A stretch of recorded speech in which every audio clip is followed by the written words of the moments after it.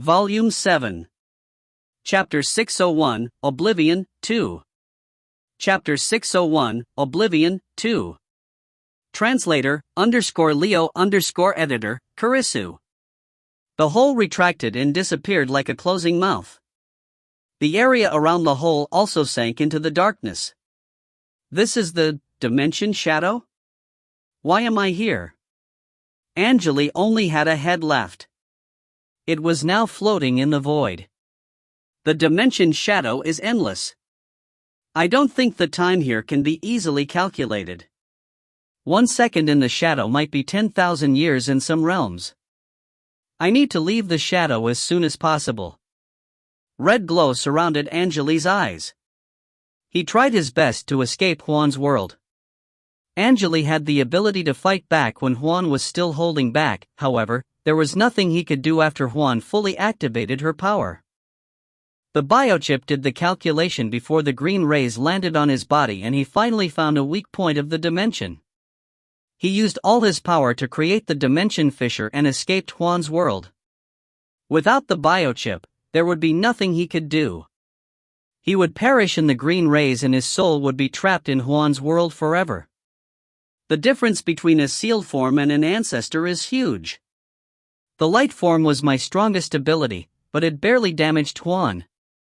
Although Juan took some damage, she recovered so fast that it almost felt like nothing happened. Blue light dots flashed in front of his eyes. 0. Check Juan's energy data and analyze the power level of an ancestor's Shiva state. Task created. Collecting the data. 0's mechanical voice echoed in Angele's ears. Angele felt a bit relieved. He knew that he would be severely injured since his power level was lower than Juan. He rested for a while and the black scorpion pattern appeared between his brow again. The pattern vibrated slightly and released a black string. He chanted the incantation slowly in a deep tone. It was a vibration rune that needed to be used together with the bloodline sigil. The black string was getting longer and longer as he chanted the incantation. It twisted in the sky and turned into a black zipper several seconds later. The black string disappeared after the zipper was created. Angele bit the zipper and pulled it down. Chi! The zipper was unfastened, revealing a dark blue sky. There was a white crescent moon hanging in the center of the sky. Strangely, the surface of the moon was rough. It was covered with tiny holes, and there were black insects climbing out of them. It almost looked like that the moon was covered with ants. A bitter smile appeared on Angele's face. I have no idea which realm this is. He had had no choice, he had to open the fissure to the closest realm using the power of the scorpion woman. The realm was unstable and that was the reason why he opened the fissure so easily. Angele had no time to think and he moved into the zipper immediately. Some random realm. The light from the ant-covered moon illuminated the land. There were insects making noises. In the sky above a random plane, a black zipper suddenly appeared, and a human head jumped out of it. The head rolled several times on the ground and stopped after hitting a white stone. The zipper in the sky also disappeared slowly. Ugh! It was Angele's head. He exhaled deeply and leaned against the white stone. He was having trouble adjusting the position of his neck. Greetings! A dark green frog crouched in front of Angele and greeted him.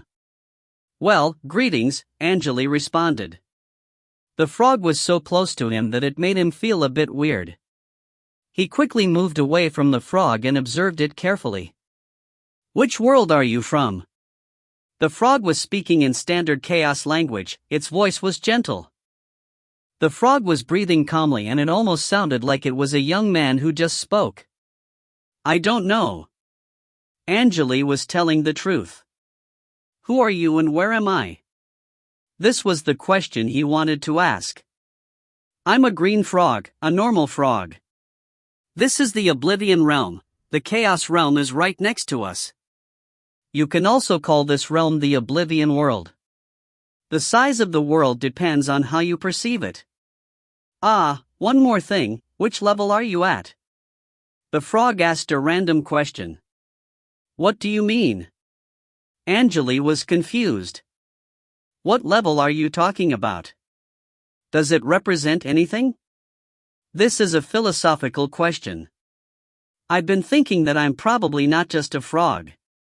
I'm probably a great philosopher. The frog was just saying random things. Well, that's a tricky question. Angele's mouth twitched. He had no idea what was going on. Alright, let's end the conversation here. I need to visit the fountain of debris. It'll be open soon. There's one thing I need to tell you. Don't stay here for too long. This is a cursed area. The Lord of Misfortune cursed the 9,000 worlds here, and you'll be cursed too if you are not careful. The frog jumped away before Angele could say anything else. Angele watched the frog leave.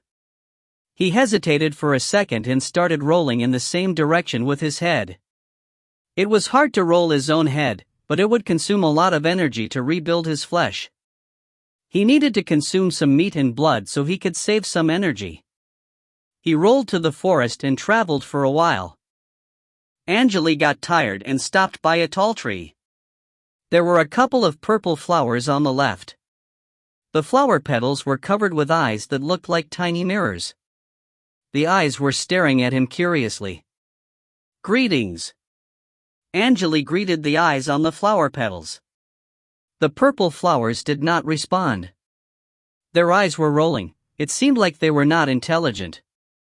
Angele was a bit surprised. He scanned the flower using the biochip. There was no other creature around. He moved to the flower and pulled the flower off its root using his tongue. Angele bit the flower and chewed the eyes on the petals. Some sweet and sticky liquid spread in his mouth. They taste like cherries. Angele swallowed the whole thing and started eating the other purple flowers. Several seconds later, he finished all the purple flowers around. He returned to the original location and leaned against the tree. He started rebuilding his body. Minutes later, his shoulders returned, and his arms also returned. However, the growth stopped quickly. Only the upper half of his body was successfully rebuilt. I need more. Angele shook his head and looked around. There was no other creature around. Zero's mechanical voice echoed in his ears. Analysis completed. Data analyzed. Read now? Sure, Angele responded right away. Juan's body appeared in his sight. The body was a blue hologram, rotating slowly. Under the hologram, there was a golden wave that was moving like a snake. Random numbers were being displayed above the golden wave. There were at least 10 rows of numbers. Angele only checked the numbers he needed. Damage level, 3,000 and 60,000 degrees to unknown. Defense level, 140,000 degrees to 440,000 degrees. Stamina, unknown. Mentality, 16-20,000 to unknown. Angele skipped the unknown part and looked at the conclusion. Based on the data, an ancestor has 23 times your power at Shiva state. Please avoid fighting an ancestor. 23 times. And this is not the highest number. No wonder I had no way to fight back. My light form only damaged her physical form slightly. Angele was speechless. I should recover in the Oblivion realm and figure what's going on with this place. Angele checked the mark on his soul and noticed that the mark was not doing anything. However, he knew that the mark would still alert him in certain situations. It seemed like the old monster left the mark on his body for more than one reason. He used his hands as his feet and started walking to the deep forest. He could hear things moving through the bushes. There were random voices echoing above the forest. The ground was cold and wet. He went over some broken pieces of stones and tree branches. Angele was moving forward slowly. Although half of his physical form was destroyed, his true form was not impacted. The most important part of his body was his head, so it was not a problem. He wondered if Juan already figured it out and just did not want to kill him. He kept walking, he had no idea how long had passed. The moonlight was blocked by the trees. The shadows under the trees were dark. Angele was moving forward quietly. Suddenly, he turned around and stopped by a tree. He quickly hid in the shadows. He leaned to the side and looked ahead. A silver deer was eating grass from the ground. The deer's body was glowing and it was standing by the bushes. The deer had a clean white body, the light around it was gentle. The deer had two large horns that almost looked like artworks. Also, a naked palm-sized girl was sitting on the deer's head. The girl had long blonde hair trailing over her body and a cute face. The girl had a pair of translucent wings double the size of her body. The girl's body was white and clean. Her feet were swinging in the air and she was singing a random song on top of the deer's head. If you find any errors, ads pop up, ads redirect, broken links, non-standard content, etc., please let us know. Report chapter so we can fix it as soon as possible. Chapter 602, Mark 1. Chapter 602, Mark 1. Translator, _Leo _editor, Karisu. La la la la la la, I have a cute deer that always follows my orders, the girl was singing while shaking her head slightly. Several other fairies like the girl showed up in the forest. They were all naked and had translucent wings on their backs. The fairies sang and flew around the white deer, leaving a trail of white light dots behind. Angele hid behind the tree, his brow furrowed. He took out a small purple bag from the mirror. He sprinkled some purple dust on his body and the area around him. Some purple patterns appeared around the ground. Angele's body became translucent and slowly disappeared into the air. There were more than 10 fairies flying around the white deer, all singing. The white deer crouched, closed its eyes, and started resting. Ah! Suddenly, the deer screamed as its skull was ripped apart. The fairies were stirring the deer's brain like crazy using their hands.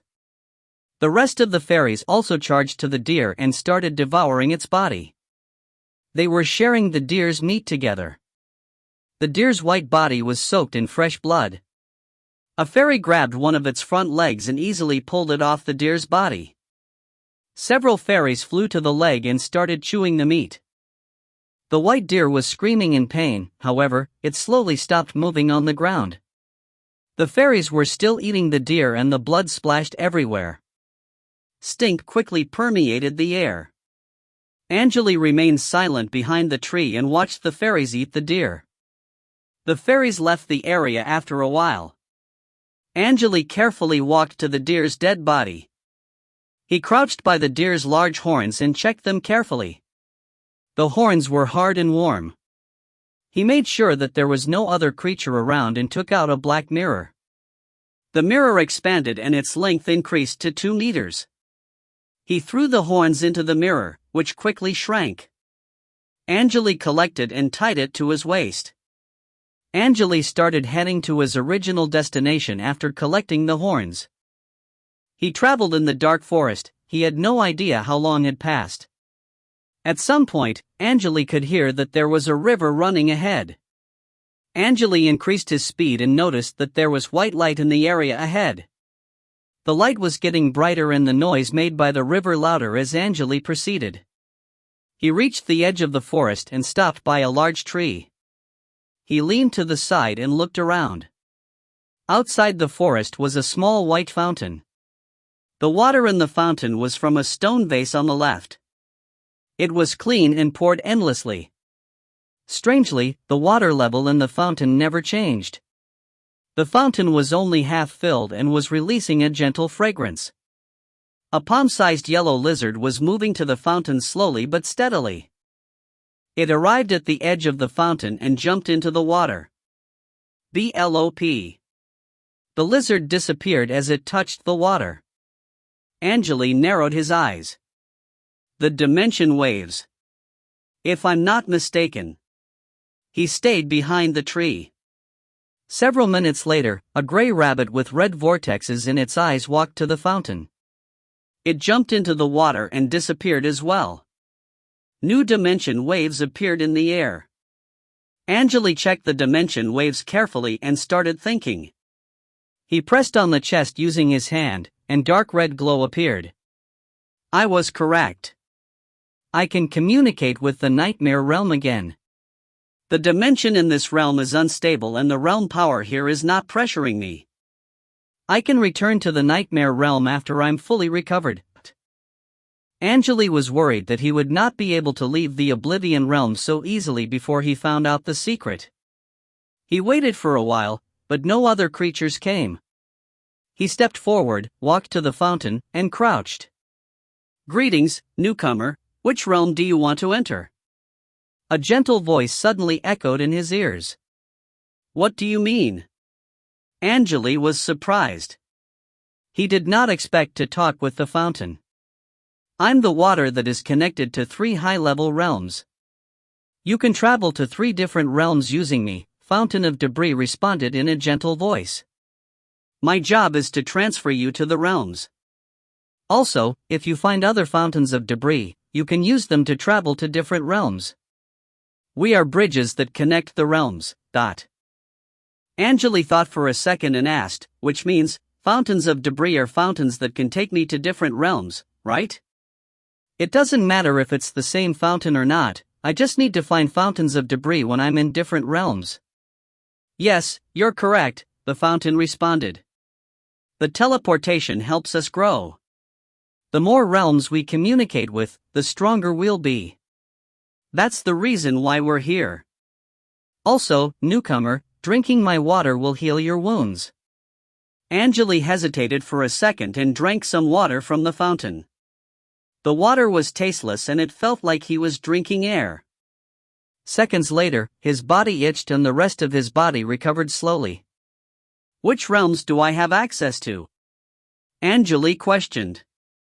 Chaos Realm, Shadow Realm, and the Wizard World. Huh? I didn't expect the Wizard World to be an option. Angele was a bit surprised. The realm you're in is close to the 3 realms I just mentioned. You can find many dimension fissures here. Also, this is a midpoint of the Oblivion realm. You're not in the true Oblivion realm, so you don't need to be surprised. You can enter the aforementioned realms using many different methods, the fountain explained. Do I need to pay you anything to use your service? You can bring the water from other fountains of debris if possible. I'll pay you if you can do that. Also, teleportation is free since that's the reason why I'm here. Angele straightened his back and thought for a while by the fountain. Take me to the Chaos Realm. Jump in. Angele jumped into the fountain. Ah! Something screamed behind his back when Angele's feet contacted the water. Angele felt like he was paralyzed for a second, and was blocked by the fountain. He landed on the area beside the fountain after the impact. What's in your body? The fountain sounded surprised. The realm power blocked you. The thing in your body is rejected by the target realm. Angele's head was dizzy, it took him a while to recover. What just happened? He walked back to the fountain slowly. Angele did not trust the fountain completely when he jumped. However, the water removed all his defensive power when he contacted it. The experience was not pleasant. Sadly, you're rejected by the realm. I don't think I can send you there, the fountain responded calmly. The thing in your body is the problem. You can't teleport now. How's that even possible? Angele's brow furrowed. I'm sure I'm connected to at least one realm. You can try it yourself. I think your power has already recovered. Angele put his hand on his chest and his body was quickly surrounded by a red glow. Ah! The scream echoed again and his head was dizzy. The red light quickly disappeared and he failed to connect to the nightmare realm. The scream reminded him of the old monster in the dimension maze. He realized what the reason was. I was correct. It's not my problem. The thing in your body is the problem, the fountain spoke in a light tone. I think it's the mark of an ancestor. It's a method used by the ancestors if the ancestors don't want you to escape. However, it seems like yours is a bit different. Angele stood there as the blue light flashed in his eyes. He inhaled deeply and looked at the fountain after a while. Fountain of debris, can you solve my problem? Your situation is different. I can try to send you out by consuming my own water, however, I don't see the point of doing that, the fountain responded. You need to pay for such service. Angele looked at the fountain. What do you want me to do in return? The fountain remained silent for a while and released a mentality wave, which turned into a message and entered Angele's ears. Outsider, I can see that you've traveled to many different realms and you're marked by an ancestor. If you can take my seed to other realms and guard me for 100 years, I'll consume my own water and send you to the target realm. Angele remained silent for a second and agreed to the offer. He realized what the fountain was after hearing these words. He had read about the fountains that could teleport people to different realms back in the wizard world. The more realms they could communicate with, the stronger they would be. Like the eyes of destruction, you could find them in many different realms. If you find any errors, ads pop up, ads redirect, broken links, non-standard content, etc., please let us know. Report chapter so we can fix it as soon as possible. Chapter 603 Mark 2. Chapter 603 Mark 2. Translator _Leo _editor, Karisu. The information was the same as what Fountain of Debris just said. He felt a bit relieved. If I accept the offer, a contract will be created automatically, right? In the name of the 4 realms you can communicate with, Angele responded slowly. Yes, the promises I make are protected by the realms, which means you shouldn't accept the offer if you can't keep your promise. The fountain went straight to the point. Angele remained silent as blue light dots flashed in front of his eyes. The fountain remained silent as well. About half an hour later, Angele exhaled slowly and nodded. I'll accept the offer. Angele knew that what the fountain asked him to do was hard to accomplish, however, it was nearly impossible for him to travel to another realm by himself. He tried it many times, but he was interrupted by the mark. The fountain vibrated, and the water turned into a translucent platform. There was a nail-sized silver ball on the platform, glowing slightly. This is the seed of my fountain, please keep it well and keep your promise. The 4 realms witnessed our agreement. If you break your promise, you'll be pressured by the 4 realms at the same time. You're not an ancestor, so your soul will be eliminated if that happens. I understand. Angele nodded and picked the silver ball up carefully. He opened his mouth and swallowed it. It was the safest way to keep the ball. Please get ready and tell me the realm that you want to travel to. I suggest that you skip the Chaos realm. A war of ancestors is going on, you'll be caught in the middle of it. It's just a suggestion, all 3 realms might help you with the mark, so you should make the decision by yourself. If you're telling the truth, I can still remove the mark in the wizard world? Send me back to the wizard world then. Angele made the decision. Understood. Jump again, please. The fountain stopped talking. Angele inhaled deeply and jumped into the fountain. Blop. Roar. A random rhino roared. The golden clouds in the sky were moving quickly, the sun was hiding behind them. The tornado in Nicholas Abyss was rotating slowly but steadily. The tornado was so large that it connected the plane to the sky. Somewhere in the plane, a black fissure appeared in the sky. Chi. The fissure slowly expanded, and a naked man with long hair jumped out of it. The man had long red hair and a pair of dark red eyes. His body was strong and healthy. The man landed on the grass and flicked his finger. The mud and the grass on the ground were pulled into the air, then gathered around the man's body and turned into a light green outfit. He was satisfied with the green armor he created. He quickly checked the surroundings. This is the plane with the tornado, the area in front of the tornado. I didn't expect the dimension fisher to bring me here. He rubbed his beard and thought, I should go to the root of the world and find the information I need. He looked at the tornado and floated in the air. He leaned forward and started flying toward the tornado. Angele still remembered the route to the root of the world and so quickly found the way in after traveling through the dust. The inn was still standing in the dust quietly, and the light screen above the inn never changed. It looked the same as the last time Angele saw it. He landed in front of the inn and knocked on the door. Knock knock. Chi. The door opened by itself as Angele knocked on it. The place was dark and the hall was empty. There was only a candle burning on the counter. The owner of the inn, the Red Beard, was standing by the candle.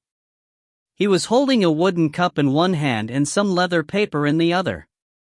He was reading the paper when Angele entered the inn. He got confused for a second when he saw Angele, but he quickly recognized him and got excited. It's you! Ha! He put down the leather paper and the cup while laughing. He walked to Angele and hugged Angele hard. Long time no see. Angele was not used to being treated like this, but he still greeted the Red Beard. Yeah, it has been a while. Actually, it has been 800 years since we last met. So, have you changed your mind? Do you want to join the inn now? The Red Beard said as he sat down by a table. With a flick of his finger, 2 glasses of yellow wine appeared on the table. 800 years? Angele's pupils retracted. Are you serious? I didn't think it was that long. The Red Beard glanced at Angele as he heard that. He shook his head and asked, I think you went to somewhere with different time units. Were you in an unstable dimension? Also, the smell from your body is strange and unwelcoming. Can you tell me what happened to you? I'm here to ask for your help.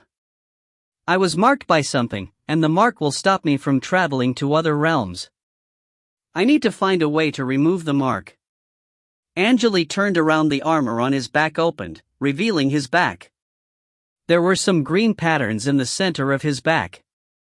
The patterns looked like a scarf that was covered with purple eyes. There were hundreds of eyes on the scarf, and they were blinking from time to time. The Red Beard's face turned pale after seeing the mark. He was so surprised that he almost dropped the wine glass. My lord! Where did you get this from? It's a mark from an ancestor. His voice was loud, but it sounded like he was a bit scared while speaking. So it's true. Do you have a way to handle it? Angele turned around and the armor returned to normal. They say you're a walking library. I don't think it's a difficult problem for you, right? Of course. I can help you. The Red Beard finished the wine and put down the glass. It's a mark from the ancestor. The ancestor applied it on your body because you're his target. Most importantly, the mark will damage you permanently and stop you from traveling to other realms. Ha! The longer the mark is on your body, the stronger it will become. I don't know which ancestor applied the mark on you, but I suggest that you pay the Moon Empire a visit. They have detailed information about the ancestors. They know all the ancestors in the wizard world and the realms around the wizard world. You need to find the owner of the mark, then you'll find the way to handle it, the Red Beard explained. He was looking at Angele like looking at a dead person. You'd better hurry. If the mark becomes too strong, you won't even be able to use portals, which means you'll have to travel physically. Moon Empire? I've never heard of an empire with that name. Angele's expression turned serious. It's an ancient empire in the underground world. It's not occupied by human beings. The empire was built by the Night Elves. Also, the Moon Empire is in a different part of the underground world. They are in the west of the central continent. They don't need any light to survive, so they didn't participate in the Great War. Night Elves are mysterious. I've heard that they knew a lot of things that the human beings didn't know. including the marks of the ancestors. If it's in a different part, how do I get to there? Angele's brow furrowed.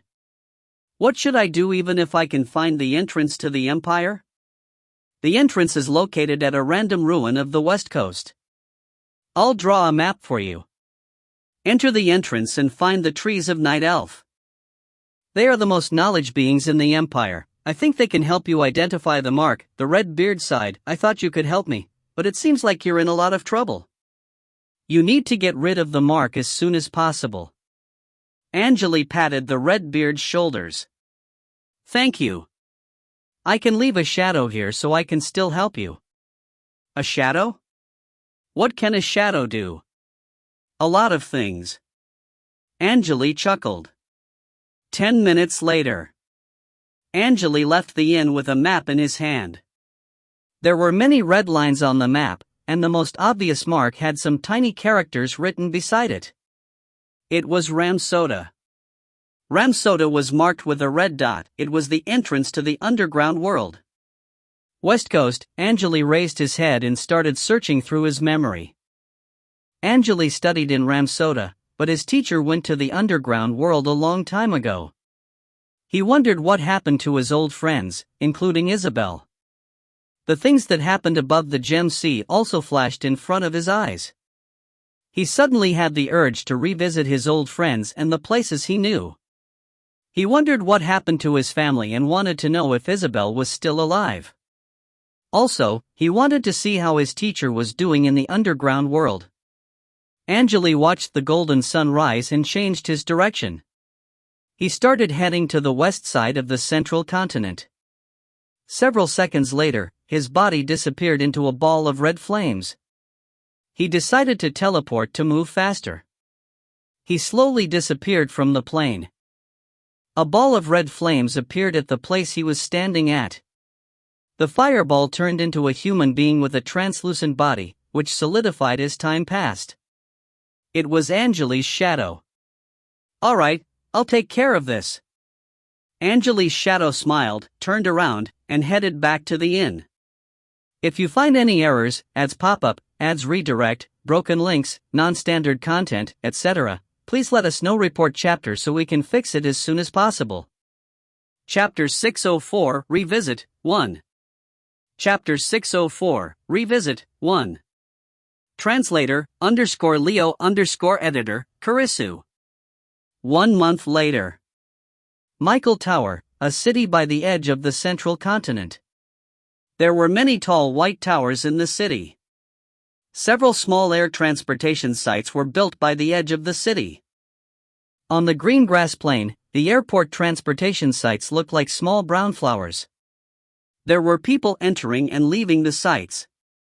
The airships were also landing and leaving the sites.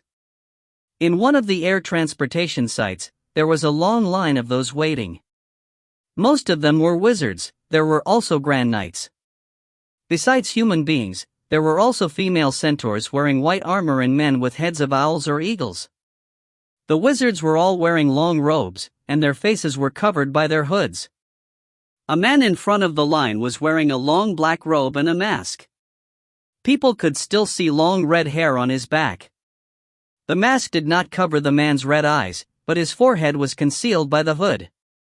He was the next one to board the airship. Please show me your ticket. The one that was checking the ticket was a man with the head of a bear. The man handed a black iron card to the bear man, who broke the card in half, then kept half of the card and handed the other half to the man. The man grabbed the card and boarded the airship using the wooden staircase. The brown airship looked like a boat, and had the head of a white bear painted on the right side. The sails were not set yet. There were already a lot of people on board, but the place was not crowded at all. It could easily fit 30 more people. The man went around on board and found a corner with not many people around. He stood by the railings and enjoyed the wind. It was Angele, who traveled all the way here from the tornado. If he wanted to go to the west coast, using the airship was the most convenient way. The airship could move in a straight line and was relatively safe when compared to travel on land. Most importantly, the airship had similar speed as Angele. Angele put his hands on the railing and looked down. The white city on the far side was illuminated by the sunlight. There were many airships in the sky above. The gentle wind blowing over his face was quite warm. He could also hear the noise made by the engines of the airships. "All right, we'll now arrange the rooms. Please check the number on your ticket and find your own room." A female voice came from the iron card. "Card number 1, please head to room number 31. Card number 2, please head to room number 12. Card number 3, ... The announcement was to tell the passengers the rooms they were assigned to. Angele checked his card. The number was 25. "Card number 25, please head to room number 7. Angele waited until the announcement finished and all the passengers had boarded the ship. The airship suddenly vibrated. "Note, airship number 19 will be leaving the site soon. Please stay away from the railings." "Mom, I'm scared." A girl that was about 7 years old holding a female wizard's legs looked scared. "Don't worry, Mom is here. Don't move." The female wizard crouched and hugged her daughter. A man in a white robe and silver glasses was standing beside them, holding several books. It seemed like he was the husband of the woman. Angele glanced at them and noticed that one of the books in the man's hands was called History of the Central Continent. He thought for a while and approached the man. "Excuse, could you lend me this book, The History of the Central Continent?" His question surprised the family. The female wizard and the male wizard observed Angele carefully. The male wizard looked at Angele. "Sorry, but this book. I'll give you this if you can lend me the book." Angele took out a mid-level magic stone, whose clean surface reflected the sunlight. "Sorry, this is my daughter's birthday gift. If you really need one, you can purchase a new one after we arrive at the destination." The male wizard looked at the magic stone. He wanted the stone, but still declined the offer. "No worries. I just want to read the book to kill some time," Angele replied politely. He thought the male wizard would hand the book to him right away. 700 years had passed in the wizard world. After the war against the Nightmare Realm, a mid-level magic stone could easily purchase a lot of materials. A lot of magic stones were used during the war and the energy cycle in the central continent was damaged. There were fewer energy particles in the central continent than before and most of the magic stone mines were closed. The fewer the magic stone mines, the higher the price of the magic stones would be. Wizards who still had mid-level magic stones were probably from large families.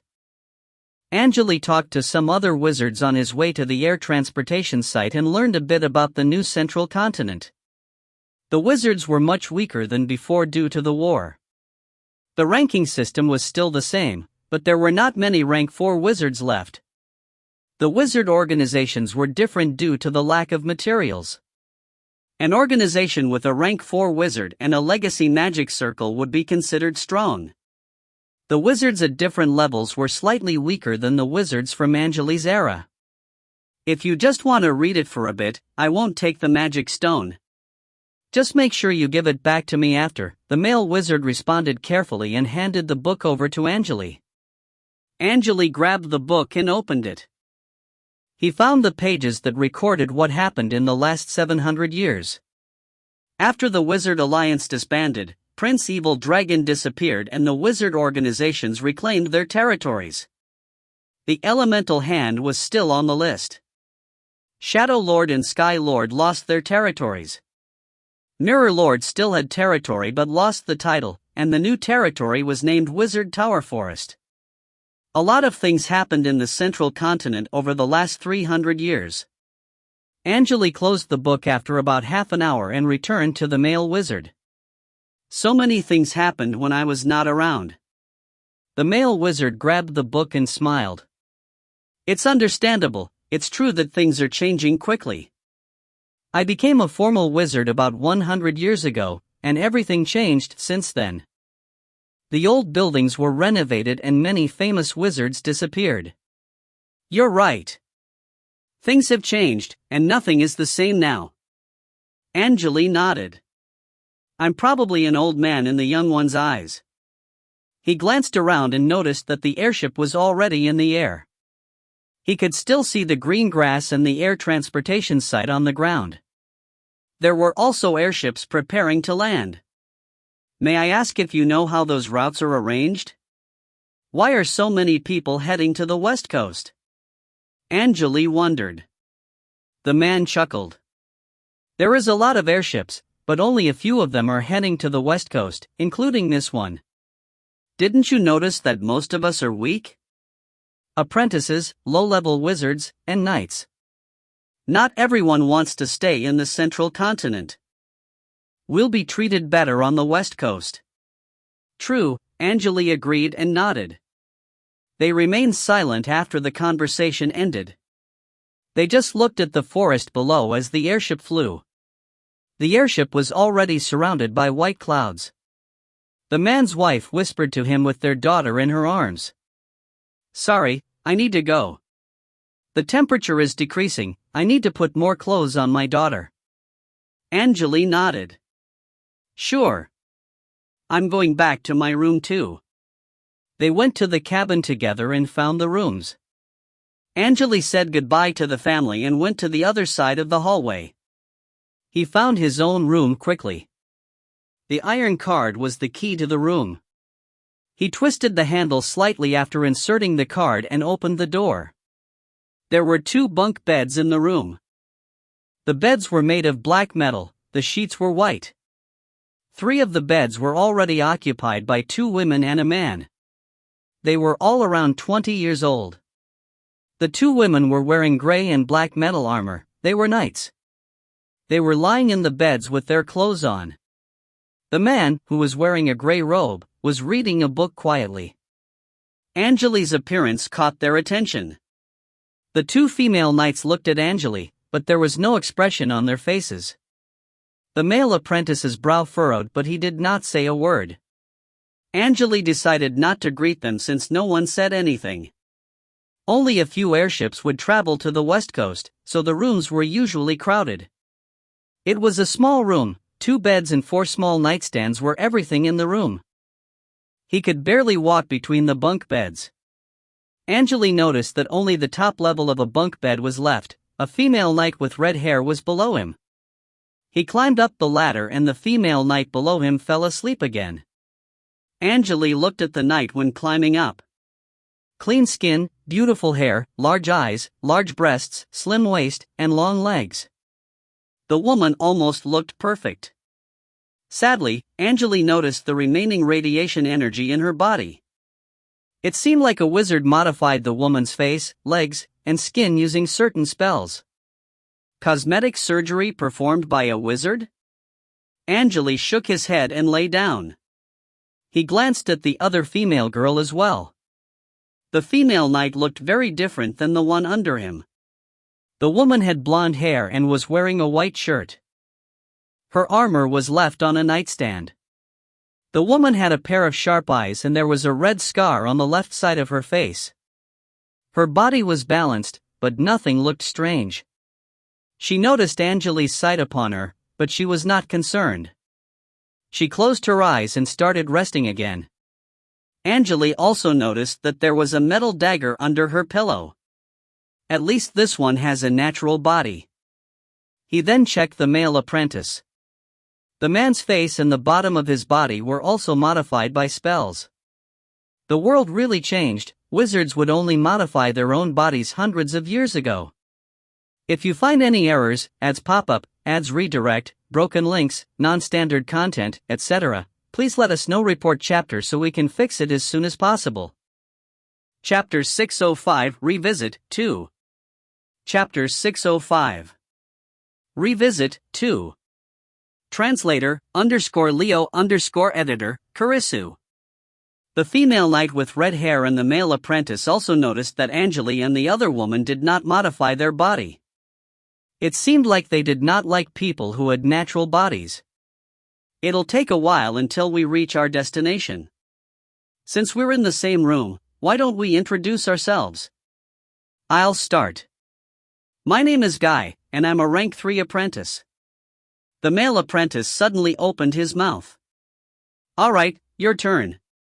He was talking to the female knight with a scar on her face. The female knight opened her eyes and put her arms behind her head. "Aaron, I'm a knight," she responded in a calm and light tone. The female knight with red hair changed her position slightly and smiled. "I'm Selena, and I'm a rank 3 apprentice." "My name is Green, and I'd rather keep my rank secret," Angele introduced himself, but there was no point for him in telling others about his rank. "Your eyes are beautiful and have some good fashion sense." Selena was interested in Angele because the man gave her an unusual feeling. She was looking at Angele from below. Angele could easily see her breasts from that angle. The woman climbed her way up using her body because of her low talent level. She did everything she could to become a rank 3 apprentice, and it was nearly impossible for her to rank up again. That was the reason why she decided to move to the West Coast. "Thanks," Angele smiled, his eyes were red like rubies. "You have a nice body, Dot." They chatted for a while before the lunchtime. They left the room, walked down the hallway, and entered a spacious dining hall. There were rows of metal tables and chairs in the dining hall. People were already having food on their seats. They could purchase prepared dishes from the counters.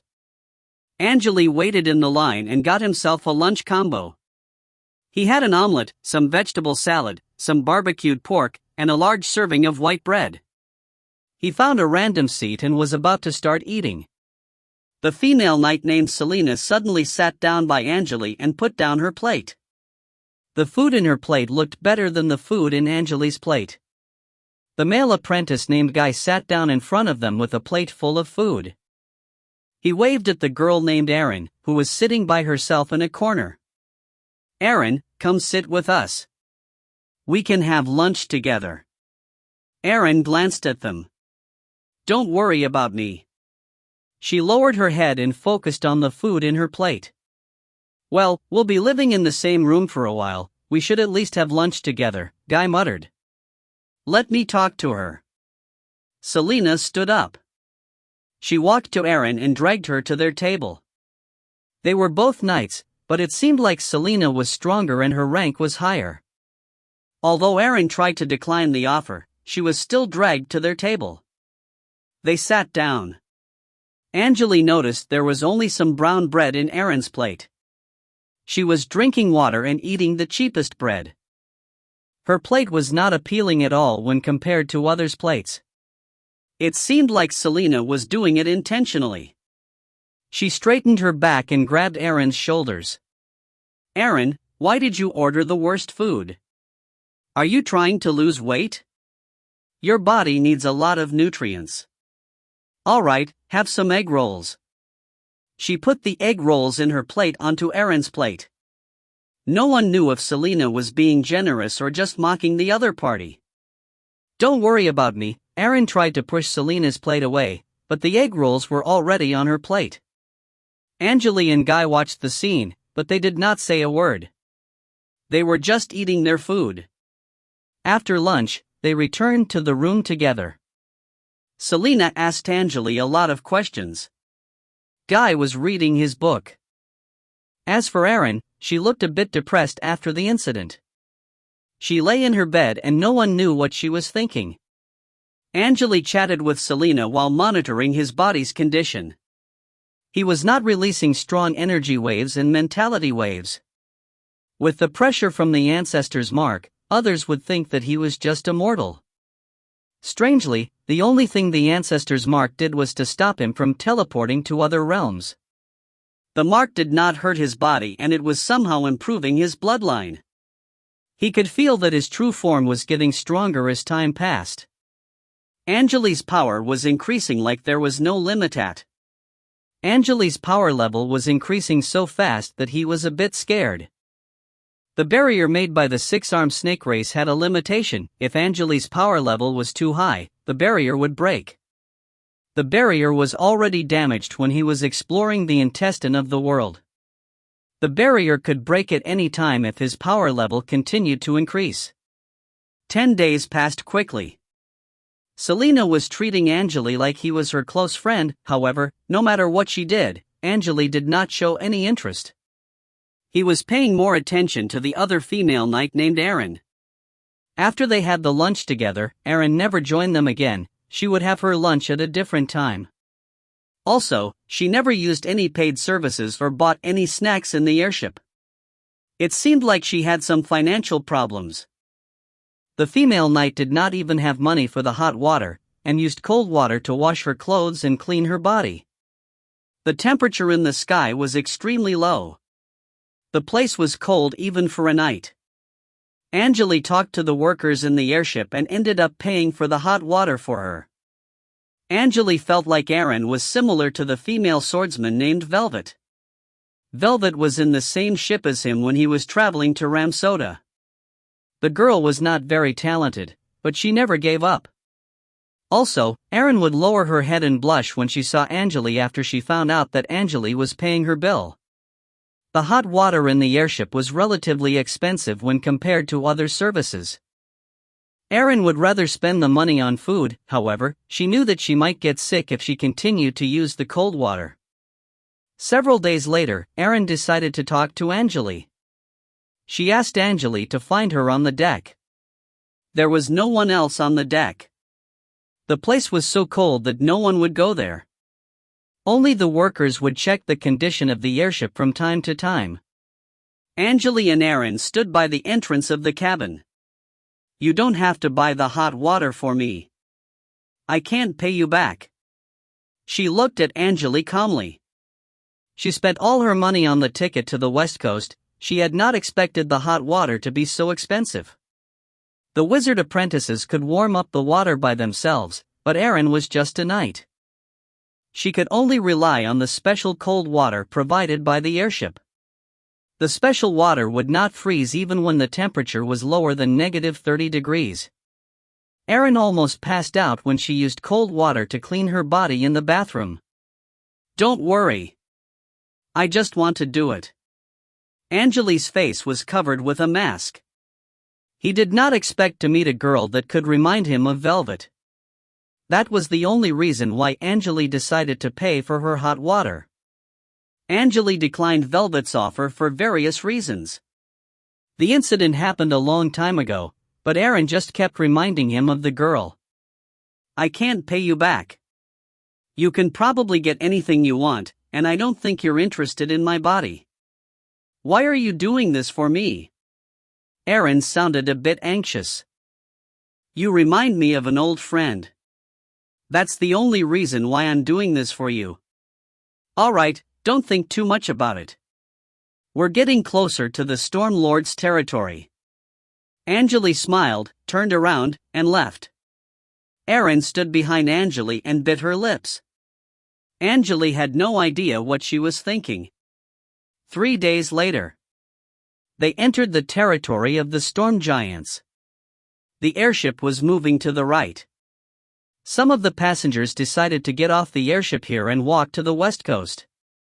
Angele was one of them. He said goodbye to his roommates and got off the airship. He built a small tent in the forest and rested for a while. Angele was not going to walk to the west coast. He wanted to visit the storm giants. They almost killed him when he was traveling to the central continent. He waited half a day in front of the storm and found airship that went rogue. The airship was trying to travel through the storm, but Angele stopped them and threw all the bandits off the airship. He then headed to the center of the storm alone.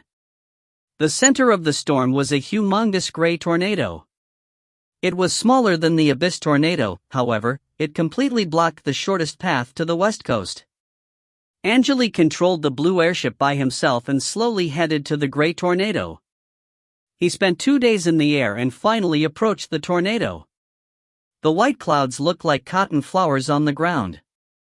In their center, there was a gray tornado that was stirring the clouds around it. On the left side of the tornado, a blue airship, whose surface reflected the golden sunlight, was moving toward it slowly. A man in a long blue robe was standing on the deck with his hands on his back. He looked at the tornado quietly as the chilling wind blew his hair in the air. The man's face was covered by a mask. His red eyes were exposed, he looked calm. Splash! There was blue lightning in the tornado, and tiny blue electric pulses were sparking around it. The blue electric pulses turned into blue electric orbs the size of a soccer ball each. One of the electric orbs flew to the blue airship and charged at the man in a long robe. Pa! With a flick of his finger, the electric orb exploded like a bubble and disappeared. An alert system? The man took off the mask. It was Angele. Strangely, his face was covered with tiny purple eyes. The eyes were all blinking, the scene was terrifying. His body was covered with those pea-sized human eyes. They were like parasites attached to his skin. If he removed one of the eyes, 2 new eyes would appear and the circle would never end. If you find any errors, ads pop up, ads redirect, broken links, non-standard content, etc., please let us know. Report chapter so we can fix it as soon as possible. Chapter 606 Revisit 3. Chapter 606 Revisit 3. Translator _Leo _editor, Karisu. Angele raised his hands. The back of his hands was covered with eyes, which almost looked like purple scales. He clapped his hands slightly. Bam bam. 2 electric orbs exploded in the air and turned into 2 storm elementals. They had the upper bodies of human beings, but the bottom halves of their bodies were dark clouds surrounded by electric pulses. They stared at Angele as they were forced to reveal themselves. How dare you, outsider? This is the territory of the storm giant. The other storm elemental was a female. She did not say a word, but she quickly created a purple electric orb. Die! She threw the electric orb toward Angele. The electric orb exploded in midair far from Angele's body. The 2 storm elementals were surprised. One of them took out a golden horn and blew it hard. Woo! The horn made a deep and long noise. The clouds around the airship started boiling. Countless gray vortexes left the clouds and landed on the deck one after another. They then turned into storm elementals that looked like human beings, only that their hair was formed by electric pulses. The storm elementals jumped at Angele right away. In the name of the storm giant. The storm elementals' eyes turned red as they charged to Angele with electric pulses around their bodies. Angele just stood on the deck, and was quickly surrounded by dozens of storm elementals. Again? So many years passed yet you are still doing the same thing. Do you even improve? Pa! With a flick of his finger, he released a lot of red lights, which quickly surrounded the storm elementals. The storm elementals' bodies started smoking before they could move any further. Their bodies melted, and they could no longer speak. They quickly turned into piles of blue liquid on the deck, still sparking. Angele stepped forward and turned 2 more elementals into liquid. The rest of the storm elementals was surprised by the scene. They started retreating while screaming in a strange language.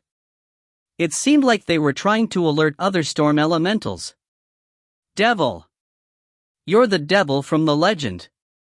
Shut up! We should let Mantis handle him. Inform the leader. We should try to stop him with the thunderbolts. The storm elementals gathered and stared at Angele nervously. They knew that they should stay away from the red aura. The team was led by a male storm elemental, who was creating a purple thunderbolt in his hand. Who are you and why are you invading our territory? We have 5 million elemental giants here. It's not too late to leave. The leader knew that Angele was much stronger than them, so he sounded a bit weak. Me? Angele smiled. I was just passing by. You almost killed me when I was young, so I'm here to avenge myself. That's it. Mantis, why are you even talking to him? He's killing our friends, we should eliminate him as soon as possible. A lightning landed on the deck and turned into a girl with a cold expression on the face. The girl's hair looked different than that of others, it was blue and covered with purple electric pulses. Unlike the naked storm elementals, she was wearing purple armor. Angele observed the girl carefully. She had an attractive face and a balanced body. Her legs were long and nice, but there was no emotion in her eyes. "You're too weak to kill me. I didn't expect to meet a storm elemental with the Storm Lord's bloodline so fast. I guess today is my lucky day." Angele suddenly raised his right hand before finishing his words. He released some dark red waves, which quickly expanded to the whole airship. His right hand expanded like it was made of rubber. 1 second later, his hand turned into over 100 hands. They all reached to the girl, trying to grab her. The girl's expression changed. "Arrogant bastard." She created a long electric pulse between her palms and threw it forward. The electric pulse expanded and charged at the hands, quickly destroying dozens of them. However, even more hands appeared. "Move now. We need to help Master Silva. Let's gather our power," someone shouted. The rest of the storm elementals finally realized what they should do and started throwing purple thunderbolts at Angele. The thunderbolts turned into a purple rain, blocking Angele's hands. Boom! A ball of electric pulse exploded and blew all the storm elementals away. The empty airship was shaking. A large hole appeared on the deck, revealing the cabin. The blue electric pulses turned into a ball with a diameter of 10 meters. The ball swallowed the girl and slowly disappeared after about 10 seconds. Angele grabbed the girl's neck and lifted her up. She was struggling in Angele's hand, but there was nothing she could do. "Your name is Silva, dot." The girl could not respond, but tried to release blue electric pulses using her body. The electric pulses hit Angele's hand, but they were all absorbed by the strange eyes on his skin. The girl finally looked scared after she realized that Angele could easily block all her attacks. "Inform the captain." Mantis shouted, but the other storm elementals were all terrified. They just floated in the air and stared at Angele. Countless blue boats appeared around Angele's airship. There were naked men standing on the blue boats, their hair all formed by electric pulses. It seemed like they were elites. The strong storm elementals surrounded the airship and 2 of them stepped forward. It was a male and a female. They were both wearing purple armor. It seemed like they did not expect to meet each other. "You're fast," the man spoke in a cold tone. "I thought I was the only one around." The woman sounded a bit disappointed. Blue light flashed in the sky as they quickly teleported to the deck. They were only around 10 meters away from Angele. Angele dropped Silva on the deck. Bam! Silva groaned and started coughing like crazy. There were tears spurting out of her eyes. Angele was not concerned. He quickly checked his surroundings. "That's all you got?" "What do you mean, outsider?" The man's brow furrowed. Angele smiled, but he did not respond. He just stomped the deck. Bam! The whole airship was surrounded by a red glow. After the impact, the airship charged into the storm elemental's boats. Bam bam bam. The small boats were destroyed one by one. The storm elementals on the boats were also eliminated. Their bodies all melted into blue liquid after they were hit. The airship cleared a path in the sky at full speed. Nothing could stop it. It looked like a red string traveling around the edge of the tornado. Woo! They blew the horn again. Stay! A deep and loud voice echoed in the sky. A humongous translucent blue hand reached out of the center of the tornado, moving toward Angele's airship. Although the hand was not moving at full speed, it easily blocked its path. Angele was not surprised by the hand's appearance. He was excited. Finally, you came. The last time he encountered the blue hand, the airship was almost destroyed. He chose the same route this time because he wanted to battle the storm giant lord again. Angele aimed at the hand and raised his own hand. An enormous black shadow appeared behind him, and a shadow claw stopped the blue hand. Ka! The claw destroyed the blue hand, which quickly disappeared in the air. Angele could hear the owner of the hand groan. Rank 4. This thing lived for so long because of this storm city. Angele looked at the eye of the storm. In the center of the tornado, there was a muscular man standing on a small blue boat. The man was holding a trident, his face pale. He noticed that Angele was staring at him and the energy waves released by Angele were familiar. Suddenly, he realized that he encountered the same energy wave hundreds of years ago. The Lord failed to stop that airship. This man was on the airship he'd attacked. It was you. His voice echoed in the sky and he sounded surprised. I'm here to pay you back. Angele sneered and reached to the Lord again. The large shadow claw behind him traveled to the Lord within seconds. The Lord could not move an inch due to a strong force that was dragging his body. Rank 5. A rank 5 wizard. No. There was desperation in the storm giant Lord's eyes. Help me. Lord. He suddenly shouted, but he did not have the chance to say anything else. Ka. With the light noise, the storm giant Lord was cut in half, and the shadow claw slowly disappeared in the air. The dead body of the storm giant Lord was blown away by the strong wind. Angele lowered his right hand and glanced at the eye of the storm. It's over now. He was strong enough to see that the storm city was in the center of the tornado based on the radiation energy around the eye of the storm. It seemed like the storm city helped the storm giants to live longer. However, the storm giants needed to stay in the city forever. They could only move around the tornado, but their life expectancy was greatly increased. If you find any errors, ads pop up, ads redirect, broken links, non-standard content, etc., please let us know. Report chapter so we can fix it as soon as possible. Chapter 607 Revisit 4. Chapter 607 Revisit 4. Translator _Leo _editor, Karisu. That's why they keep others away from this area. However, they are so weak that it's nearly pointless to live for so long. Angele glanced at the eye of the storm one final time and walked to Silva. What are you trying to do? Silva was scared, and tried to move away from Angele. However, Angele stepped on her ankle and stopped her from moving. Kid, don't provoke someone that is stronger than you the next time.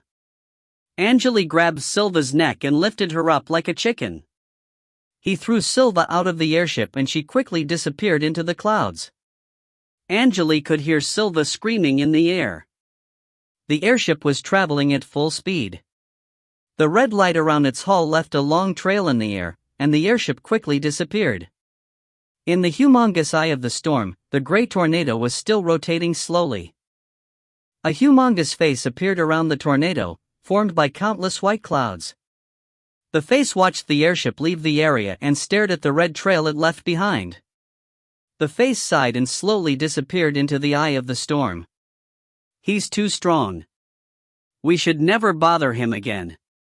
A calm male voice came from the eye of the storm. The two captains that were still going after the airship heard those words and exchanged eye contact. They slowly stopped above the clouds with the storm elementals.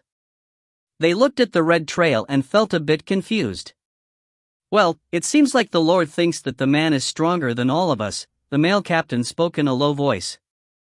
The rest of the storm elementals remained silent. They were holding their fists so tight that their nails almost stabbed into their palms.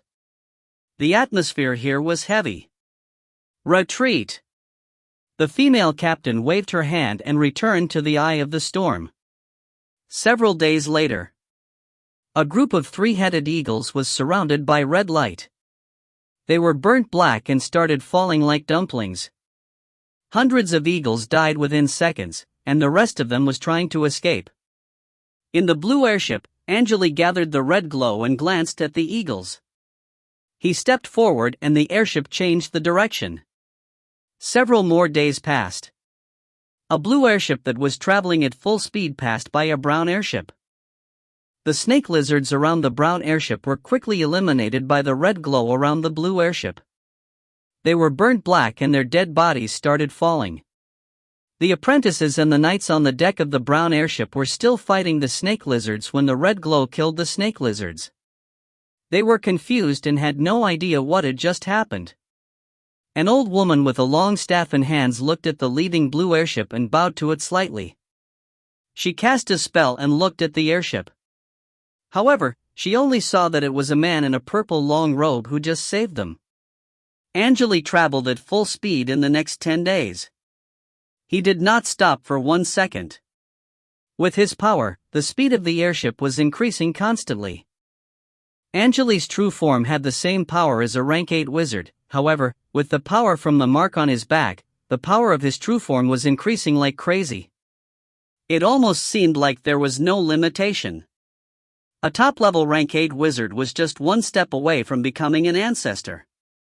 However, increasing his power alone would not help him break through the limit, as that was not the only requirement for someone to become an ancestor.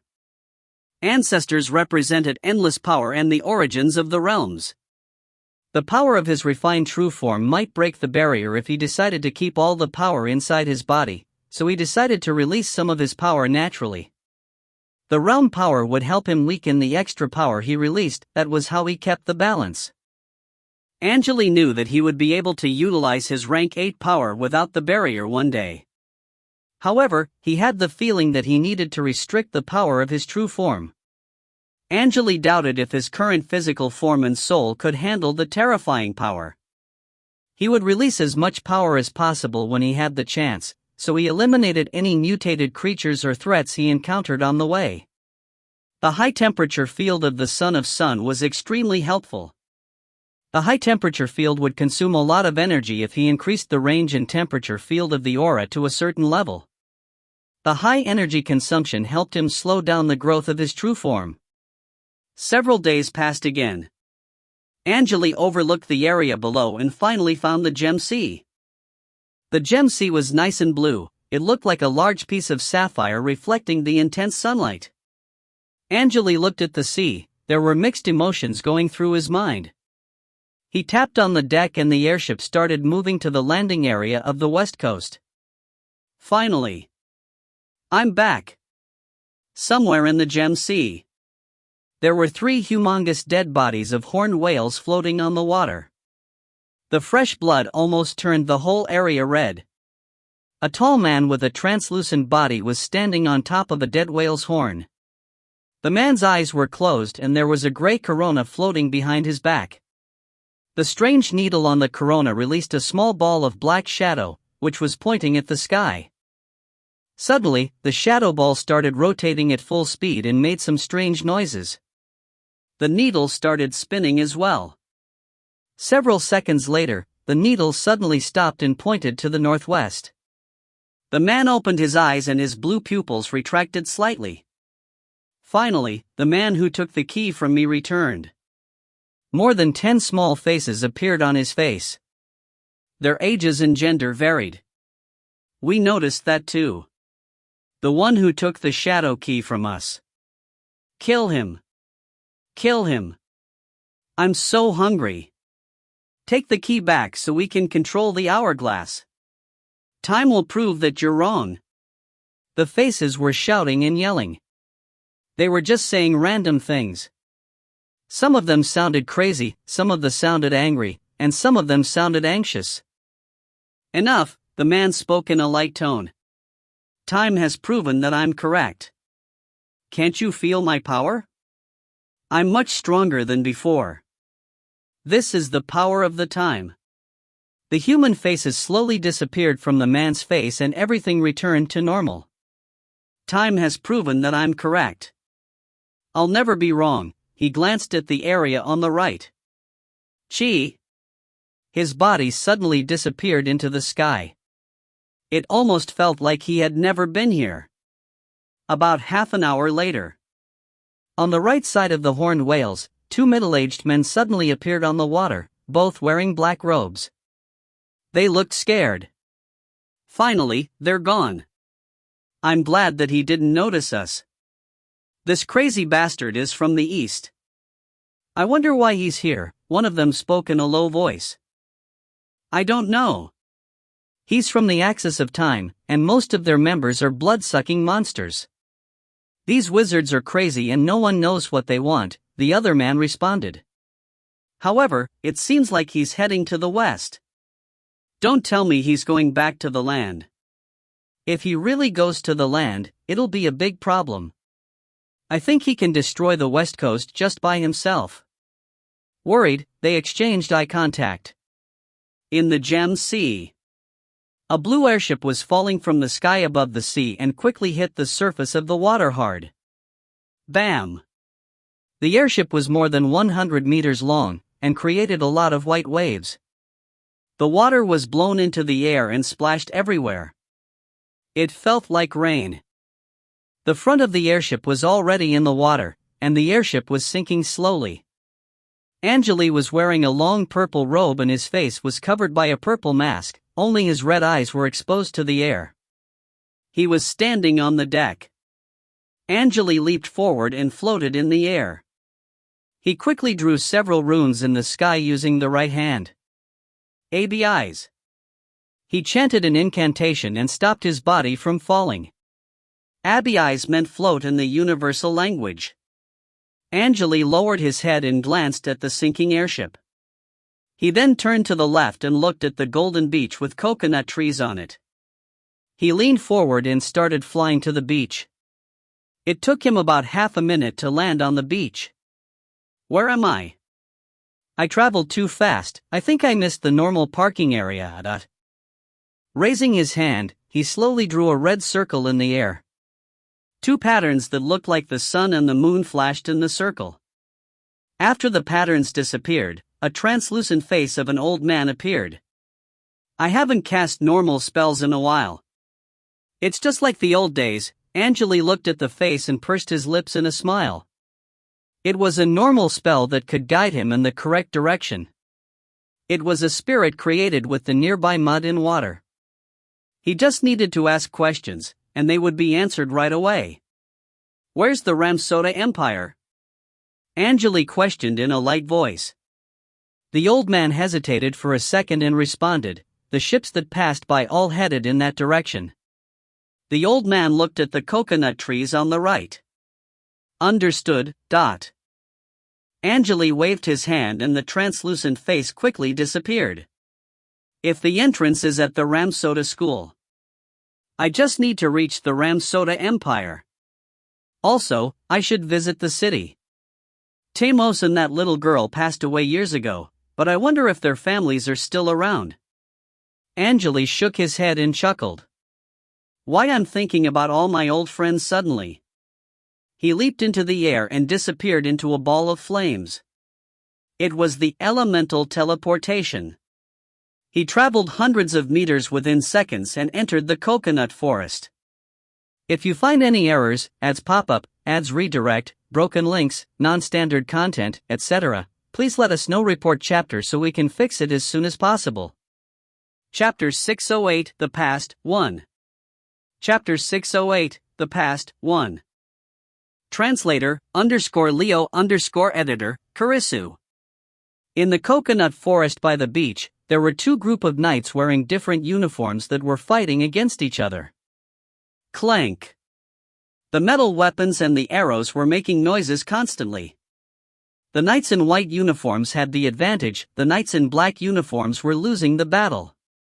Strangely, the knights in black uniforms had not given up yet.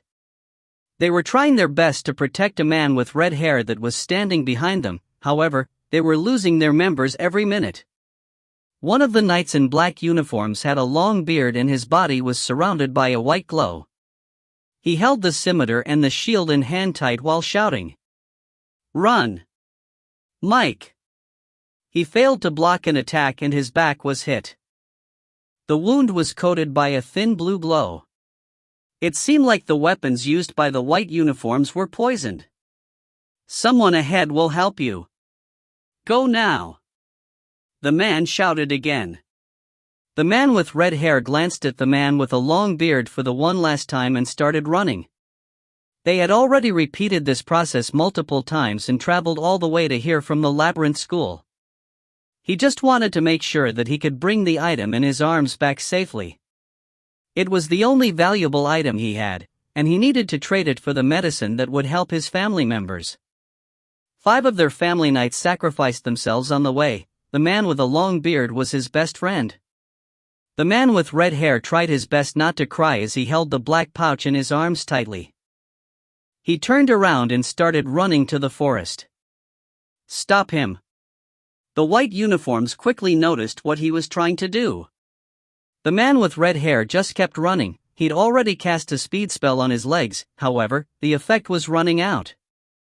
Our family gathered all the knights and apprentices for this mission. We must bring this thing back. This was the only thought in his mind. The trees around him were moving backward in his sight. There was a woman with clean skin who was wearing a tight suit waiting for him in the forest ahead. She was holding 2 scimitars in her hands. Her long silver hair trailed over her shoulders and her blue eyes were glowing slightly. It seemed like her eyes were modified by spells. The man with red hair sighed with relief. He threw the black pouch to the woman and fell to the ground. "You did a great job." The woman caught the pouch and was about to leave. However, she suddenly turned around and stared at the bush before she started walking. A man in a long purple robe was standing by a coconut tree behind the bush quietly. The man's face was covered by a mask. He was only about 10 meters away from the two, surrounded by a strange aura. The woman had no idea when the man approached them. She was a rank 3 apprentice and a formal knight. She assumed that she could detect the threats around her, however, she did not notice that man at all. "Who are you?" she questioned in a low voice. "I only have a simple question." Most of the man's face was covered, but his voice was clear. "Do you know the way to the Ramsoda Empire?" "Ramsoda? This is the 6-ring high tower's territory. You need to head to the southeast if you want to go to Ramsoda," the woman responded in a calm tone. It seemed like she was not worried about the white uniforms who were looking for them. "Much appreciated." The man nodded and turned around. He suddenly stopped and looked at the woman in black.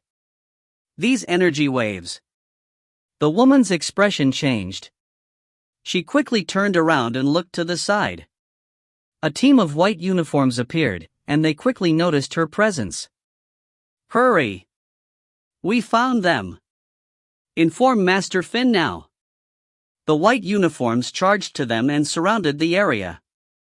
They also blocked the way of the man in a purple robe. "Labyrinth. They were the ones who put a prize on my head," the man suddenly spoke in a cold tone. "All right, you told me the way to Ramsoda, I'll pay you back now." Raising his right hand, he pressed down. Bam! The ground under the white uniform's feet collapsed and turned into black tentacles. The tentacles grabbed their feet while they were screaming. The woman was surprised. She quickly checked the surroundings and noticed that all the white uniforms were dragged into the ground. The woman and the man with red hair were the only 2 left. The man in a purple robe already disappeared into the deep forest. Angele figured out the correct direction and thought for a while. He decided to visit the 6-ring high tower first and see how Isabel was doing. He changed the direction slightly and started teleporting to the destination. Several weeks later. Somewhere in the 6-ring high tower's territory. It was raining. A ray of red light appeared above the endless forest and small lakes that varied in shape, then rotated around the area and slowly landed by a lake. A man in a long purple robe appeared after the red light faded away. It was Angele, who did not rest for 1 second while traveling. Angele raised his head and looked at the tall white towers. There were wizards flying in the sky. It has been years, but their defensive system didn't change at all. Shaking his head, Angele stopped looking. He started heading to the forest in the front. Some metal fences appeared ahead and there was an iron gate in the front. A sign was standing by the iron gate. The engraving on the sign said Isabel.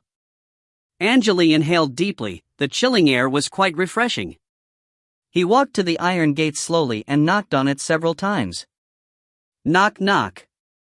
The iron gate made some strange noises. Blue light flashed on the iron gate, and Angele heard a female voice coming from the gate. "This is Isabel family's territory. Who are you and why are you here?" "I'm here to visit Miss Golan Isabel. I'm her mother's student and I'm here to talk to my teacher."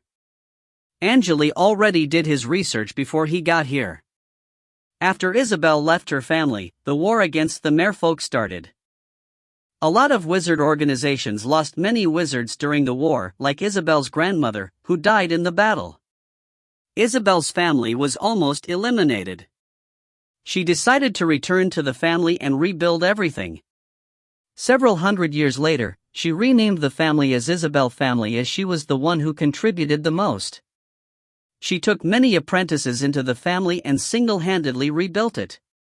She passed away after her lover from the White Tooth Castle died.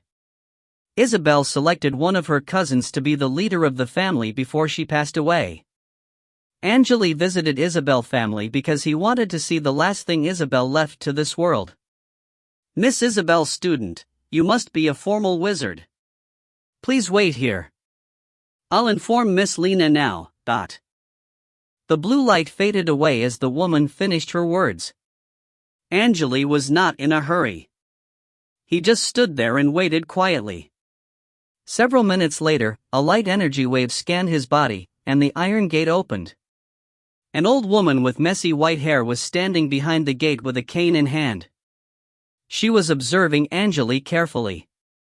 "I'm sorry. I think I know most of my students, but for some reason, the old woman looked confused." "I look familiar, but you don't know my name?" Angele smiled. The invisible energy waves he released were affecting all the creatures in the area. "Yeah. I'm sorry. My mother has too many students, so I'm getting old and I'm forgetting things. Please follow me. I live here alone." The old woman stepped to the side and waited. "I could be a bandit, you know." Angele chuckled slightly. "There's nothing valuable here. Also, you don't seem like a young man based on the energy waves you're releasing, and you have the mentality of a strong formal wizard. If you really want to break in, there'll be nothing I can do." The old woman was supported by a maid in a white suit. They slowly walked down the stone-plated path and headed to the white buildings ahead. It was raining, but the old woman's clothes were not wet at all. Angele followed after her and the iron gate behind slowly closed. "May I pay my respect to Miss Isabel?"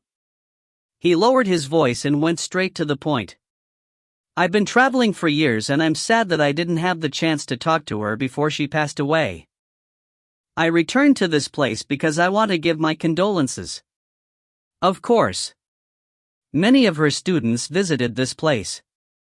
"You're probably hundreds of years old if I'm not mistaken. You can just call me Golan if you want." The old woman smiled. "Sure. Golan, did the teacher say anything to you before she passed away? Did she have any last wishes?" Angele asked as he walked. "She didn't have many friends when she was alive. Her best friend was exploring the world when she passed away. Her last wish was to see her best friend again.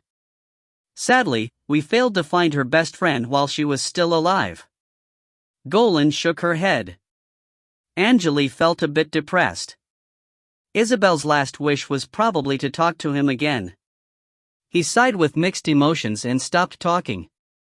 He just followed after Golan and the maid quietly. They walked to a small patio behind the buildings. The patio was surrounded by a dark fence, and there was a small gray house in front of it. There was a garden with fragrant white flowers inside on the right. There were only some grapes on the left. The vines were quite strong. Angele could see the tiny green grapes on the vines. This was the last home of Miss Isabel. "You can have a look." Golan unlocked the entrance and stepped to the side. Angele glanced at Golan, nodded, and stepped into the patio. If you find any errors, ads pop up, ads redirect, broken links, non-standard content, etc., please let us know. Report chapter so we can fix it as soon as possible. Chapter 609 The Past, 2. Chapter 609 The Past, 2. Translator, _Leo _editor, Karisu. I apologize if I'm wrong, but I don't think you're Miss Isabel's student, Golan suddenly said. Angele stopped walking. He remained silent. He wanted to know what else Golan had to say. Although I don't know the relationship between you and Miss Isabel, Golan did not finish the sentence. She sighed slightly, turned around, and left. Angele checked the woman's body when he first saw her. The woman was weak, but she still lived for over 700 years. It seemed like there was a special bloodline in this old woman's body. It was identical to the bloodline of merfolk. Merfolk's bloodline was famous for their long life expectancy.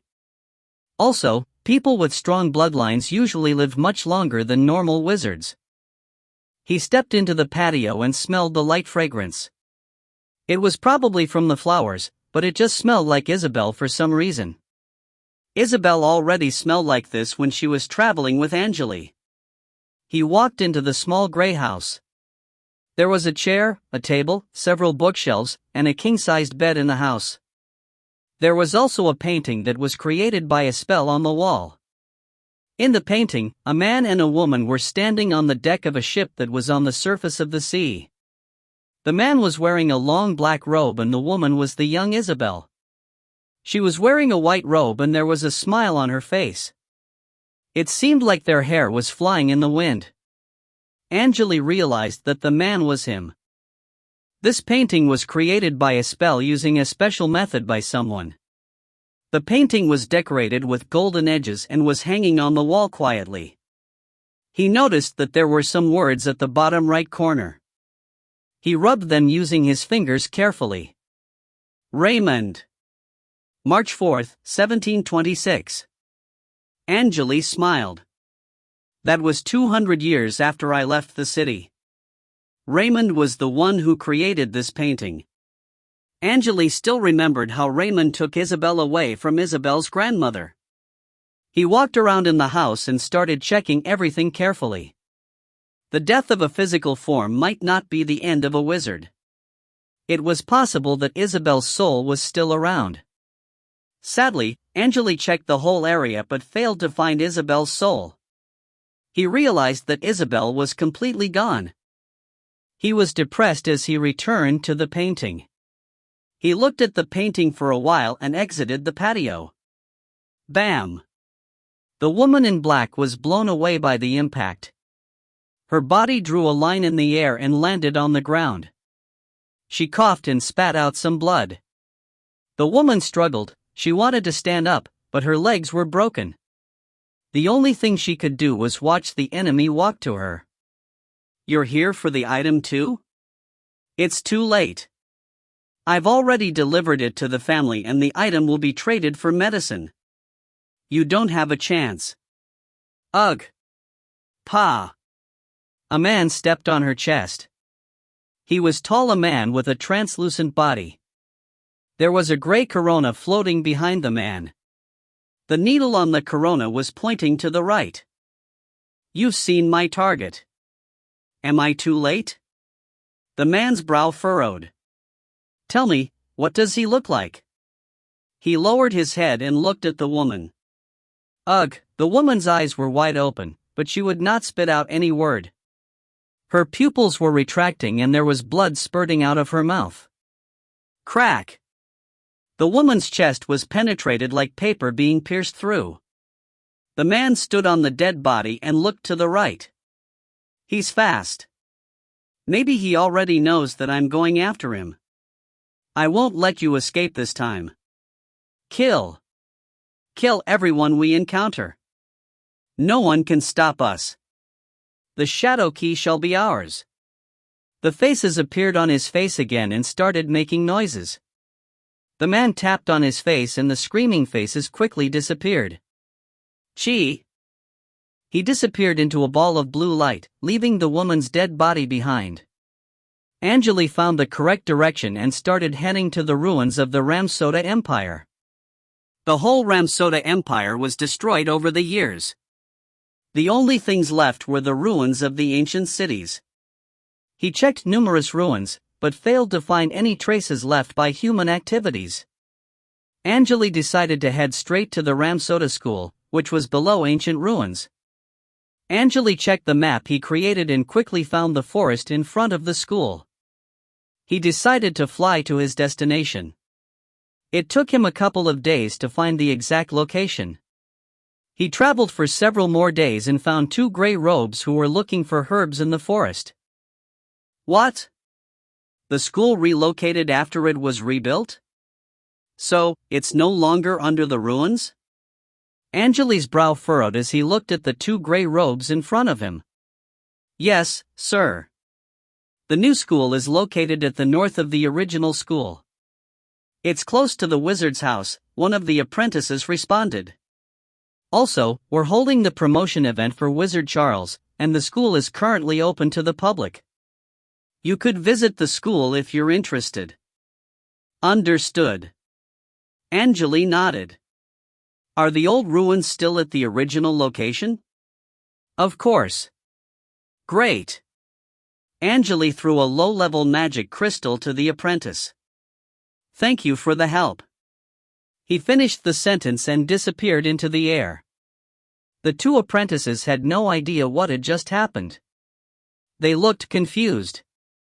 Several days later, Angele stepped out of the forest and overlooked the sand city ahead. The stone bridge was still standing over the dried river quietly, covered with sand. Under the intense sunlight, the whole ancient city looked golden. Angele checked the map carefully, and a smile appeared on his face. He floated in the air and traveled over the stone bridge, heading to the sand city. He went around the city, turned several times, and moved to the other side of the city. Angele passed by a bird statue and found a spacious square ahead. The smile disappeared from Angele's face. He narrowed his eyes and stared at a translucent man who was standing in the center of the square. He noticed that the man was releasing a strange mentality wave and there was a floating corona behind him. Who are you? Angele questioned in a deep voice. He already noticed that the man was standing in front of the entrance to the underground world. It seemed like he was not a random traveler or a guard. It's not important. The man had a blank expression on his face. Hand over the shadow key and I won't devour you. Shadow key? Angele was a bit surprised. He forgot about the item. He'd acquired the item from the ruin of Axis of Time. If this man did not question him about the key, he would not remember that he had the key. There were so many things in his mirror, and he would only take an item out when he needed it. He heard music playing from the far side. It seemed like the promotion event already started. There were fireworks in the sky. The fireworks were brighter than the intense sunlight. It seemed like they were magic items. Angele looked at the man quietly, and they both started releasing strong energy waves. Suddenly, Angele smiled and took out something from the mirror. He quickly threw the item to the man. It's just a key. You can have it. He threw the black key to the left and the man caught it right away. The man had to move away from the entrance to catch the key. Angele shook his head and walked to the entrance. I didn't say you could leave. The man's voice came from the side. Angele hesitated and the smile disappeared from his face. What did you just say? Say it again. I didn't hear it. The energy wave Angele released was terrifying. He did not expect that the man would confront him again. The energy wave released by the man seemed weak. Angele stopped and stared at the stranger. Rings created by flames appeared in his pupils. The man did not respond. He collected the key and his right arm turned into a humongous glowing blue tentacle. The tentacle landed on the ground and turned into countless small glowing tentacles. Time will prove everything. The man was speaking some random words as he approached Angele.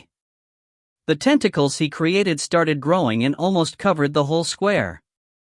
The slimy tentacles moved around the square and surrounded the man in the center. Angele sneered and released his energy waves. He released intense red light from his body. The things covered by the red light all started melting. Some of the tentacles were caught in the red light, they were vaporized right away, and there was something screaming in the air. You made a wrong choice. Angele slowly took off his mask. There were countless blinking eyes on his face, all staring at the stranger. The man was surprised. He watched the red light expand and his expression changed. Crack! Some blood-red lightning splashed in the sky and there was thunder rumbling. Countless dark shadows appeared in the sky and blocked the sunlight. The red light from the lightning illuminated Angele's face, which looked a bit terrifying. If you find any errors, ads pop-up, ads redirect, broken links, non-standard content, etc., please let us know. Report chapter so we can fix it as soon as possible. Chapter 610 Power of Time 1. Chapter 610 Power of Time 1. Translator, _Leo_editor, Kurisu. On a path in the Ramsota forest, a team of white carriages was heading to the school. The guards were bear men, tall and muscular. Their bodies were covered with black fur, and they were wearing silver shoulder guards. They carried weapons like hammers and maces on their backs. F***ck this weather. This damn weather should be F***ked by the F***king centaurs. The leading bear man cursed as he looked at the sky. He shook his head, looking a bit impatient. Leader, can you not talk like that? Your mouth stinks. A bear man behind covered his nose. Really? I don't think so. The leader intentionally moved closer to his team member. Bam! Someone pushed the member who'd just complained, so he ran into the leader. Thus, they somehow ended up kissing. The whole team laughed and shouted. Kiss again! Come on! Man, my stomach is aching. The bear men were all laughing like crazy. The leader pushed the guy away and was about to rage. However, they suddenly heard thunder rumbling. The weather changed within seconds. The sky was covered by gray clouds, and it felt like it could rain at any time.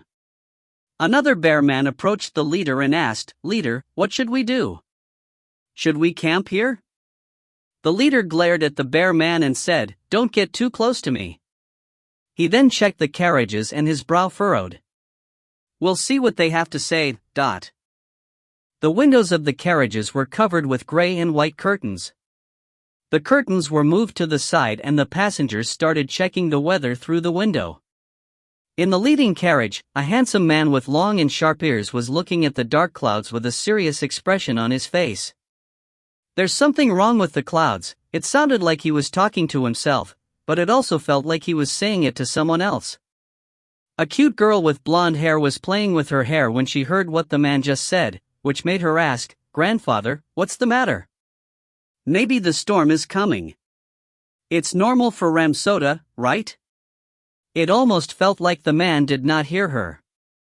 He was still staring at the sky. He opened his mouth again several minutes later. Your grandfather is cautious about everything. That's how I survived in this cruel world.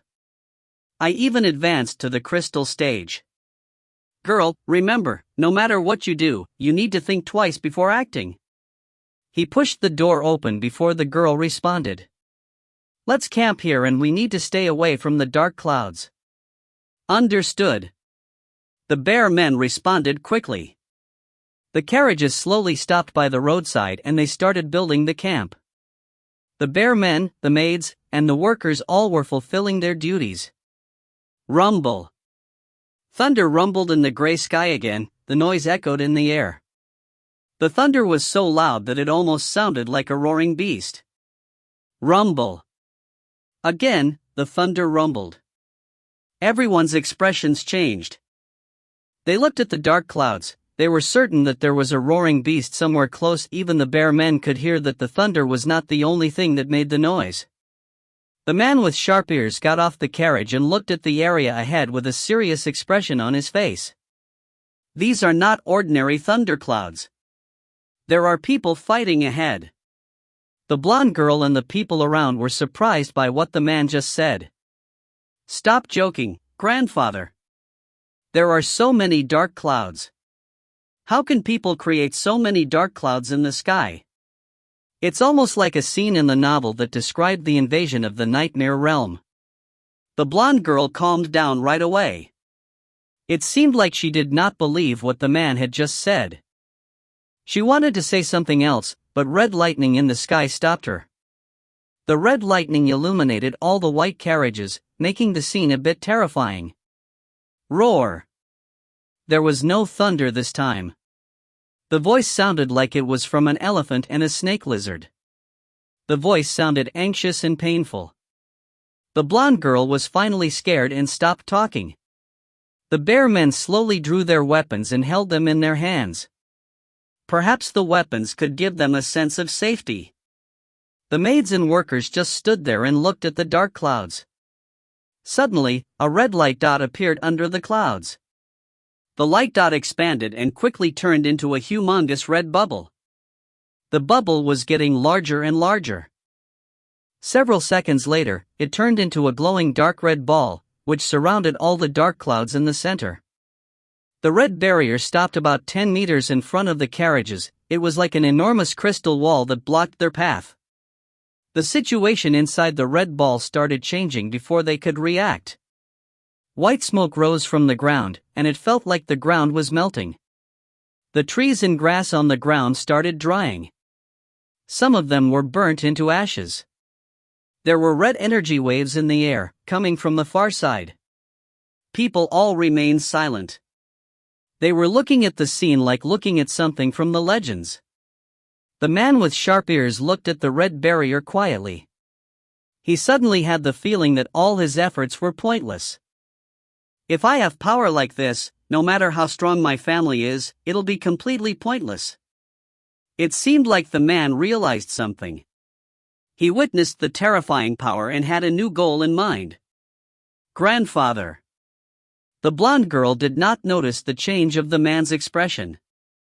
What should we do now? We can only wait. Our path is blocked. There's nothing we can do. Inside the light ball. Above the square. Angele was still releasing intense red light, which was burning everything in the range. The ground already melted into lava, and all the objects on the ground were swallowed by it. The square turned into a lake of lava.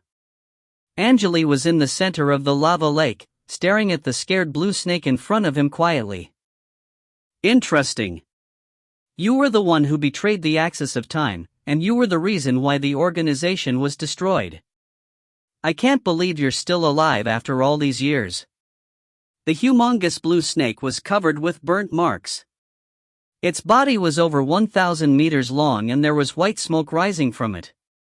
The snake was groaning. It seemed like it could not handle the high-temperature field of Son of the Sun. Who? Hiss.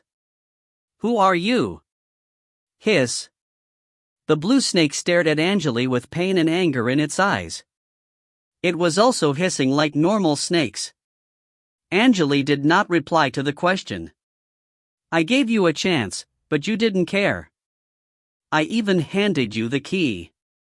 Now I just want to kill you and use your dead bodies as research materials. He finished the sentence and pointed at the snake. Woo!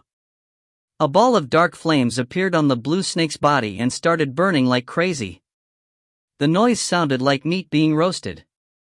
Suddenly, the temperature around the snake was increased to over 7,000 degrees Celsius. It felt like the area almost turned into vacuum. Bam! The snake struggled and hit a melting building on the side. The building was on the edge of Angele's aura and collapsed like a ball of mud after being hit by the snake's body. The building melted and turned into dark red lava, which splashed on the ground and the snake's body. The snake started screaming in pain after touching the lava.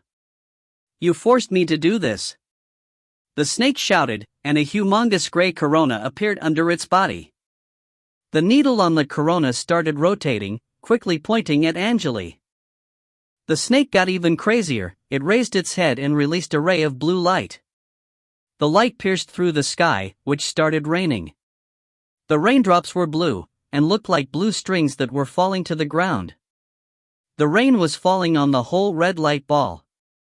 Angele was a bit surprised. The lava in the high-temperature field turned black and started solidifying. The red light was fading away and the lava was cooling down. The already melted objects and buildings returned to their original forms. It felt like that the time was going backward. Angele's eyes were wide open, the flames in his eyes were spinning like crazy. The red light coming from his body was getting even more intense. However, the red light would disappear immediately after touching the raindrops. He blinked his eyes and stopped releasing red light. Instead, he released some blue light. Also, he took out a purple potion and threw it into the air. Pa! The liquid in the test tube turned into some purple smoke. Angele drew a series of red runes in the sky, and all the runes flew into the purple smoke. After the red runes merged into the purple smoke, the land around the blue snake started shaking. Countless black tentacles rose from the ground and quickly grabbed the snake's body. The tentacles were formed by mud and stones. Each of the tentacles was several meters long and it almost looked like there was an octopus fighting the snake. Angele did not stop. He opened his mouth and released some dark smoke. The smoke quickly struck the sky. The black smoke charged into the blue ray released by the snake and returned to Angele with some blue light dots. Also, the rain slowly stopped after the black smoke left the blue ray. The snake was fighting against the tentacles, however, its pupils retracted after witnessing the scene. Its body quickly turned into a ball of blue light and teleported several hundred meters away from the area. If you find any errors, ads pop up, ads redirect, broken links, non-standard content, etc., please let us know. Report chapter so we can fix it as soon as possible. Chapter 611 Power of Time, 2. Chapter 611 Power of Time, 2. Translator, _Leo _editor, Kurisu. Trying to escape? Angele retrieved the black smoke and scanned the blue light dots. Power of time, the power of time. He was happy with what he'd just found. The power of time was one of the several things that could extend the effect of the mark on his body. Angele had a general idea of what an ancestor was, but he had no idea how to become one. Before he explored the intestine of the world, he thought that he could become an ancestor if he wanted. However, the truth was quite depressing. Angele assumed that he needed to learn to control the power of time if he wanted to become an ancestor. His sight quickly moved to the teleporting snake. If that's the case, you shall not escape. His body disappeared into a ball of dark flames. The next time he appeared, he was only around 10 meters away from the snake. The snake was surprised. Its body shrank again and turned into the size of a fist. Chi! The snake flew into the sky with the speed of lightning, leaving a blue trail behind. Angele teleported a couple more times, but it seemed like the snake was moving faster than him. His brow furrowed, and he boosted his speed again by releasing some red light. He left a red trail behind. It felt like there was a red string chasing after a blue string. They went through the red barrier and disappeared into the sky. Ramsoda School. The whole school was protected by a translucent ball-shaped barrier. There were apprentices and wizards standing on the balconies, streets, empty grounds, and behind the windows. There were hundreds of people in the school. They were all staring at the barrier, holding their breaths. The black barrier was shaking due to the red light outside. It was cracking. The cracked areas were quickly fixed by the runes released by the wizards inside the barrier. This situation had lasted for more than 10 minutes. Finally, a blue ray and a red ray passed by. The dark clouds disappeared, and the red light started fading away. The black barrier was no longer shaking and quickly stabilized. The wizards inside the barrier started cheering. The important members of the school floated in the sky inside with relief.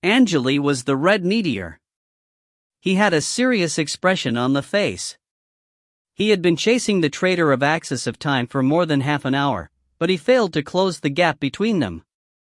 Every time he moved closer to the blue meteor, it would increase its speed. He knew that it was the power of time, however, there was nothing he could do. If it was the power of dimension, Angele could rely on the Scorpion Woman's bloodline power, but he knew nothing about the power of time. This will never end, but it's a good thing for me. I'm flying at my maximum speed and I can use the extra energy in my body. I'll see how long he can last. I'm sure that he can't use the power of time forever. Angele had so much energy that he did not even care. The traitor was not an ancestor, but he had the ability to use the power of time to a certain level. Angele was not sure if he could find someone else like that in the future, so he decided to capture him. He wanted to learn the secret of time and combine the technique with the power of dimension. Angele was certain that the study would help him become an ancestor. After making up his mind, he released some more red light and his speed increased slightly again. The blue meteor was scared and teleported again using the power of time. The blue light around the meteor finally started fading after it teleported. Angele sneered and increased his speed again. He finally got closer to the man. Somewhere deep in the Gem Sea. Deep in the sea, there was a large black altar on the gray ground, and there was no living being or grass around. The black altar was formed by 3 triangular objects which surrounded a small tower in the center. There were countless merfolk standing around the altar. Their ears looked like fins and there were tiny scales on their bodies, also, there was no hair on their heads. The merfolk were singing something with their heads lowered. There were thin black strings coming out of their bodies. There were 3 weapons in the center of the altar, a red trident, a blue scimitar, and a black dagger. All 3 weapons were glowing. It's done! A deep voice echoed in the void. A dark hole appeared above the weapons slowly. The hole shrank and expanded, it felt like it could disappear at any time. Suddenly, the glow around the weapons became intense and the dark hole quickly expanded. So, this is the wizard world? A humongous blue claw covered in black scales reached out of the hole. Weak. Such a weak realm. A terrifying snake head appeared and glanced at the merfolk wizards. The strongest wizard here is a rank 4 wizard. So weak. Hain, you can leave if you don't want to go to the wizard world. Another voice echoed in the void. The snake sneered. What can you find in a weak realm like this? However, there is fresh meat here. Also, if I leave just because you asked me to, it'll make me uncomfortable. The other voice sneered as well. Whatever, you know what you need to do. I'll give you 5 months to kill all the strong wizards here so that no one can block our dimension tunnel. Don't worry. I only need 1 month for a weak realm like this.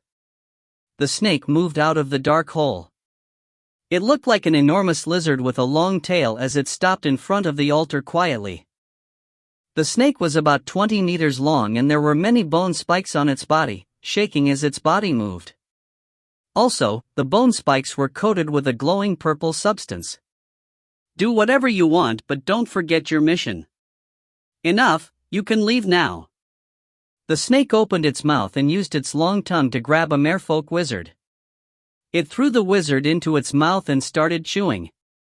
The fresh blood leaking out of its mouth quickly disappeared into the water.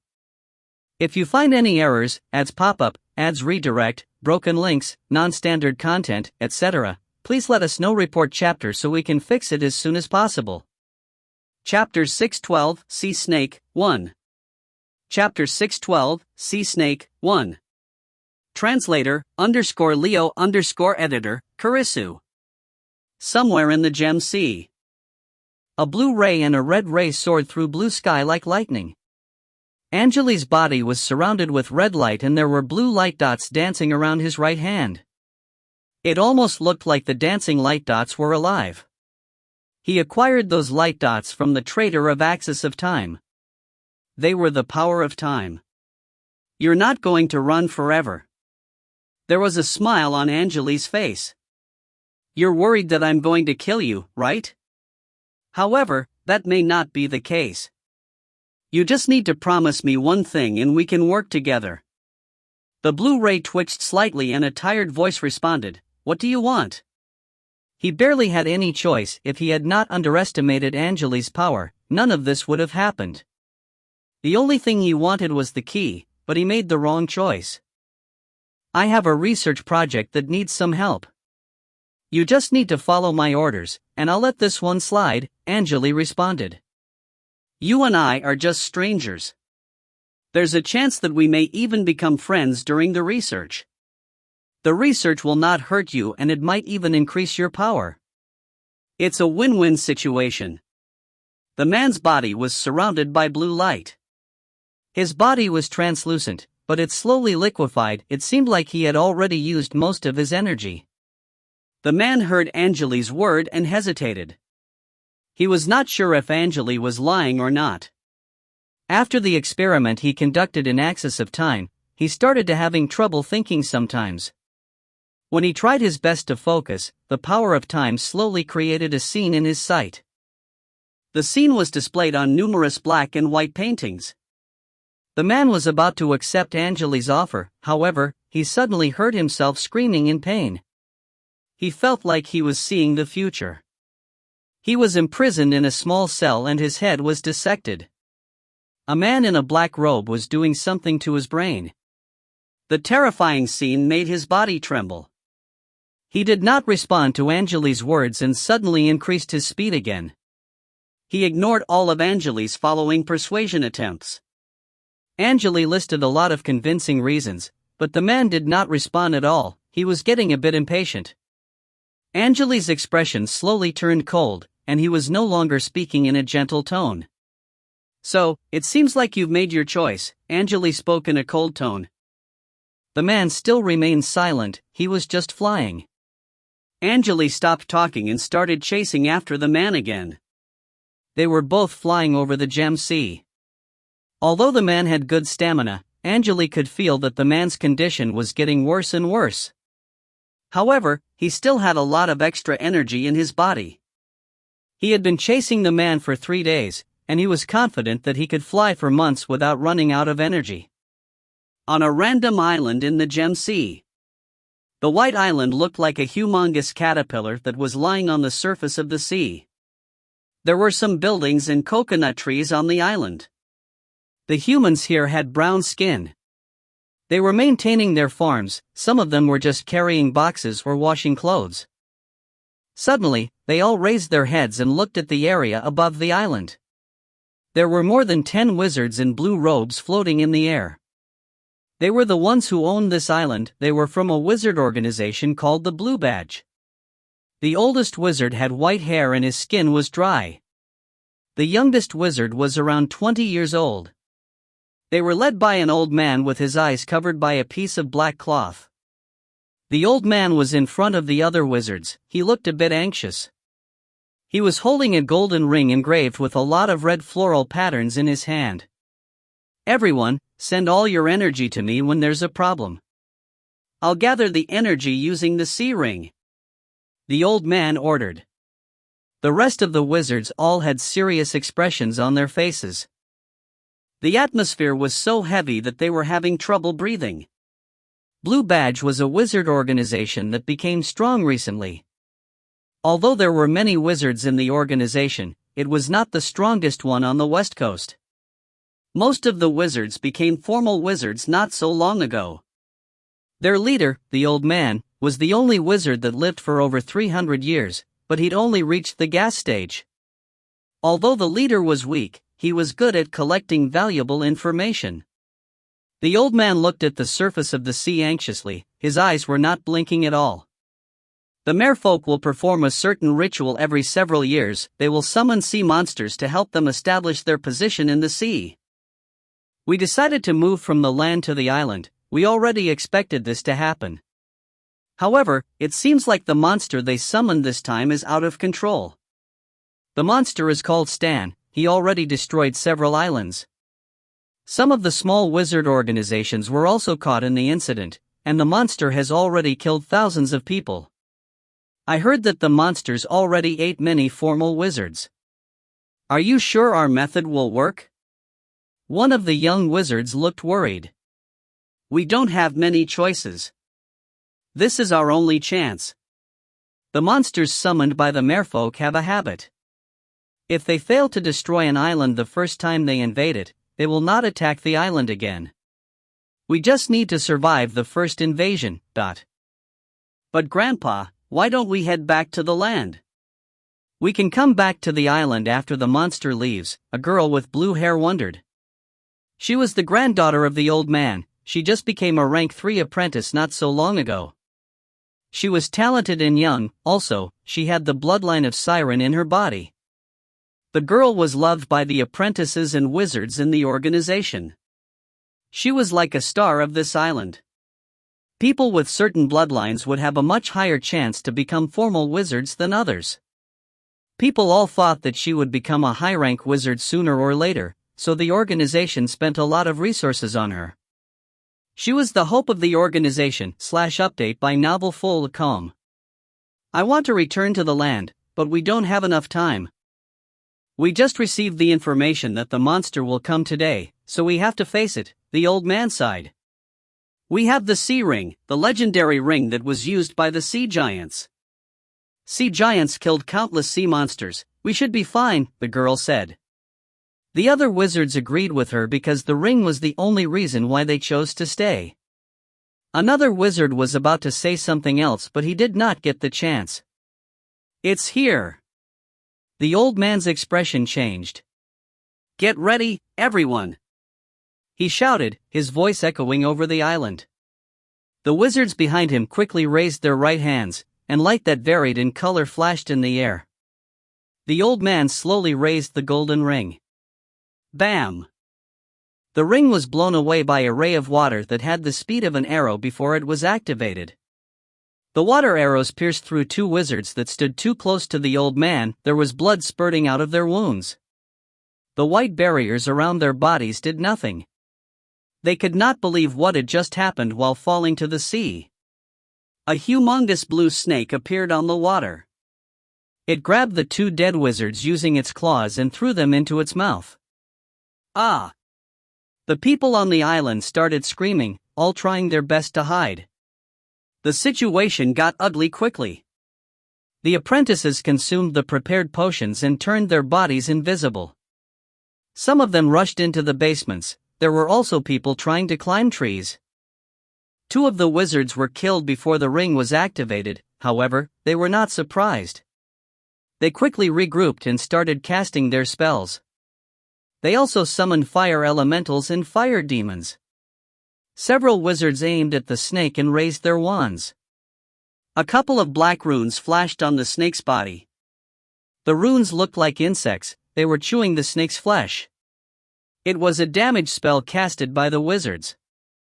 Following the first spells, several fireballs appeared in the sky and started flying at the snake. The snake finished two wizards, but it was not prepared for the attacks. The fireballs all landed on its body accurately. Chi! The scales on the snake's body stood up and blocked all the spells. Its body was not damaged at all. Ha, that's all you can do? Do you really think such weak spells can damage me? The snake opened its mouth and released hundreds of red tongues that looked like tentacles, which then tried to grab the people on the island and the wizards in the sky. The apprentices were caught by the tentacles, and the snake ate them like snacks. Two of the wizards were also hit by the tentacles. They screamed and cast two more fireballs on their own bodies. They would rather die than be swallowed by the snake. The old wizard found the ring and tried to activate it. However, the golden ring did not do anything. They finally realized why the big organizations were still trying to figure out a plan to handle this monster. The situation was completely different this time. There were some purple dots on the golden ring. It seemed like the ring was already polluted. That's how merfolk control the sea. There was desperation in the old wizard's eyes. He did not communicate with other wizard organizations, otherwise, he would know that the Wizard Alliance and the Six Ring High Tower already sent their armies to help the small organizations, but all failed. The wizard organizations of the land could not do anything to this monster. They had to wait for the ritual to lose its power so that the sea monster would leave on its own. They made the decision based on their past experiences. If you find any errors, ads pop up, ads redirect, broken links, non-standard content, etc., please let us know. Report chapter so we can fix it as soon as possible. Chapter 613, Sea Snake, 2. Chapter 613, Sea Snake, 2. Translator, _Leo_editor, Karisu. The sea snake named Stan climbed up the island and opened his mouth. He was laughing like crazy while slaughtering the residents of the island. He was chewing the human beings like bubblegum. Run! Vela, a wizard, pushed his granddaughter towards the land. He released an unbelievably strong force. It almost looked like the girl was flying in the sky like a rocket. Grandpa! Let's leave together. The girl was surprised. She tried to return to the old man, but there was nothing she could do. The old man and the other wizards watched the girl fly in the sky. Master, you should leave. We'll try and stop the snake. Yeah, we'd never become formal wizards without you, Master. It's time for us to pay you back. As long as Vela is alive, we still have. Suddenly, they stopped talking. The wizards watched Vela's body being stopped by a thin blue barrier. It looked like the barrier was created by water. They could see that there were small sea snakes moving in the fluid. Sea snake, Stan. The old man's voice was trembling. He closed his eyes slowly and realized that Stan had put up the barrier to stop them from escaping. They were all trapped inside the barrier. Desperation filled up the wizard's eyes. Stan watched the scene and laughed. You have nowhere to go. Do you know why we come back to slaughter you every once in a while? You're like pigs to us, we're here just to eat. That's the fate of the creatures in a weak realm like this. Suddenly, a red ray and a blue ray appeared outside the water barrier. They came from the side of the island, and it seemed like the blue ray noticed the situation. It flew to the island, and the red ray followed after it. The energy waves released by the blue ray were identical to the energy waves released by the merfolk for some reason. Stan noticed the two rays and started laughing again. Another piece of meat. This one is chasing after a merfolk, ha! Stan teleported into the sky and separated the red ray and the blue ray. Ah, fresh meat! Stan was excited after checking the situation. Fool! The red ray was blocked for a second and was enraged. A humongous black claw appeared in the sky and slapped the sea monster hard. Bam! Stan was slapped by the claw like a fly. He fell into the sea and did not come back. The giant claw released some terrifying dark smoke and the space around the cloud twisted. There were souls screaming and groaning in the dark smoke. People in the area were all scared by the horrifying sounds they heard. The dark claw disappeared into the sky after Stan was blown away. The red ray started chasing after the blue ray again. The wizards and apprentices were surprised by what just happened. They just stood there and watched the red ray and the blue ray leave the sky. The two rays quickly disappeared into the air. Where's the monster? Someone questioned. A wizard who survived the attack flew to the area where the monster fell into the sea. He found a part of the monster's body. There was still blood spurting out of it. It ran away. The wizard shouted. He was so surprised that he could not believe what just happened. The monster is gone. The others heard those words and quickly moved to him. They hesitated for a second and picked up the body part of the monster. They could not believe that the monster was gone, but they were happy that someone took the monster out. The monster is gone. We survived. The survivors by the beach started cheering. Other people started cheering as well after they heard the noise. The old man and his students were also surprised. They felt relieved and that their burden was gone. The wizards sighed with mixed emotions after they picked up the monster's body part and confirmed that the monster was gone. Vela flew back to the island and jumped into her grandpa's arms. She was crying like crazy.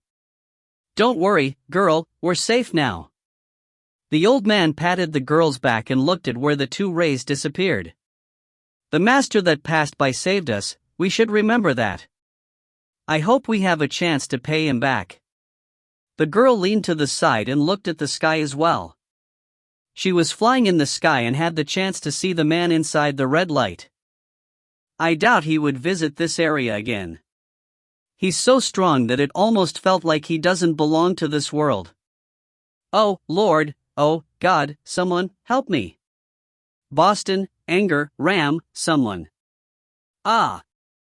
The monster was screaming in pain while saying random words. /update by Novel Full.com. The sea monster lost one eye and one foot. Its tail was severely wounded, and its body was covered in sticky blood. The monster was screaming like a crying kid. The monster was in so much pain that if there was anyone around, he would feel sad for this humongous snake. Sadly, the monster was the only one here. There was black smoke coming out of the wounds on his body. The black smoke formed ghost masks, which were chewing the snake's flesh. They were the reason why the wounds were not healing. "Oh, my lord! Anger, King B*TCH. You told me that this was a weak realm and said that no one here could damage me. King son of AB*TCH. Anger, all your family members shall die in pain. Ah! Someone, help me. Mom!" The snake was screaming and crying. It sounded like the monster was about to collapse. Finally, the snake noticed that something was in front of him. He saw that a shark was approaching him slowly using the last eye he had. The shark had 5 mouths, the sharp teeth in its mouths looked unorganized. It almost felt like that the shark's teeth were taken from someone else. The snake saw the shark and charged toward it like crazy. "Ram! Help me!" The shark saw the snake as well, but it looked surprised. "Stan? What happened to you?" "Chi." The blue ray and the red ray almost turned into a straight line. They were still flying over the sea. They passed by the surface of the sea, making the fish in the water quickly move away. "Stop running. I think you know that you'll run out of energy in half a month. You're already converting your soul into energy. I just need you to help me with my research. It's not like the end of the world, you know," Angele shouted. Angele was getting impatient. He'd already spent a lot of time chasing the man. The power of time was important, but he still needed to go to the underground world and he did not want to waste too much time. "Why don't you just stop going after me?" The man responded in a light voice. He did not want to waste energy on increasing his voice, but he made sure that Angele could hear him. "You're testing my patience." Angele's brow furrowed. "I wanted to work with you and this could have ended peacefully. I'm changing my mind, but I'll give you one more chance. If you stop running and work with me, I'll still let this slide. I can swear on my ancestor's name." The man hesitated for a second after hearing those words. However, his body trembled after he thought of the scene the power of time showed him. He did not respond and continued to fly. "Damn it! Now you're asking for it." Angele lost his patience. However, the man made the right choice. Angele was just lying to him. He just wanted to save some time and never cared about his ancestor.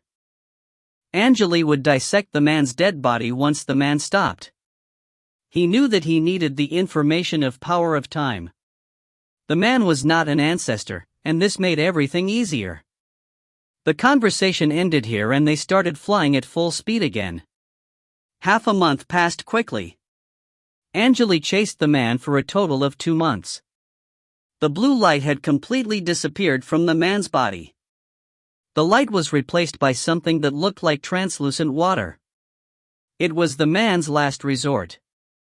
The power of a 1,000-year-old soul. Angele was still flying at full speed. It felt like that he had endless energy to use as the red light around his body was still intense. He's using the power of his soul. I need to find a way to slow him down. Angele already tried many methods to slow the man down, but he dodged everything. It seemed like the power of time helped the man predict Angele's movements. The traps Angele created all did nothing. Angele decided that he needed to capture the man no matter what happened after witnessing the power of time. Suddenly, the man charged into the water when Angele was still thinking.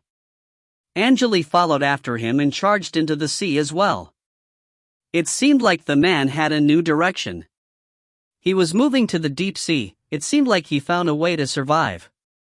Angele knew that something was happening, but there was nothing he could do. They reached the deep sea quickly and the man charged into a deep fissure. Angele was still following him. Several minutes later, they reached the end of the fissure and saw a humongous bone altar. There was a floating ball above it. It seemed like the ball was the entrance to a different realm. Dimension tunnel? Why is there a dimension tunnel here? Angele had a feeling that if he could not capture the man this time, he would never be able to find him. Also, the man was swimming to the dimension tunnel at full speed and the energy waves he released were identical to the energy waves released by the merfolk. Who's there? The merfolk guarding the altar questioned. If you find any errors, ads pop up, ads redirect, broken links, non-standard content, etc., please let us know. Report chapter so we can fix it as soon as possible. Chapter 614 Family 1. Chapter 614 Family 1. Translator _Leo_editor, Karisu. Two groups of merfolk, whose bodies' bottom halves looked like fishtails, was moving to them from left and right. They were holding weapons in their hands. The guards noticed the presence of the two strangers and charged toward them right away with their weapons. This is a restricted area. Die. Inform the Avis Council, now. The tips of their weapons were coated with green glow. The spears they threw at Angele and the man looked like arrows. The man's body twisted and suddenly disappeared into the air. He teleported away and dodged all the spears without any problem. He charged to the dimension tunnel without looking back. He entered the dimension tunnel without any problem. He was relieved, and quickly checked the situation. Angele used his dark red hair to block the spears from the merfolk. The hair went around the spears and threw them back to the merfolk. Several merfolk were pierced through by the spears and fell to the ground. Angele was stopped by the spears for a second. His expression changed after he noticed that the man was already in the dimension tunnel. The man entered the tunnel, and Angele followed right after him. Angele fell into darkness several seconds later. He could feel that there was a terrifying power ahead. Crack! It almost sounded like his bones were cracking. On the other side of the dimension tunnel, under the clean water, groups of sea monsters gathered around a gray stone altar. The blue energy waves they released were connected to the dark hole in the sky. The dark hole was surrounded by sparking electric pulses. There were two sea monsters with the heads of snakes standing behind the other ones. Their bodies were chubby and their skin covered with wrinkles. Also, there were some golden marks on their foreheads. The marks looked like a certain type of symbols. How long can our energy support the tunnel? One of the sea monsters asked in the ancient universal language. Around 20 days. The dimension tunnel is stable and we have enough energy to support. If the situation allows, we can hold it for around 30 days. Also, based on the information Stan provided, the exit was safe, but we haven't received any new updates. I think he's having fun there. The creatures in the weak realms are like insects to him, but they are. Chi. Some strange noise came from the tunnel when they were still chatting. What's that? Maybe there's a problem with the tunnel. The sea monsters looked at the dark hole. Chi! A ray of blue light charged out of the dark hole and turned to the right. It seemed like the ray wanted to leave the water. It was releasing the energy waves of the merfolk. The sea monsters did not realize what just happened. They thought it was their own people. Who's that? Is that a new sea monster that passed the Lord's test? A ray of red light appeared in the dark hole when the sea monsters were still guessing. It was a man surrounded by red light. The man also left the dark hole. Bam! The dark hole made some loud voice, and the sea monsters' bodies trembled. There was blood spurting out of their eyes and ears. The strange smell of their blood permeated the whole area. The area under the water started shaking. The land was cracking and shaking as countless vortexes that varied in size appeared in the water. It almost felt like the place turned into a wholly different area. The two leaders were surprised by the man in red light and were still trying to figure out what happened. Bam! The man hit the black hole again. It felt like there was an invisible barrier stopping him from entering this realm. The situation finally woke up all the sea monsters. The tunnel. The tunnel is about to collapse. Something is off. The tunnel is not strong enough for him to pass through. What the hell is this creature? One of the leaders was surprised. There are only two possibilities, the other leader responded in a deep tone. It could be that the tunnel is damaged. However, there's a chance that the creature is too strong for the tunnel, and the realm power is trying to push it back. We're in big trouble no matter what the truth is. Fast! We need to gather all our power and make sure that he can't enter our realm. The sea monsters heard the voice and hesitated for a second. Wait! The tunnel is about to collapse. We need to stop this thing now. We can't let this thing enter our realm. The sea monsters released intense blue light, which flew into the tunnel. The light slowly stabilized the dark hole, and the realm power started pushing Angele back again. Again? Do you really think you can stop me? A deep voice came from the dark hole. Arrogant fools. After finishing these words, he released some eye-blinding red light. The red light was so strong that it almost looked like it came from the sun. The two leaders could barely keep their eyes open as they watched a black claw reaching out of the dark hole. However, the realm power was still trying to push it back. Suddenly, a hint of blue light flashed in the red light and moved toward the water. Angele was not concerned. /update by novelfull.com. He changed the direction of the claw and tried to grab the blue light. A terrifying wave was released by the claw and the wave turned the water into a humongous water claw. The water claw was moving to the blue light at full speed. Chi! The blue light groaned as a human arm was cut off by the claw. Do you really think you can run? The red light roared and the whole dark hole started shaking again. Who said that we should invade a weak realm? Tell me, where did this guy come from? This is not a weak being from a weak realm. I think he's much stronger than the beings in the strongest realms. Sea King, you must explain this to me. A deep but loud voice came from the water. Close the tunnel. Close the tunnel now. He's so strong that our realm is trying to push him out. If he enters our realm, it'll be a big problem. The water started boiling like crazy. Its temperature was increased to over 1,000 degrees Celsius within seconds. Some of the sea monsters were having trouble handling the heat, but they were still sending energy into the tunnel. Woo! An invisible force appeared in the sky and landed on the black claw. The black claw trembled under the force. The black claw started moving back into the hole slowly under the pressure. Angele was getting anxious and he shouted, "You'll not escape from me. I've already recorded the coordinates of this realm. You have nowhere to go." Boom! The dark hole exploded and the red light splashed everywhere. The sea monsters exploded into blood balls. The two leaders were also eliminated. The surface of the sea was covered with flesh and blood. A merfolk with 3 tails appeared on the sea, looking at the terrifying scene. The muscles on his face were twitching. "Damn it, Sea King! Damn it! Damn it! Damn it! It's a big problem now.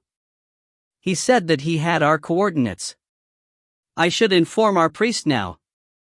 His body trembled as he thought of the man's voice. The man almost broke through the tunnel under the realm power. The merfolk knew that he could not handle a problem like that. "Collins, don't worry too much about. We still have a chance."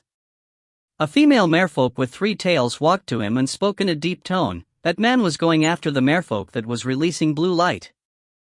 If we can capture that merfolk and send it to the man, he might let us live. We can even establish a relationship with that strong being. He might be able to help the Empire. Are you sure about this? Yeah. The priest already informed us. The female merfolk nodded. Send the orders, then. Retrieve the recorded information and share the information with our kings. We need to make sure that we can find that blue light. Collins nodded and made the decision. Understood. The female merfolk agreed. Also, the priest said that the blue light had a stealth ability and we need to make sure that he's not hiding in our team. Vincent can handle the problem. We need to utilize our resources in this situation. Collins calmed down after he found a solution to the issue. You're correct.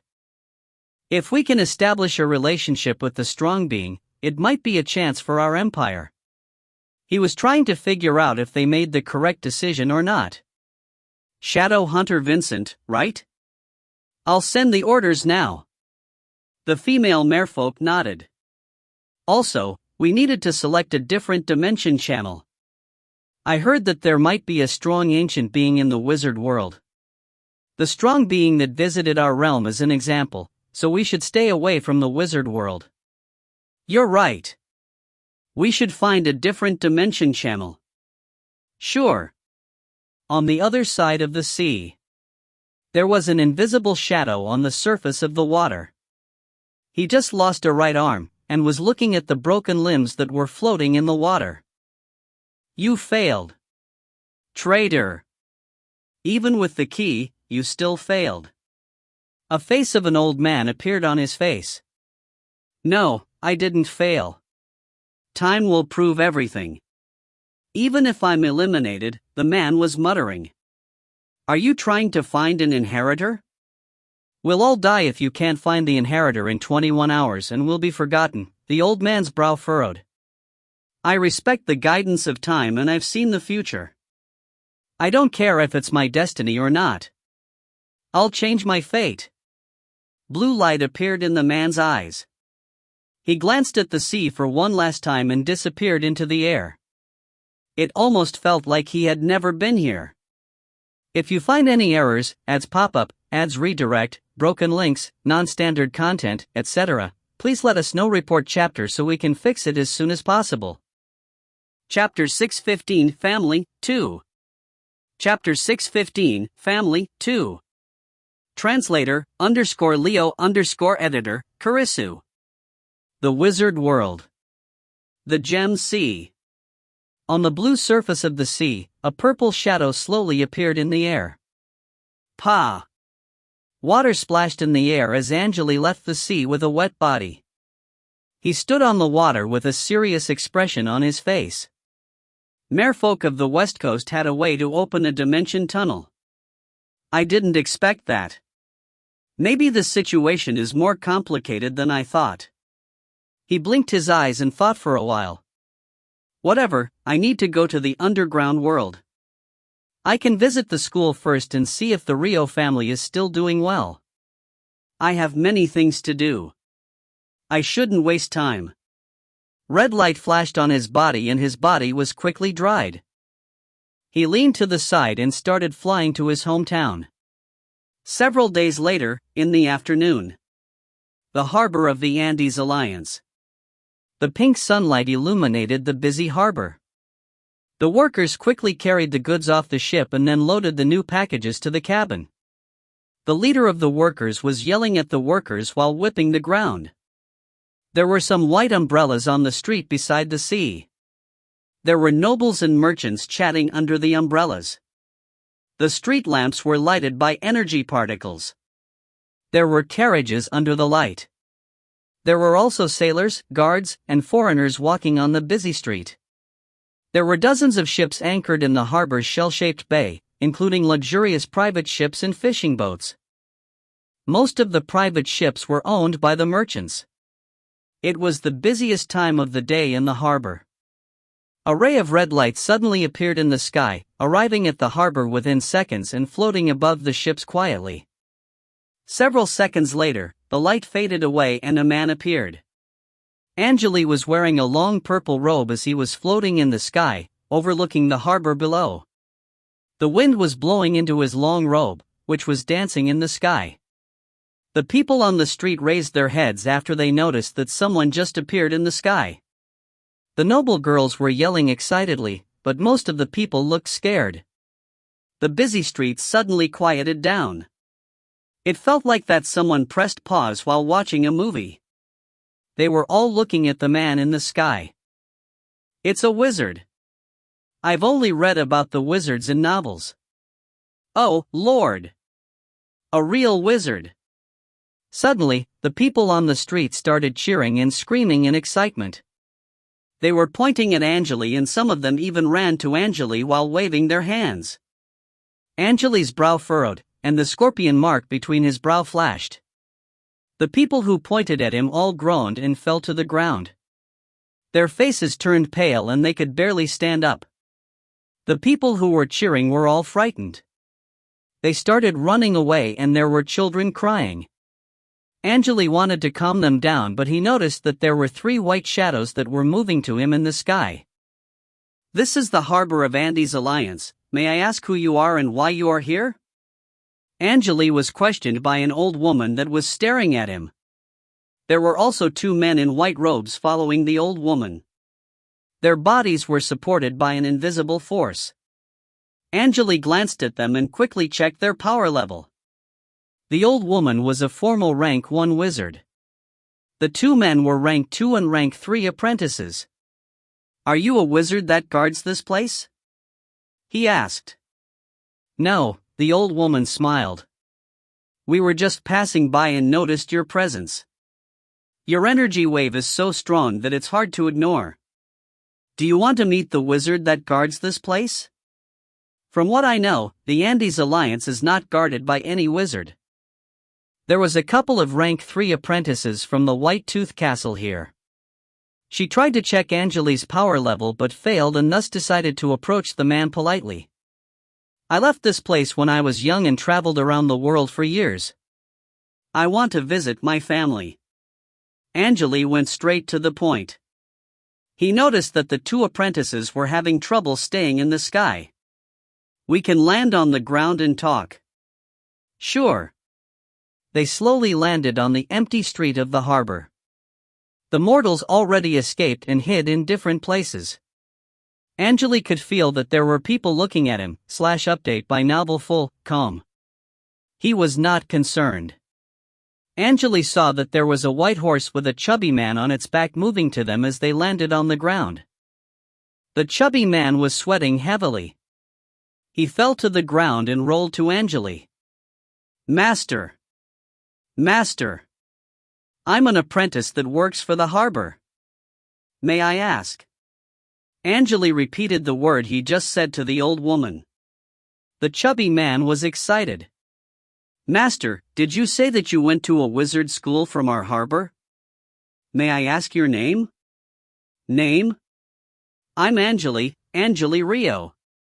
The school I went to was called Ramsoda School.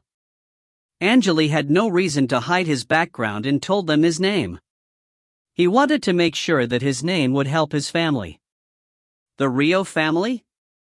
You're from the Rio family? The chubby man recognized the name. Master Angele. I know where the Rio family's territory is. I can take you there. Sure. Half an hour later. Angele slowly stepped into the Rio family's mansion and saw a lot of Rio family's members. The family members were all on their knees. There were many children glancing at Angele curiously.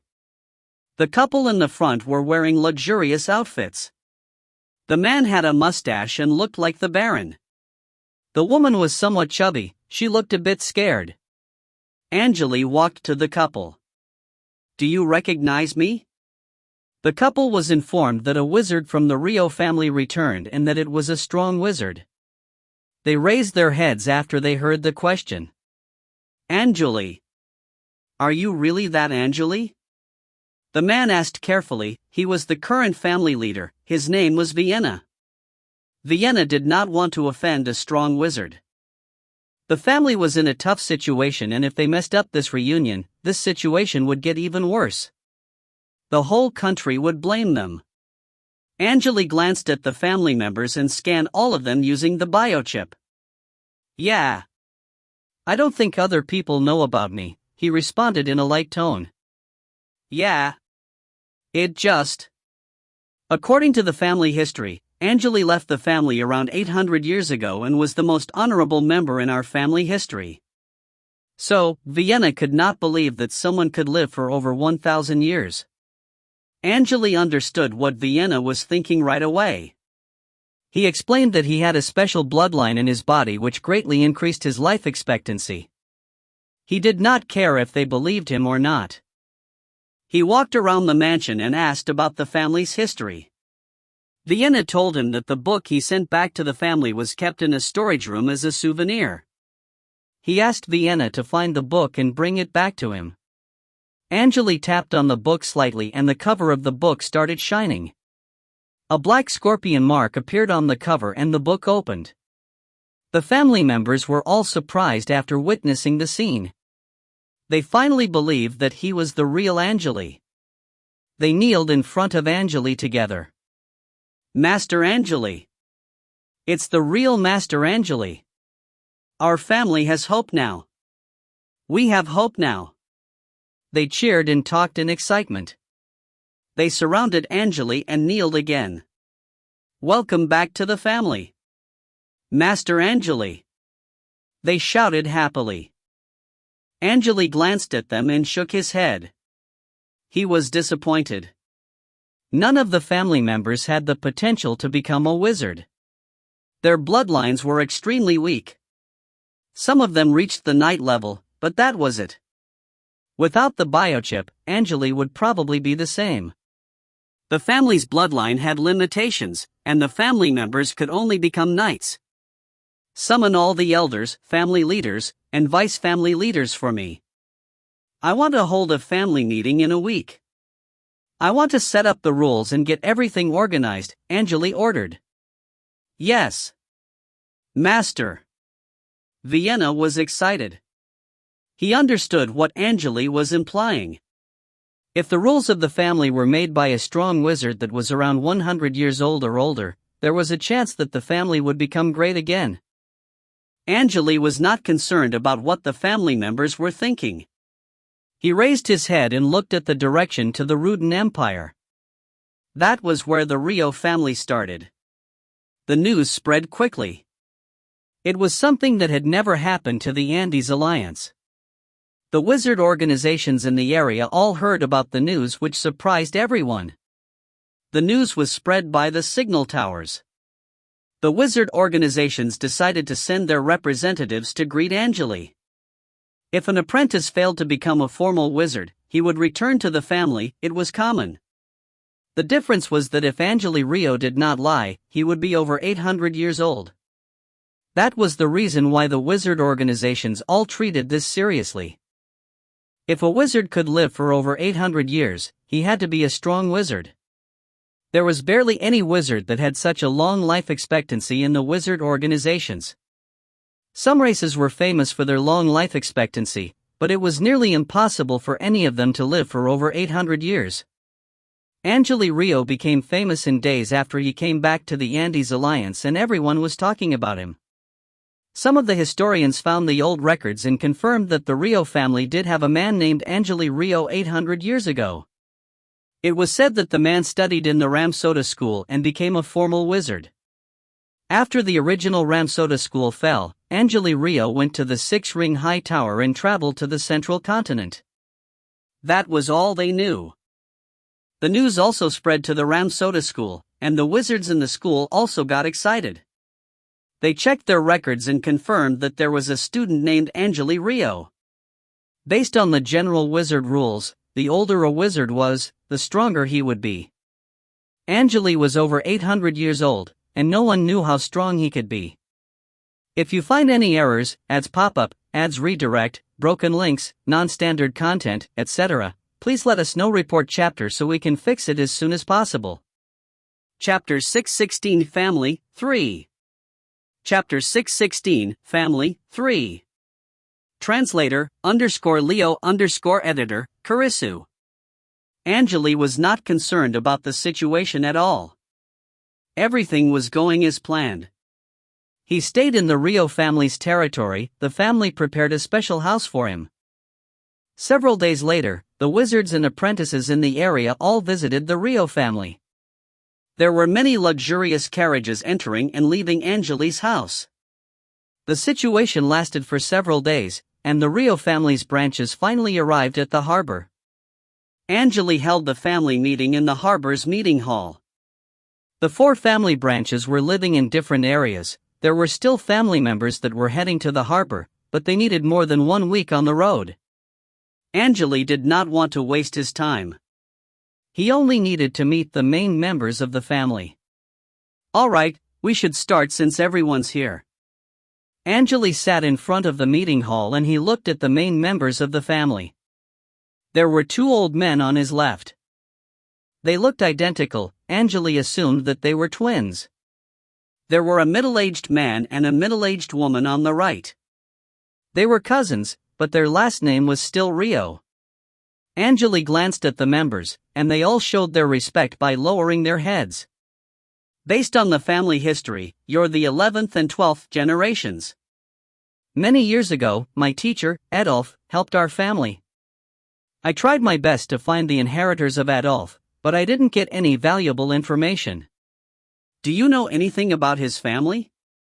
The hall remained silent for a while after Angele finished his words. The oldest family member named Carl finally stepped forward. Master, Adolf's family has already disappeared due to some subjective reasons. Huh? What do you mean? Angele's expression turned serious. Subjective reasons? Like what? Cold sweat appeared on Carl's forehead and he quickly responded, based on the records, the members of Adolf's family had low fertility rate. I heard that it was a common problem to the wizards, he explained. Angele realized why the family only had night-level members. If his child was the only inheritor of the family would not survive for too long. His child might have a good talent level, but he doubted if the Rio family could survive with the low fertility rate. Carl glanced at Angele's face. He barely knew anything about the man named Angele. He only heard rumors about him and had no idea as to what the personality of the man was. Carl was trying to figure out how to respond to Angele's questions without offending him. Carl checked the other family members. Vienna was standing behind Angele with a serious expression. The other important family members were just standing there and trying to figure out what they needed to do. Some of them had not contacted the main family members in years. Without Angele, they would never come back to the harbor. Also, some of them did not know that they were from the same family. Without the family records, no one would know what their position was in the family. Master, I wonder what your plan would be, Carl continued. Do you want to gather all the family members or build a system like the royals? What's the difference? Angele was interested.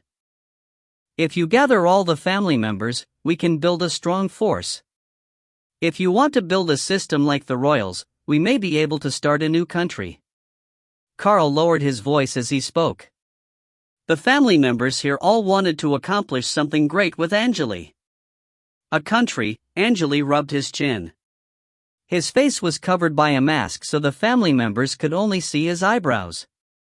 Angele used most of his extra energy recently, so the mark left by the ancestor had returned to his back and his body looked like the body of a normal human being. When he was trying to push back the realm power, he had to consume his bloodline power, and it stopped the mark from getting worse, otherwise, he would not even be able to enter a normal portal. The bloodline of the Scorpion woman was weakened, so he could only travel by flying at a relatively low speed. If he wanted to start a country, he needed a better way to travel. Angele did not want to spend too much time on the Rio family. He thought for a while and responded. There's no point in starting a country. Master, you don't need to do everything by yourself. You can just hire knight-level masters. I'm sure even the Grand Knights would work for you. With a strong army, it's easy to start our own country. We can start a country in the Andes Alliance. I'm sure that the alliance would give us a territory. Vienna opened his mouth. It seemed like he already considered everything carefully. Angele nodded slowly. You're right. It'll be easier if I do that. Yeah. Based on my knowledge, the Council of the Alliance is sending a team to the harbor and Prince Victoria will be honoring you with a king's badge and a crown, Vienna added. It means that the Alliance will support your decision. Is that so? Angele smiled. It would be a waste of time if he decided to start a country, but it was probably the best chance for the Rio family. That was the reason why he hesitated. All right, let's talk about something else and wait for the Alliance's team to arrive. I'll be staying in the family for a while before leaving. The place got noisy after Angele finished his words. It seemed like the family members were worried. Update by novel full, com. Wait, you're leaving? Master, I thought you were here to spend the rest of your life here, but... Angele raised his hand and stopped them from talking. Tell me about your situation first. I need more information. They calmed down, started explaining the situation of the family branches and the power balance of the major families. It took him 3 days to figure out everything. Meanwhile, several more family members arrived at the harbor. They also joined the family meeting. The Rio family had a glorious time in history. However, most of the family members were merchants. There were barely any apprentices or knights in the family. After Angele left the family, there were many knights in the family, but there was no apprentice. Currently, there were 3 top-level knights in the family. They survived many wars and knew how to battle. There were 12 teenagers in the family that had the potential to become knights. There were also hundreds of young men in the family. Most of them decided to become merchants and some of them wanted to work for the government. The elders and the old family members were handling the family branches. 3 of the important family members were knights. They were the leaders of 3 family branches. Vienna and a middle-aged woman became family leaders without a knight certificate, but they knew how to handle things. They were famous in the family and had saved it from danger many times. The Rio family's size was similar to the size of a baron's family in the Alliance.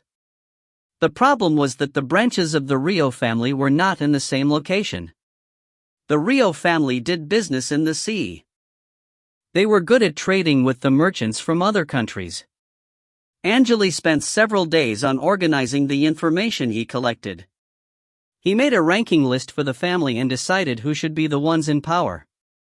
The family ships were made into a team, and he decided which family members would benefit more from the business. Angele was not interested in the family's sales channel and how they did business. He just needed to make sure that the family had no financial problems. The representatives of the council arrived at the harbor after everything was done. Bam bam bam. Red fireworks exploded in the sky. They looked like 3 red dandelions, and there were red light dots falling down. The harbor was decorated with many welcome messages and the streets were thoroughly cleaned. The morning sunlight illuminated the streets and there was no dirt at all. A team was moving on the streets slowly, heading to the meeting hall of the governor. The leader of the team was a beautiful girl in a white dress. The girl was around 13 years old and her blonde hair trailed over her shoulders. The girl had clean skin and her eyes looked like sapphires. Also, she was reading a silver leather scroll with a serious expression on her face. She was acting like an adult. Comparing to the girl, the old man in the silver crown that was sitting next to her looked kind. Victoria! Victoria! The Rose War shall never be forgotten. All hail Prince Victoria! Bring us the glory, ... The best prince in history. There were people singing and shouting on both sides of the street. Some of the people painted blue roses on their cheeks, all excited. If you find any errors, ads pop up, ads redirect, broken links, non-standard content, etc., please let us know. Report chapter so we can fix it as soon as possible. Chapter 617 Family 4. Chapter 617 Family 4. Translator _Leo _editor, Karisu. The silver carriages were advancing slowly. The prince was sitting in one of them. The girl put down the leather scroll and looked at the meeting hall, which looked like a white eyeball under the sunlight. Prince, the information on the scroll is too general, we can't verify anything. We gave up the chance to visit Saladin to come here. I don't want to waste my time on a potential lie. Prince Victoria waved at the crowd and responded with a smile on his face, that's why the king sent us here. We need to check if it's a lie or not. The crown and the document are just excuses. If the man was telling the truth, it would only benefit the alliance. That's why my father decided to contact all the important members? It sounded like the girl was talking to herself. Why do you bring me here then? There are hundreds of people to replace me. You're aware what you're up to, you might have a chance here. The prince patted the girl's hand. Katerina, it's impossible for you to decline the offers from the masters of the White Tooth Castle. We need to find someone strong that can help us. Don't worry about it. I'll accept my destiny, Princess Katerina responded. I don't care if I'll become a lab material or a fertility tool. I was born with this strange body, there's nothing else I can do. You're lucky when compared to Anthony. At least, this one is a male wizard. The prince sighed. Anthony, Katerina remained silent after hearing the name. Anthony was a young prince that was sent to the White Tooth Castle. He was sent to a female wizard who was a famous abusive pedophile, and no one knew what happened to him. The royal family had no way to decline a wizard's request. The good thing was that the wizards did not send these requests often. Katerina and Anthony faced the same problem. She had a special bloodline in her body and the wizards of White Tooth Castle wanted to study her body. However, another wizard organization named Eye of Beaver also showed such interest. They were famous for its research ability. White Tooth Castle wanted to sell the girl to Eye of Beaver. They were treating the girl like an item. Katerina did not want to be treated like that, so the prince decided to help her. They visited many people, but no one wanted to become the enemy of the White Tooth Castle. They decided to visit Angele because it seemed like Angele was a legendary wizard. He was their last hope. The carriages slowly stopped by the meeting hall. 2 Rio family's members came out of the hall and greeted them. Welcome, Prince Victoria. The master wants to see you, but you only have 10 minutes. The master has many visitors, sorry, one of the family members spoke in a low voice. Victoria nodded. May I bring my sister with me? I think you know what's going on with my sister, right? Blaine was the only female family leader and she had a general idea of Princess Katerina's situation, however, she could not make the decision by herself. She did not want to offend Angele in any way. She remained silent for a while after hearing the request. I'm sorry. The prince had a bitter smile on his face and it seemed like he had something else to say. Pa! He suddenly stepped on the stairs and picked Katerina up. They went around the 2 family leaders and charged into the door. How dare you! Stop them! Weapons were drawn and 3 people charged to the prince and the princess, followed by several guards. The prince lowered his body and dodged the swords. He stood in the center of the meeting hall and stopped moving right away. Chi chi chi. They were surrounded by the guards with different weapons in their hands. They would attack the prince and the princess if anything happened. The prince remained calm. He just stood there and faced the weapons. Sorry, Master Angele. I had to do this. This might not be the best method, but I needed to do whatever I can to help my sister. He was speaking calmly and there was a blank expression on his face, but the guards around them were breathing heavily. Princess Katerina was surprised by what the prince just did. She did not expect something like this would happen. They were strangers to Angele, who could be a legendary wizard. However, she knew that it was the only way for her to meet the wizard. She was anxious and already lost her calm. Katerina raised her head and looked at the man in a long purple robe sitting in their front. The man's face was covered by a mask, but it seemed like he was young based on the look of his skin. He had a pair of beautiful eyes and it felt like his eyes were prettier than those of the most attractive princess in the palace. There was dedication in the man's eyes, but she felt like that she was staring into the abyss. Is that so? Is that why you decided to break the rules? Angele questioned in a light tone. You're an important member of the alliance, but rules are rules. He was speaking in a calm tone, but it felt like he could attack the prince at any time. The atmosphere got heavy in the hall when Angele finished his words. The people in the hall all trembled. Prince Victoria remained calm. I have no intention to offend you in any way, Master Angele, but my sister has a special bloodline in her body and she might help your research. Also, Katerina respects you a lot. I hope you can take her in. Although it was not shown on his face, inwardly, he was anxious as hell. Before he could finish his words, the prince's sight blurred and his bones were broken. He was hit by an incredibly powerful force that was coming from the right. Bam! The prince hit the wall on the left, kicking up dust everywhere. Blood was spurting out of his mouth, turning his white robe red. Chi! The prince's right arm was pulled off by an invisible force. Asterisk boom star. The arm broke into pieces and the flesh splashed on the white blanket. The whole meeting hall was silent. Vienna, Blaine, the guards, and the other family members were all surprised.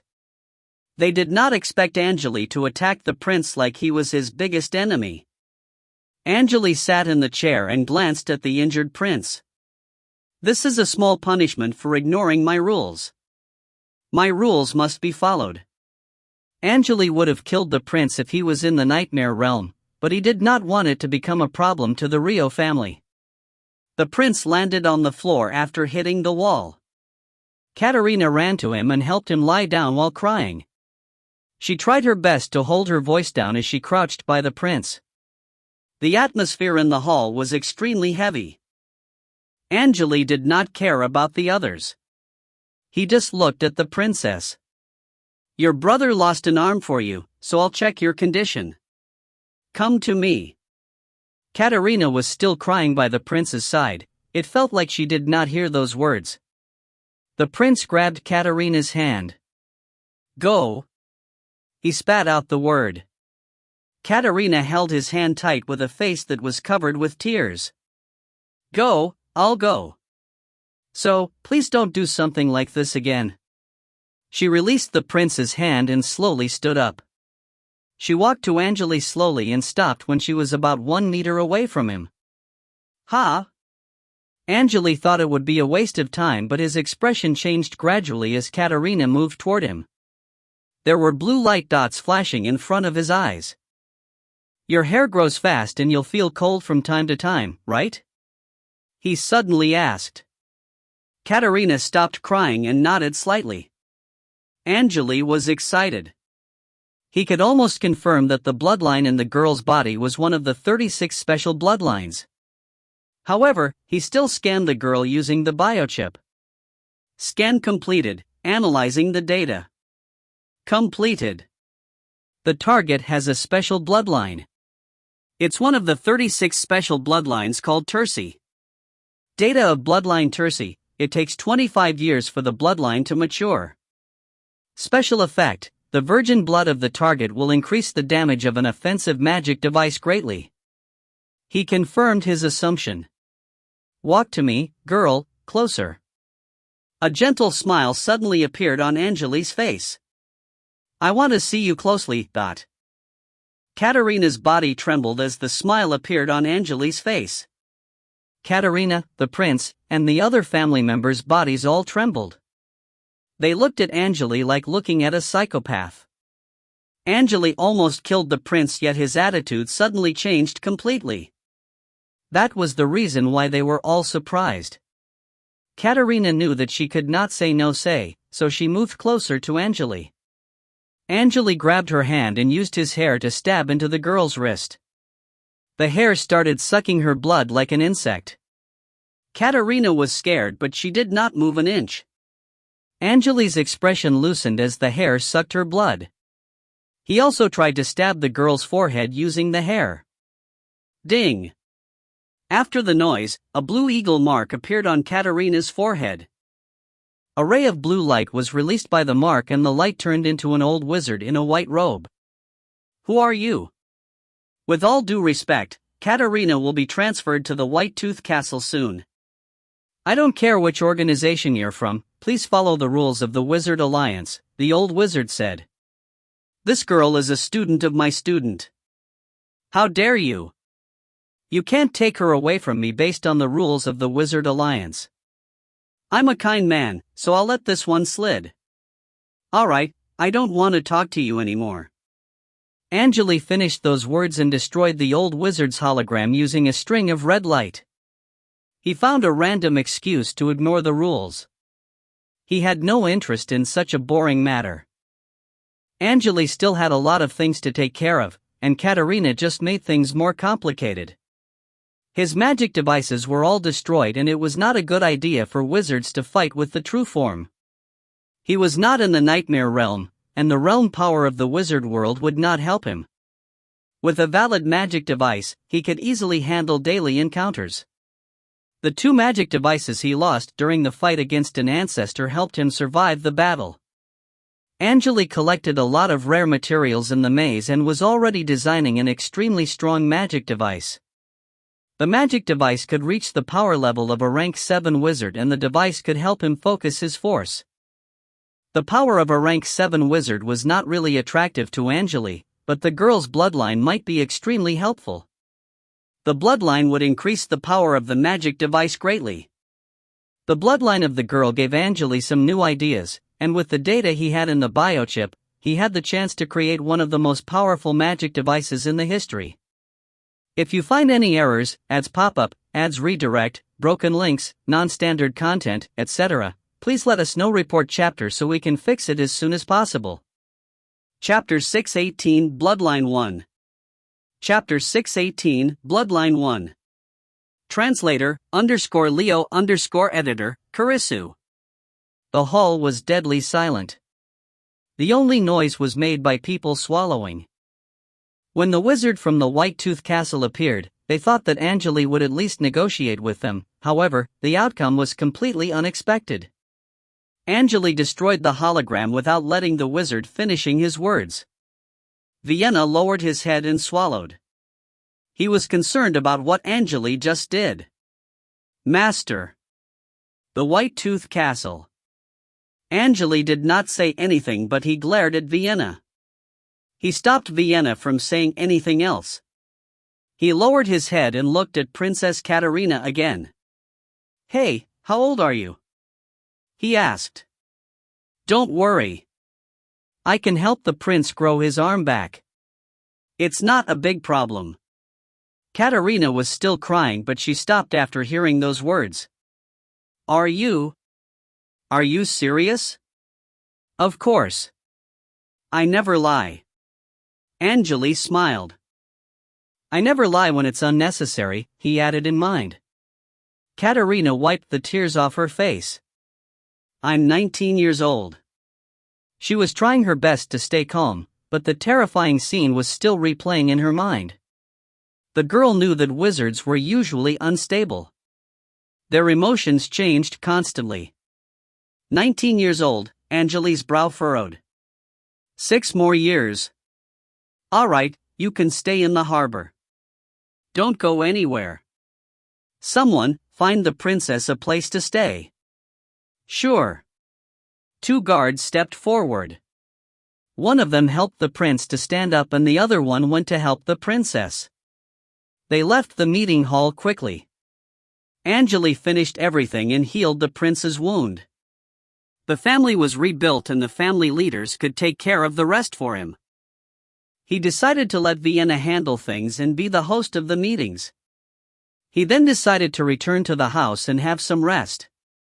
He was sent back to the house by 6 white carriages. He did not waste any time on the road. Angele took off the long robe and hung it on a clothing stand. He was wearing a white shirt and a pair of dark pants inside the robe, with a silver scimitar on his belt. There was also a black mirror on his belt. Master, you're back. 2 maids crouched and helped him take off his boots. I want to take a bath. Have you cleaned the pool?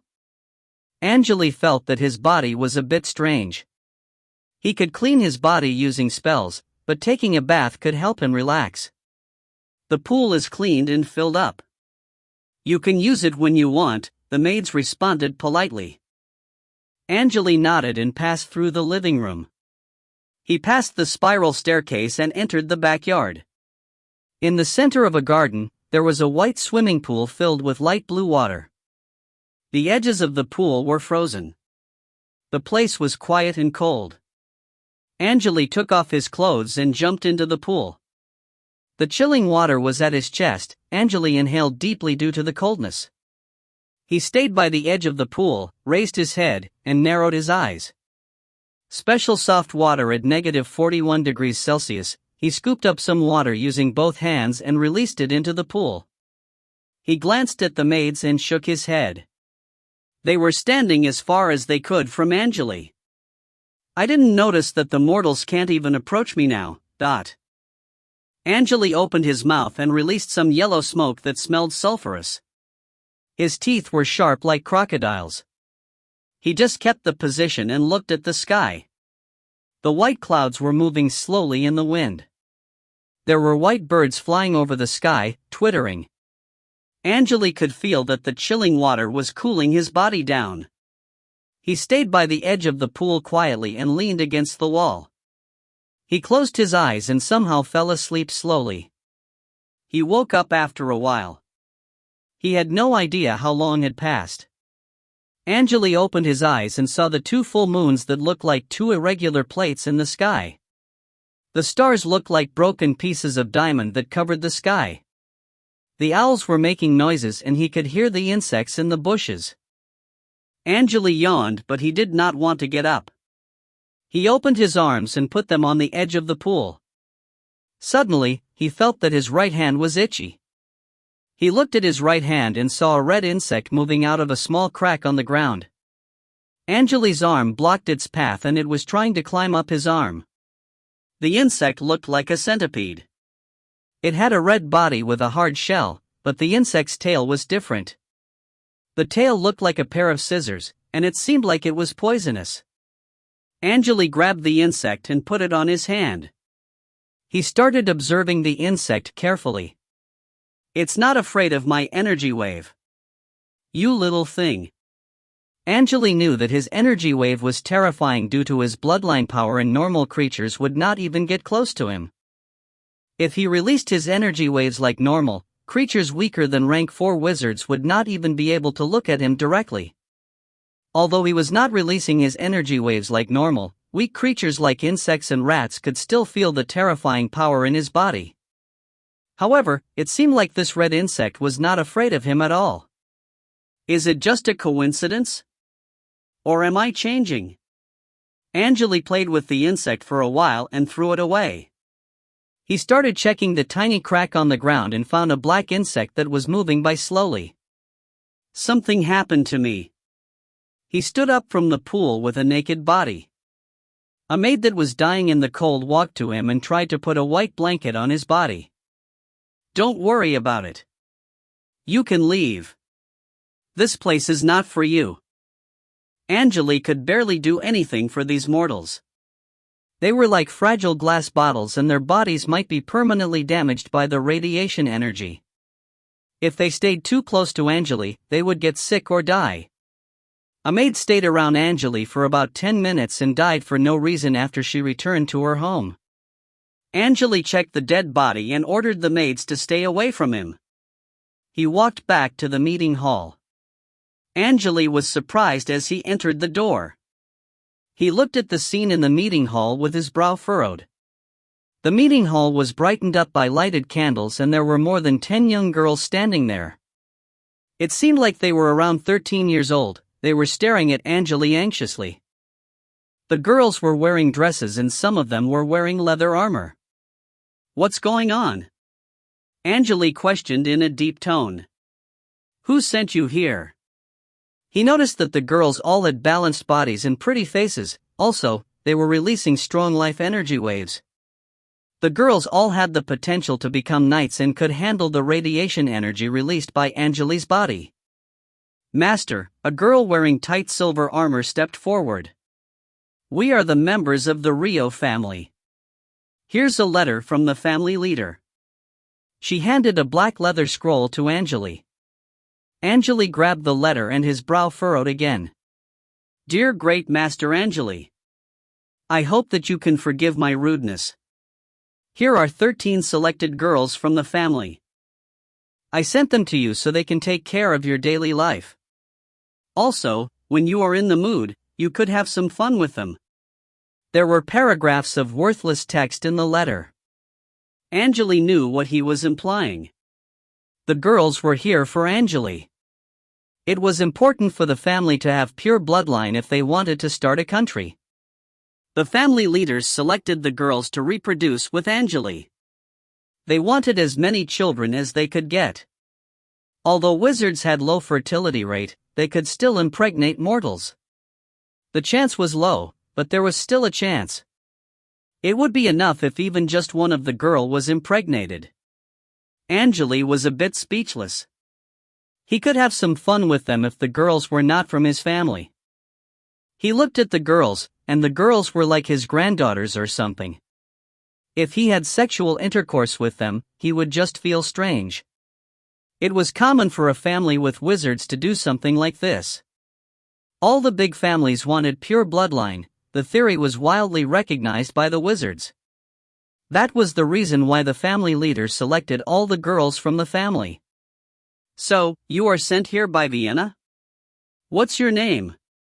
Angele questioned. Diana. Diana Grim Rio, the girl responded immediately. Please don't worry. We'll take care of you and we'll follow all your requests. The girl was only 19 years old. She was shy when speaking these words. She lowered her head and stood in front of Angele. Her face blushed and she was nervous. All right, Diana. You can pick a room you want and stay in the house. I'm busy right now. The rest of you should do the same. Angele dropped the letter and the letter was ignited in the air. The letter was burnt into ashes, which flew to the garbage bin. He did not say anything else and just headed to the spiral staircase. The girls in the meeting hall witnessed the mysterious scene and were excited. Diana was close to Angele when he did the trick. She heard that the wizards were mysterious and strong. Angele proved it to her. Most of the girls here volunteered when the family leader told them about his plan. It was a great opportunity for them. If they could give birth to a wizard's child, their lives would change completely. Diana was one of them. Her mother told her many things about the situation. They all knew that the Rio family was finally an important family in the alliance after Angele came back. If you find any errors, ads pop up, ads redirect, broken links, non-standard content, etc., please let us know. Report chapter so we can fix it as soon as possible. Chapter 619 Bloodline 2. Chapter 619 Bloodline 2. Translator _Leo_editor, Karisu. Angele did not expect the Rio family to do that, but it was a common thing here, so he did not decline the offer.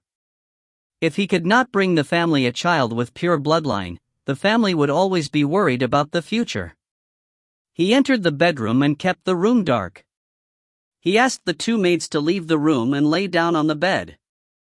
Angele fell asleep several seconds later. Angele had no idea how long had passed, but he could felt something wet and warm around his hand after he woke. He could also hear that there was a girl saying something by the side. He opened his eyes and saw two naked girls on his bed. One of the girls was dragging his hand to her private area. Although there was no light in the room, Angele had no problem seeing the girls' bodies. Diana, right? And Alice, my name is Alice, the other girl spoke out loud. Angele had not touched a woman in a while and grabbed the two girls' arms. Aren't you afraid of me? He was a bit interested. We're not scared. You're the greatest being in our family, there's no point for us to feel scared. Diana responded. Alright then, if we're lucky, there's a chance that I can leave a child to the Rio family. Angele took off his clothes and his hands started moving on Diana's body. They spent the whole night on reproducing. Diana and Alice were so tired that they could barely move after everything was done. Angele asked two maids to help them get back to their own rooms. Although they could handle radiation energy, it would still be dangerous if they stayed around Angele for too long. This was just a start, there would be at least two girls in his room during the night and the following days. They knew that Angele had important things to take care of during the daytime. Angele had never spent so much time on intercourse. In the next 20 days, he had sex with each of the 13 girls at least 3 times. Angele did want to have at least one child for both the Rio family and the Fenrir family. He wanted to keep his promises. Sadly, he was way too strong, and his body was controlling his energy movement naturally. The chance was extremely low and Angele could only hope that maybe it would work this time. He could not stay in the harbor forever. Angele gathered the family leaders and asked them to take care of the book for him. He also made sure that the family leaders understood how dangerous the book was. Only the family members who had the Rio family's bloodline could open the book. The wizards who wanted to steal the information would be tortured by illusions, poisons, and explosions. Also, if a family member viewed the book, a contract would automatically be signed and the family member would not be able to leak any information related to the book. After everything was done, he asked the guards to spread rumors on the street. He wanted to make sure that White-Tooth Castle understood the situation before leaving the harbor. Angele headed to the Ruden Empire after everything was done and wanted to see how White-Tooth Castle would react. He would not hand Katarina over to the White-Tooth Castle for any reason. He doubted if White-Tooth Castle could win a fight against him. He was certain that White-Tooth Castle would try to communicate with him sooner or later. Angele was a legendary wizard that lived for over 800 years and no organization would attack him just because of a girl. In the answer plane. The yellow grass was dancing in the air. The yellow grass looked like a large yellow blanket on the ground. The sky was covered by dark clouds and there was thunder rumbling. Chi! A red meteor flew over the plain, leaving a long red trail behind. The meteor was heading to the old Ruden Empire. About 10 minutes later, the meteor started landing. It was flying to the edge of the plain in front of which was a dark forest. The meteor stopped on an empty ground and revealed a man in a luxurious outfit after the light faded away. The man was wearing a long red robe and there was a silver scorpion pattern on his left chest. His long dark red hair trailed over his shoulders and he had a pale face. The man's eyes looked like two windows that led to a mysterious and unexplored world. The man's eyes were coated with a red glow and the man looked a bit strange. It was Angele. He flew over the answer plane. He only spent some time on eating after he left the harbor. He reached the edge of the answer plane and the forest ahead was owned by the old Ruden Empire. Angele started thinking as he stood in front of the trees. He slowly stepped into the forest and advanced. Several minutes later, he found the place where he'd battled the 2 knights. He could still feel the emotion waves that he'd left in the area. The emotion waves should not be here, but with the refined true form he had, the emotion waves somehow came back to this place. As a rank 8 being, the energy waves or mentality waves he released could stay in a place forever. He could even retrieve the energy waves he'd released when he was weak. It was the power of the refined true form. Individuals with the power of a rank 8 wizard would affect time and dimension 1 at a certain rate. They could easily find the traces they left around the world. The stronger the refined true time was, the more the dimension would be affected. Angele was affected by the waves released by the symbol of his true form. If he could find the secrets of the dimension in time, the symbol might turn into something like the mark of an ancestor. The changes done to the world could never be removed, and he would able to change the rules of nature. That was the reason why the realm power would push a strong being from another realm out. However, Angele had no idea what the secret of time and dimension was. He collected some power of time and built a dimension model using the bloodline of the Scorpion woman.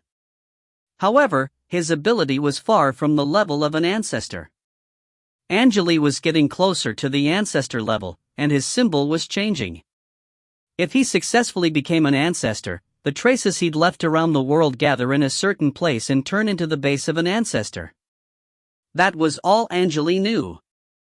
The secret of time and dimension was the foundation of an ancestor. An ancestor had a power level that was higher than a rank 8 wizard. Angele was still studying the dimension. He had no idea how long it would take to finish the study. Angele walked around the area and rubbed the surface of the trees. Although he knew that everything had changed and he could not find the same trees as in his memory, he was still satisfied with the result. He left the forest and started flying again. Several hours later, Angele arrived at an abandoned ruin. The ruin was a pile of gray stones. It felt like there had been a large building here. Angele sighed with mixed emotions as he checked the ruin. It was the castle of the Rio family.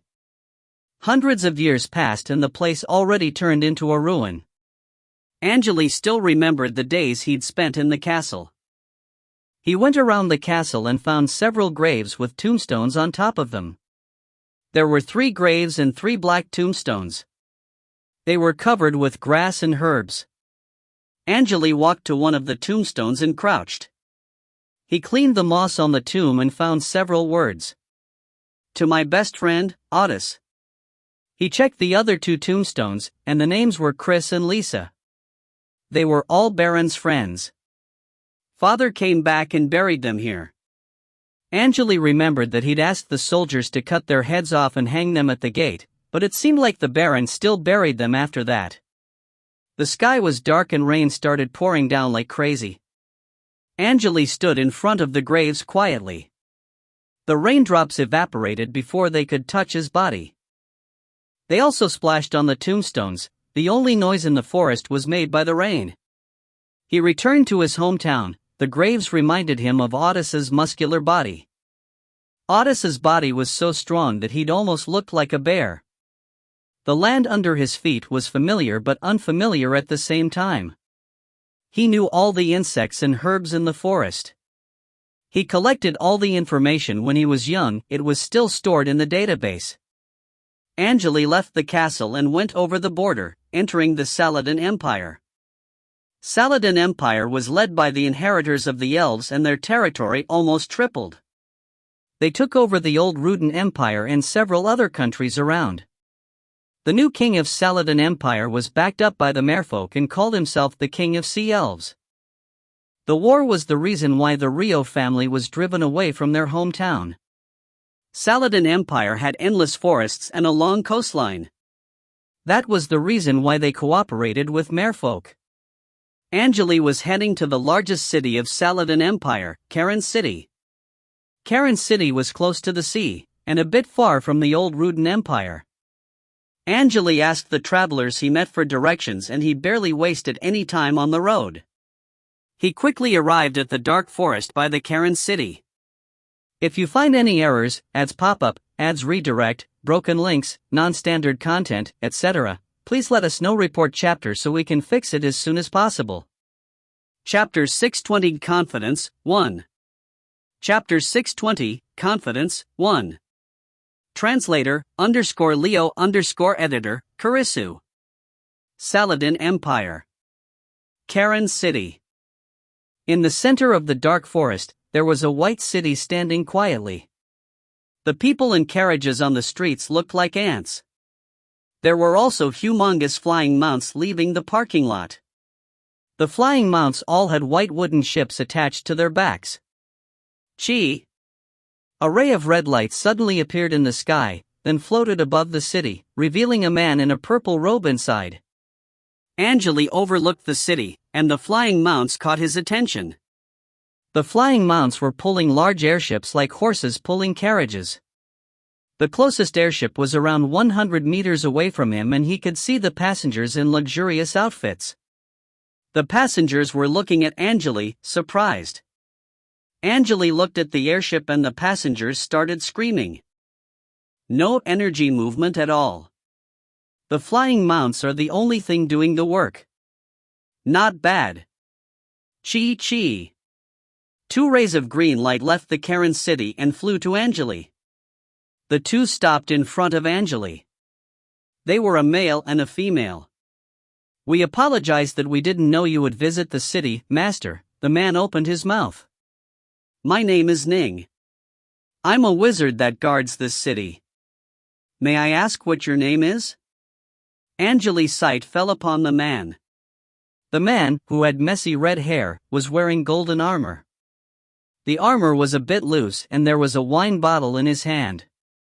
The man looked like a drunkard, but there was a serious expression on his face.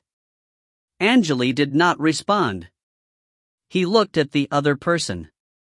She was a slim green-haired woman with sharp ears, wearing tight leather armor. It almost looked like the woman was a hunter in the forest. The woman opened her mouth as well after she noticed that Angele was looking at her. My name is Taryn.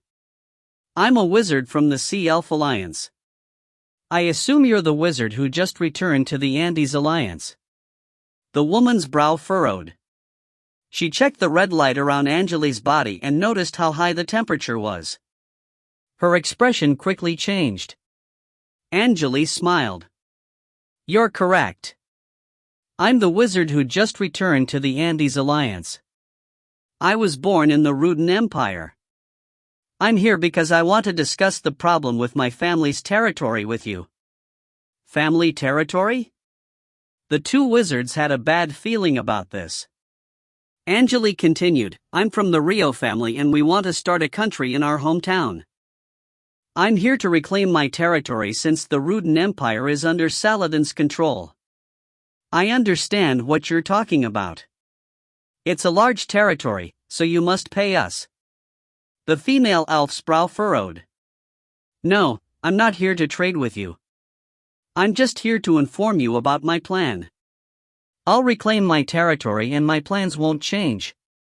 The smile disappeared from Angele's face. The 2 wizards were surprised. They finally understood Angele's intentions. They looked at Angele like looking at a fool. Master. Are you sure you're all right?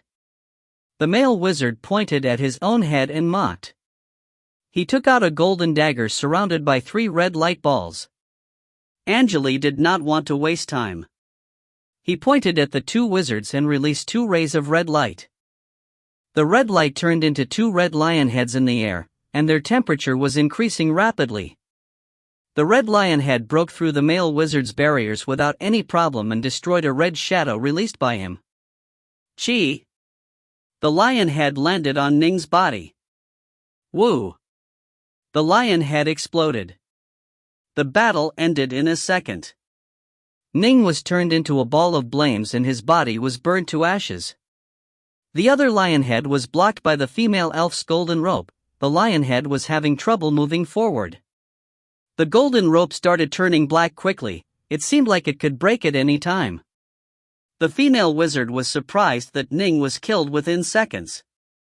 She turned around and started flying to the gem sea. She rolled in the air and turned into a blue snake with wings. The woman traveled several hundred meters in the air within seconds, but Angele pointed at the woman, releasing another red ray, and the woman was slowed down. She was caught up with by the red ray, and the red light wrapped around the woman without hurting her. A rank 1 wizard. How arrogant can you be? Angele barely did anything during the battle. He flew to the female elf quickly. What are you going to do? The female elf shouted. Do you know who my teacher is? A merfolk wizard named Blue Moon. If she figures out what you just did, she'll. Do you really think I'll be concerned? Angele shook his head. You survived my attack because of that strange golden robe. Angele looked at the golden rope. The golden rope was still blocking the lion head. He raised his hand, and the red lion head returned to his body. The golden rope was almost burnt black, and Angele moved it to him using energy particles. What's this? The female wizard did not want to answer, but she quickly responded after the red light around her body became intense. The light of sight. That's the light of sight from the legendary sea beast Gran. Light of sight? Angele was interested. Yeah. Gran was a legendary beast from the merfolk tales. They say that Gran had a pair of special eyes that could release energy waves. Gran would stare at its enemies and its targets would be attacked by the energy waves. Someone collected these energy waves and made them into magic devices. This one was built by my teacher. It's just a magic item. The wizard stopped for a second and continued. We use it to bind enemies. This golden rope is relatively weak. Angele played with the golden rope with his fingers. A legendary sea beast. The people in Karen City all witnessed the battle. They saw that one of their wizards was killed and the other one captured. Everyone in the city started panicking. Teams of city guards moved out of the city and quickly entered a certain formation. They put up silver shields and the archers all aimed at Angele with their bows. Angele could hear the noise made by the bowstrings. The king of Saladin put on a golden armor and left his palace quickly, protected by many grand knights. He was looking at the sky. The king waved his hands and calmed the soldiers down. He asked his generals about the situation. It seemed like he was trying to figure out a plan. Angele lowered his head and saw a sea of silver shields. He was not concerned at all. Raising his right hand, he pointed at the shields. Bam! A large palm was created by the red light he released. The temperature of the palm was extremely high. It quickly landed on the shields. The palm slapped the shields like slapping tofu. The shields and the soldiers under the shields were crushed by the palm, turned into a mixture of metal and flesh. The buildings touched by the palm were also destroyed. The dust was splashing in the air and the soldiers were shouting in fear. The people in Karen City were all trying to escape through the gate. The nobles and the peasants were all running like crazy. Many people were killed during the chaos. The nice-looking city almost turned into hell. The female elf was terrified. Angele's one strike easily killed 2 knights and thousands of elite soldiers. The elf could not believe what had just happened and she could barely think at the moment. The king and his generals were also surprised. However, he still drew his sword and tried to calm down the soldiers. The king looked at the purple shadow in the sky. He had no idea why the man attacked them without saying a word. Karen City was the center of Saladin and there were many merfolk wizards around. The soldiers were also terrified and confused at the same time. Chi! An arrow finally flew to Angele, which sent a signal to other archers. Thousands of dark metal arrows were fired by the siege crossbows, all flying to the invader in the sky. The sea of arrows almost blocked the sunlight. The arrows landed on the purple shadow in the sky without any problem and made a loud noise as arrows hit each other. Strangely, none of the arrows was falling. They gathered together and turned into a humongous ball of arrows. Seconds later, the arrows started heating and turning red. There was white smoke rising from the surface of the arrow ball. The arrow ball was turning redder and redder. It was melting and there was liquid dropping to the ground. The arrow ball cracked and revealed the man in the center. Angele stood in the center of the ball and waved his right hand. Some metal liquid spurted out of the arrow ball and started falling to the city. The people in the city saw the scene and started screaming in fear. However, the gate was so small that people were having trouble passing through it. Bam, bam, bam, bam. The metal liquid landed on the corners of the city and the temperature in the city was increased to an unbelievable level. Following the metal liquid, several metal balls landed in the city. Countless people were killed and many buildings were burnt. The whole city turned red. If you find any errors, ads pop up, ads redirect, broken links, non-standard content, etc., please let us know. Report chapter so we can fix it as soon as possible. Chapter 621 Confidence 2. Chapter 621 Confidence 2. Translator _Leo_editor, Kurisu. Angele crossed his arms and looked at the terrifying scene in the city. A refined version of Hand of Wizard. I guess they can't even handle that. Demon! You're a demon! The female elf shouted as her face turned pale. There were over 300,000 people in the city. Have you lost your mind? Angele glanced at the woman. This could have ended peacefully. Also, I only killed around 10,000 people. Don't worry. Finally, King of Saladin found someone to increase his voice and they could finally communicate. Sir, what do you want from us? I'll give you everything you want. Please calm down and talk to me. Saladin had no way to fight back. Angele was satisfied with the result. He wanted to reclaim his territory and to show how much damage he could do so no one would try to attack his new land. He stayed in Saladin for around half a day and signed a treaty with the king.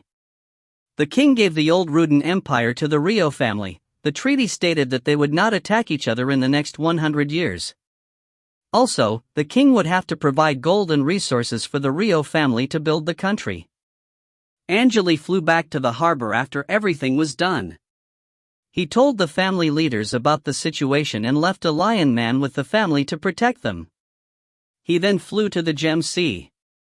He spent 3 months in the Andes Alliance. The last thing he needed to do was to visit the school. Also, he needed to enter the underground world and find the tree. He doubted if he would visit his family again in the next several years. It took him a couple weeks to travel back to Ramsota, where he was welcomed by the wizards of the school. Angele learned about the general situation of the school and attended the ceremony. He learned that the entrance to the underground world would only open once a year and the time had not come yet, so he decided to wait for the entrance to open in the school. Several months later. Inside a stone chamber behind the school, 2 dark rays landed on the ground, turning into people in black robes. One of them had the head of an eagle and the body of a human. The other one had 2 heads on his shoulder, one male and the other one female. Greetings, Master Angele, the 2-headed man shouted and sent some silver light into the stone chamber. The gate of the stone chamber opened slowly and revealed a dark tunnel leading the underground. The 2 wizards did not hesitate. They entered the tunnel and started walking down. Several minutes later, the temperature in the tunnel was getting higher and higher. They released some ice runes to decrease the temperature around their bodies. Another minute passed, and they finally reached the exit. A ray of intense red light from the exit almost blinded their eyes and the heat waves almost swallowed them. They left the tunnel and entered a small meeting hall. In the center of the hall, there was a pool full of lava. A naked young man was inside the lava pool. It was Angele. He was training in this hall. Angele's eyes were closed, it seemed like he was resting. He heard the footsteps and opened his eyes, glancing at the 2 wizards. What's the matter? The vice president of the school spoke politely, Master Angele. The merfolk wizards are here for what you did to the Saladin Empire. They said they want an explanation. An explanation? Angele chuckled as he poured some lava on his body. His skin was not burnt at all. What explanation do they want? How many merfolk wizards are here and how strong are they? There are 3 wizards here. The leader is Blue Moon the Hydra. You didn't kill Blue Moon's student, so it should be fine. The other one here was a professor from the school. Also, messengers from the 6-Ring High Tower, the White Tooth Castle, the Wizard's House, the Northland Alliance, and some other wizard organizations are here. They are all here to visit you, the vice president added. There are so many of them and I don't want it to become a problem, so can you? Andy was the vice president of the school. He was a bit worried about the situation. The wizards of the land and the wizards of the sea had never fought each other. However, what Angele did to Saladin Empire was totally unexpected, and many wizard organizations were pressuring Ramsota for that reason. Some of the messengers were friends of Andy. The school was in a bad position and the important members of the school were having trouble handling the situation. If a war broke out after Angele left, the whole school might be destroyed. However, there were still benefits in this incident. Angele was a legendary wizard and Ramsota was the school that trained him. The wizard organizations all changed the way they treated Ramsota. They did not attack Ramsota because Angele was in the school and they were afraid that Ramsota had other secret weapons. They wondered if Angele was the only legendary wizard they had. Angele easily killed thousands of soldiers in 2 nights. The wizard organizations thought that he was at least at rank 3. Rank 2 wizards were already rare in this generation, and rank 3 wizards would be considered secret weapons of the organizations. The rank 3 wizards that worked for Ramsota all passed away in the last several years. That was the reason why Ramsota was trying to summon the wizards who'd graduated back. Angele's return made the school famous right away. The school had a much easier time recruiting talented apprentices. Talented apprentices could bring them more resources. With the resources, the school would be able to continue to develop. Andy lowered his head again after he thought for a while. He could not believe that he was standing in front of a wizard that was over 800 years old. Andy was only 200 years old and he was just a rank 2 wizard. Also, Angele was like a superstar to the apprentices. With Angele in the school, there was nothing for them to worry about. Angele knew why Andy wanted him to handle the problem and knew what Andy was implying. He thought for a while and responded, "Who's the strongest wizard that returned to the school?" "Besides me?"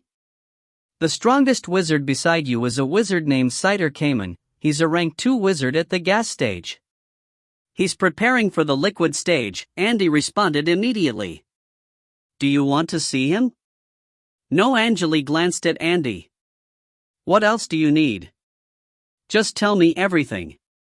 You know you can't hide it from me." Andy smiled.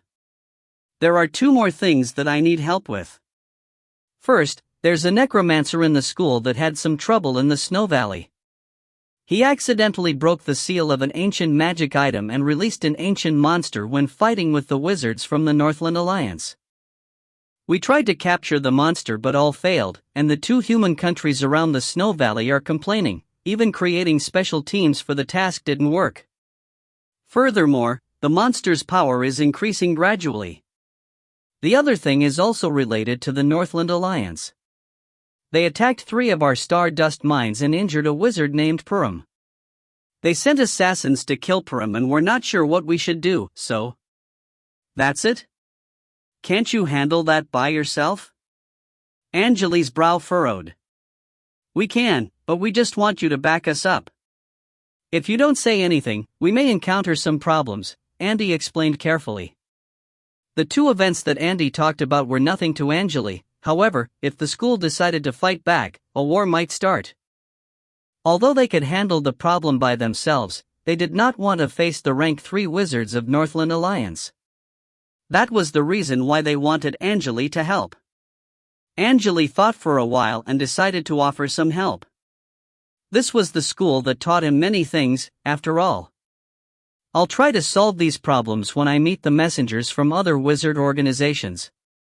Also, you can rescue Purim first. He's a member of ours, and we can't Northland Alliance do whatever they want.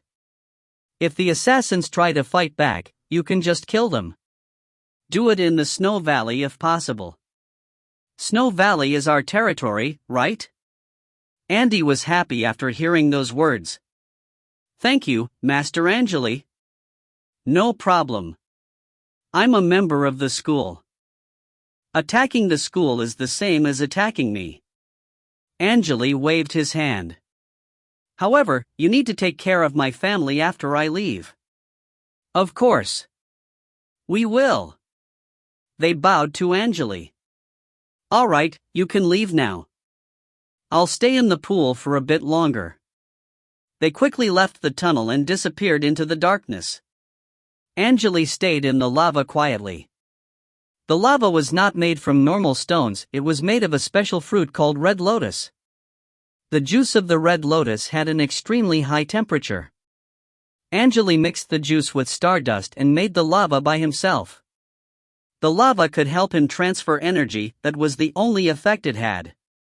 The lava was perfect for the extra energy Angele was releasing. Angele had more power than the president of the school, and he was the one that was giving orders. With Angele in the school, everything was changed. The wizards and the apprentices were all extremely excited after the school became famous. They also had much easier time negotiating with other wizard organizations. They had been considered a weak organization for over 100 years, but Angele's arrival turned the situation around.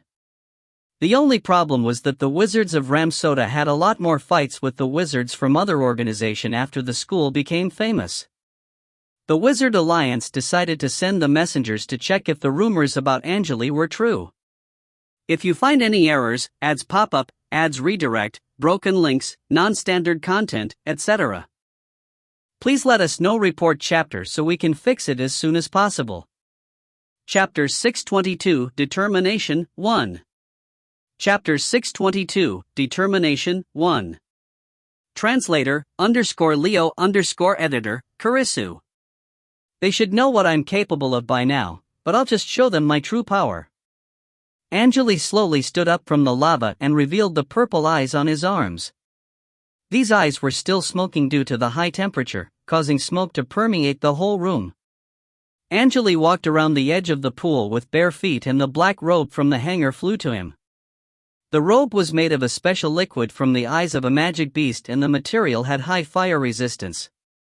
He put on the robe and a belt. He then attached the mirror and a small dagger to his belt. Angele walked to the tunnel slowly and disappeared into a ball of flames. He traveled more than 30 meters within seconds. He checked the teleportation distance and his brow furrowed. I can't even teleport to an area that's close to here. Angele could easily teleport to an area that was more than 300 meters away. He felt tired just teleporting around 30 meters this time. Angele checked the energy consumption using the biochip. The teleportation cost him more than 30,000 degrees of energy. He needed around half a day to recover that amount of energy. Also, his muscles were slightly injured, and it seemed like his body could no longer handle the basic technique. It seems like I should only use the elemental ability when absolutely necessary. The mark on his back was the main problem. There was nothing he could do about it at the moment. It took him several minutes to reach the exit of the tunnel. The two Grand Knights that were guarding the tunnel bowed and greeted him. The Eagle Man Sella was waiting for him by the exit quietly. Angele noticed the man right away.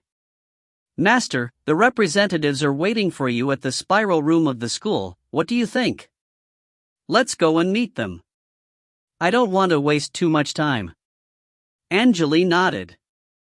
A ball of red light appeared under their feet and helped them fly over a forest of white stone pillars.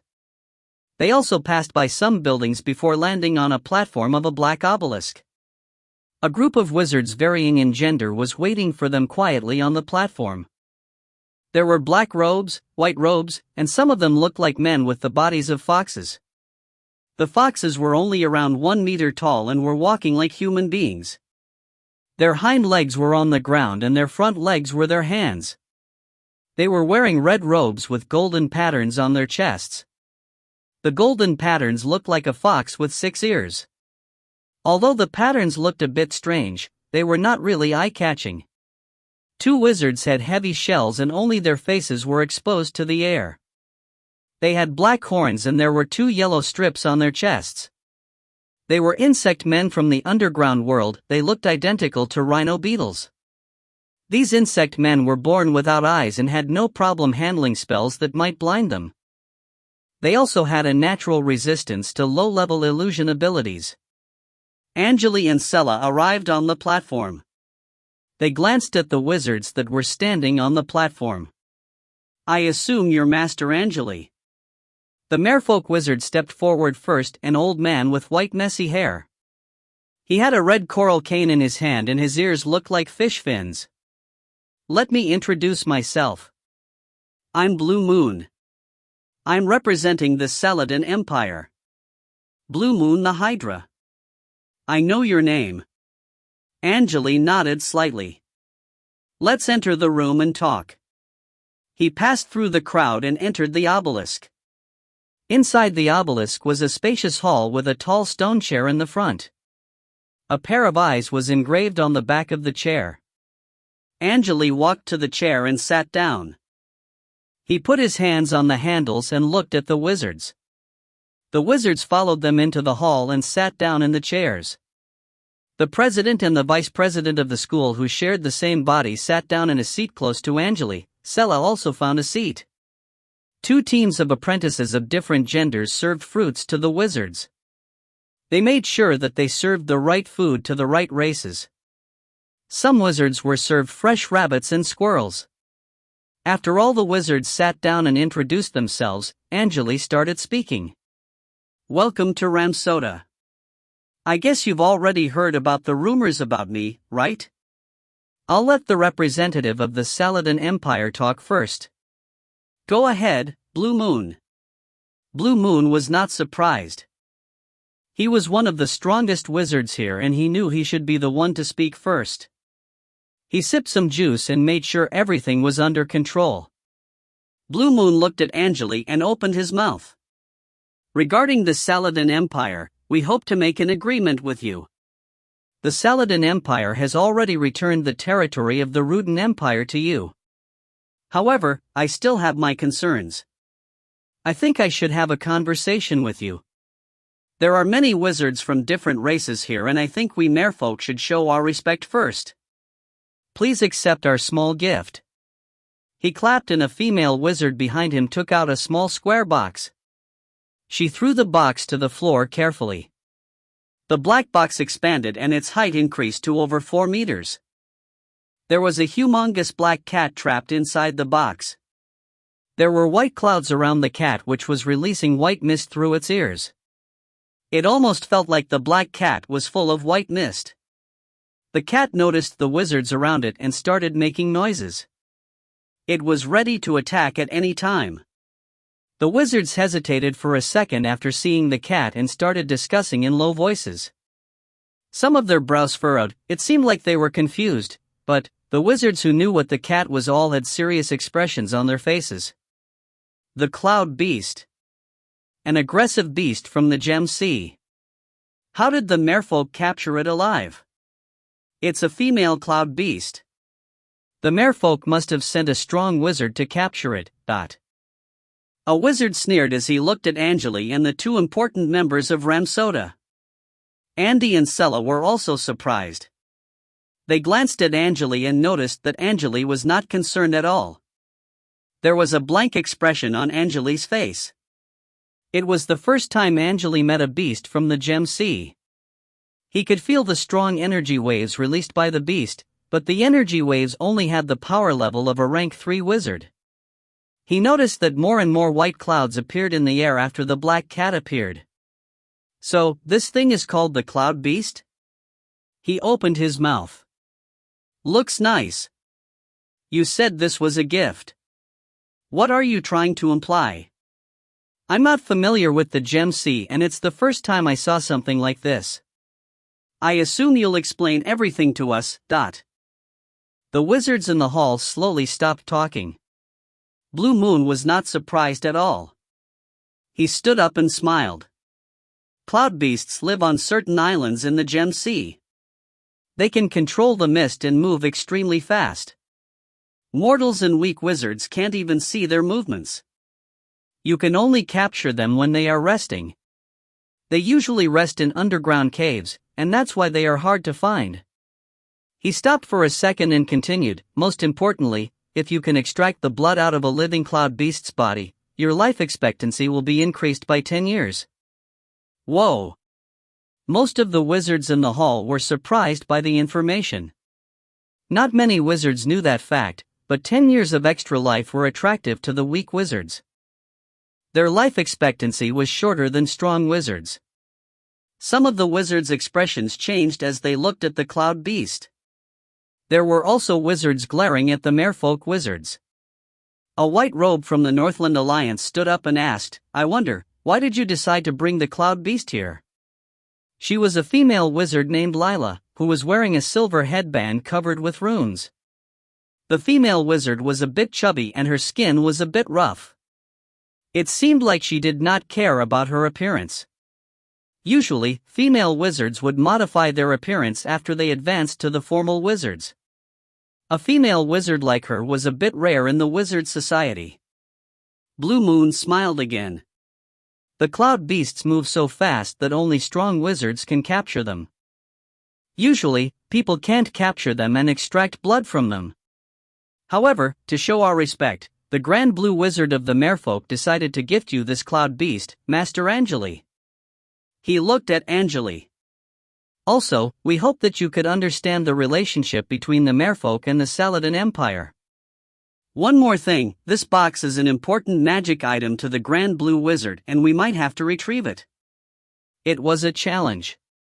If Angele could not finish off the cloud beast after they opened the box, the gift would turn into a disaster.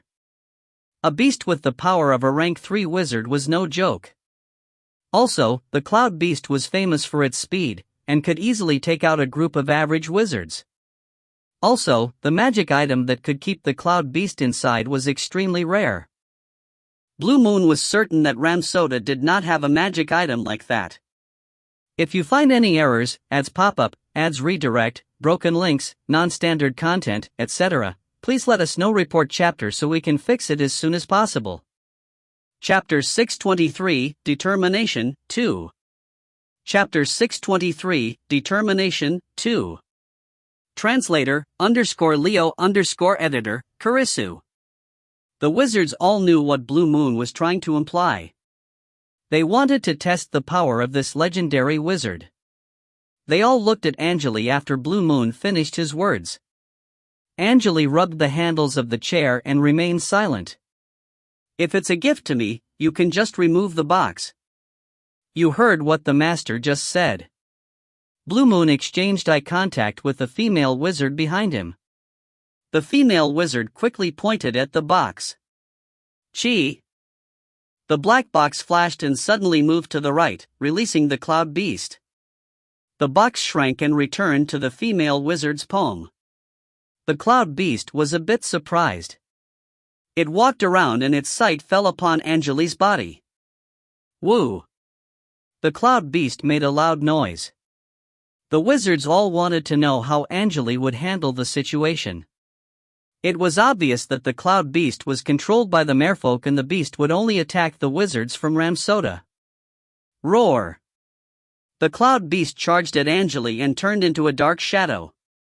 It took the beast around 1 second to reach Angele while spawning a lot of white clouds in the hall. Bam! After the loud noise, the white clouds disappeared and the wizards could finally see things clearly. Angele grabbed the cloud beast's head and lifted it up like a chicken. The cloud beast was struggling, trying to scratch Angele using its sharp claws. However, the cloud beast's claws would move away from Angele when they got too close. It felt like the beast feared Angele. Roar! It felt like the beast's body was shrinking as Angele applied some more force. The cloud beast roared furiously and its voice sounded identical to a lion. Angele's brow furrowed and applied some more force. Crack! Blood spurted out of the cloud beast's head, and the beast's body trembled. The beast calmed down as its skull was almost crushed by Angele's hand. It just let Angele hold it in the air and stopped struggling. The merfolk wizards were all surprised by the scene and some of them were scared. Blue Moon's expression changed. He witnessed how the cloud beast was captured. Grand Blue Wizard was one of the strongest wizards of the Alliance and it took him several days to track the beast down. He ambushed the beast when it was resting and captured it using the magic item. He tried to attack the beast but his spells dealt no damage. Most of the wizards in his team could only defend during the mission, they could barely see how the beast was moving. However, it felt like Angele had no problem handling the attack from the beast and almost killed it. Blue Moon had no idea how strong this legendary wizard was. The other wizards' expressions also changed. They all witnessed the scene and their thoughts about Ramsota all changed. They needed a new plan. The wizards from the Northland Alliance were getting anxious. They were not here to seek peaceful negotiations. Alright, it seems like the merfolk have nothing else to say. I guess it's the Northland Alliance's turn now. Lila interrupted after the merfolk wizards sat down. About the ancient monster, Master Angele, you should know that the monster is moving to the Ramsota school. We built 3 special teams led by 3 strong wizards to hunt down the monster, but we failed. She emphasized 3 for some reason. I have only one request. I want you to let us eliminate Purim. He killed an important member of ours when we were just passing by the Stardust mines. About Purim. I don't think it's that big of a deal. The president of Ramsota opened his mouth. The Stardust mines are in our territory, and you didn't inform us before you entered our territory. You violated the rules first. Lila's brow furrowed. President Andy, please watch your words. This is a political problem. Do you know who was killed? Didn't you read that in the report? His grandson of the Wizard Alliance's vice president, Taka. Taka? Andy did not read about it in the report. He remained silent but his expression changed. The other wizards remained silent too but they were communicating with each other using the communication runes. It seemed like the Northland Alliance was going after the Ramsota because the grandson of the Alliance's grandson was killed. Although the vice president was just a rank 2 wizard, a war might occur if Ramsota did not handle the problem carefully. The atmosphere was getting heavy. Alright, Ramsota, you have a lot of things to explain, Lila spoke in a light tone. Wait. What I heard was slightly different. A strange voice caught everyone's attention. An insect wizard from the underground world was the one who spoke. The leader of the insect wizards was named Cry Silver and was a famous wizard in the wizard world. He eliminated 3 dark wizard organizations alone and killed over 1,000 wizards in his life. Cry Silver, what are you talking about? What did you hear? Angele interrupted. Cry Silver stood up and bowed to Angele. About Wizard Purim, we heard that. Cry Silver, think carefully before you talk. Lila shouted. Cry Silver chuckled, he was not concerned. I know what really happened in the Stardust mines. An apprentice of mine passed by when everything happened. Wizard Purim was trying his best not to offend the wizards from the Northland Alliance, however, one of the wizards had a personal problem with Purim. The wizard asked the other wizards to attack the female wizard that was with Purim and that was why Purim fought back. Purim was severely injured and all the mortals there were killed. I don't know how Purim killed Taka. They probably forced him to use his final resort when they were chasing after him. Lila sneered. The problem is, 2 of our wizards died and you only lost an apprentice. So, you're saying that we must kill 2 wizards because of that? Angele questioned. I don't think the Northland Alliance has the right to attack us in our territory. Master. Lila raised her voice. Do you know that your words might start a war? Purim killed 2 of our wizards, he must die. Angele's eyes narrowed. He must die? How arrogant can you be? I already sent my people to rescue Wizard Purim. I don't think he'll die anytime soon. This is a serious political problem, Master Angele. Do you really wish to start a war? Lila was almost shouting, it sounded like she was enraged. I don't really care. You're the one that's not thinking. Angele closed his eyes. He was getting bored. Let the war begin. I'll give you 2 glass hours to leave. If you don't leave within the given time, you'll have to stay here forever. The Wizards of Northland Alliance were all enraged by Angele's words. Some of them wanted to curse, but they were stopped by Lila. Let's go. Lila glared at Angele and turned around. The Wizards of the Northland Alliance quickly left the hall and walked down the stairs. The wizards from the organizations that were related to the Northland Alliance all stood up and left. They still wanted to support the Northland Alliance. Several minutes later, half of the wizards in the hall left. Angele released the cloud beast from his hand. The cloud beast stayed by Angele like a cat. It did not move an inch, and the blood that had spurted out of its eyes already dried up. What else? Angele glanced around. The merfolk wizards hesitated for a bit and decided to leave as well. They already got what they needed. They wanted to discuss something else with Angele, however, they decided to return to the Saladin Empire and inform their organization of the war. They needed a new plan for the new situation. Cry Silver delivered a map of the Night Elf's underground empire to Angele. They all knew that Angele wanted to visit the underground world. The insect wizards decided to show their respect by offering some help. We'll be leaving too. The insect wizards bowed to Angele, turned around, and left the hall. Andy and Sella looked at Angele. They were worried. Don't worry. I'll get everything sorted out before leaving. Angele waved his hand. That's not the problem. There was a bitter smile on Andy's face. We understand that you might be the strongest wizard in the area, but the Northland Alliance is huge. Don't worry about it. You can leave now, Angele repeated. Andy and Sella bowed to Angele, then turned around. They heard people cheering when they were about to walk down the stairs. It seemed like the wizards and the apprentices were happy about the incoming war. You heard that? They like it. Angele smiled. We've lived like a dog for too long. Andy and Sella exchanged eye contact. They had different thoughts in mind. Don't worry. The Dark Wizard organizations will assist us. Andy sent these words to Sella using energy particles. The problem is I don't see the point of starting the war. The other Dark Wizard organizations will ask us to go to the front lines. Sella was a bit speechless.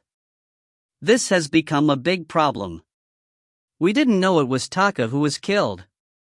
I guess their old wizards will also join the war. We'll have to proceed with caution. Andy shook his head. All right, let's inform all the professors and wizards. We need to hold a meeting and tell them what Master Angele is thinking. If you find any errors, ads pop up, ads redirect, broken links, non-standard content, etc., please let us know. Report chapter so we can fix it as soon as possible. Chapter 624, Conflict, 1. Chapter 624, Conflict, 1. Translator, _Leo _editor, Karisu. 3 days later. February 14, 2308, the 13th Dark Wizard Alliance has been founded. A wizard in black robe wrote down the sentence quickly. It was early in the morning. 2 teams of black robes gathered by a tower that was made of a pile of white bones. They were shaking their hands. One of them had a black eyeball badge on his right chest and the other one had a red leaf badge. I think we've signed many similar agreements. The man with the eyeball badge smiled.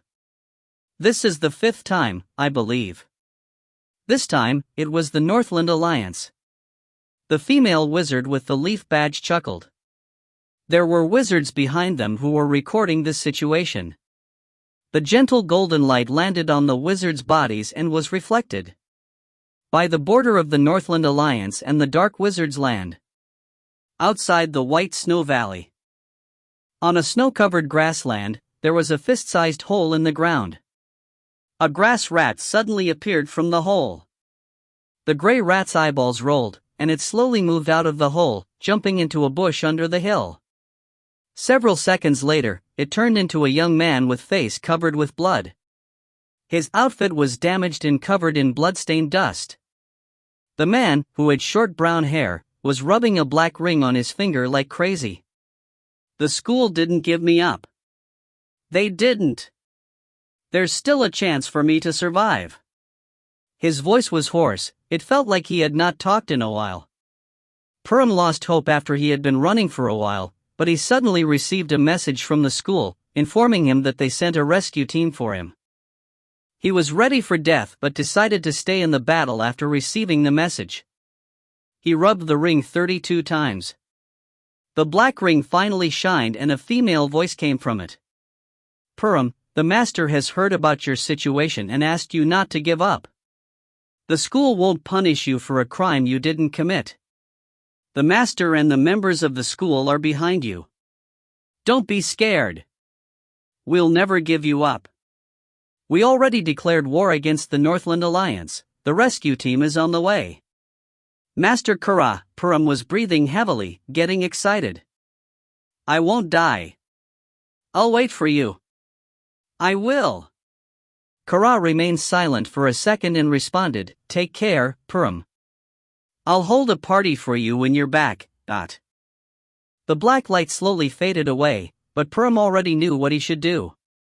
The Ramsota School was no longer a weak organization after Angele came back, and the wizards knew that they finally had the ability to fight back. Purim felt like there was a ball of flames burning in his mind. He waited for too long, and the members of Ramsota also waited for too long. Theirs was finally considered a strong organization. Purim knew that he could tell others he was from Ramsota proudly. With a strong organization to back him up, the feeling was exciting and he was no longer alone. Members of Ramsota shall not be bullied by some random organizations. The president stood in the 3i meeting hall of the school and repeated Angele's words. We shall show the world our power and everyone shall remember Ramsota's name. He raised his fist and looked at the members below. Everyone from the school shall be proud of Ramsota and people from other organizations shall fear our name. The wizards and apprentices that were listening to the presentation all remained silent. However, there was hope in their eyes, and it felt like they were trying to hold their emotions. It felt like the calm before the storm. After Andy finished the presentation, the professor of the shadow spells, Sura, stepped forward. The dark wizard had no arms nor feet. His body was supported by some metal equipment. I have several announcements to make. Mafi and Adelina, the voice slowly faded away but Sura's lips were still moving slightly and the two wizards were nodding. They left the hall with around 20 members after the conversation finished. Sura also had some information for the Department of Destroying and the Department of Necromancy. The dark wizards were good at killing and destroying. They were masters of poison, plagues, undead, mutated creatures, and curses. They were always prepared for a full-scale war. The apprentices and knights of Ramsota were led by the wizards. They separated into teams and headed to the border. The wizard's house also sent more than 10 teams to assist Ramsota. They wanted to attack the Northland Alliance's border from different angles. The Northland Alliance was also gathering troops by the border. The other two dark wizard organizations were slower in their preparations, but they also sent numerous teams to the border.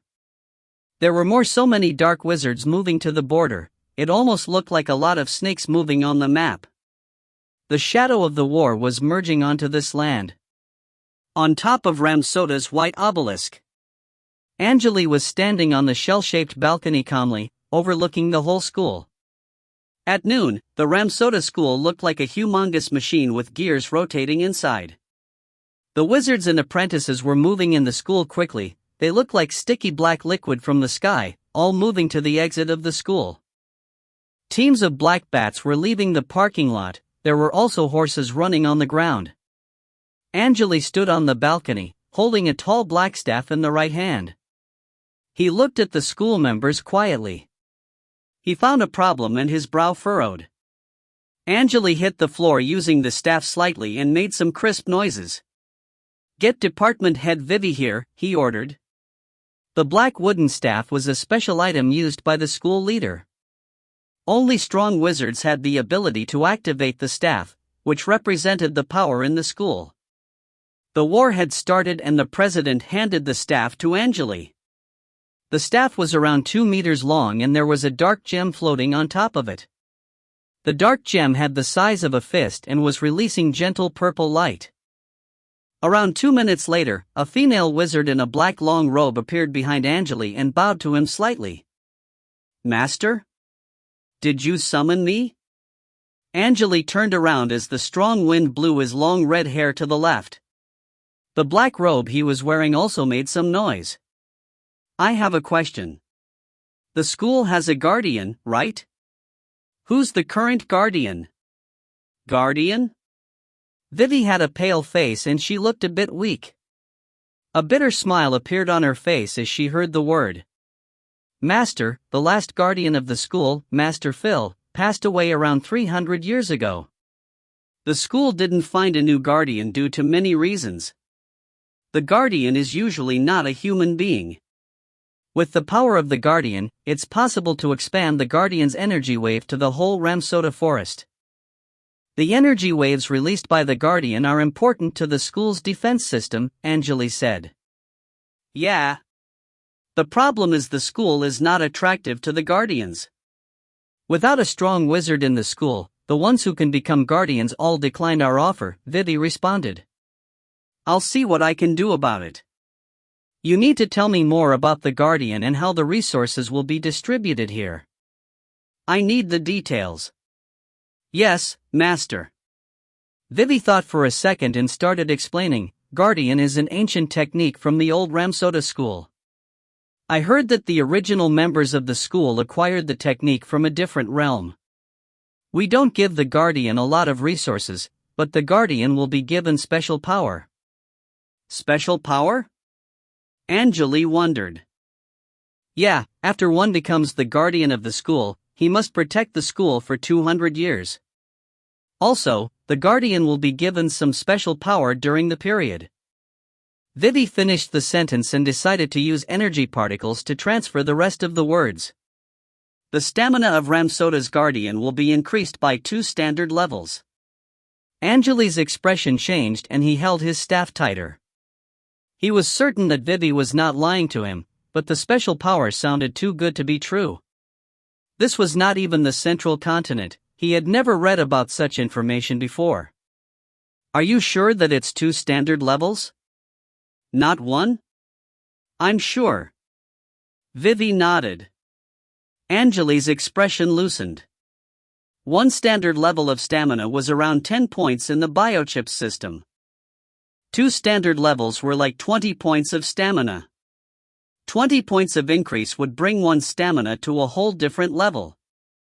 For example, if the stamina of a palm-sized rabbit was increased by 20, the rabbit would turn to a monster that had the size of a cow. Also, the rabbit's resistance and recovery speed would also be increased greatly.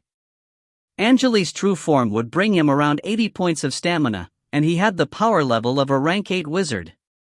20 points of the increase could easily turn a cat into a tiger. About 10 seconds later, Angele calmed down. "Can I have a look at that ancient technique?" "Of course, but it'll take us 10 days to get everything prepared. The technique is stored in a special place," Vivi explained. "Also, we've been studying the technique for centuries but we still can't figure out the secrets behind it. The technique would change slightly whenever we were about to figure everything out. It had changed over 3,000 times. Don't worry. Get everything prepared. "I'll take care of the war first," Angele ordered. He did not expect the technique to be so strong. Although there were only weak wizards on the west coast, some lost techniques were still worth collecting. "Also, is everything going well with the entrance to the underground world?" Vivi nodded. "Everything is going as planned. We can keep the entrance open for up to 2 months and you should be able to finish what you need to do." "Great. If you find any errors, ads pop up, ads redirect, broken links, non-standard content, etc., please let us know. Report chapter so we can fix it as soon as possible." Chapter 625, Conflict, 2. Chapter 625, Conflict, 2. Translator, _Leo_editor, Karisu. Ramsota, Liliadu, and the White Forest represented the land of the Dark Wizards. They gathered the small organizations and declared the war against the Northland Alliance. The Northland Alliance also declared the war against the land of the Dark Wizards. Snow Valley was close to the border and many fights happened there. 12 wizards and over 100 apprentices were killed during the battles. The situation was getting out of control. The rank 1 wizards were summoned back from different countries and asked to also participate in the war.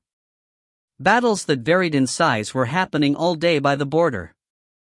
The leaders of the 3 organizations decided to gather all their forces and start the final battle by the end of the month. However, on March 27, a dark wizard named Christian sneaked into the Northland Alliance's territory and released the terrifying Light of the Plague with the necromancers in her team. The sneak attack killed 35 formal wizards of the Northland Alliance and eliminated around 325 apprentices or knights in the effective range. The forest and the rivers inside the effective range were all destroyed. No living creatures survived the plague. Most of the wizards that were sent to the battlefield by the Northland Alliance were killed. The Northland Alliance was enraged by the Dark Wizard's sneak attack. The incident surprised the whole wizard society. The wizards almost forgot how terrifying the Dark Wizard's damage spells could be before the sneak attack. Although the Northland Alliance and the land of the Dark Wizards battled many times over the years and they knew how to handle plague, they were unprepared for the sneak attack. The new plague, named White Ants, was the first plague used in a war. It had been over 1,000 years since the last time so many wizards died in a war. If the Dark Wizards could backstab them again, the war would end right away. The wizards all knew that the situation had changed. The war might end in a terrible way. The Northland Alliance summoned many wizards back and paused the battle against the land of Nola. They knew that they needed to focus on the war against the Dark Wizards. More wizards were deployed on the battlefield, some of them of high rank. They even sent rank 2 wizards to the battlefield. However, the Northland Alliance knew that they were at disadvantage, so they decided to end the war in a different way.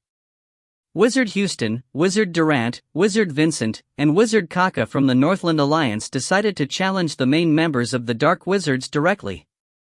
Medora from the Liliadu, Jace from the White Forest, and Andy from the Ramsota decided to accept the challenge. The Silver Scale Basin was selected as the location of the final battle. It was a basin by the Snow Valley. The result of this fight would decide the outcome of the war. The ground of the Silver Scale Basin was covered with grass that looked like silver scales, which was waving in the gentle wind. The pink sunlight of the early morning illuminated the grass, reflecting some silver light. The Northland Alliance's camp was around 30 kilometers away from the Dark Wizards' camp. Their camps were all protected by numerous energy barriers. The barriers put up by the Northland Alliance were white and the barriers put up by the Dark Wizards were black. The main members of the 2 alliances were all here. The Northland Alliance sent 7 rank 2 wizards to the camp. The Dark Wizards had 5 rank 2 members here. The battle started several days ago. Andy and Jace already achieved some great results. They injured 2 of the strong white wizards, and would have killed them if the other white wizards did not interrupt the battle. However, Medora was ambushed by 3 wizards and severely injured. She had to stay in the camp and recover. The white wizards were good at defensive and recovery spells, but they barely had any strong damage spells. It only took them half a day to cure the two injured white wizards. They quickly summoned a lot of creatures to attack the dark wizards' camp, fully prepared for a possible long battle. Houston's recovery spells could easily cure the white wizards as long as they were sent back alive. The dark wizards were attacking the white wizards' camp from different angles. They had a lot more damage spells that they could use. They finished off some of the weak white wizards first, as they knew that the strong white wizards were hard to kill.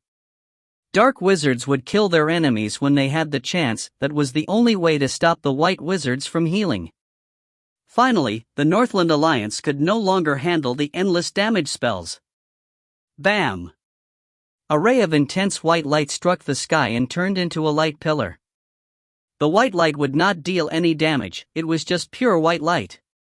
In the dark wizard's tent, Andy slowly stepped out of his tent. He raised his head and looked at the white light pillar while licking his lips. The scrubs of the Northland Alliance are doing it again. He chanted some incantations and the green light around his body helped him fly into the sky. There were around 10 wizards in the sky, including Jace and Medora. They are going to go all out, but we shall not be afraid. Jace nodded and charged to the white wizards' camp first.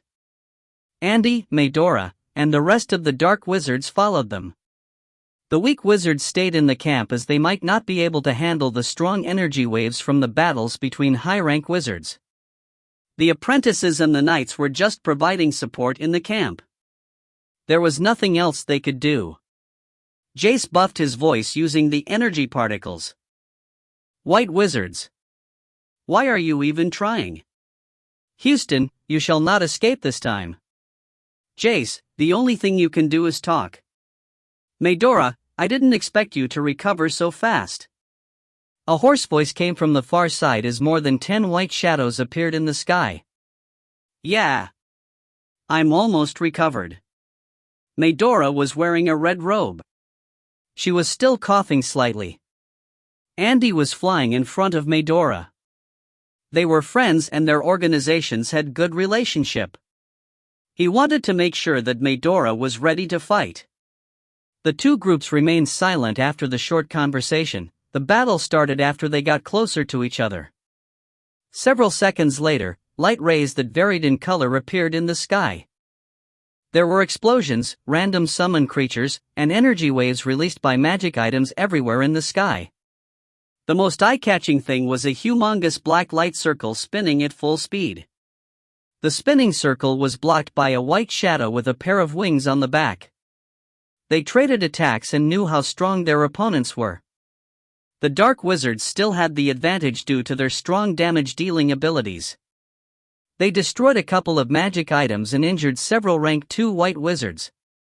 They also kept attacking Houston so that he could not heal his allies. Houston was expecting a positive outcome, but the situation was getting worse and worse. He wanted to retreat but was stopped by the dark wizards. The dark wizards knew that this was their best chance. The situation was slightly different this time. They were all trying to eliminate their opponents. The white wizards and the dark wizards were doing everything they could to win the battle. The energy waves in the sky almost looked like rainbows. Houston was about to lose the fight against the dark wizards who were attacking him. Finally, the Northland Alliance decided to use their final resort. Countless intense white rays appeared in the sky and covered the whole battlefield. There were white flower petals falling down the sky and the floral fragrance almost replaced the smell of blood. The battle paused after the light appeared. The wounds on the white wizards' bodies were recovering at full speed. The energy inside their bodies was also being restored. However, the white light was like poison to the dark wizards. There was smoke rising from the dark wizards' bodies and they were groaning in pain. Some of them touched the white flower petals and their bodies started melting. The wounds left on their bodies looked like holes pierced through by sharp swords. Andy, Jace, and Medora did not move an inch in the sky. A war spell. It's cast by the strongest wizards of the Northland Alliance. They could not move an inch in the sky, taking a lot of damage from the flower petals. Suddenly, a loud voice echoed in the sky. Arrogant fool! You shall pay for what you have done. The voice sounded like it was from a young man. Woo! A humongous red hand appeared in the hand. The hand had a length of over 100 meters and the wizards could easily see the wrinkles on its palm. The head pressed down and landed on the white light screen. Crack! The light screen was destroyed and the flower petals disappeared right away. The dark wizards started cheering after witnessing the scene. The strongest wizard of the Northland Alliance decided not to fight back after seeing the red hand. However, the red hand did not stop. It hit the white energy barrier around the white wizard's camp. The barrier did not last 1 second, and the red hand landed in the center of the camp. Bam! The noise was so loud that the earth was shaking. The whole camp disappeared from the dark wizard's sight. The red hand turned into a ray of red light and vanished into the clouds.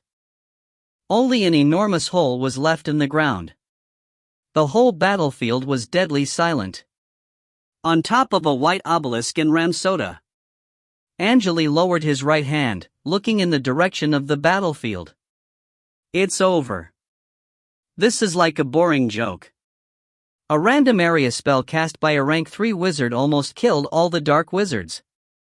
The attack from Angele only had the power level of a rank 4 wizard, but it easily destroyed the Northland Alliance's camp, killing around 100 wizards that varied in ranks.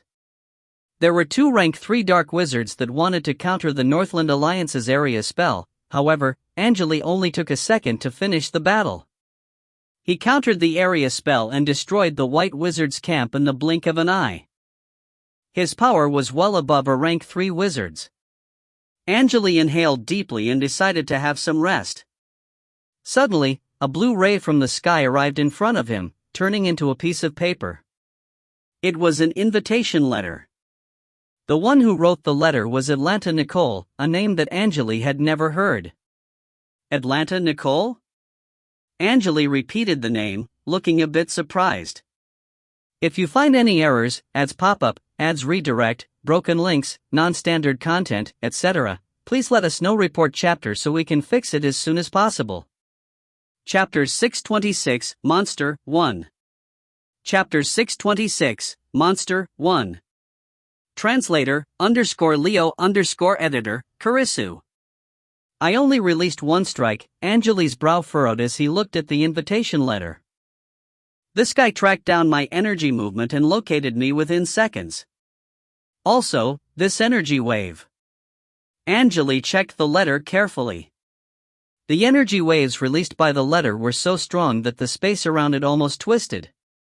He wanted to do some more tests, however, the letter collapsed in the air and turned into countless blue light dots. The energy waves also disappeared. It almost felt like the letter had never been here. Angele's brow furrowed as he looked in the direction the letter came from. It felt like the letter was from the Gem Sea. Maybe it's the Mare folk. Who is this Atlanta? How did he locate me without alerting me? Angele thought for a while and returned to the obelisk. Atlanta already sent him an invitation letter and Angele was certain that Atlanta would come to him if there was an important matter. His name was not on the invitation letter, so the letter was probably generated automatically. It would be sent to the ones who met the requirements. Atlanta was probably a strong being, but Angele had never heard of him for some reason. The war between the Dark Wizards and the Northland Alliance ended quickly. The Northland Alliance handed the war criminals to the Dark Wizards and provided a large number of resources as compensation. Angele's name quickly spread to many wizard organizations due to what he did in the war.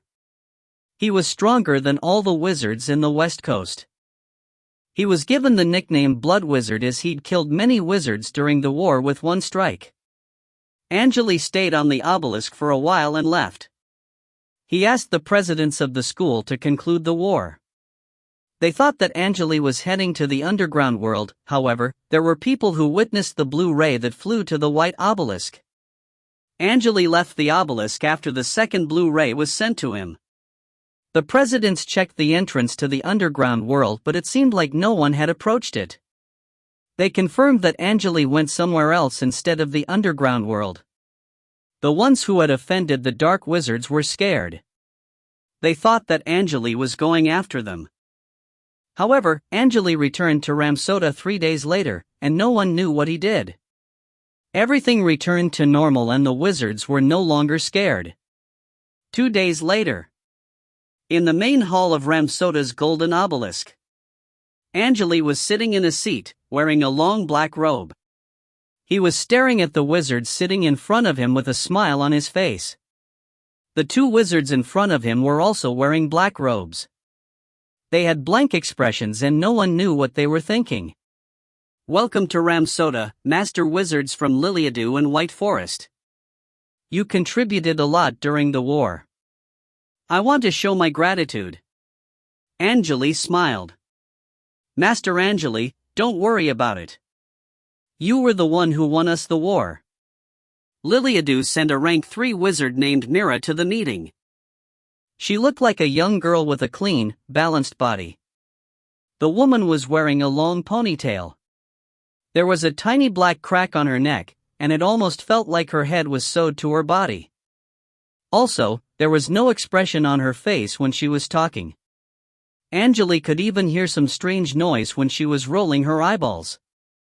No, without your help, the Northland Alliance would be at advantage. Also, I wouldn't be able to eliminate their main force if they were separated on the battlefield." Angele was just being polite. "Thank you, Master.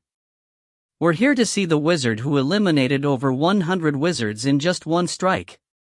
The wizard from the White Forest opened his mouth. The wizard was named Mary Anglo. Angele was not sure if it was she or he based on their appearance. Mary had a white pupil and a black pupil. He just gave Angele a strange feeling for some reason. Mary leaned to the side and looked out of the window. He could see that there were large white birds rotating in the sky. Twitter. He could hear the birds' voices echoing in the valley.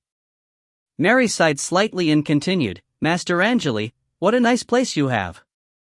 This is the valley behind the school. The air here is refreshing. I enjoy listening to the noise made by the birds and the running rivers. The wizard's experiments damaged the environment greatly. Some places are severely impacted by the radiation energy and I feel sick just staying in these areas. Thanks for the compliment. President Andy gave me this place. This is a great hall for visitors," Angele responded in a light tone. "All right, let's go straight to the point. I think you two are not here to enjoy the view." Mary glanced at the female wizard named Mira. He noticed that the woman was sitting there without moving an inch. "I don't know why Master Mira is here, but I'll speak first." He stared at Angele and his expression turned serious. "I don't want to offend you in any way, Master Angele, but I think you've already broken the limit." Mira rolled her eyes and it seemed like the woman was also waiting for Angele's answer. Angele smiled slightly. "You're right. I already broke the limit." The 2 wizards' expression changed. "I read from the books that after you break the limit, you'll be able to release a certain type of light," and Mary decided to go straight to the point. Before Mary finished his words, he stood up and his eyes were wide open. He noticed that there was some red light on Angele's palm. Angele held the red light dots in his hand. There was still a smile on his face. The red light dots were surrounded by a white glow and there were runes floating in the glow. "This is the light of the elements. I've only heard about it from the legends." Mary tried to calm himself down. His goal was to break the limit, and he was excited to see the light of the elements. Mira also stood up. She looked excited. She decided to visit Angele after she realized that Angele might be a rank 4 wizard who had broken the limit. She wanted to ask Angele what his secret was. It was the first time she saw the light of the elements. She wanted to show her excitement on the face, but her body structure was different from normal human beings.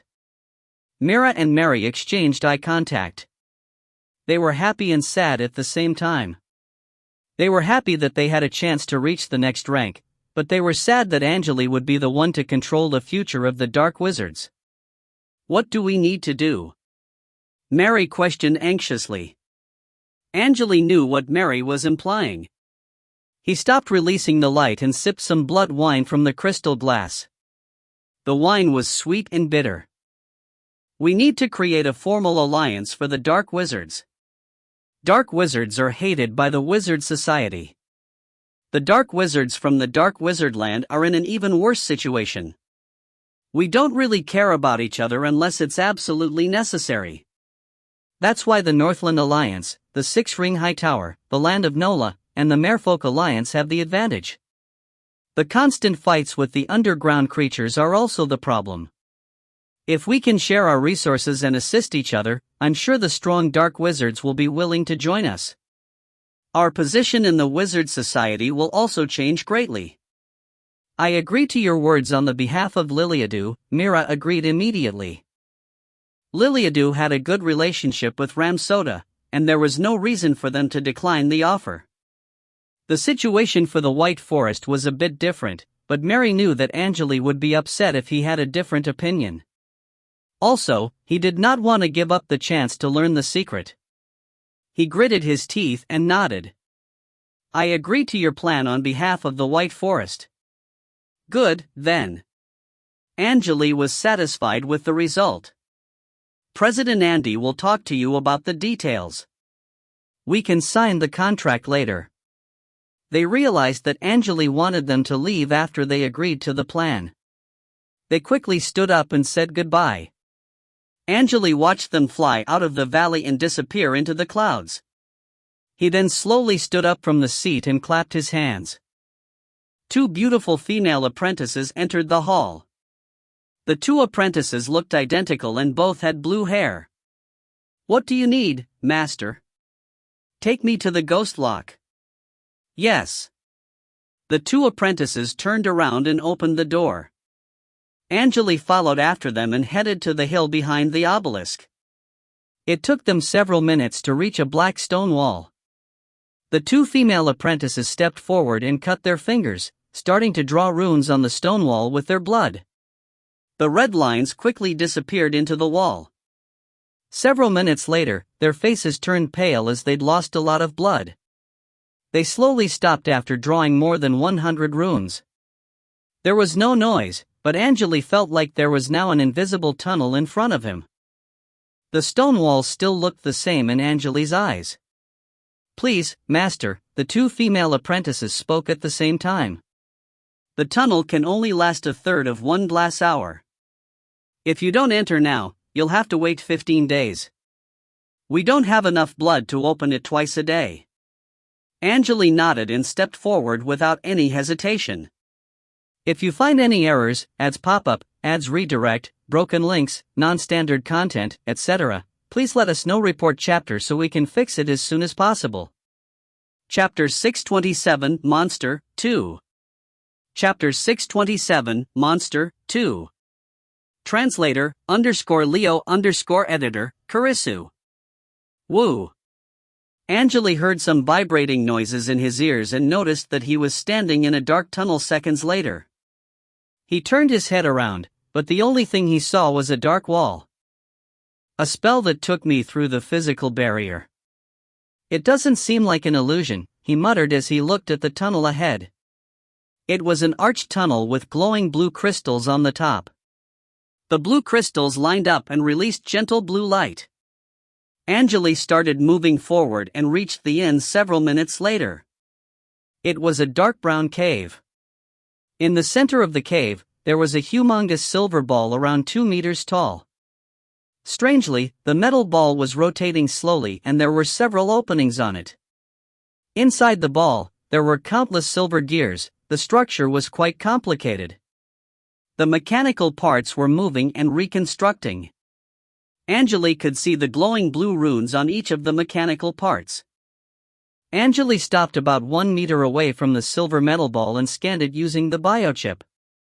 Zero's mechanical voice was echoing in his ears.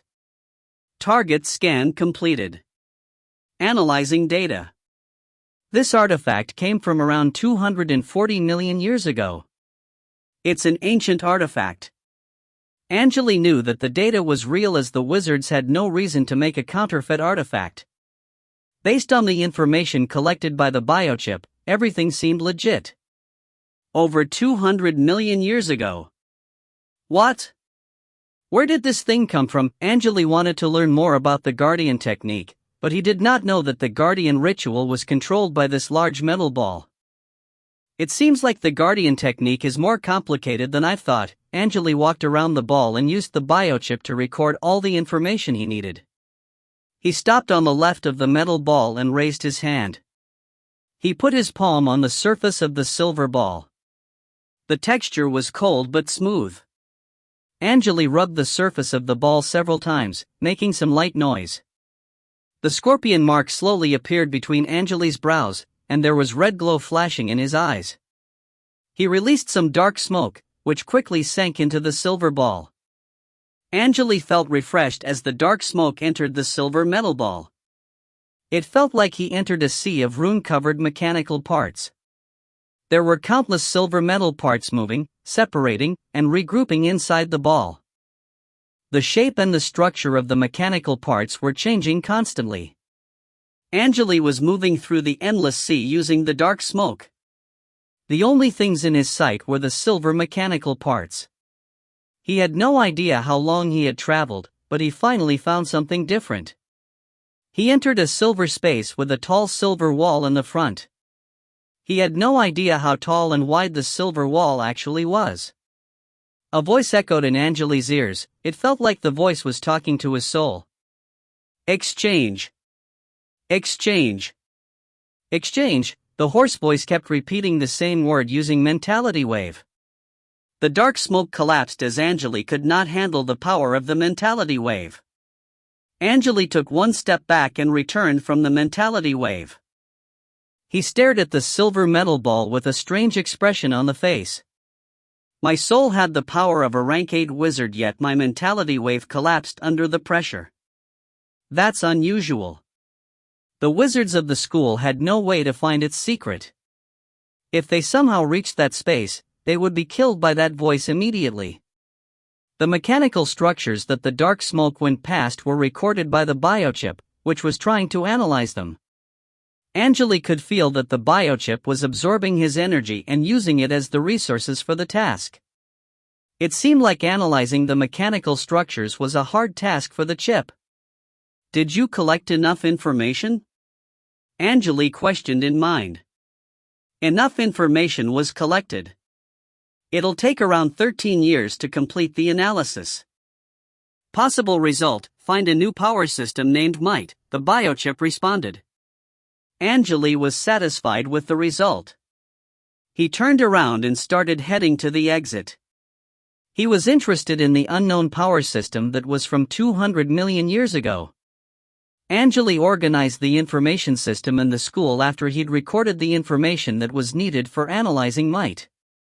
He also perfected the spells that had certain problems.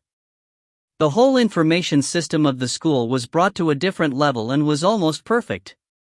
If the wizards in the school could continue to improve the system would reach the same level as the information system of the 6-ring high tower sooner or later. The Ramsota School would also become one of the strongest wizard organizations on the West Coast. Angele was considered the strongest dark wizard of the Dark Wizard Land. Rumors even spread to the central continent. He eliminated over 100 wizards in one strike. Not many wizards in the central continent could do that. Some white wizards did not believe the rumor and decided to challenge Ramsota again after the war. However, they were quickly eliminated. Usually, the white wizards were supported by the White Tooth Castle and the 6-ring high tower, but this time, the two remained silent. Finally, the West Coast was officially ruled by the Dark Wizards. The small Dark Wizard organizations gathered at the Dark Wizard Land, building the largest Dark Wizard alliance in the history. Dark Wizards received invitations and all headed to the Dark Wizard Land. The White Wizards decided to give the strongest Dark Wizard in recent history, Angele Fenrir Rio, a nickname King of Dark Wizards. The White Wizards, the Land of Nola, the Northland Alliance, and the Labyrinth School all started discussing the Dark Wizard Alliance with Ramsota. However, none of them had any words to say as they knew that they could easily be eliminated by Angele. The king of dark wizards' name spread to the land of Nola, and they all heard about what he did during the war. They used to kill every dark wizard they saw, but they decided to stay away from the dark wizard land after the war. The Dark Wizard Alliance was like a humongous octopus, reaching to the areas around the dark wizard land using its tentacles. Luckily, the monster that broke the seal was heading to Ramsota at full speed. The White Wizards were relying on this monster. They wanted the monster to bring trouble to the Dark Wizard Alliance.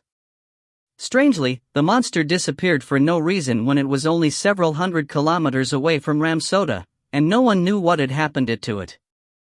Ramsota School. The White Obelisk. Angele was standing on the balcony, overlooking the afternoon scene of the school. The gentle sunlight illuminated the school buildings and the place looked beautiful. Is he here? Two men in dark shadow brought a strong man with a pair of dark wings on his back to the balcony.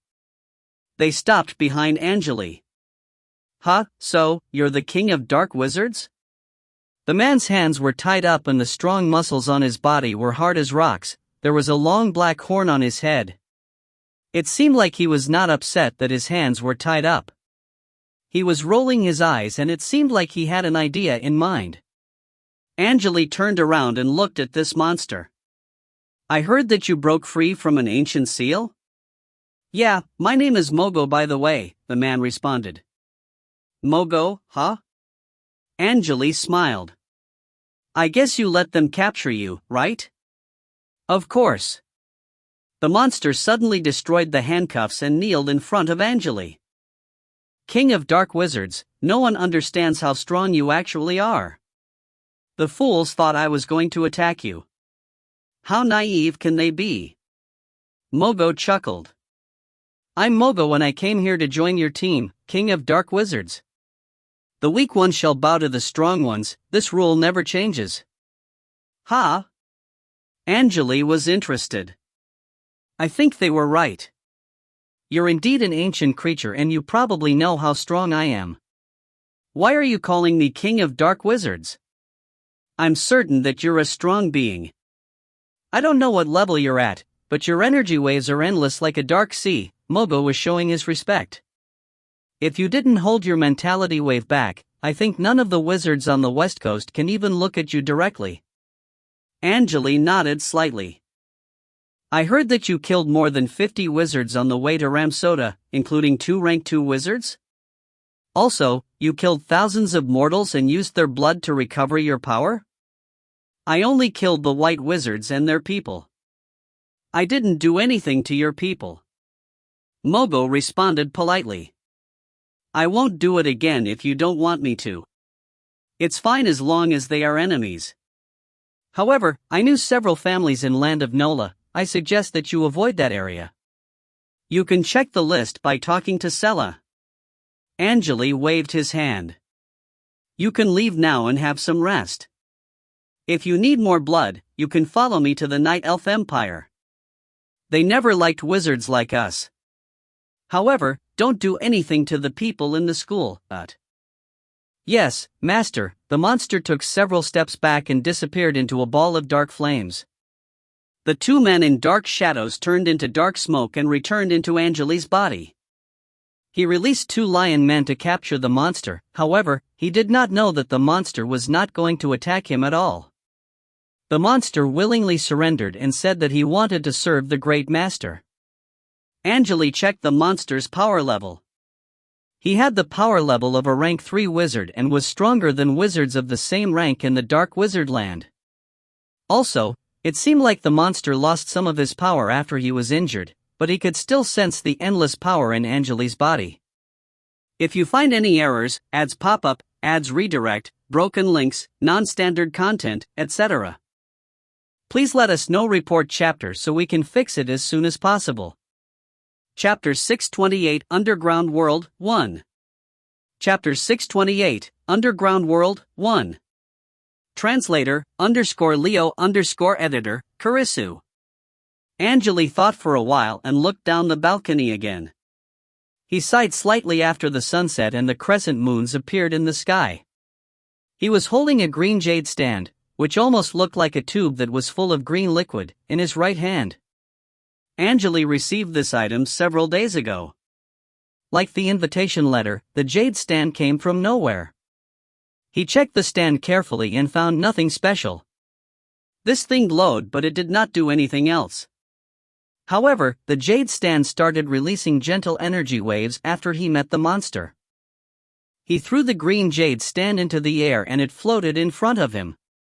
Several minutes later, the jade stand started melting and quickly turned into a ball of green liquid. An invisible mentality wave was released by the liquid ball.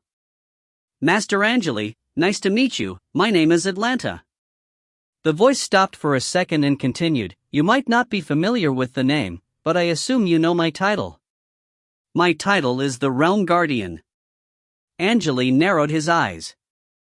Realm Guardian? Are you sure about this? There's no point for me to lie, right? Angele was not sure if Atlanta was male or female based on their voice. I'm going to hold a party, and you can join if you're interested.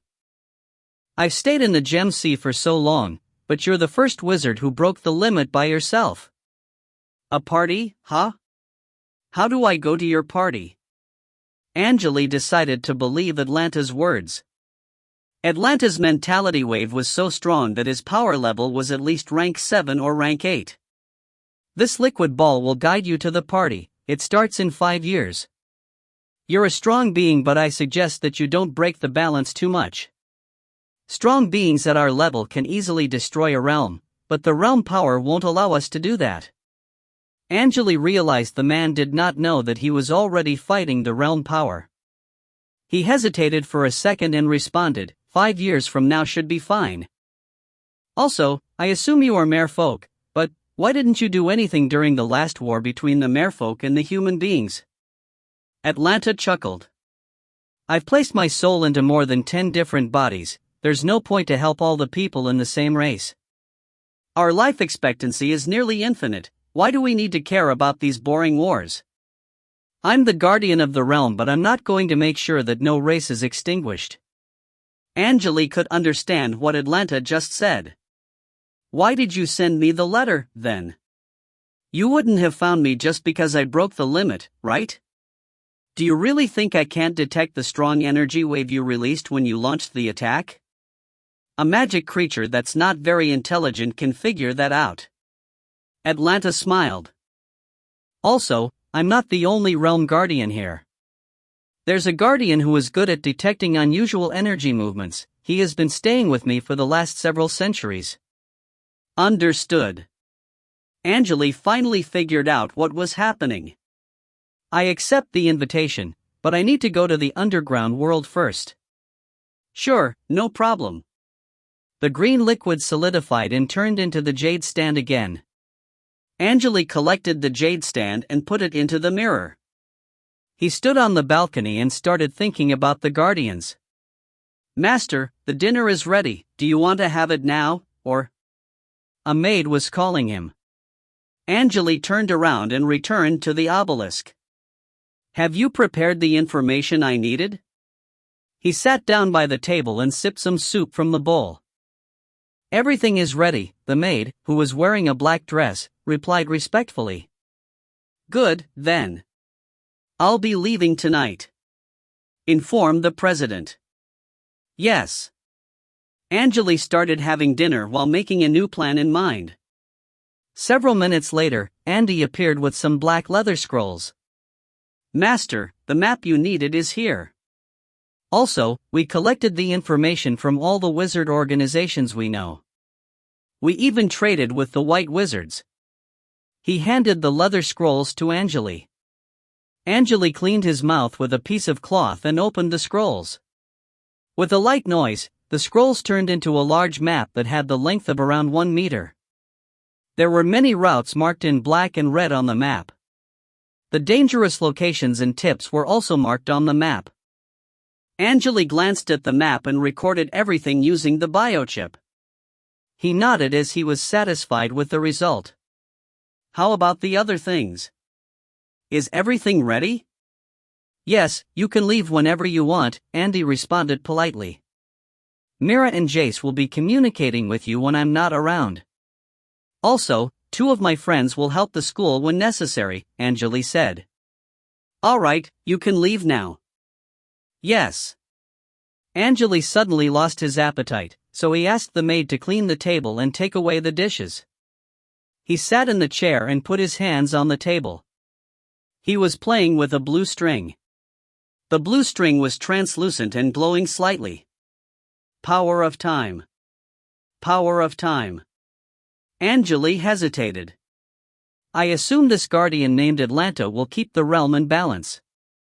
I wonder why the guardians didn't do anything when the nightmare realm invaded the wizard world. He talked to me because I might actually break the balance? I might be able to get information on the power of time from him. The guardians must know the secrets and he might be able to help me with the ancestor's mark, but 5 years. I should go to the underground world and see if the tree can solve the problem for me. Angele checked all his belongings and walked down the obelisk. Andy and some other important members of the school were already waiting for him. There were also some dark wizards and apprentices. They left the school together and headed to the original location of Ramsota. The original location of the school was attacked many times in the history, so we relocated to a place that is far from the original location. The ruin is strange. It was still there after all those years and we're proud of it. Also, this was the place where you studied as a student, and I think you are familiar with it. Sometimes, when we need to, Andy explained as they walked. Angele nodded as Andy explained the history. The rest of the wizards were not saying a word, including Sela, the professors of the school, the wizards who served in the war against the Northland Alliance. They were not even looking at Angele's face directly as they wanted to show their respect. Only the wizards who served in the war knew how terrifying Angele's power was.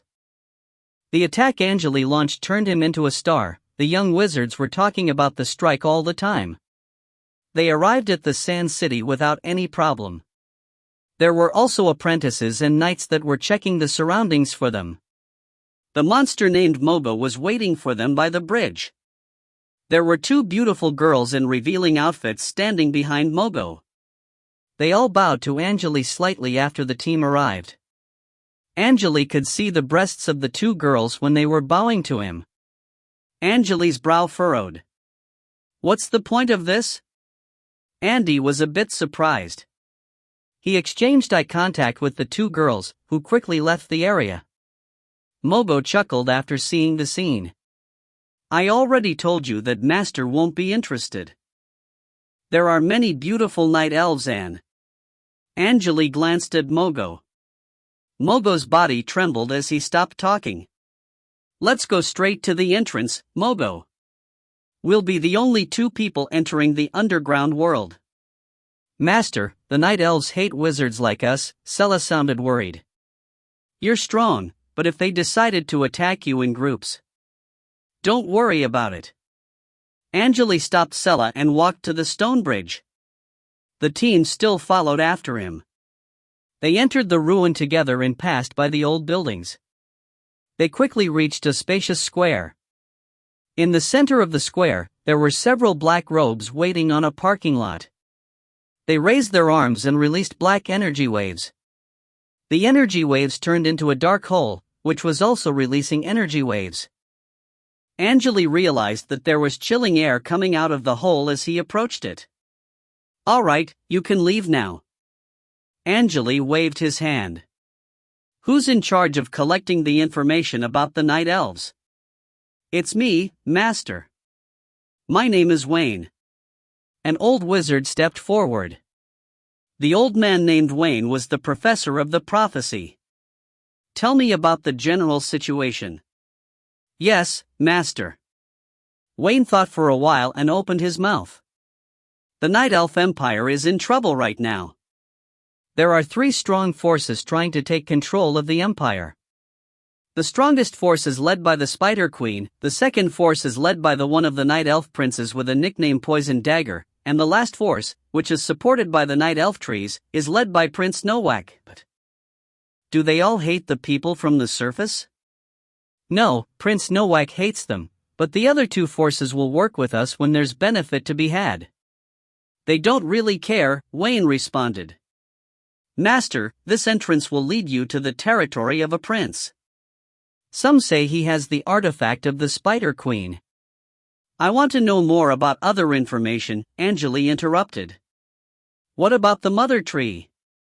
Whom is she supporting? Mother Tree is the most respected being in the Empire. She is neutral. I marked her location on the map as well. Also, I heard there are inheritors of some noble bloodlines from the ancient Nightmare Realm and the Night Elf Empire. Noble bloodlines? Like what? The 100-eyed monsters, a dot. If you find any errors, ads pop up, ads redirect, broken links, non-standard content, etc., please let us know. Report chapter so we can fix it as soon as possible. Chapter 629 Underground World 2. Chapter 629 Underground World 2. Translator _Leo Editor, Karisu. That's them. These creatures follow their traditions strictly and will come to our world and hunt from time to time. They'll cut the wizard apprentices' heads off and make them into trophies. Well, we hunt them down and make them into materials, so I guess it's fair.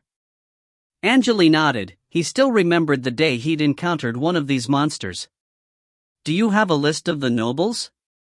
We only know some of them as the last war against the underground world was a long time ago. Wayne hesitated. Don't worry, just tell me what you know. Angele was not concerned. Wayne nodded. 100-eyed monster is just one them. There are cave banshees and medusas. We have detailed information about them. I don't know a lot about the other ones. Medusa? The monster that can turn you into stone and has hair that looks like snakes? Angele was interested. He had heard about this monster before. Yes. Angele thought for a while and asked Wayne about the resources in the underground world. Wayne answered the question without any problem. About half an hour later, Angele nodded, satisfied with the information he'd collected. Good.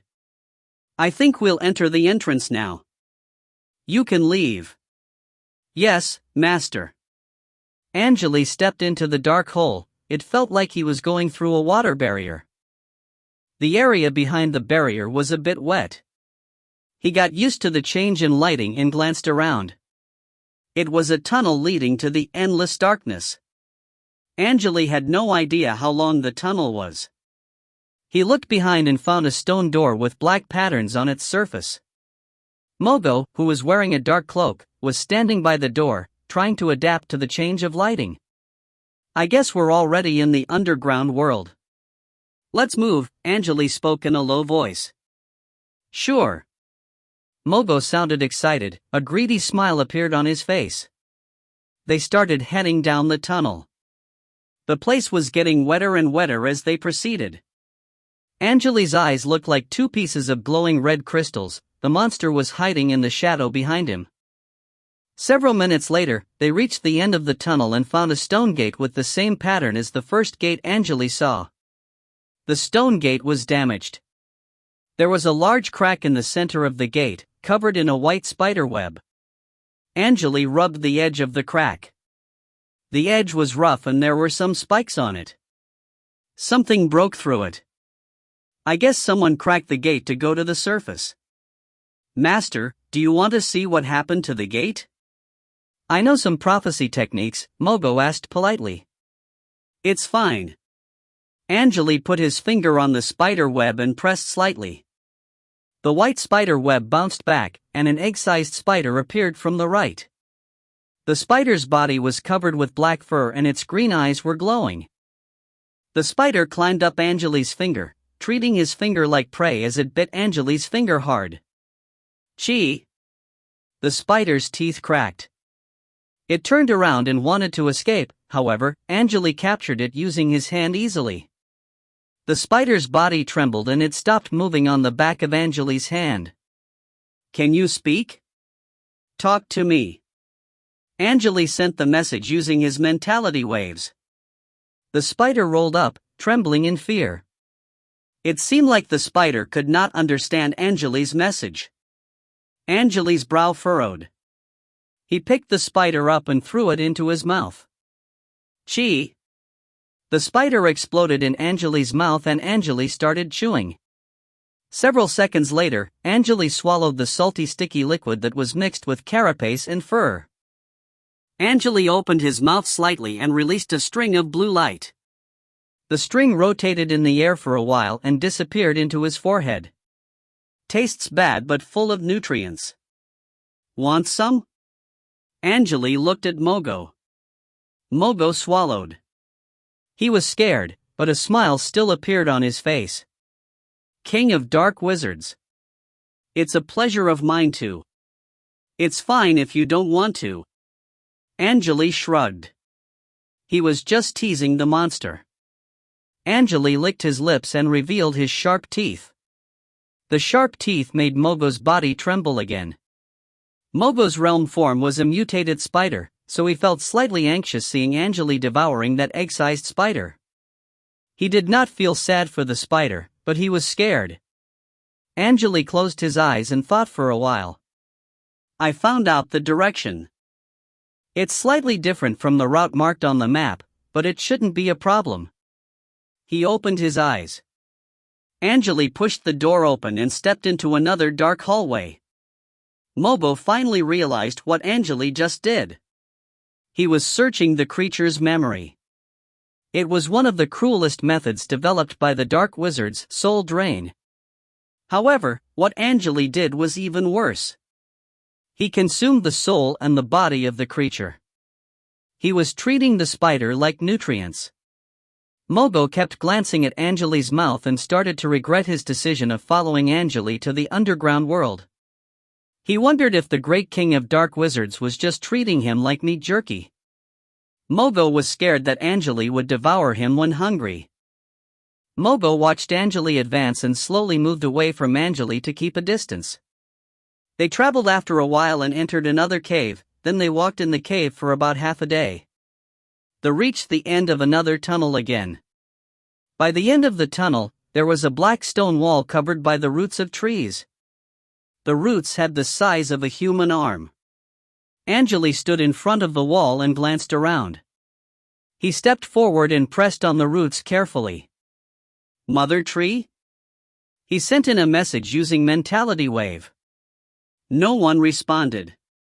Angele lowered his hand and sneered. He took a step back and ordered, Mogo. Hit these things. Break the wall. Leave it to me, master. Mogo inhaled deeply and he suddenly spat something out of his mouth. Bam!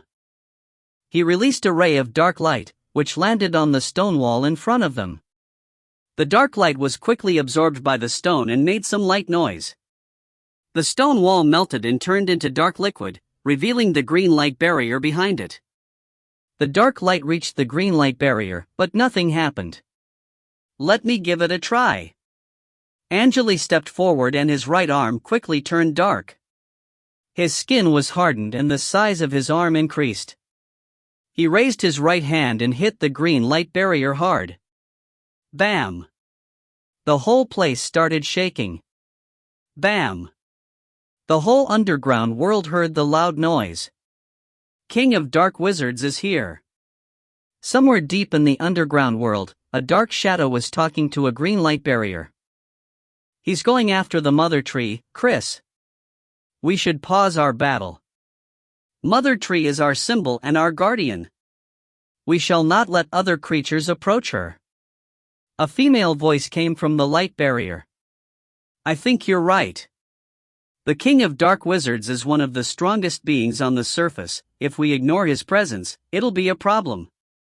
I'll head to the Holy Mountain and talk to Elder Nass. The Dark Shadow responded. I'll go to the Thousand-Eyed Cliff and see if Prince Whitestone will help us. The light barrier responded. Yeah. We need to get everything ready as soon as possible. Bam bam bam. It felt like Angele was hitting the elves' hearts. Inside a dark hall, a man sitting in a chair was listening to the loud noise made by the impact, his eyebrows twitching. King of Dark Wizards. Are the prince and the queen doing anything about this? The elves in front of him all had slim bodies and sharp ears. The night elves in the underground world had silver hair and pale skin due to the lack of sunlight. A female elf stepped forward. She had long hair and there was a long black sword hanging on her belt. We're having trouble handling our own matters, yet this king of dark wizards appeared. Prince, we don't have many elves in the red sect, we should ask them to handle the king of dark wizards. We won't lose anything by asking them to do it for us. It's not about the sect, it's about the mother tree, Prince responded calmly. We need to send people to him, but we need time to figure out a plan. Lance is about to reach the next level and they are close to the tunnel. We shouldn't be the first one to react. I think we should guide the king of dark wizards to the queen. The female elf realized what the prince was trying to imply. We don't know how strong the king of dark wizards is. I don't think he is much stronger than the princes. We can attack him after he wastes his energy on Lance and the Spider Queen. You're right. The prince smiled. They'll have to try to stop the king of dark wizards even if they know what we're planning because the king of dark wizards is going after the mother tree. Maybe we can try to capture Princess Nina using this chance. Without Lance, they are nothing to us and it's impossible for them to destroy the new magic eye cave we just built. A male elf joined the conversation. We'll see. If they decide not to attack the king of dark wizards, we should gather our army and stop them from returning to their own territories. Prince listened to the loud noise and was happy with his new plan. We might need to thank this king of dark wizards for invading our world at this time. If you find any errors, ads pop up, ads redirect, broken links, non-standard content, etc., please let us know. Report chapter so we can fix it as soon as possible. Chapter 630, Unstoppable, 1. Chapter 630, Unstoppable, 1. Translator, _Leo_editor, Karisu. Boom. After hitting the green light barrier for 13 times, the light barrier finally cracked. Angele did not stop, he hit the barrier again. Bam! The whole light barrier cracked into pieces, and a hole that was about 1 meter tall appeared in the barrier. The chilling wind coming out of the barrier was blowing over his face. Let's go! Angele jumped into the hole, and Mogo followed after him. Under the dark sky was an endless dark green land. There were countless night elves and orcs. They were holding long bows, crossbows, and something that looked like rocket launchers, aiming at the sky. There were pieces of green debris falling from the sky which looked like cracked glass pieces. Finally, 2 dark shadows jumped out of the sky after some light noise. They turned into 2 black strings and started falling. Bam bam! With loud noise, green dust was blown into the air and turned into some green mist. Chee chee chee! The orcs and the night elves predicted their landing point. They started firing arrows and bombs, aiming for it. The night elves were not hesitating at all, doing everything they could. The 2 dark shadows landed and were attacked immediately. The dust kicked up by the projectiles blurred everyone's vision. Suddenly, a dark light dot appeared in the mist. The dark light lot expanded quickly and flew to the night elves. Chee! The light dot went through the army. They were surprised by the attack. The night elves and the orcs were groaning in pain. Their bodies started melting after contacting the dark light, and the dark liquid from their melted bodies had a similar effect.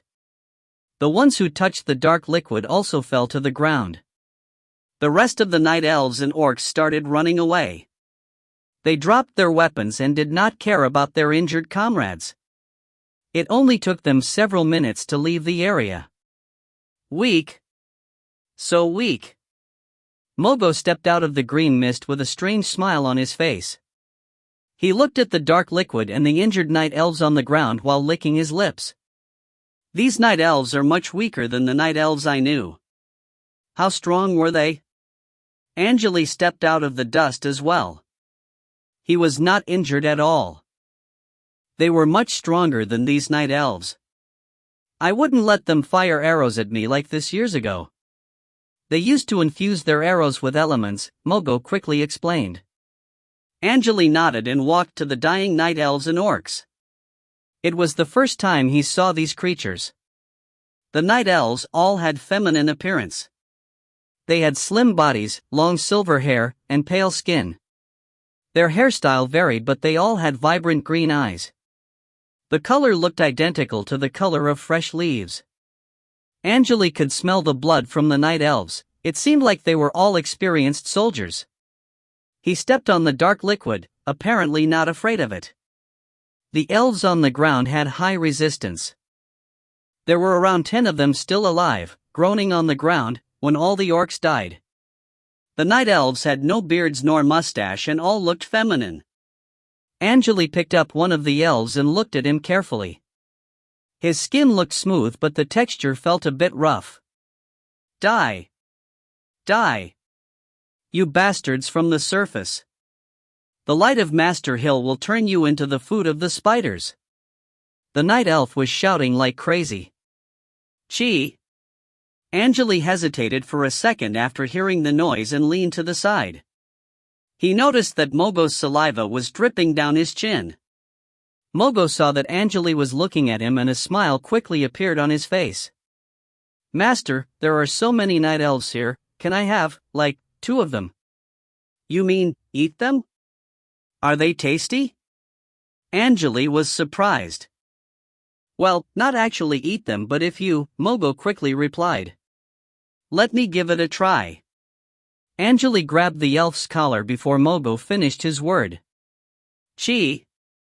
He removed the elf's leather armor and underwear, revealing her breasts and clean skin.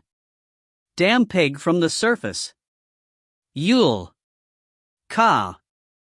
The smile disappeared from Mogo's face as the night elf stopped yelling. Angele took a bite off the night elf's neck and chewed several times. His brow furrowed and spat out some flesh. Well, I don't think they taste better than beef.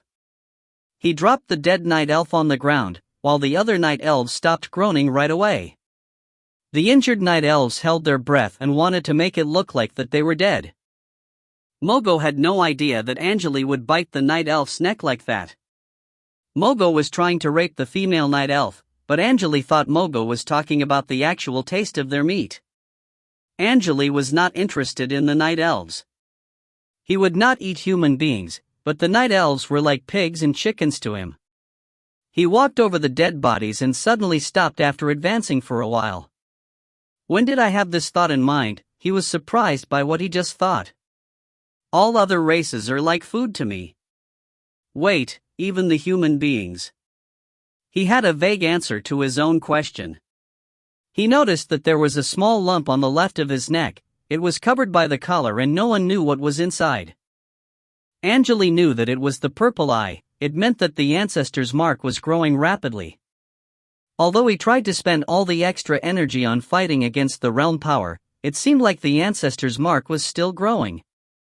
Sadly, the analysis of the power of time and the power of dimension is too slow. The data stored in the biochip could not speed up the process. He needed to learn the secrets by himself. Power of time and power of dimension were like the power of a god. He had the power of time in hand, but the analysis progress was extremely slow. Let's go. Mother Tree already knew we were here. This is the first wave. There are more troubles to come, Angele spoke in a calm tone. Yes, Master. Mogo lowered his head. He wanted to have some fun with the night elves. They quickly disappeared into the horizon and the injured night elves started groaning again on the ground. 2 weeks later. Somewhere below a hill on the endless dark green plain. Mogo just crashed a night elf's skull while sneering. There were many dead night elves around him. The night elves had better equipment and stronger abilities than the night elves they encountered earlier. Mogo noticed that Angele was already leaving. He dropped the dead body and quickly followed after Angele. Several days later. Roar! A two-headed snake lizard was about to charge at Angele but was eliminated by a strand of red hair. There were hundreds of black two-headed snake lizards around him. They were all killed by Angele's hair. The hair strands were like living beings. They finished off the enemies and returned to normal quickly. Angele was not interested in the dead bodies. He walked across the dark forest calmly. Mogo had a meat skewer in his hand. He made the meat skewer using the flesh of the snake lizards. "Master, why don't you go after the night elves who sent the snake lizards to us?" He followed after Angele. "It'll be a waste of time." "We should go straight to the mother tree," Angele responded in a light tone. 2 weeks later. By a river in the dark green plain. Angele walked to the river and was about to jump over it. But he suddenly stopped and looked to the right. Something caught his attention. Woo! A mud bump appeared on the right, and several armored night elves jumped out of the bump. The leader was a female night elf. There were red lines on the edge of her armor. She had a nice body and was holding two thin black swords in her hands. She just stood there and glared at Angele. Clank! The night elves drew their weapons, staring at Angele like he was their biggest enemy. "Finally, we found you. Bastards!" The leader had a pair of sharp eyes, full of dedication. "Finally, a decent night elf. Mogo, capture her. I want to study their power system. The energy waves they release are very interesting." Angele looked at the female night elf like looking at a fine artwork. Before Mogo responded, the female night elf stepped forward and raised her swords. "My name is Lance Carmen. I'll be the one who claims your head." Lowering her body, she raised the two swords to her chest and was about to strike. Woo! Lance's body suddenly disappeared into the air. The next second, she was already in front of Angele. Clank! A dark wing blocked her strike and hit her hard. Bam! Some translucent energy waves separated them from each other. Lance rolled several times on the ground and did not stop until her teammates helped her. "He has the same power as the prince's." She was a bit nervous as he looked at the man that blocked her attack. "You have such strong power, but you're working for an evil being." Mogo chuckled. "Fool! Same power as princes? If that's all you can do, I suggest that you surrender." "Arrogant bastard." Lance straightened her back and stopped her teammates from charging at Mogo. She talked to her teammates and her teammates quickly stepped away. "I'll show you the ultimate sword skill of the night elves. Blade of 8 arms." She shouted and 3 pairs of arms appeared on her back. Her hands were all holding swords with different patterns on the blades. It seemed like all her swords were rare items. Lance displayed her 8 arms and stepped forward. Bam! She left a large hole that was around 10 meters deep on the ground and disappeared into the air. She charged at Mogo, and a ball of green mist exploded between them. If you find any errors, ads pop up, ads redirect, broken links, non-standard content, etc., please let us know. Report chapter so we can fix it as soon as possible. Chapter 631 Unstoppable 2. Chapter 631 Unstoppable 2. Translator _Leo_editor, Karisu. The shadows of the sword soared through the air, attacking Mogo from 8 different angles. The swords were slashing, hitting, and stabbing Mogo, but they were all easily blocked. They started trading hits. The noises made by the weapons and their abilities were echoing in the area. Angele kept a distance from them and watched the fight quietly. Large fissures appeared on the ground and created numerous deep holes. Mogo and the elf were moving so fast that they looked like a dark shadow and a silver shadow in the air. Several minutes later. Bam! The silver shadow was blown away by the impact, landing in one of the deep holes. The dust splashed in the air, and Lance was revealed. Her leather armor was damaged and there was barely anything left on her body. 3 of her arms and her right leg were fractured. Her left eye was tightly closed and there was blood coming out of her mouth. Power of the princes. You mean the power of a rank 3 wizard? Mogo stood there and licked his right hand. Arrogant fool, how dare you try to stop us here? Mogo charged to Lance, grabbed her hair, and lifted her up. He did not care about Lance screaming in pain. You have good strength, good speed, and high resistance. Sadly, your opponent is not a random rank 3 wizard. You'll have to become the lab subject of my master now, ha! He returned to Angele with Lance and dropped her on the ground. He also blocked a random arrow that was flying to him. Lance remained silent. She was gritting her teeth and it seemed like she was not going to surrender. Angele nodded, satisfied with the result. He looked at the other night elves, they already started retreating. It seemed like they did not care that their leader was captured. Lance, you're always talking about the power of princes. I assume they are the strongest beings in the underground world. Bastard! Angele was not concerned at all. You're probably one of the strongest beings in the Night Elf Empire, right? Tell me, how many people in the Empire have similar power to you? Bastard! Lance spat on Angele's face and turned her head to the side. Bam! Angele kicked Lance in the head, blowing her away. She rolled several times on the ground and stopped.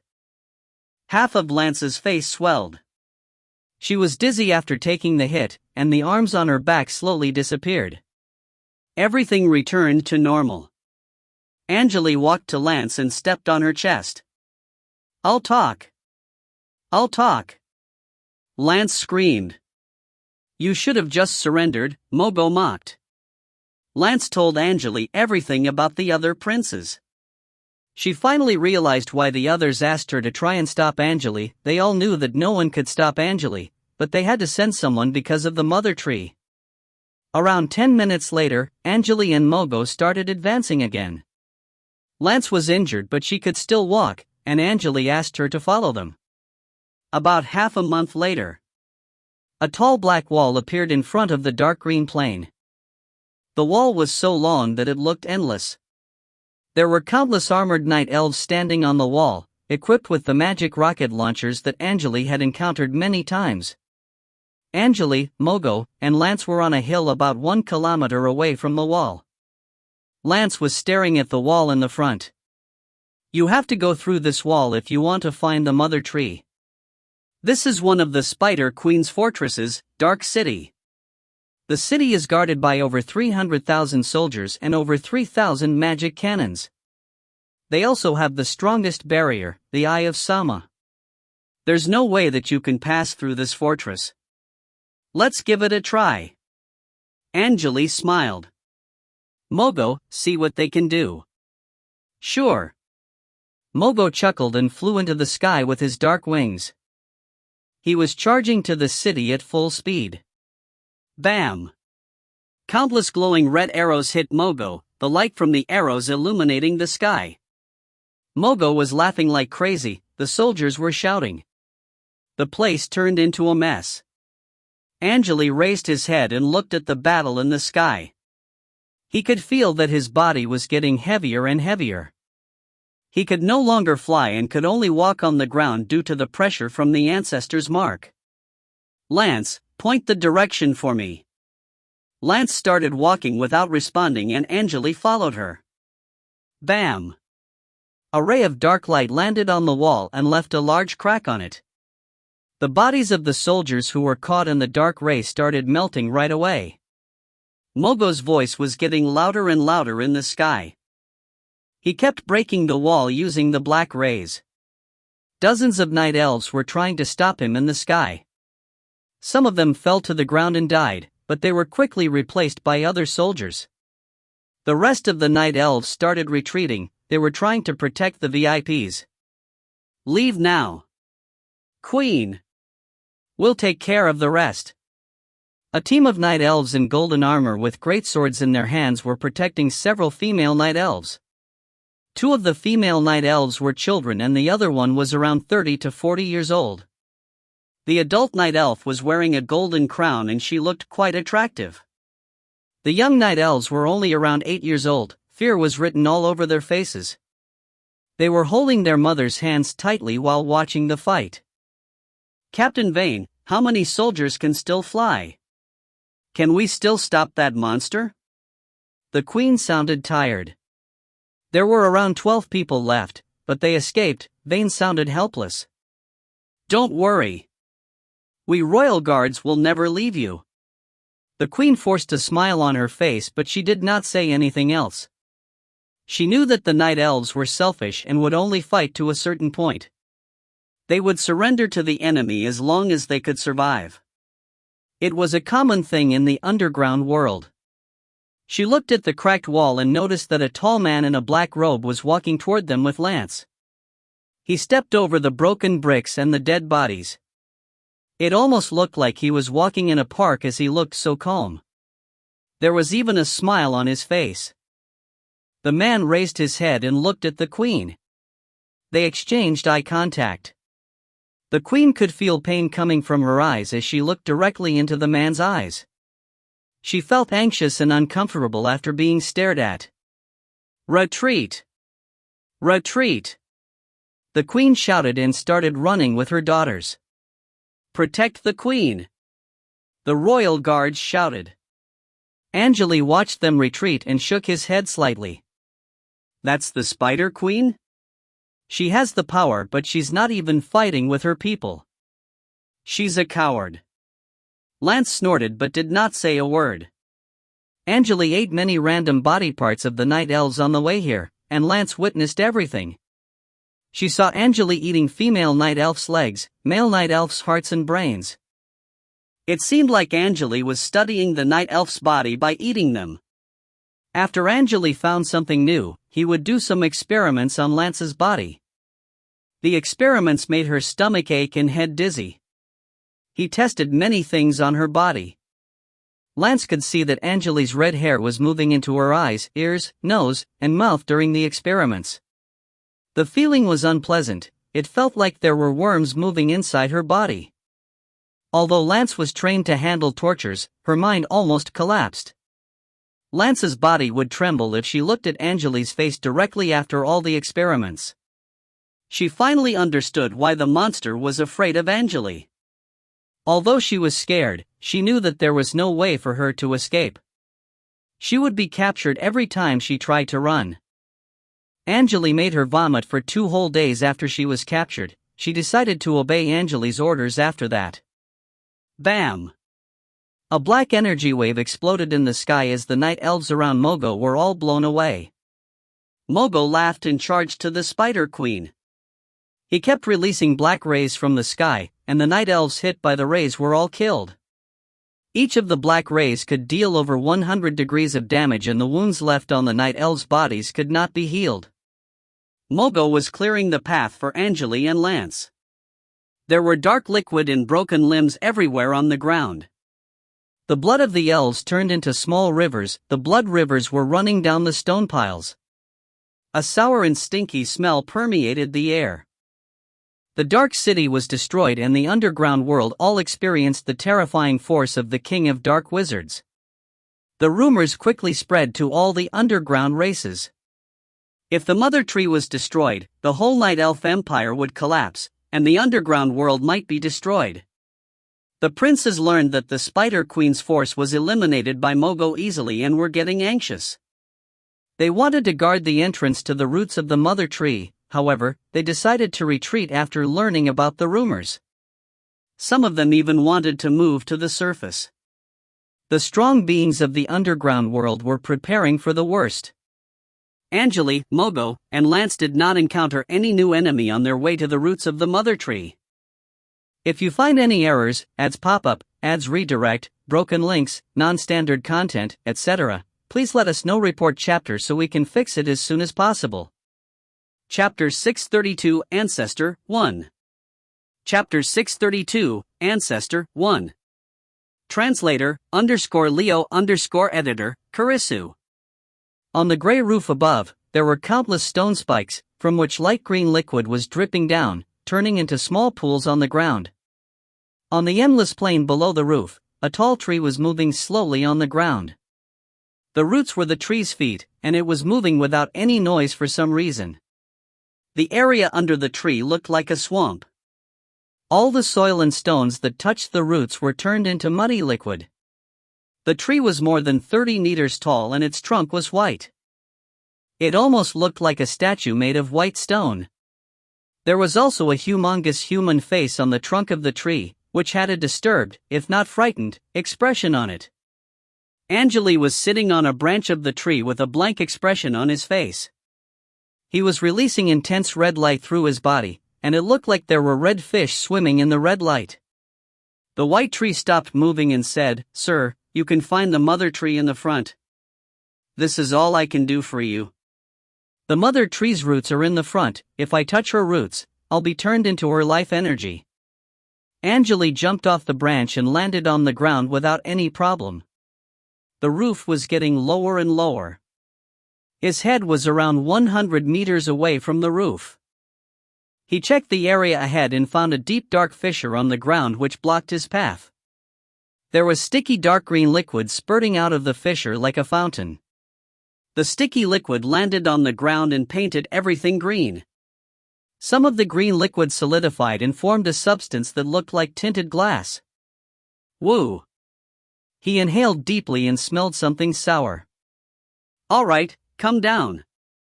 Mogo jumped off the white tree and suggested politely, "Let me clear the path for you, master."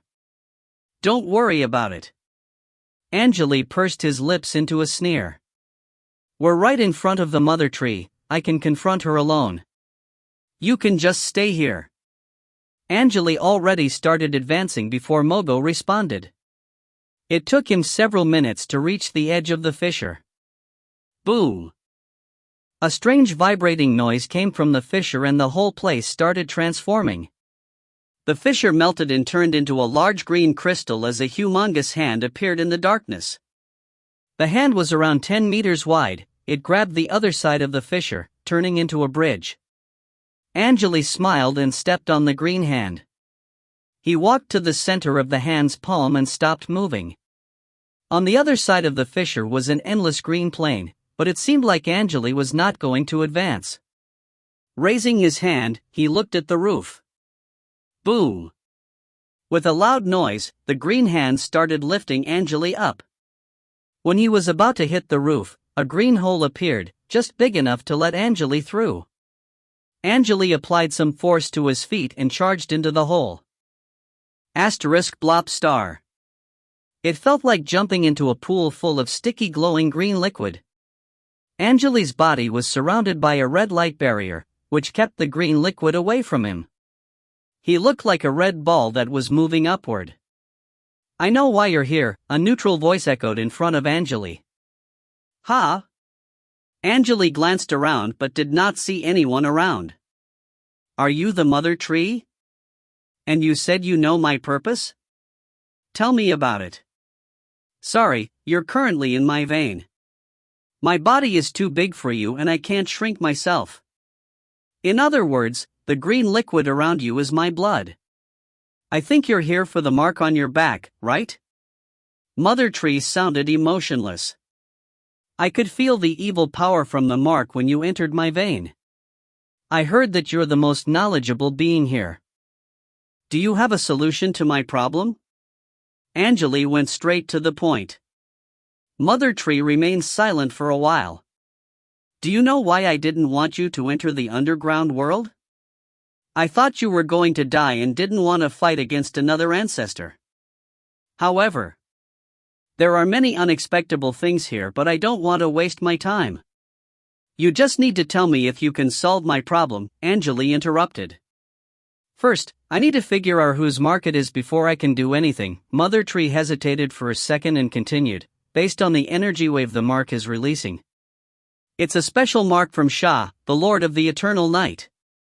"Lord of the Eternal Night? Mark of Sha? Is there anything you can do?" Angele's brow furrowed. He had no idea what the tree was talking about. "Also, can you tell me about this lord?" Lord of the Eternal Night is an ancestor from the ancient times, living around the wizard world. She created the Night Realm. Her power came from the darkness. She was invited by the strong wizards of the wizard world and helped them fight the Light Ancestor. She was severely injured after the battle and disappeared with the Night Realm. No one could communicate with the Night Realm after that. I think the realm is already destroyed. Mark of Shy is not a punishment. It's like a realm guardian's mark. With the mark on your body, you can only move freely in the Night Realm. When you're in other realms, you'll lose the ability to fly or teleport as time passes, but... Interesting. So, the Lord of the Eternal Night wanted me to become a realm guardian? Angele concluded, though he was not sure if Mother Tree was telling the truth. What can I do to remove the mark? It's simple. You need another ancestor to transfer the mark for you. Also, you can go to Guardian Cinderella. She's familiar with ancestors' marks and can handle most of them. Also, I can temporarily help you with your movement. Sure, what do you want as a payment? I found something I need from your storage device. If you can give that to me, I'll be grateful. Angele nodded and untied the mirror from his belt. He threw the mirror into the air. The mirror rotated in the air and poured a lot of random things out. Go find the item you need. Here are the items that I can give to you as a payment. Angele dumped all the random items he collected over the years. He only kept the rare bones and weapons. Mother Tree stopped talking. She coated the items with some special green liquid, which turned into a bubble. Several minutes later, Mother Tree found something that made her feel excited. It seemed like she got what she needed. Angele was not concerned at all. He did not need any of these items. There might be a hidden treasure among them, but he did not care. The green bubble returned to Angele with a lot of random items inside. Angele checked the items and noticed that a piece of green crystal was missing. The crystal piece was from the green jade greatsword he'd used in the intestine of the world. You can have all of them if you want. Some red light flashed in his hand. Let's sign the contract. In the name of chaos. Sure, Mother Tree responded quickly. I would have invited you to my world had I known you had such a rare item. It's okay. Angele waved his hand and a red scroll appeared in front of him.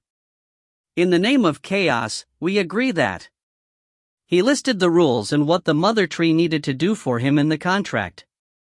Angele slowly pressed on the scroll after finishing the word.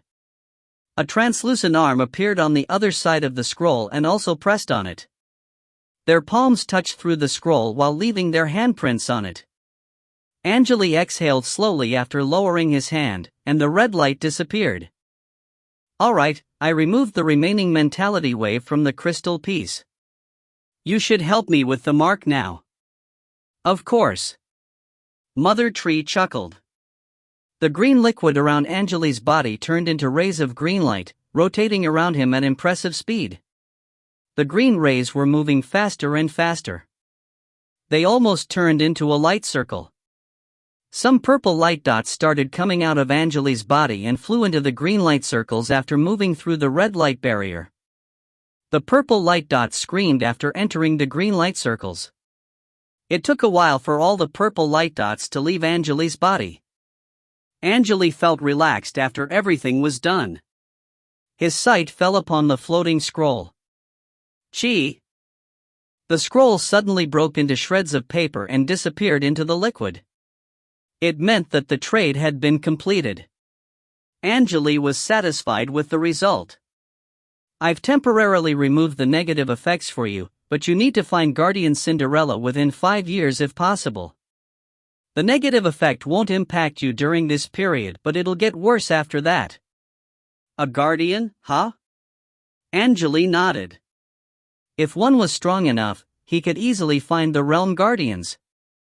Angele just needed to do something to break the balance and the guardians would come to him. Also, I can send you and your friends to the exit of the underground world through my roots, Mother Tree added. Sounds good. Angele knew what she was worried about. She did not say anything else. Several hours later. By the exit of the underground world, a brown root that was over 10 meters long appeared in front of a black stone gate. The root cracked and released some green liquid. Angele, Mogo, and Lance were covered in the liquid. They landed on the ground with a red light barrier around them. That was fast, Angele smiled. All right, let's return to the surface.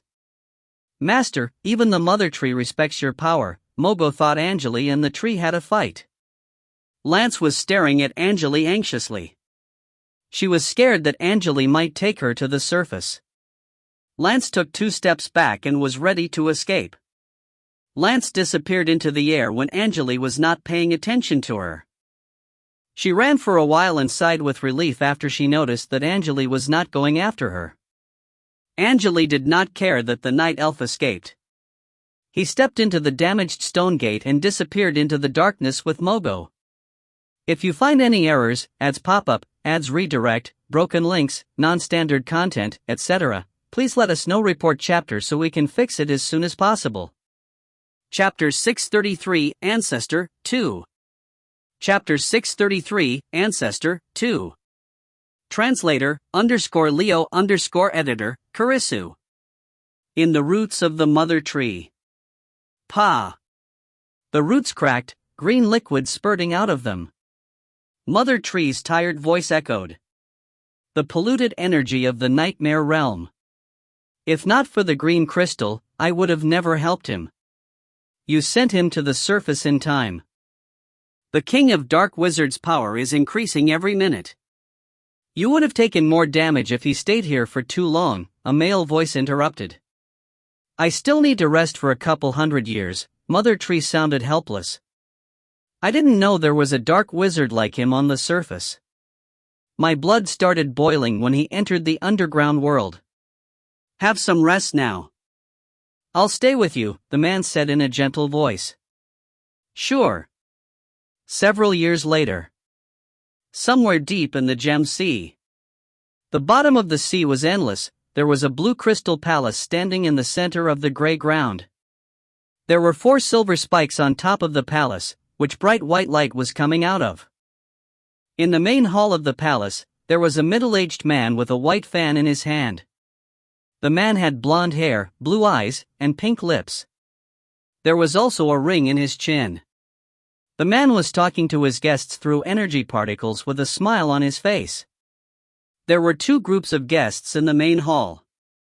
Most of them were creatures like octopuses, crabs, centaurs. There were not many human beings. Some of them were naked and the rest was wearing human outfits. The guests were all talking to each other. It seemed like a lot of them knew the people here. Suddenly, a female voice came from outside. Dark Wizard King of Ramsoda is here. The guests all stopped chatting after hearing those words.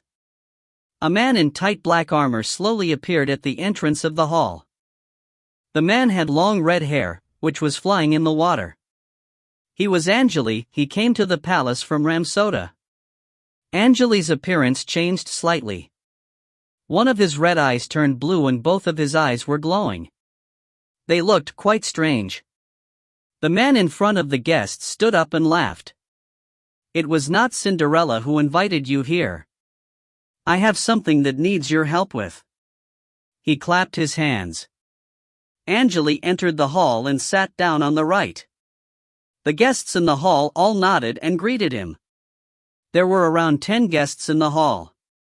They heard the man clap and realized that the man had something that he needed to discuss with Angele in private, so they stood up and left. Only 2 guests stayed in the hall and there was a total of 4 people left. Angele looked to the other side and noticed that there was a tall fishman in the seat. The fishman, who had a pair of glowing dark eyes, was eating a lamb leg. The fishman noticed that Angele was looking at him and smiled. Atlanta, who are they? Angele looked at the middle-aged man.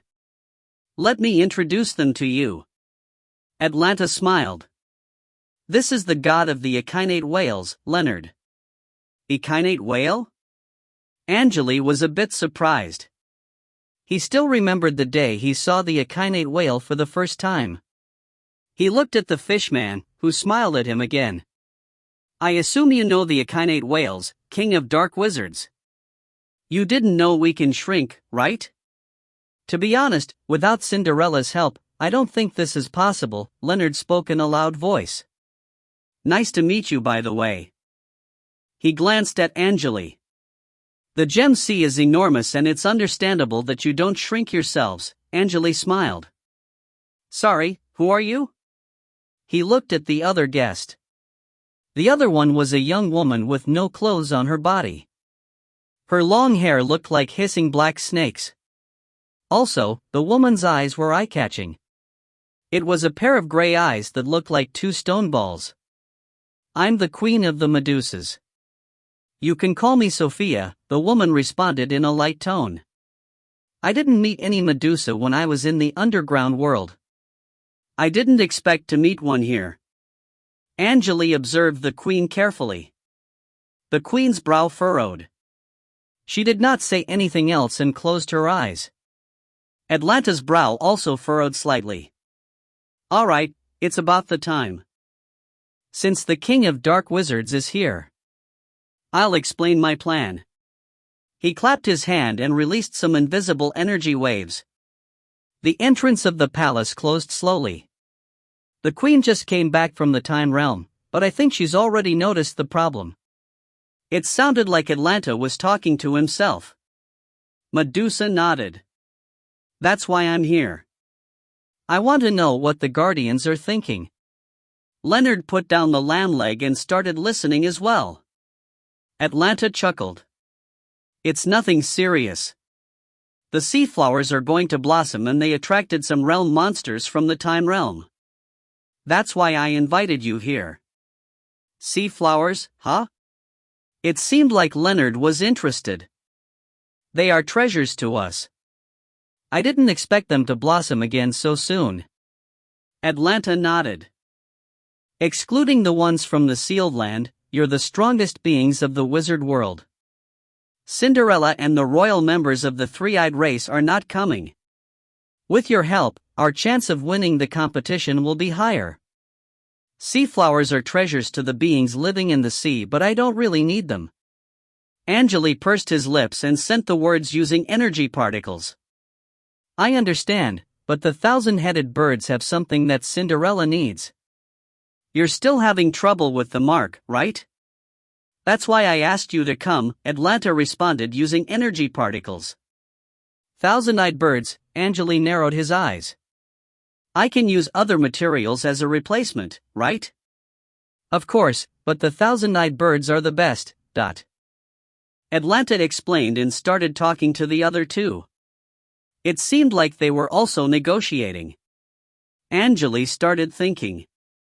In the last several years, Angele gained a deeper understanding of the power of time and the power of dimension. Cinderella promised him that she would make a potion to remove the mark, but she did not say when the potion would be finished. Atlanta and Cinderella all had the power level of a rank 8 wizard. Leonard and Medusa had the power level of a rank 7 wizard. Strong beings like them all had one common problem: they did not care about time. 100 years were nothing to them. Angele hesitated for a while and started talking with Atlanta through energy particles again. Atlanta, I think you know that I don't have much time left. If it'll take a long time, I'd rather go for other options.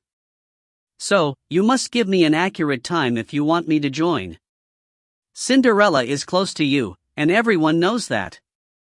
Atlanta nodded. I understand your situation and I know that this is the last material you need.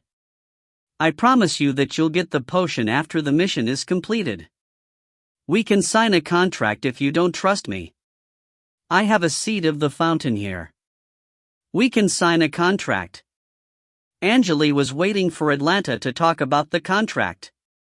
A bitter smile appeared on Atlanta's face. Well, how many realms is this fountain connected to? 4 realms, I believe. Atlanta shook his head. That's like handling the pressure from 4 realms. There are so many realms in this universe.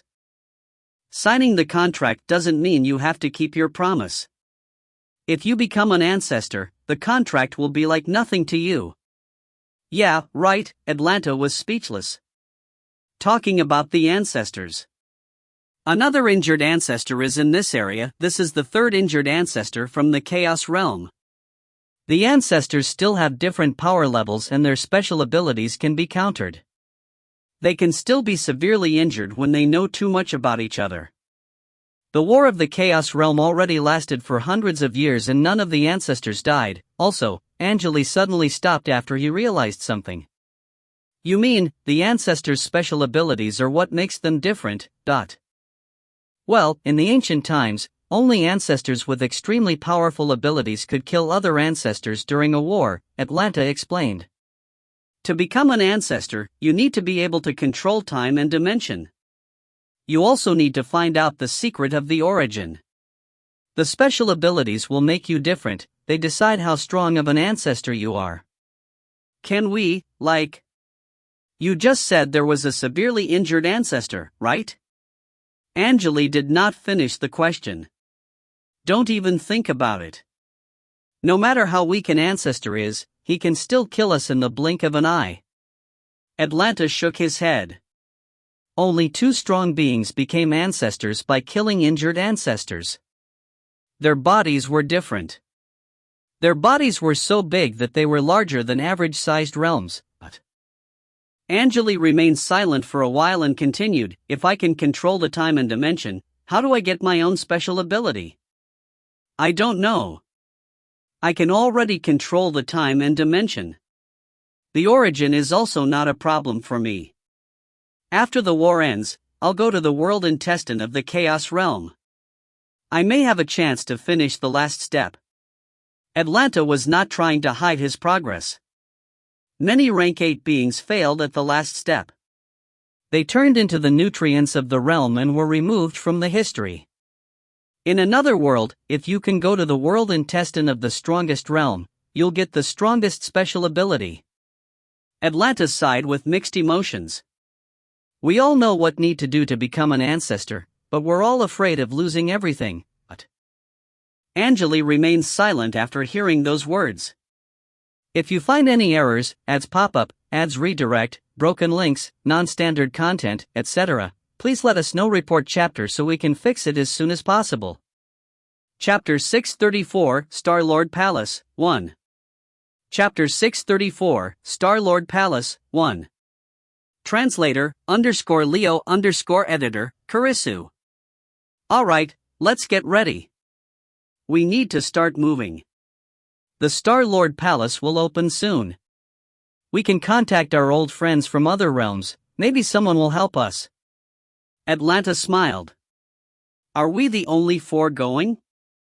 Leonard's brow furrowed. What about the people in the inn? They are doing everything they can to guard the Chaos Gate. I don't think they have time to this, the Queen answered. Also, the Void Tunnel is a bit unstable recently, so we should be careful when we head to the Star-Lord Palace.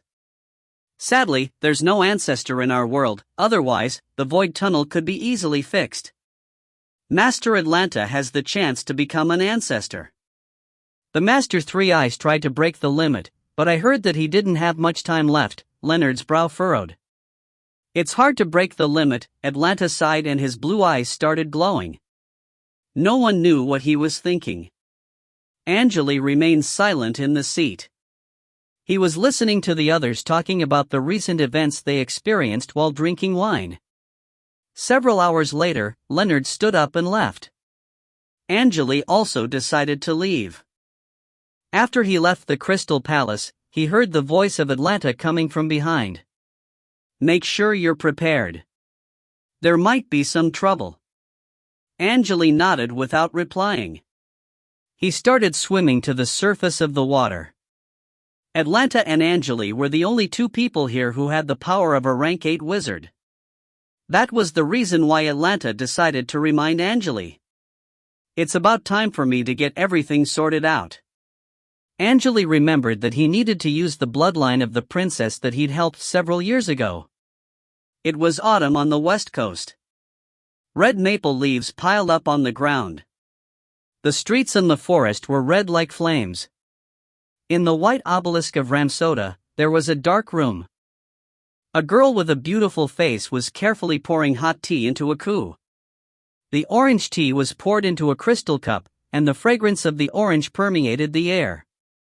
The girl's long blonde hair trailed over her shoulders, touching the white dress she was wearing. She also had a pair of white silk gloves on her hands. The girl was still young, but she had the potential. And, you know that it's about the time, right?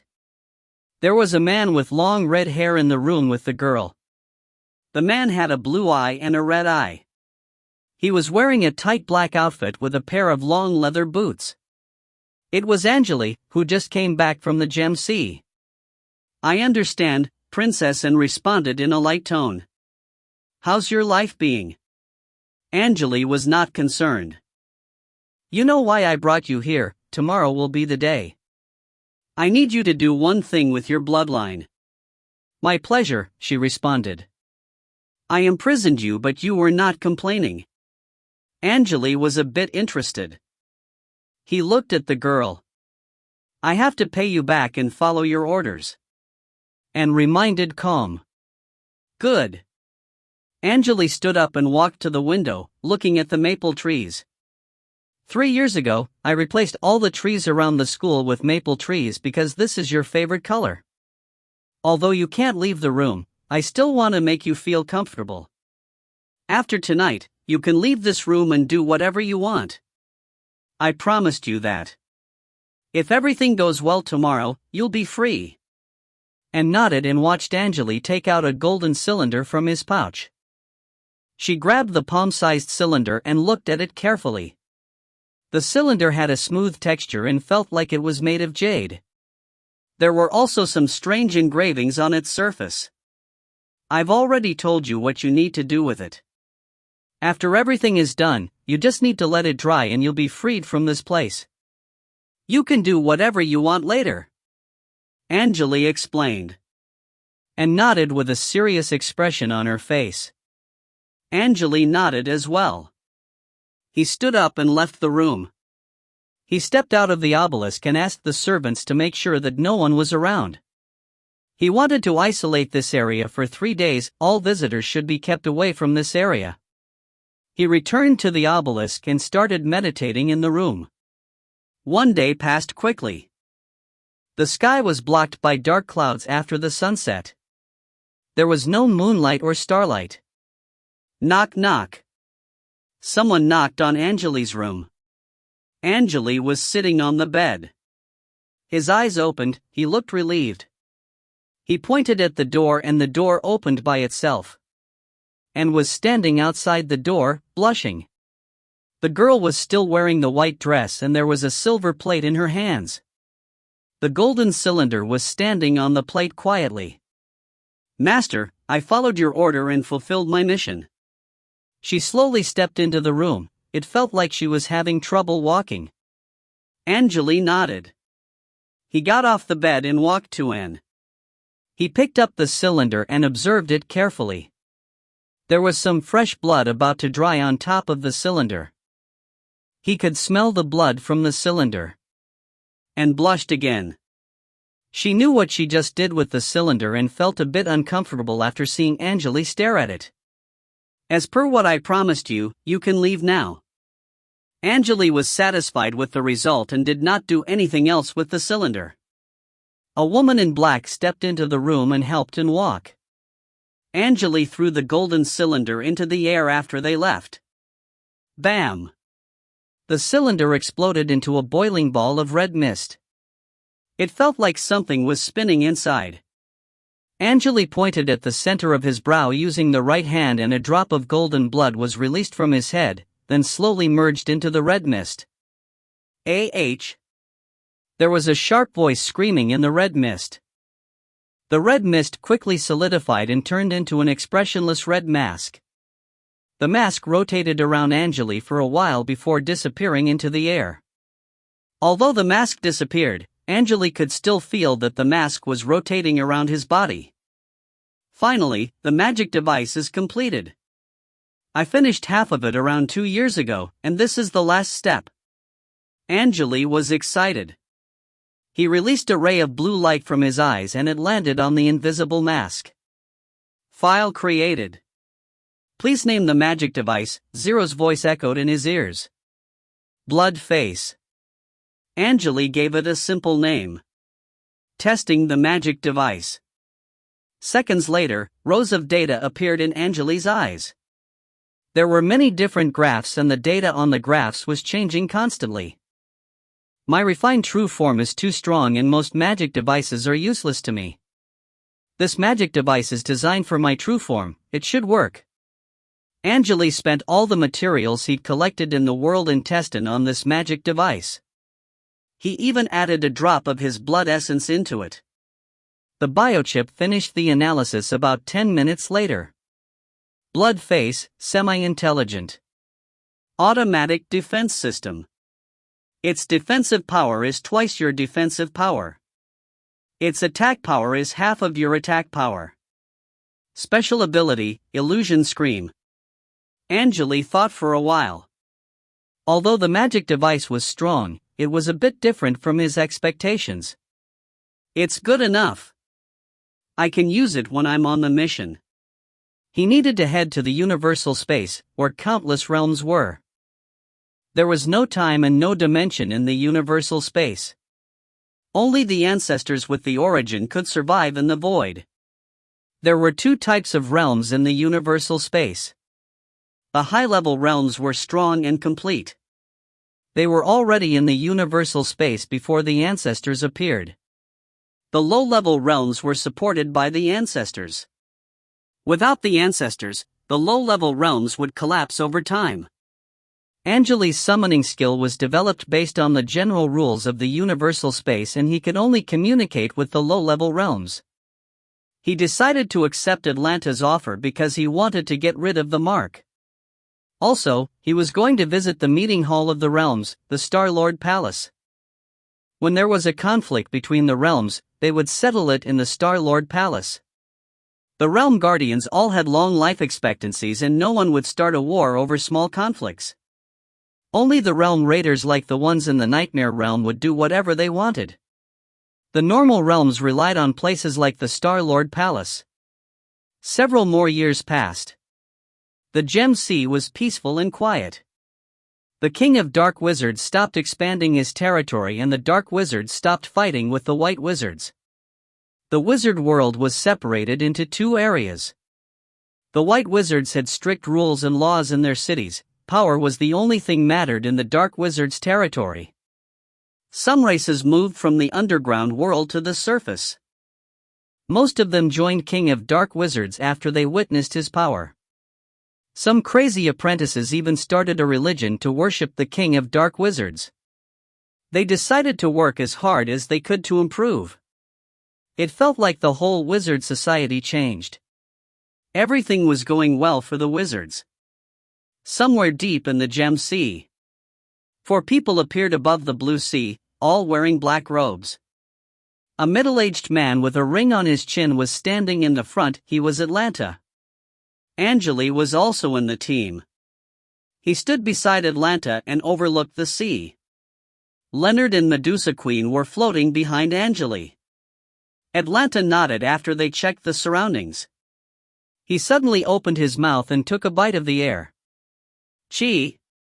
He ripped the space in front of him apart and made a dark hole. It felt like he was breaking through a canvas. Atlanta repeated the process several times and swallowed the fragments of the dimension. He then slowly stepped forward and entered the dark hole. If you find any errors, ads pop-up, ads redirect, broken links, non-standard content, etc., please let us know. Report chapter so we can fix it as soon as possible. Chapter 635, Star-Lord Palace, 2. Chapter 635, Star-Lord Palace, 2.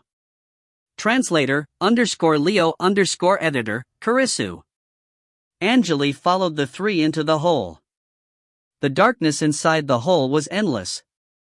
The 4 stood on a floating silver path that was surrounded by the darkness. There were some colorful meteors flying in the space. Some of them came from top. Angele could also see meteors below him. The meteors were traveling in random directions. With a flick of Angele's finger, he sent a ball of red flames to the right.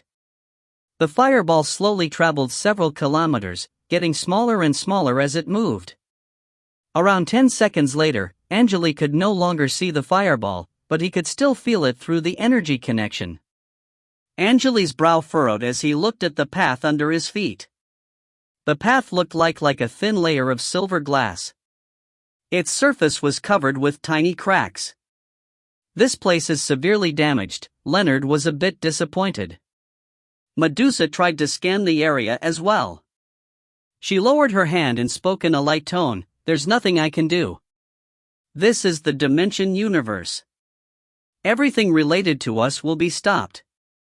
It's lucky that the void tunnel is still working. Let's keep moving. The Star-Lord Palace is far from here," Atlanta spoke in a light tone. They nodded and increased their speed on the silver path.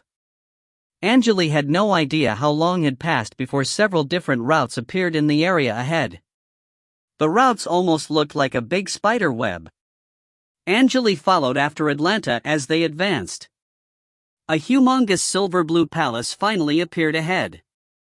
The palace was standing in the dark, releasing bright light. It felt like the palace was designed using an ancient Roman style. The white stone staircase in front of the palace was long. They quickly stepped on the stairs and entered the white gate. Two groups of people were already sitting in the hall. The group on the left was a group of shadows without physical forms. They looked like human-shaped floating smoke. The group on the right consisted of human beings in white robes and with wings on their back. They all had beautiful faces, however, Angele had no idea what their gender was based on their appearances. One of the people with wings stepped forward after the four stepped into the hall. The man, apparently, had black hair and green eyes. A gentle smile appeared on his face as he walked to them. "Master Atlanta, it has been years since we last met. Your body is still very strong." The man's four wings on his back swung slightly. It seemed that was how he greeted people. Atlanta smiled as well, then walked to the man and hugged him. They also kissed each other. "Maine, you're still so beautiful. You're over 2,000 years old, but you still look young. I'm glad that you're still alive. The world intestine would have turned me into nutrients if Master Dragon Seal hadn't been with me." Maine's expression changed. They greeted each other and had a short conversation. It seemed like they were not familiar with each other, making Angele wonder why they kissed. Leonard knew what Angele was thinking and explained through energy particles. In the Four Wings realm, people kiss each other when they meet. It doesn't mean that they are close to each other. However, Atlanta usually overdoes it. These people enjoy kissing with Atlanta for some reason. I heard they were collecting the saliva of strong beings. I thought it was just a joke. Angele was a bit speechless. They collect saliva? That's a weird tradition. Let's sit down and wait. We need to wait for other realm guardians. Sure. They found a corner and sat down with their legs crossed. They were just minding their own business. Time flew. Around 10 days later, more people appeared. Bam, bam, bam. They heard loud noises from outside the palace. An invisible vortex slowly entered the hall. The vortex went around everyone's body, and a floral fragrance permeated the air. Angele opened his eyes slowly and glanced around. People's expressions changed after hearing the noise. They looked a bit anxious, especially the shadows. One of the shadows stood up with the help of a cane. The two silver eyeballs on his face were staring at the entrance of the palace. The men with wings were not concerned, but they still moved back slightly. Atlanta's expression turned serious. He quickly explained in a low voice, "Be careful, the strongest beings around have arrived. Don't talk unless it's necessary. I'll take care of the rest." Angele, Leonard, and Medusa remained silent after hearing those words. They looked at the entrance of the hall, just like other newcomers. They all wanted to know what the strong beings looked like. Several minutes later, the gate was pushed open. A chubby man walked into the hall slowly. His footsteps were so heavy that they made loud noises. The man had red skin. He had no hair on his head, instead, there was an enormous pink bud. The bud was the source of the floral fragrance. Flower King Ing, the only guardian of the illusion realm. Be careful, he's short-tempered and hates it when people look at his head. Atlanta quickly sent the words to Angele. Leonard and Medusa already lowered their heads. It seemed like they knew about this. Angele glanced at the Flower King and slowly lowered his head. The Flower King glanced around the hall, and his sight fell upon one of the shadows. The shadow demon is also here. That's rare. I thought you were going to hide in the shadow realm forever. He chuckled. Shadow realm? Angele narrowed his eyes and looked at the shadows. The shadow man did not respond. He coughed several times, it seemed like he was scared. Flower King snorted and moved his sight away. Bam bam bam. He walked to the other side of the hall and sat down with his legs crossed. The outfit he was wearing looked like green leaves. With the bud on top of his head, he looked like a large plant. No one would know that he was a person if he did not move. Several more days passed. Then, a translucent being flew into the hall. It was a man with a blank expression. The man found a corner and sat down without saying a word. The people in the hall glanced at him, it seemed like they were not concerned. The man only had the power level of a rank 7 wizard. He was probably a guardian of a weak realm. The Flower King and the Shadow Demon both had the power of a rank 8 wizard. People who were weaker than rank 8 were not allowed to talk here. They waited 2 more days, and a man with long dark hair entered the hall. The man was handsome and there was a long sword hanging on his belt. The man looked a bit weak with his pale skin, he was wearing a formal white suit. Flower King, you're here too? The man found the Flower King right away. His left eye turned purple and the length of his eye increased slowly. The eye looked a bit strange after the change. Flower King laughed in a strange tone. Hey! It's Ken. The man who took the position of his own sister's daughter. I assume you've completed your Oblivion strike, otherwise, you wouldn't be here. The man's brow furrowed. Flower King, can't you talk like a normal person? A normal person? We're all normal when compared to you. You betrayed your teacher and destroyed your family for power. Also, you took the position of your sister's daughter and joined a different organization. Ha, Ken the King of Holy Seal, what a beautiful name. Your life can be turned into a touching novel. Flower King was not worried. Your teacher's organization was weakened because of you and he had to join my realm. Thousands of years of history is gone. With the Oblivion Striker, you now have great power, but you're a scumbag. It's none of your business. Don't worry about me, Ken spoke in a light tone. He walked to an empty corner and sat down. The most talented being of all time. What a joke! I'll tell all realm guardians about your glorious history. Flower King stared at Ken and spat on the ground. The gate of Star-Lord Palace slowly closed after Ken entered the hall. Suddenly, a ray of white light soared through the closing gate and landed on the floor, turning into a middle-aged man with pale skin. He stabilized his body and glanced at all the people in the hall. Zoe! I didn't know you were still alive. Flower King was surprised. What do you mean? Zoe spoke in a cold tone. He was not speaking in the universal language, instead, he was sending the message using his mentality wave. I knew you went to challenge the world intestine, but I didn't expect you to be still alive after 3 tries, Ken glared at the man. You were severely injured when you escaped. I saw that. Zoe snorted and remained silent. He sat down with his legs crossed by the entrance. It seemed like Flower King and Ken knew how strong Zoe was. Zoe did not answer their question, but they did not say anything else. they also released energy barriers in front of their bodies quietly. The shadow beings, the four-winged men, and Atlanta all released energy barriers in front of them. They had serious expressions on their faces. The real guardians from the weak realms all moved back to the edge of the hall, observing the situation carefully. Angele's brow furrowed and he was about to ask Atlanta about it. However, he saw that Zoe slowly released some white mist from his body. The mist started spreading quickly. A herbal smell permeated the hall. The realm guardians from the weak realms were having trouble handling the white mist. Their faces all turned pale. Since everyone is here, I'll close the gate. We can start discussing the main topic of this meeting. A loud voice echoed in the hall. It sounded like an old man's. No one said a word. Everyone was listening to the voice. We gathered everyone here for two reasons. The sea flower and the oblivion artifact of Nolan Island. The old man was speaking in a serious tone. We need to set up a rule for the distribution of the flower. Suggestions, anyone? Suggestions?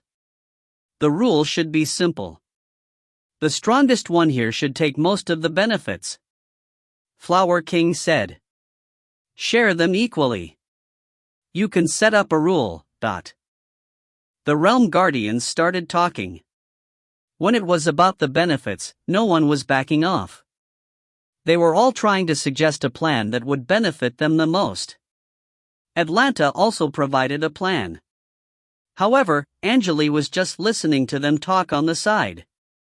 If you find any errors, ads pop up, ads redirect, broken links, non-standard content, etc., please let us know. Report chapter so we can fix it as soon as possible. Chapter 636, Thousand Head Bird, 1. Chapter 636, Thousand Head Bird, 1. Translator, _Leo _editor, Karisu. These realm guardians turned the place into a market. No one was waiting for others to finish their words. Flower King, Shadow Demon, Ken, Zoe, and the other strong realm guardians were pretty much arguing with each other. They were all trying to find excuses to support their arguments. The weaker ones remained silent. They just stood there and waited. The strongest finally reached an agreement after a while. Alright, that's it. The guardian of the sea flower is the thousand-hand bird. The realm guardian who killed the most of its heads will get the most sea flowers. The fewer heads you kill, the fewer flowers you'll get. It's fair, right? The old man concluded. They remained silent, but Flower King chuckled. Do you really think the bird is weak? Not everyone has the ability to eliminate its heads. The stronger ones get most of the flowers. It's fair, Ken interrupted. Atlanta sent the words to the people behind him through energy particles. The teams are decided based on which realm you're from. That's a problem. Maybe someone will eliminate some weak realm guardians before we attack the birds. Angele, Leonard, and Medusa nodded. Angele remained calm. He was not sure how strong these realm guardians were. With the help of the ancestor's mark, his strength already reached a whole different level, and he was confident that he had the highest strength among the rank 8 beings. He was slightly weaker than Atlanta, but with the new magic device he was not worried. At this moment, the old man started talking again. Alright, I'll save you some time on the road. I hope you can get it done as soon as possible. They felt their bodies vibrate after the old man finished those words. The gate opened slowly, revealing a silver sky. The energy waves outside felt completely different than before. Angele was a bit surprised. It only took 1 second for the palace to bring everyone to a completely different place. His ancestor Mark did not stop the palace from doing that. He looked at Atlanta with a confused look on his face, and Atlanta quickly explained, "The old man is the Star Lord Palace. He was an ancestor from a realm around us. However, he lost his ancestor's ability for some reason. He still had strong power, so your ancestor's mark was not a problem to him." Angele nodded after hearing the explanation. Most of the realm guardians remained calm, however, the newcomers were a bit surprised. They slowly stood up and started walking out of the gate. Atlanta followed after them and walked out of the door with the people from the wizard world. Outside the Star-Lord Palace was a silver void. There was no object around, and the silver tunnel was no longer there. Below the stone staircase was pure silver. A sharp scream came from below as they stepped out of the palace. Wah! It sounded like crying children. The voice was so sharp that they felt like their bodies were being stabbed by iron needles. Some of the guardians groaned, and their bodies were shaking. It felt like they were about to fall. The rank 8 beings only had their brows furrowed. It seemed like they had no problems handling the pressure. Atlanta's body trembled slightly, but he calmed down quickly. Leonard and Medusa's faces turned pale. They almost lost their balance. Angele helped them to calm down, and they nodded at him gratefully. The bird is provoking us. I'll go first, Zoe said and left the staircase. He quickly jumped into the air, disappearing into the void. Let's go. Shadow Demon jumped into the void with the shadow beings as well. Flower King, Ken, and the other weak realm guardians also jumped into the void. Atlanta glanced at Leonard, Medusa, and Angele. He was a bit surprised to see that Angele had no problem handling the pressure. Let's get moving. Sure. They jumped off the staircase and started falling. A large yellow plane appeared in Angele's sight after they fell for a while. There were countless yellow bird heads on the plane. Each of the heads had the height of over 30 meters. The bird heads looked identical to the head of a parrot, but there were black spiral horns on them. It felt like looking at a forest of yellow bird heads. There were thousands of bird heads, and the noise they made still sounded like crying babies. The ones who jumped off the staircase earlier were already fighting the bird heads. There were pink, black, and white lights flashing above the plane. The noise made by explosions and the bird screams was so loud that it made everyone's body vibrate. There were black dots falling from the silver sky. Angele and his teammates were on the left side of the sky. They landed on the ground and some blue light flashed on their bodies, but they quickly disappeared. More than 30 bird heads were charging at them like beasts with no brains. There was saliva dripping down their chins. They looked hungry. The larger birds were releasing green mist from their mouths. It quickly expanded to the area where the blue light flashed. Move! Atlanta shouted immediately. They charged out of the blue light. Leonard was a bit slow, and groaned after he touched the green mist. His muscles and skin on the back started melting right away. Leonard narrowed his eyes as he quickly touched his back using his right hand. The melting muscles were cut off. Pa! The muscles dropped to the ground and turned into sticky green liquid, with dark smoke rising from it. The green mist behind him was still going after him. Leonard turned around and quickly opened his mouth. Roar star. Blue smoke and white smoke came out of his mouth, twisting around in the center of the green mist. Blue light flashed in the green mist, which stopped advancing for a second. However, it was still moving to Leonard. Damn! This bird is over 2 million years old. Leonard was surprised. He turned around and tried to run. Then, 2 rays of blue light flew to him and wrapped around his waist, dragging Leonard to the other 3 members in the front. He finally caught up. Atlanta retrieved the 2 blue rays with a serious expression on his face. He sent the message to others through energy particles while running at full speed. Watch out! We're about to reach the best position. We need to set up the maze after we reach our destination, and can work together to eliminate the bird heads. I don't think it's going to work. The bird is over 2 million years old, and its heads can merge into each other. If more than 10 of its heads merge, we'll be dead. Medusa shouted. This is the only way. Atlanta wanted to say something else, but more than 10 bird heads appeared in front of them. They were charging at the team like 10 yellow rays of light. There was no way for them to dodge the attack. Wait! They realized how dangerous the situation was. We should regroup at our destination. Atlanta was blown away by the bird heads the moment he finished his words, and flew to the other side. Angele, Leonard, and Medusa were also blown away by the impact. Angele wanted to fight back using the power of his true form when he was being knocked down, however, his body froze before he could do anything. He was stopped by an invisible force, and he watched the 3 bird heads charge toward him. Bam! Angele's head was dizzy, he had no idea where he was. It took him a while to stabilize his body. He glanced around, but his teammates were nowhere to be found. He noticed that he was standing on an endless yellow plain. Wah! The 3 bird heads in front of him became translucent and turned into one head. The bird head was still crying, and started charging toward Angele again. Angele had taken the hit because he had not been familiar with the bird's attacks. The situation changed after he knew how to defend himself.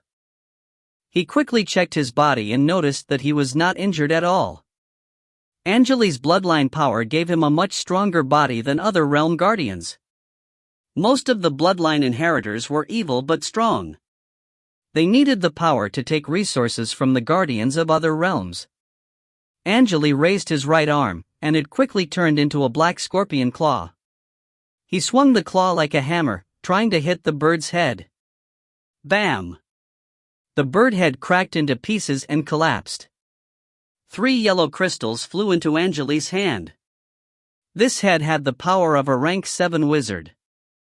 That's a problem. Angele caught the crystal pieces, and his brow furrowed. Around 7 more bird heads appeared in the front, charging toward Angele. One of the bird heads had white electric pulses around its horn. The dimension around the horn was twisting. The bird head lowered slightly, and the electric pulses landed on the ground, turning into an earth strike. Angele glanced at the earth strike and his expression changed immediately. White thunder! I didn't know the bird has this skill. This is the legendary thunder that can damage its target's soul directly. How is this even possible? The white thunder had the same power level as a rank 8 wizard's strongest damage spell. It could deal around 500,000 degrees of damage, and Angele was not sure if he could handle it. Angele had no time to think. He blinked his eyes and a red mask appeared around his body. Ha! A strange smile appeared on the mask, which faced the earth strike directly. The mask was getting larger and larger. Around half a second later, the length of the mask increased to more than 30 meters. Pa! The earth strike landed on the mask, but it did not do anything to it. Angele felt relieved. He checked the mask's condition and noticed that it was not damaged at all. He then checked the large bird head and waved his hand. He retrieved the mask and started heading to the destination. Angele wanted to check the defensive ability of the mask, and was now satisfied with the result. His true form could handle an attack with 500,000 degrees of damage, but it seemed like the mask had higher defense than him. Angele did not waste any time on the way. He followed Atlanta's energy waves and traveled at full speed. He encountered a lot of merged bird heads, but none of them could do anything to his mask. He saw rays of silver light striking into the sky after a while. There were injured realm guardians in the silver light. They were being sent back to the palace. The Star-Lord Palace was trying to help the injured realm guardians. Although they were still alive, Angele was certain that there would be consequences. Also, Star-Lord Palace could not take care of everyone at the same time. Angele saw that one of the silver rays was crushed by a translucent bird head when he was still thinking. The bird head screamed and caught the falling realm guardian. The realm guardian was devoured right away. Wah! Suddenly, the loud scream echoed in the sky again. Angele increased his speed and charged in the direction of the voice. A lot of dead bird heads appeared on the ground. It felt like the earth was shaking. The ground was covered with fissures. There were ice shards and lava spurting out of these fissures. If you find any errors, ads pop up, ads redirect, broken links, non-standard content, etc., please let us know. Report chapter so we can fix it as soon as possible. Chapter 637, Thousand Head Bird, 2. Chapter 637, Thousand Head Bird, 2. Translator, _Leo _editor, Kurisu. He advanced for several minutes, clearing most of the bird heads around.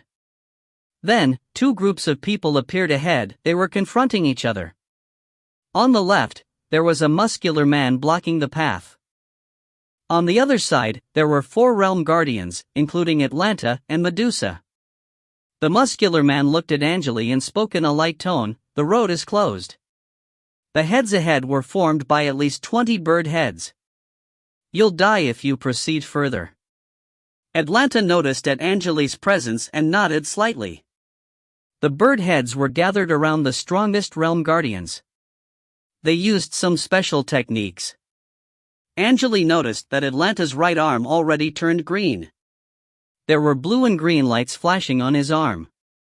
It seemed like he was damaged by the green mist.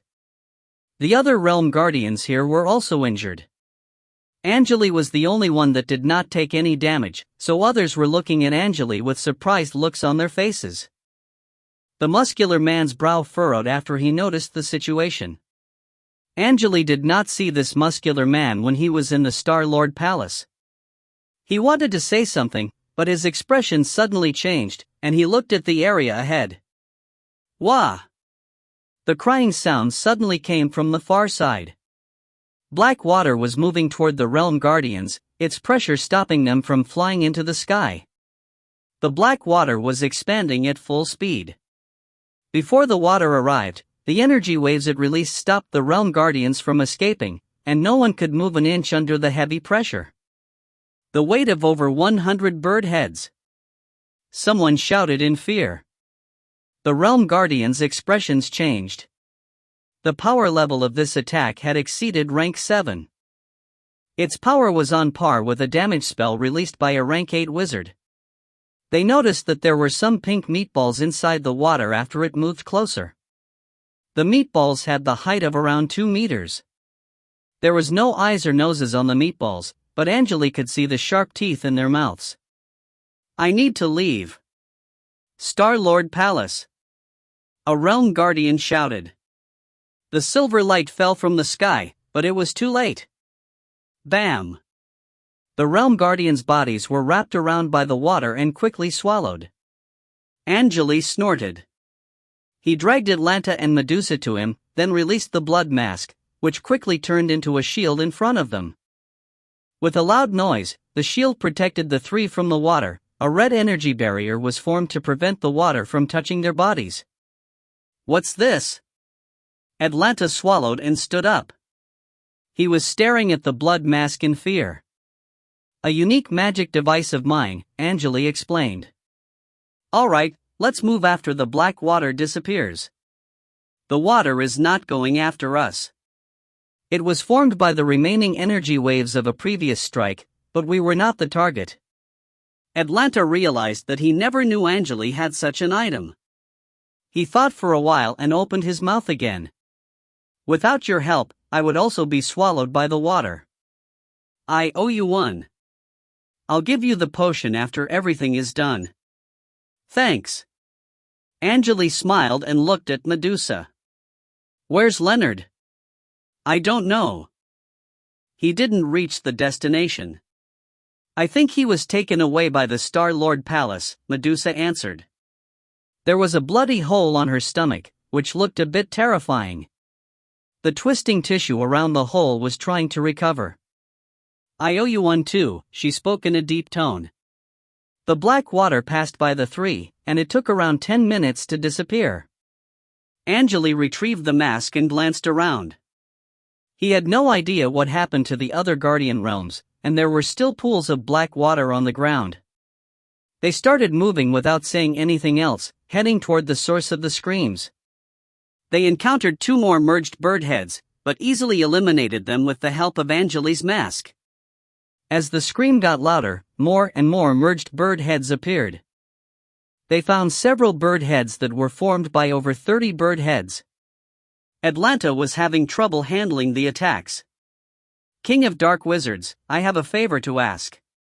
The sea flowers are important to me, so I want as many flowers as possible, but I'm afraid I might not be able to stay in the fight. Don't worry, if you can collect enough crystal pieces, I'll hand the potion over to you. What do you mean? Angele narrowed his eyes. Are you trying to force me to work for you with the potion? I don't really need the flowers.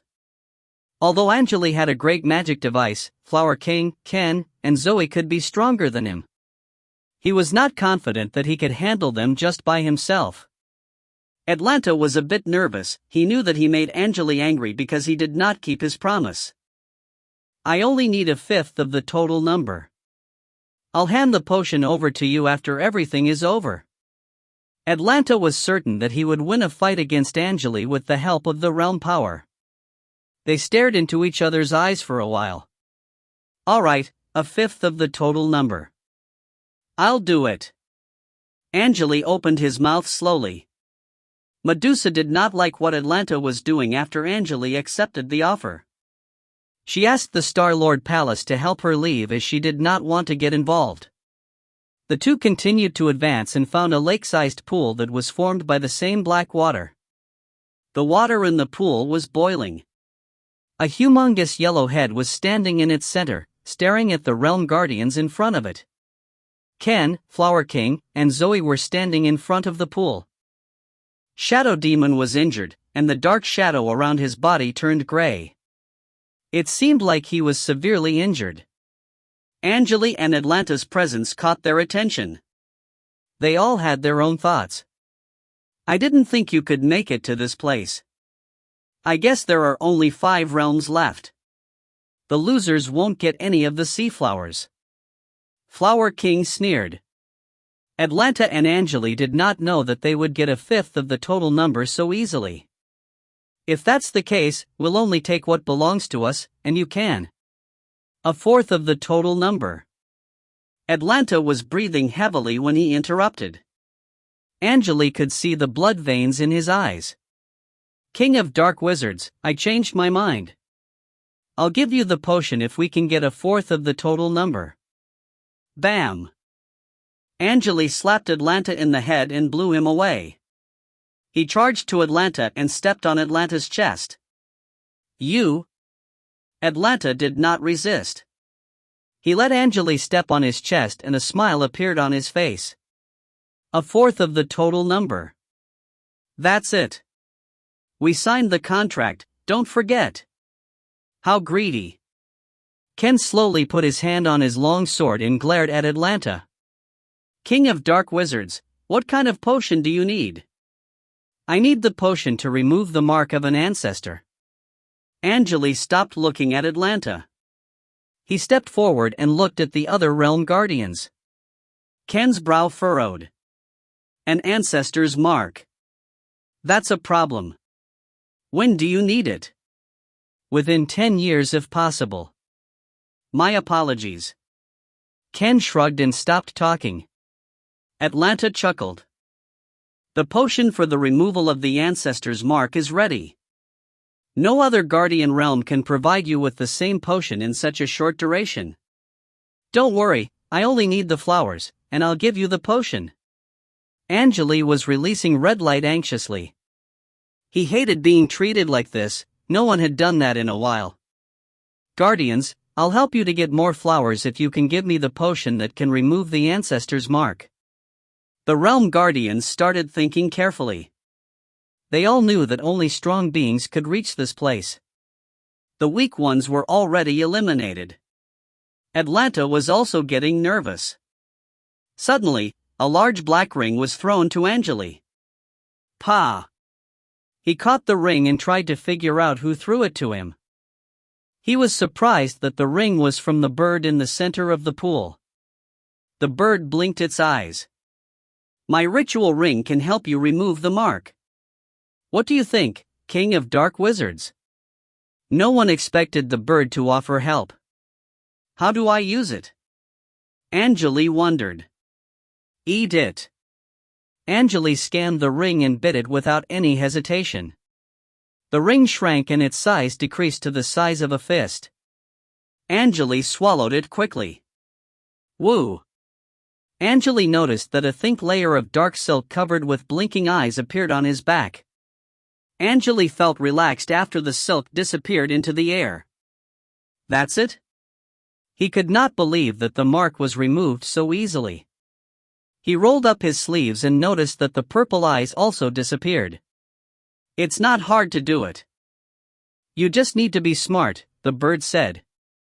Angele inhaled deeply and looked at the bird. Alright, I'll not help them to get the flowers.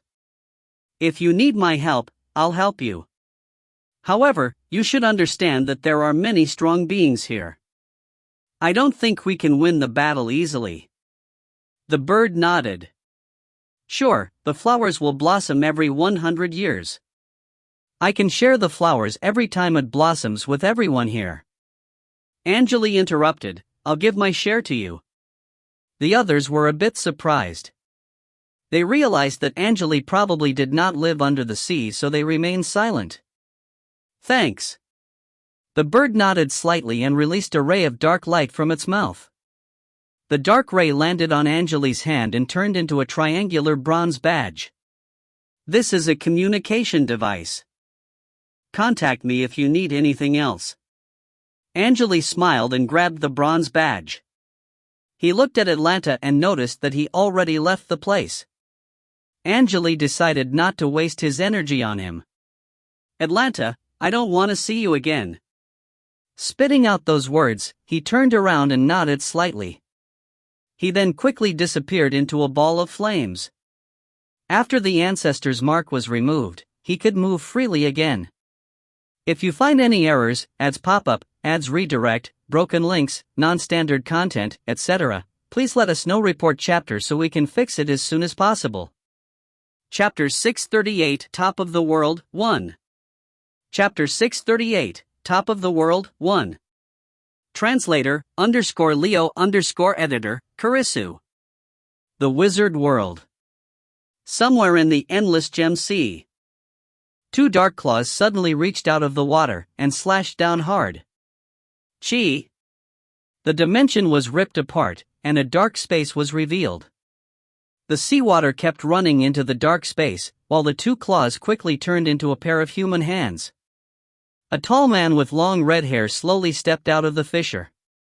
The man had a red eye and a blue eye, and a cold expression on his face. He glanced around and snorted. The dimension fissure disappeared after he clapped.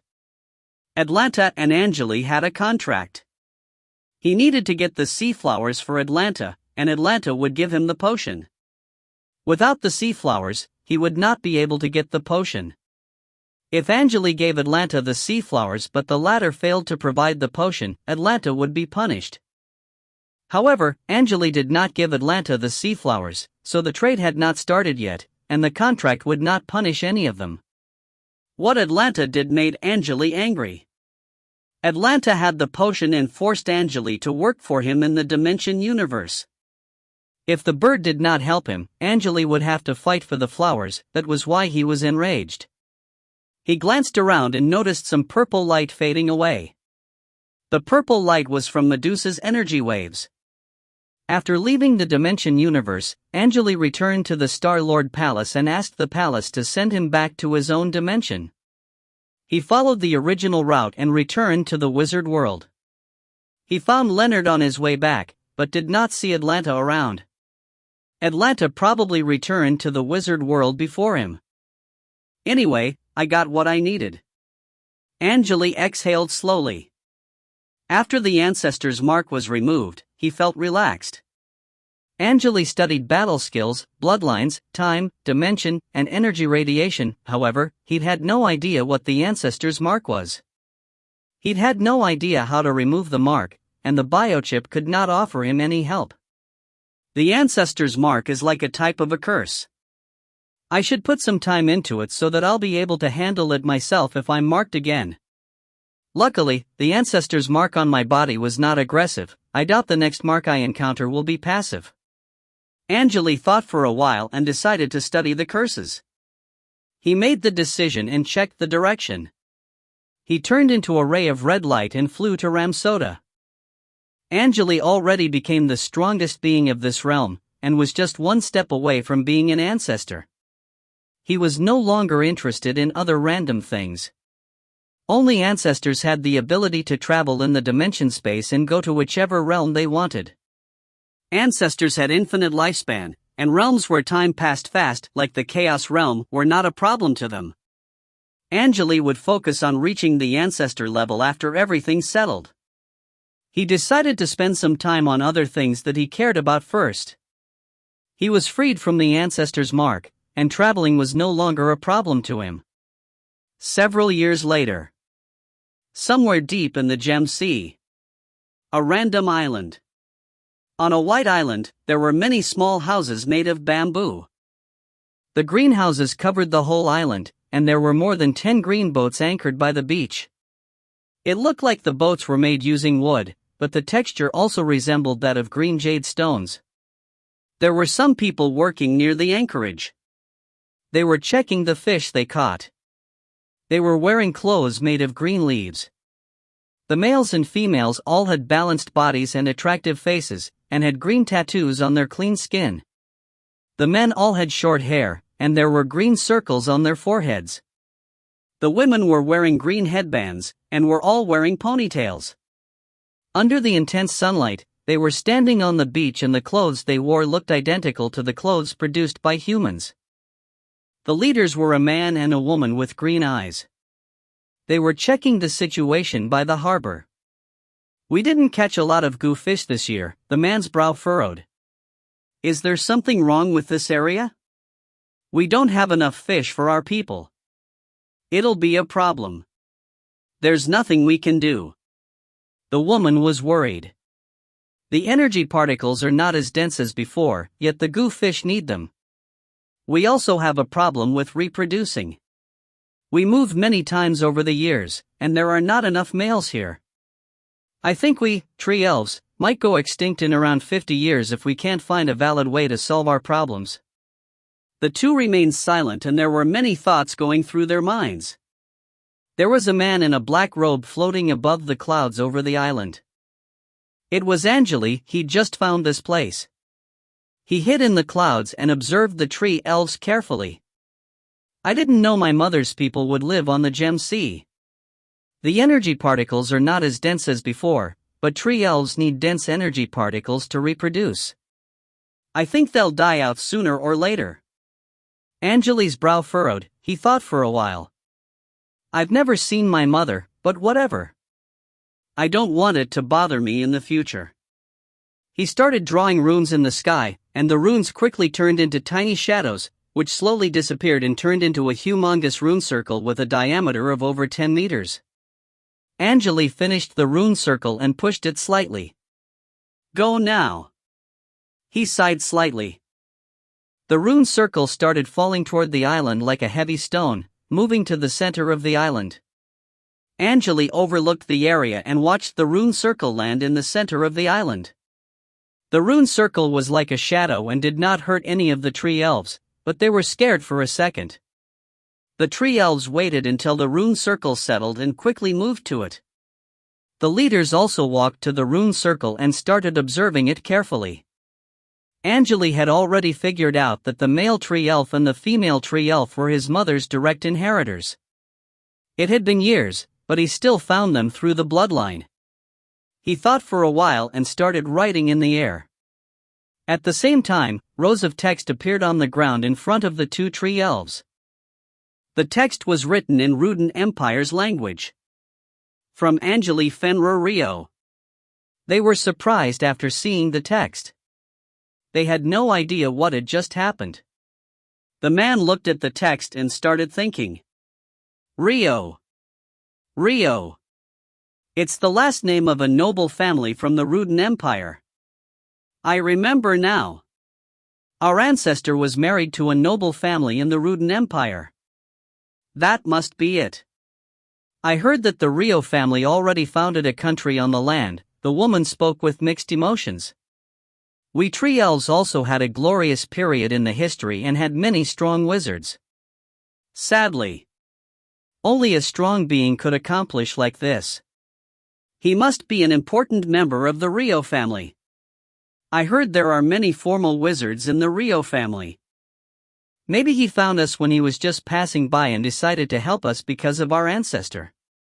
If we find any members of the Rio family on the sea, we should also offer them help. The man sighed. I wonder who this Angele is. The woman looked at the humongous rune circle in front of her. The rune circle is formed by gathering energy particles, but if Master Angele is a human, these energy particles won't really help us. She walked in the circle, crouched, and started checking runes. Ka! Some red electric pulses blocked her hand when she touched the runes. Ha! The woman wondered. It seems like these runes are a bit different. The man hesitated for a second and asked, "What's the problem?" Suddenly, the rune circle slowly released intense red light. Bam! A ray of red light struck into the sky. The light then connected the sky to the land. The white clouds in the sky started rotating like crazy, illuminated by the red light. The golden sunlight was slowly blocked by the clouds, and there were red electric pulses coming out of them. Woo! There was also sharp noise coming out of the ground, and the whole island started shaking madly. The tree elves on the island were shocked. What the? The female tree elf in the circle raised her head and looked at the clouds. She could not believe what she was seeing. The noise continued, and the tree elves' bodies started trembling. Countless red runes appeared in the area around the island. The blue sea was turned into red, and a rune circle with a diameter of over 300 kilometers appeared on the surface of the water. The wood energy particles were filtered out and dragged to the center of the island. Angele floated in the red sky and overlooked the island quietly. The red rune circle was releasing eye-blinding red light. At the center of the circle, there was a black scorpion mark. It was the symbol of his true form. If he used his bloodline power to a certain level, the symbol of his true form would be left on the ground automatically. It would only happen when he had the power level of a rank 8 wizard. He had no reason to hide his traces in the wizard world, as he had nothing to feel afraid of. He was certain that even the realm guardians could not hurt him. Although he might not be able to kill them, he would not lose any fight with the help of the blood mask. That's it. Chi! Angele's body turned into some red flames and disappeared into the sky. If you find any errors, ads pop up, ads redirect, broken links, non-standard content, etc., please let us know. Report chapter so we can fix it as soon as possible. Chapter 639, Top of the World, 2. Chapter 639, Top of the World, 2. Translator, _Leo_editor, Karisu. The Nightmare Realm. The terrifying environment in the Nightmare Realm had already disappeared. The evil gods conquered most areas in the realm. They called the new land they had the Evil Godland. The Terror Lords founded their Terrorland, and were not cooperating with the evil gods. The Dark Red Land was separated into 2 areas, and the remaining human beings were living on the edge of the Evil Godland. They had a small area with rich soil and were slowly recovering. In the center of the human territory, there was a city that looked like an iron fortress. The red clouds in the sky were replaced by white clouds, and the winter sunlight was a bit cold. The light illuminated a human statue in the center of the city. The bronze statue was over 300 meters tall. It depicted a young man in a long robe. He had a gentle smile on the face and there was a wooden staff in his hand. Strangely, his eyes were made of rubies, which reflected the people walking on the street. The most impressive landmark of the human city, Quarentia, is this scorpion god statue. There were tourists standing outside the white fences of the statue. A man with a beard was introducing the statue to the tourists that were from other areas. This scorpion god statue was built around 800 years ago. The evil gods were fighting against the Terror Lords and the land was severely damaged. The fissures were filled with lava, and we human beings were treated like pigs. The evil gods and the terror lords captured a lot of humans and ate them like snacks. The man smiled. Bishops Fry and Freya brought the Scorpion Lord's mark to the Forgotten Land. They saved humans and moved to this place together. Quarentia was also built by them. We know that already. The legend says that although the Scorpion God was one of the Terror Lords, he always wanted to help human beings. He was the reason why we could enjoy a peaceful life, one of the tourists said. I wonder why Bishop Fry and Bishop Freya knew the appearance of the Scorpion God. They were the ones who built the statue, right? I don't know the details, but I heard that they lived with a shadow of the Scorpion God for a while. No one knows the truth, the man explained. A man looked at the statue and interrupted, I knew the details, I read it in a random book. Fry and Freya, the two legendary heroes, were adopted by the Scorpion God. Are you sure this is not just a rumor? Some rumors are true. There must be a reason why the other evil gods and terror lords decided not to attack the human city after seeing this statue, someone added. Yeah, without this statue, there's no way that we could enjoy such a peaceful life. The man sighed. He crossed his hands and started praying to the statue. He opened his eyes several seconds later. All right, that's it for the day. You can enjoy some free time now. The tourists walked around the fences and observed the humongous statue carefully. A girl in a white dress glanced around and noticed that no one was paying attention to her. A smile appeared on her face, and she jumped over the fence. She walked closer to the statue and started observing. A man in a black robe suddenly appeared in her sight. The young man who was told of in the tale was rubbing the surface of the statue slowly. Angele looked at the statue and recalled the days he spent with Fry and Freya. He still remembered how lovely Freya was. He felt a bit depressed as he thought, they passed away years ago. My old friends, my relatives, and most of the people I knew all passed away. A bitter smile appeared on Angele's face as he recalled the words the other tourists said earlier. They already knew who I was. Scorpion God. That's why I felt everything seemed different after I got back. They applied my mark to this statue. He leaned to the side and smiled at the girl who was looking at him. Splash! Red lightning flashed in the sky. The girl's sight blurred for a second, and she noticed that the man disappeared into the air. Woo! The whole statue suddenly started vibrating crazily, and its body was covered with a red glow. A black scorpion mark slowly appeared on the forehead of the statue. The whole city was shaking. Devil's Plane.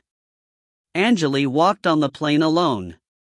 The wind was blowing against the long grass, making his robe flutter with light noise.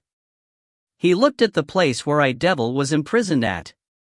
There was nothing here, the only thing he could see was a black pyramid covered with green vines.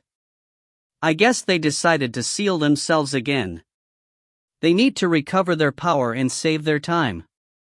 When the realms connect, they'll unseal themselves and try to collect souls. I thought they were going to be active for around 3,000 years. Angele knew how long Devil would seal himself. The evil gods and the terror lords were all sealed forms. The creatures on this land were monsters who inherited the ancient bloodlines. 3,000 years is the maximum. The war in the Chaos Realm got ridiculous, and they decided to seal themselves ahead of time. 3 ancestors were injured during the war. A loud voice came from the behind. Angele turned around and looked at the muscular man that appeared from nowhere. Bone, I knew it was you. Why haven't you sealed yourself yet? If the ancestors are going after you, I don't think you can handle it. I don't really care. The insects you left in the destroyed dimension tunnel are still a problem. Aren't you going to eliminate them? Bone sounded a bit speechless. I don't think I need to do anything. Actually, they are my children. If they can escape the dimension tunnel, they might be able to enter the dimension universe, the world intestine, or the other realms. However, it doesn't matter, Angele said slowly. He had a blue eye and a red eye. There were golden hourglass patterns in both of his eyes. Everything in the world has its rules. You and I are strong, but we're still part of the world. I assume you're already stronger than me. Bone saw the golden hourglasses in Angele's eyes and a bitter smile appeared on his face. I don't understand how you can improve so fast. I've lived for over 100,000 years, but I just don't understand. There was a strong being that became an ancestor within 1,000 years. There are many strong beings in this universe. I'm nothing when compared to them, Angele said in a light tone. You've already made your choice, I assume. Bone's expression suddenly turned serious. He knew what Angele was trying to imply. Angele nodded slowly. There's a chance that I'll succeed, but the chance is very low. Bone remained silent for a while and nodded slowly. Good luck. Thank you. Bone raised his head, but Angele already left after finishing those words. On the other side of the humongous tornado. In a dark forest behind a random town, there was a white tomb standing on a hill alone. The birds were twittering, and the morning sunlight illuminated the surface of the tomb, revealing the engravings on it. Rest in peace. Vivian Fenrer. To the president of the Fresher School, kind, respectful, and with a heart full of love. There were some white flowers in front of the tomb. Angele stood in front of the tomb quietly. He had no idea what he should say. It had been 800 years, he was not sure if Vivian lived her dream. Maybe she did, maybe she did not, but nothing really mattered anymore. The important thing was that there was no soul left in the grave, and it meant that she'd passed away peacefully. Mother, I wasn't your real son. However, in my mind, you were my only mother, he muttered, and put his hands into his pockets. He just stood in front of the grave quietly. The sun rose and set. The light came and went. Time was flying. Angele suddenly shook his head slightly after a while. That's half a month already. It felt like several minutes to me. I guess I've reached the limit, this realm's limit. Half a month passed in the blink of an eye. As Angele learned more and more about the secret of time, his thoughts changed a lot. After he was marked by an ancestor for a long time, he knew that he was getting closer and closer to the Shiva state. He was certain that Atlanta was already weaker than him. He knew a lot more about time and space than Atlanta. Angele already created a whole system about the rules of time and dimension using the biochip. The system was like an enormous web in his brain. Usually, there would be many things going through Angele's brain when he learned about any new information. Also, the biochip would filter out the unnecessary information and help him think. The whole thinking process would help him to connect all the related information and reach a valid conclusion. However, it usually took him months or even years to process the new information completely. There were so many things going through his mind that he would forget about the passage of time during the process. Angele looked at the tomb and suddenly started thinking again. He did not move an inch the whole time. Some yellow light flashed by his waist, followed by a loud scream. Angele was woken up by the noise and quickly took out a bronze badge from the mirror.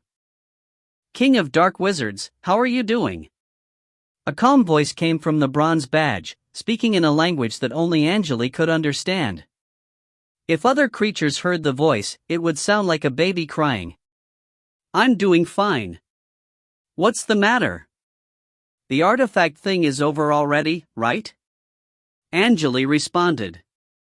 He worked with the bird over the years and they were quite familiar with each other. The bird had a special ability. He could find the best treasures in different realms, especially the treasures that were formed naturally. However, the treasures were all guarded by guardian beasts. The better the treasure, the stronger the guardian beast.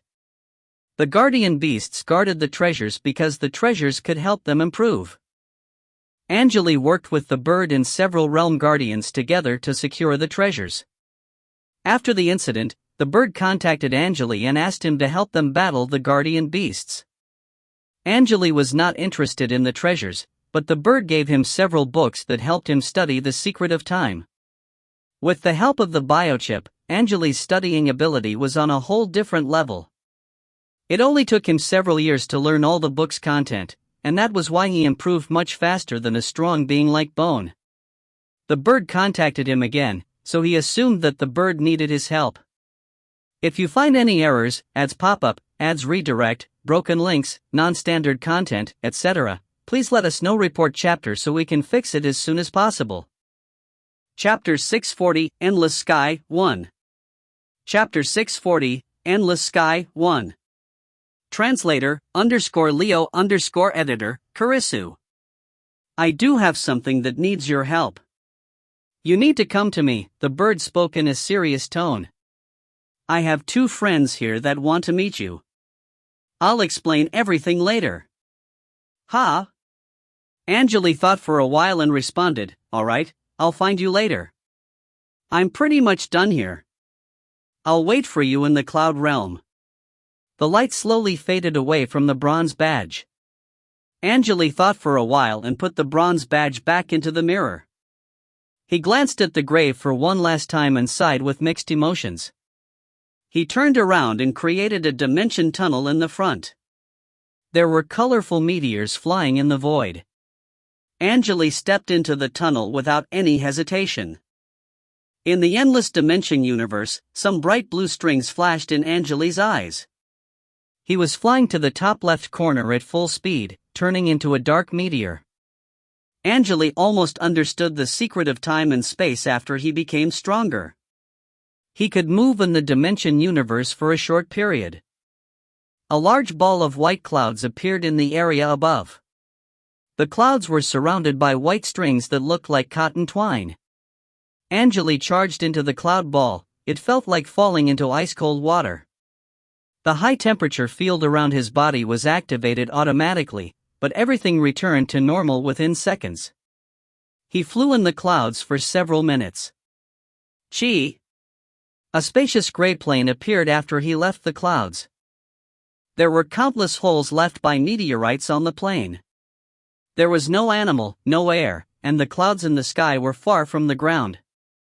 The area below the clouds had no air at all. Angele blinked his eyes and started flying down at full speed.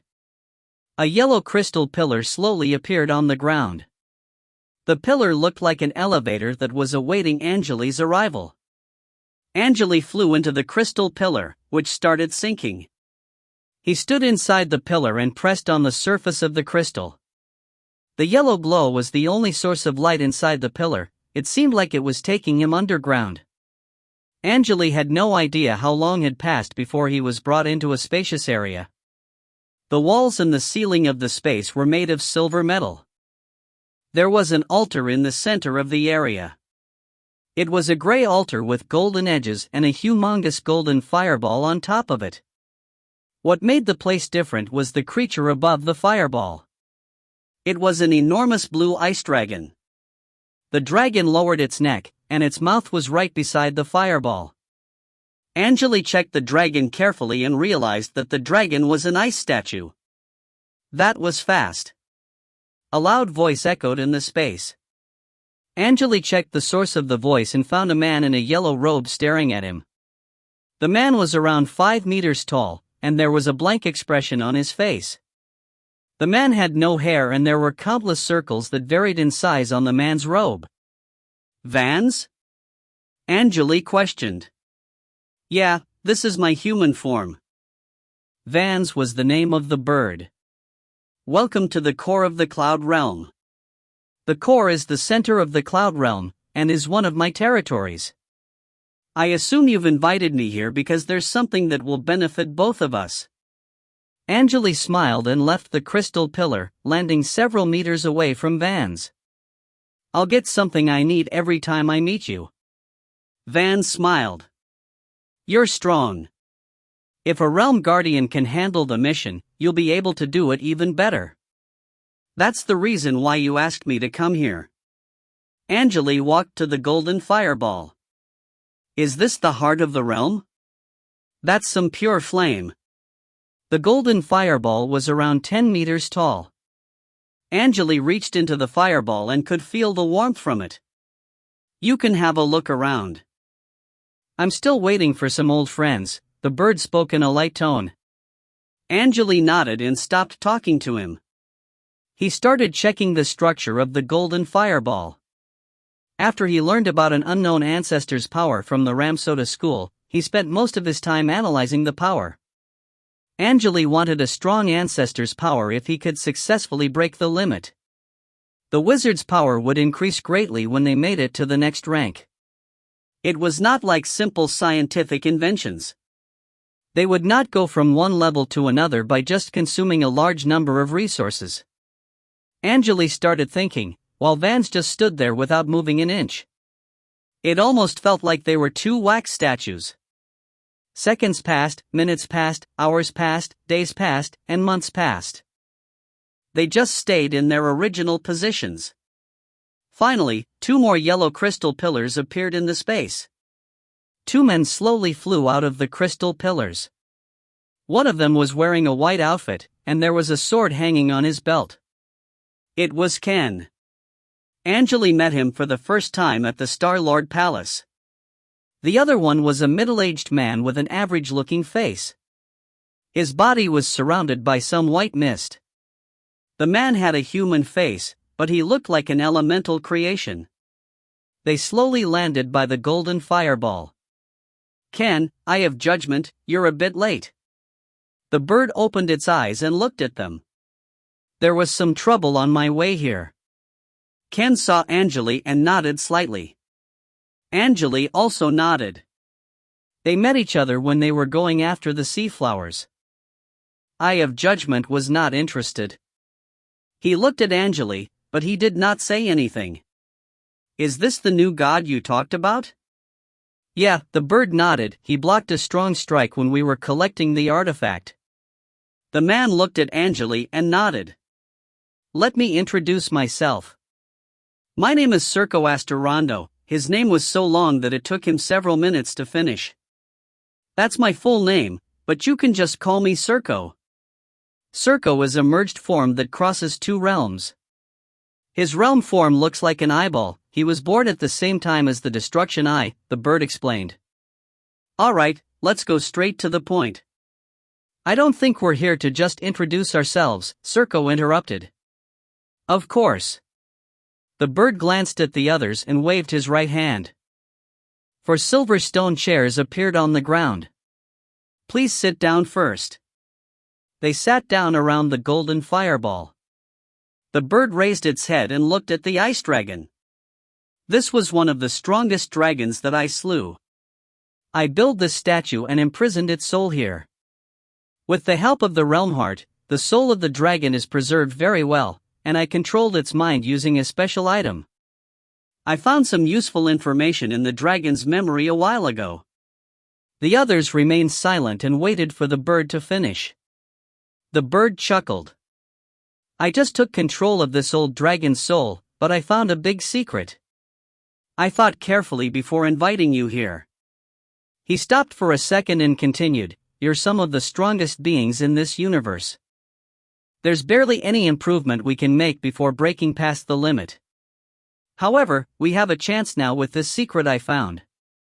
Their expressions turned serious, and they remained silent for a while. Are you talking about killing an ancestor? Circo spoke in a light tone. Angele and Ken held their fists tight. They had mixed feelings about this. An injured one? Ken wondered. You're right. Vans nodded. Not just injured, he's about to collapse. His situation is worse than that of Light Ancestor and the ancestors who escaped the war. Just the four of us? I doubt we can win the battle. Circo shook his head. What else do you have? An injured ancestor can still eliminate us like stepping on ants. You're correct. The difference is, this ancestor already started sleeping as he wanted to recover faster. The only thing we need to do is to break his defense system. Van smiled. If he's actually sleeping, it'll be great. Angele's expression loosened. But, you got the information from the dragon's memory, which means we might not be the only ones that know about it. We are the only ones.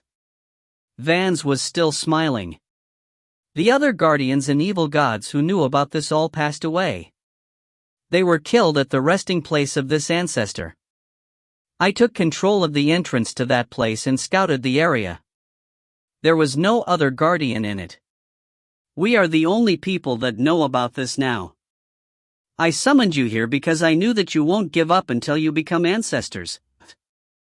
I still think it'll be hard for us to complete the task. Ken opened his mouth. We're the strongest beings in the area.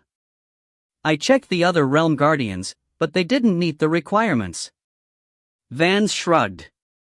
Maybe we can gather more realm guardians. Angele was trying to say that the weak realm guardians could at least make the things easier. We can't, Vans declined. After the battles, the entrance to the area is unstable. It'll still fit a lot of weak beings, but we're too strong. I would have gathered a whole army if I could. Vans scrunched his eyebrows. Also, the ancestor origin can only be shared between 5 living beings. According to the record, we won't be able to break through the limit if we can't get enough ancestor origin. That's a problem, then, Serko spoke in a light tone. There's another problem. The realm we're heading to is inhabited by a local civilization, and we might be attacked. The ancestor origin is what supports the realm. Without the origin, everything will change and all the living beings might be wiped out from that realm, so we need to be prepared, Vans added. Everyone here understands the time and dimension. I don't think low-level living beings can do anything to us. I can just stand there and let them attack me. Serko was not concerned. I can change the direction of their attacks by adjusting the time and dimension. Just be careful. The entrance is still a bit unstable. It'll take around 2,000 years for the entrance to stabilize. I want to be fully ready, and we'll be the only ones entering the realm. Make sure you don't leak the information to others. This is the best chance for us to break through the limit and reach the next level. Vans spoke in a serious tone. Ken and Angele nodded slowly. Serko did not do anything, but it seemed like he knew how important this was. Translator note, to make it less painful, I'm releasing the last 5 chapters in one day on December 24th. Can't find the translator's thought thing, so I'll leave it here and I'll remove this note later. Thank you for reading.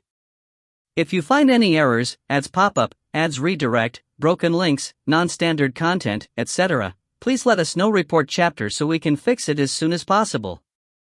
Chapter 641 Endless Sky, 2. Chapter 641, Endless Sky, 2. Translator, _Leo_editor, Karisu. The bird made sure that everyone understood how important this mission was, and started explaining the details. The ancestor we need to kill is called the Lord of Infinity. I don't know too much about him, so I don't know what his ability is. However, his main form is separated into 4 parts. His 4 body parts are kept in 4 different places of the realm so that they can absorb the energy faster. We can only enter the areas through the core of the realm. What we need to do is to enter the core and go into the 4 areas. Each of us will enter one area, but I can't guarantee anything. Of course. We can get fully prepared since we have 2,000 years, Ken spoke in a serious tone. They confirmed the plan and communicated with each other using mentality waves. They exchanged thousands of ideas within seconds, and checked each other's power level. They finished discussing the details. Vans handed the 3 the detailed information on that realm. They sat down and remained silent. They were checking the information they just received. Vans invited the strong beings that wanted to become ancestors. Although there were risks, no one would give up such a great chance. They needed to make sure that they were fully prepared, and they needed to do whatever they could to accomplish the mission. Serko stood up and said, "The time in the dimension universe is unstable. 2,000 years shouldn't be a problem to me. I'll leave now and start preparing.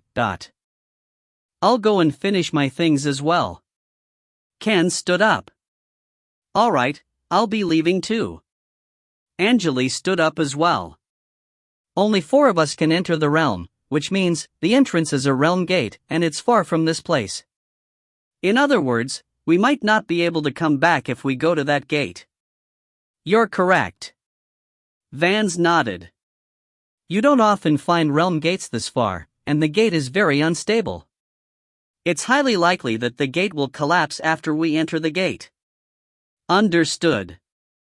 I'll get everything ready. Angele inhaled deeply. He knew that this might be the easiest way for him to become an ancestor. Ken, Circo, and Angele all knew that the bird did not tell them everything. It was highly possible that he was hiding something from them. However, the information was so valuable that Angele did not care that Vance was trying to take advantage of them. Angele did not leave the realm after exiting the realm core. He asked Vance to find him a place to plant the seed of the fountain. It was what he'd promised the fountain. Angele left the cloud realm and returned to the wizard world. He headed straight back to the school and focused on the ancestor power he'd found. If he could break past the limit, he would become an ancestor. As an ancestor, he would have eternal lifespan and endless power. However, if he failed, his existence would be completely removed from the universe, including his soul. This was the reason why the evil gods and the realm guardians were afraid of breaking through the limit. Time passed. Ramsota became the core of the wizard society after the king of dark wizards returned. Angele was respected by all the dark wizards. The runes he created were spread to the community. The wizards started using his runes and spells. The runes somehow increased the power of the modified spells. The scorpion runes could increase the power of fire, illusion, and physical buff spells. The wizards in the central continent also learned about the new runes. Angele was treated like an untouchable god, and the obelisk he lived in was surrounded by endless red clouds. The radiation energy and the illusions created a terrifying aura in the area. The wizards could still handle the aura in the first 300 years, but the mortals had to move to other places. In the next 300 years, the radiation energy and the illusions were empowered again. Even the formal wizards could no longer handle the aura, and had to leave the area as well. The area with the obelisk slowly turned into a forbidden land, and no one could enter it. The terrifying power of the king of dark wizards kept everything away from the area and turned the place into a burning abyss. He was not interested in the mortal world anymore. Hundreds of years passed. The merfolk declared war against the wizards again. They thought the king of dark wizards already passed away and forgot how terrifying his power was. They wanted to eliminate the wizards and obtain the land territories. The war broke out again. The dark wizards and the white wizards both joined the war, but the dark wizards all had higher power levels than the white wizards. Also, the fertility rate around the obelisk was much higher than in other areas. The rate almost doubled the average rate. There were more dark wizards than white wizards in the war, and they easily defeated the merfolk wizards. Everything returned to normal after the war ended. Time flew. 2,000 years passed. On the yellow planet somewhere in the dimension universe. In a random town of the planet, there was a spacious house built with white bricks. 2 human beings in luxurious outfits were looking at a dark hole in the wall of the reading room. There was a strange vortex in the dark hole, and there was chilling wind coming out of it. The dark hole was blocked by a red bookshelf, which had been moved to the side by a chubby man. The man was now sitting in a chair. Is this the realm gate? A slim man in another chair questioned. He looked excited. Realm gates are valuable assets to us. Sir, I didn't expect that we could find a new realm gate that was never explored here. We can earn a lot of money by exploring this realm gate. When should we start? Is everything ready? The slim man asked in a deep tone. Yes. Usually, the realm gates would lead explorers to realms with a lot of resources. The first explorer who found the realm gate could claim 1% of the total resources. The empires and the large families were all trying their best to find new realm gates. With this realm gate, we, the Nicholas family, will finally be respected in this area. Where are the dimension explorers? The man asked. It'll take them 2 days to arrive. We are 2 large families, and the elite members we have are reliable, the chubby man quickly responded. We can finish the development and build a dimension base on the other side of the gate before the more family figures out what we are doing. If we can accomplish that, we'll be able to control this realm gate. The man sounded excited. Our 5th family fleet, the Starkiller, and our services members are ready. You just need to activate this realm gate, the chubby man spoke in a low voice. No problem. The slim man nodded and stood up. He walked to the dark hole and took out a complicated blue mechanical box. The box was quickly thrown into the dark hole. Bam! A humongous portal appeared above the planet. In the area around the portal, numerous fleets appeared, and surrounded the portal in the center. They released silver metal balls, which floated around the portal. The metal balls released countless mechanical antennas, their tips flashing. Space fighters were flying around the spaceships, they were pushed forward by blue flames. Gate condition is normal, confirmed, gate condition is normal, starting the analysis. Analysis completed, everything is within the acceptable range. First Fleet, enter the gate. First Fleet opening the energy barrier. The signals were being transferred among the spaceships, and the whole fleet was like a complicated machine. The spaceships rotated around the portal and entered their assigned positions. This is a historical moment. A loud voice spoke in the public channel. The North Gate will be remembered. All hail Jillian! All hail Jillian! They were cheering and shouting. The whole fleet got excited. The elite fleet of the Empire had conquered many realm gates, they could get a lot of resources every time they entered a new realm. The resources from the realms were what kept the Empire and the families growing. This time, the poor North Gate finally got blessed. The leading spaceship released a ray of white light, and the vortex inside the portal stopped rotating after it was illuminated by it. Gentle light started coming out of the portal. Everyone was cheering again after seeing the scene. It meant that the gate to the realm was finally open. No one knew it would be so easy. Usually, there would be dimension storms when a gate was opened, but everything was so peaceful this time. The first spaceship started heading into the portal slowly. Suddenly, a ray of dark light spurted out of the portal and turned into 4 light dots, floating in the area. What's that? Something just flew out of the gate. The commander of the fleet was confused, he quickly asked the soldiers to show him the images. Everyone was surprised after the image zoomed in. The 4 black dots were human beings that were wearing different outfits. They were wearing long robes that varied in color, and were floating in the space quietly. They are not wearing spacesuits. No one could survive in space without spacesuits.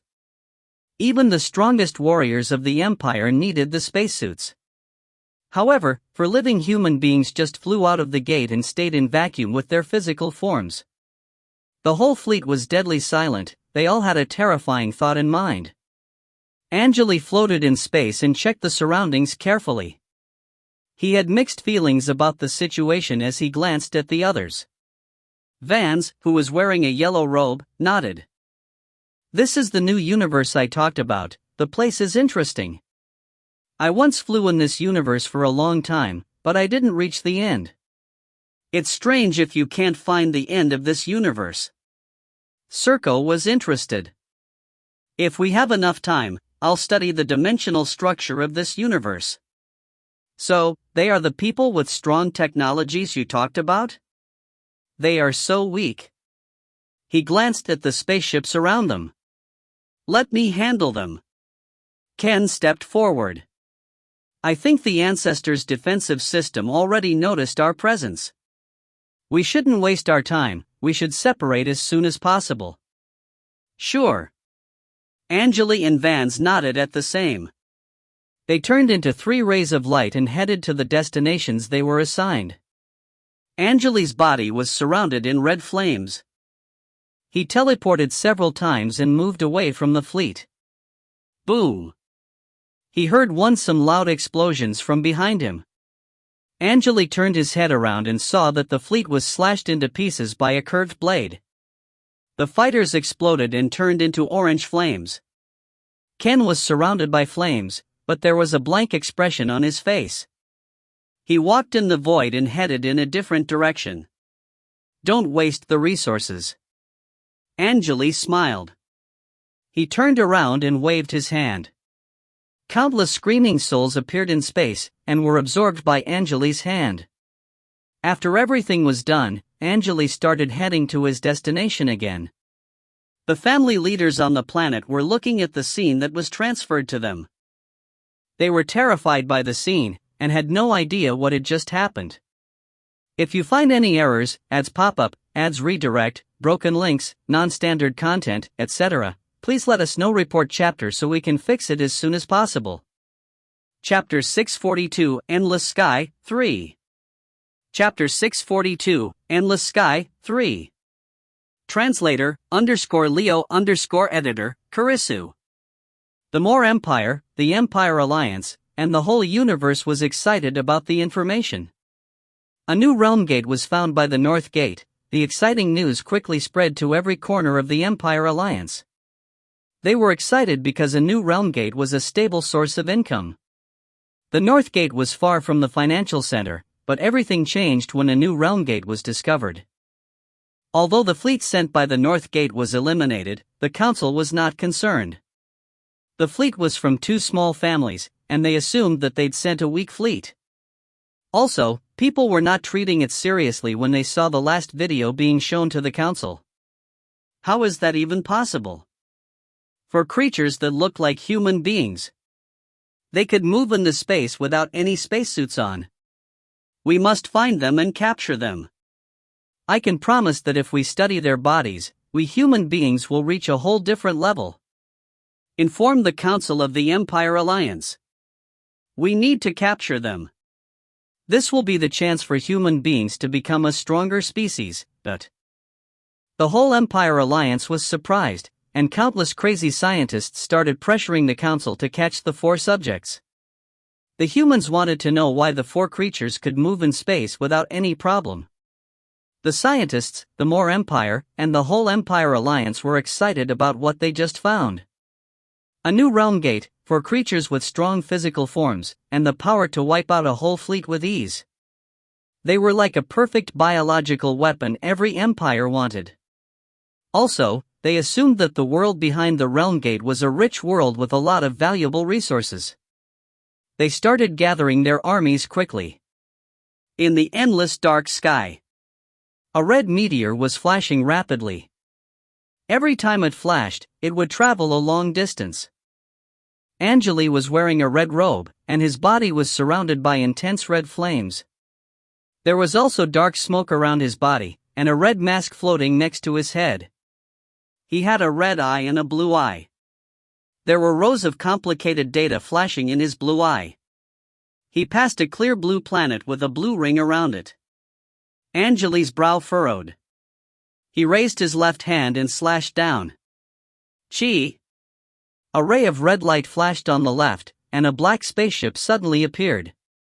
The spaceship was hit by countless electric pulses. It exploded and turned into a ball of red flames. So much trouble. I only needed to spend around 1,000 degrees of energy to eliminate a spaceship, but the number just doubled. However, it seems like the spaceships are not a problem to my damage spells. The radiation energy alone can easily destroy these complicated machines. Angele did not cast an actual spell. He used the energy particles to pollute the mechanical parts of the spaceship. The properties of the materials were changed, and the spaceship could no longer hold up in space. That was the reason why it exploded. The remains of the spaceship passed by Angele's body. Some of the debris hit the red flames around his body and evaporated right away. After he completely utilized the power of the Son of Sun, the power of his high-temperature field had reached a completely different level. The radiation energy could draw the heat to his field, the temperature could reach over 100,000 Celsius. The area around Angele's body could reach over 1 million degrees Celsius. No one could survive near his body. The secret of the time and dimension also affected his other bloodlines. The bloodline of the Scorpion Woman could help him travel in the dimension, and was perfect for teleporting in space. He could travel more than 10 light years in a second. Also, if he decided to spend more energy on the teleportation, he could travel over 1,000 light years in the blink of an eye. The secret of the time and dimension already improved most of his abilities. I haven't used the bloodline power of the single-eyed giant's bloodline. Angele inhaled deeply and suddenly stopped moving. Raising his right hand, his right arm started expanding. It turned into a humongous hand that had a diameter of over 10 meters, and he quickly struck forward. Woo! Some invisible energy waves were released by the fist. A black hole that was about 2 meters tall appeared in front of Angele, colorful light flashing within. Angele glanced around and stepped into the black hole without any hesitation. He heard some static after he entered the black hole. Angele received the message, and the language was translated into the chaos language he knew. Dimension jump. It's a wormhole. Get ready, everyone. It's coming. Laser cannon ready. Death ray ready. Main cannon of the Sand King ready. A lot of random messages came from the other side of the black hole. Angele was still teleporting in the dimension, and the area around him was pure darkness.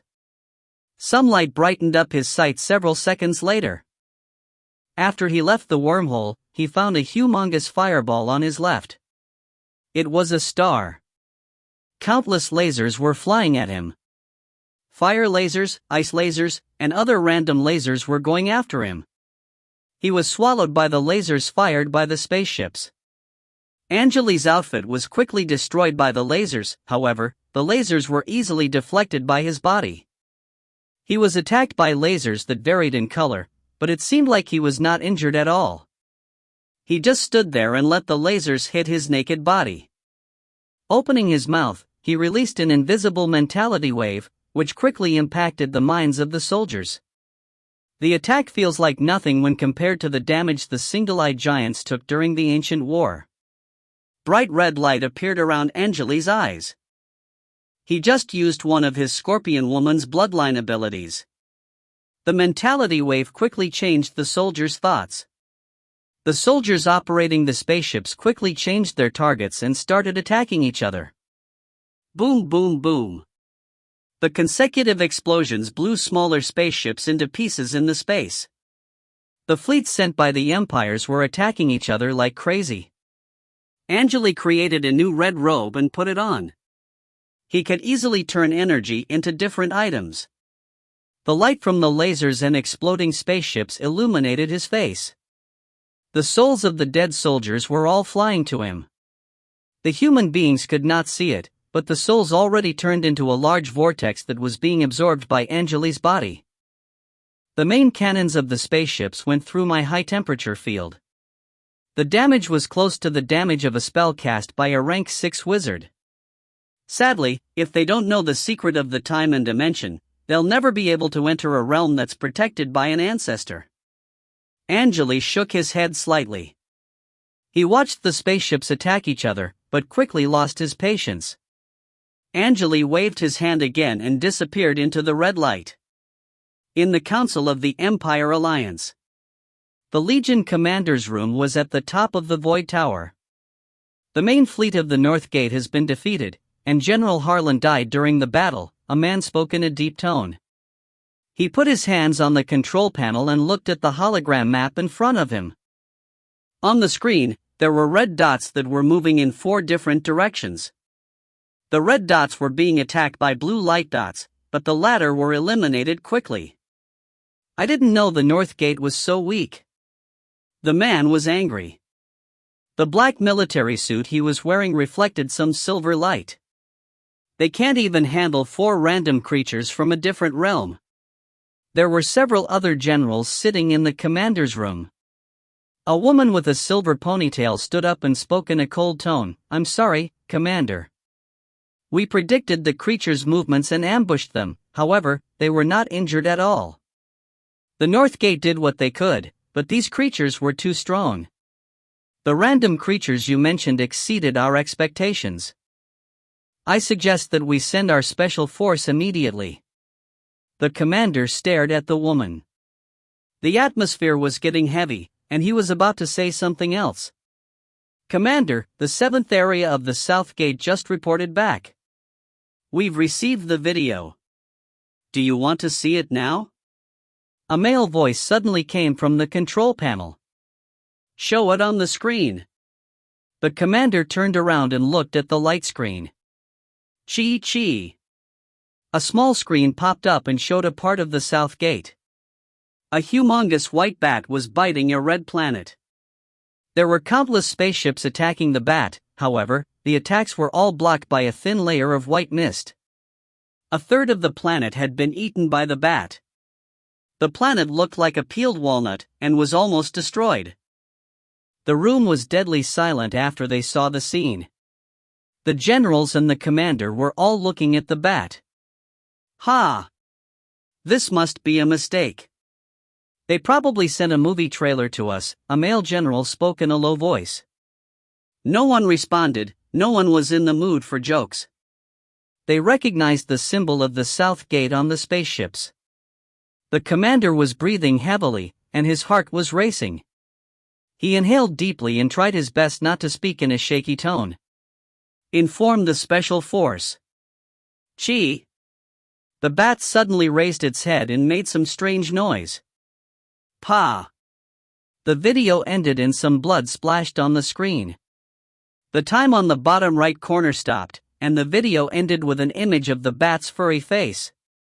Boom! Another blue fireball exploded. Angele floated in space in a red robe. The red light was slowly disappearing from his back. There were countless creatures in spacesuits floating around him. They were all dead. There were humans, mutated humans, humans with mechanical body parts. They were killed by the natural energy radiation Angele released when they approached him. For creatures with weak souls, they could not even look Angele directly in the eyes. The light released by him could easily blind weak beings. Angele was releasing light and heat constantly in space. If he decided to fully release his power, the weak beings would not even be able to look at him. "If the realm power is not pressuring me," Angele snorted, and disappeared into red light again. If you find any errors, ads pop up, ads redirect, broken links, non-standard content, etc., please let us know. Report chapter so we can fix it as soon as possible. Chapter 643, Endless Sky, 4. Chapter 643, Endless Sky, 4. Translator, _Leo _editor, Karisu. Several months later. In an area that was full of yellow and blue planets. The strange creatures in spacesuits were ignited, and turned into fireballs after Angele waved his hand. The creatures had their mouths open, but their voice could not be heard in space. It felt like watching a voiceless science fiction movie. A woman in a golden spacesuit was charging at Angele crazily, however, when she was about 100 meters away from Angele, she was burnt into ashes. Chi. Suddenly, Angele felt like he heard noise made by a bat. Angele raised his head and looked at the other side of the area. It's Ken's energy movement. The battle is getting intense. Angele blinked his eyes and calmed down. I guess I need to move faster. Angele glanced around and confirmed that there was no enemy left. He started teleporting again. Several days later. In front of a yellow planet somewhere in the central area. Angele stood in the void with his hands behind his back. His long red robe was waving in the gentle ion wind from the sun. The radiation from the sun was like nothing to him. He could easily handle it. That's it. This is one of the destinations. I can reach my destination through this area, and this is the fastest way. There were blue light dots flashing in front of his eyes. Rows of data were being refreshed in his sight. He was calculating the thickness of the dimension here. He glanced around. Before that, I have something else to take care of. On the planet, inside a silver command tower. I knew it. They are going after the jump point. The commander's voice was deep. Luckily, we found their destinations ahead of time. Is everything prepared? Yes, Commander, the defense system of the planet has been activated. We have deployed the war satellites, a female general behind him reported. Earthstar is the Empire's. Actually, the Alliance's strongest gate. It's so strong that even the ancient star cannon can't damage it. I want to see what you can do, you filthy creatures. The commander smiled. The 4 jumping points are guarded by the Alliance's best generals. I think we can finally finish them off. Suddenly, the smile disappeared from his face. All right, are the devices prepared? If we can capture this one alive, the Empire will be able to get some valuable data. I'm prepared. Good, then. They won't be able to escape this time. The commander laughed. A thick silver metal barrier appeared around the yellow planet and completely covered it. Countless cannons appeared on the surface of the metal barrier. The metal ball almost looked like a beehive. All the cannons aimed at Angele, who was floating in the sky. Planetary cannons, huh? Angele was interested in the metal ball. He opened his arms, and a lot of thick, dark smoke was released from his body. The dark smoke quickly turned into countless black strings and charged at the planet. The black smoke strings, which looked like snakes, moved into the cannons. The light around the tips of the cannons faded away immediately. Angele's body started expanding. His skin turned from pale to yellow, then from yellow to gray. His height increased from 2 meters to 10 meters, from 10 meters to 100 meters, from 100 meters to 1,000 meters, and from 1,000 meters to 10,000 meters.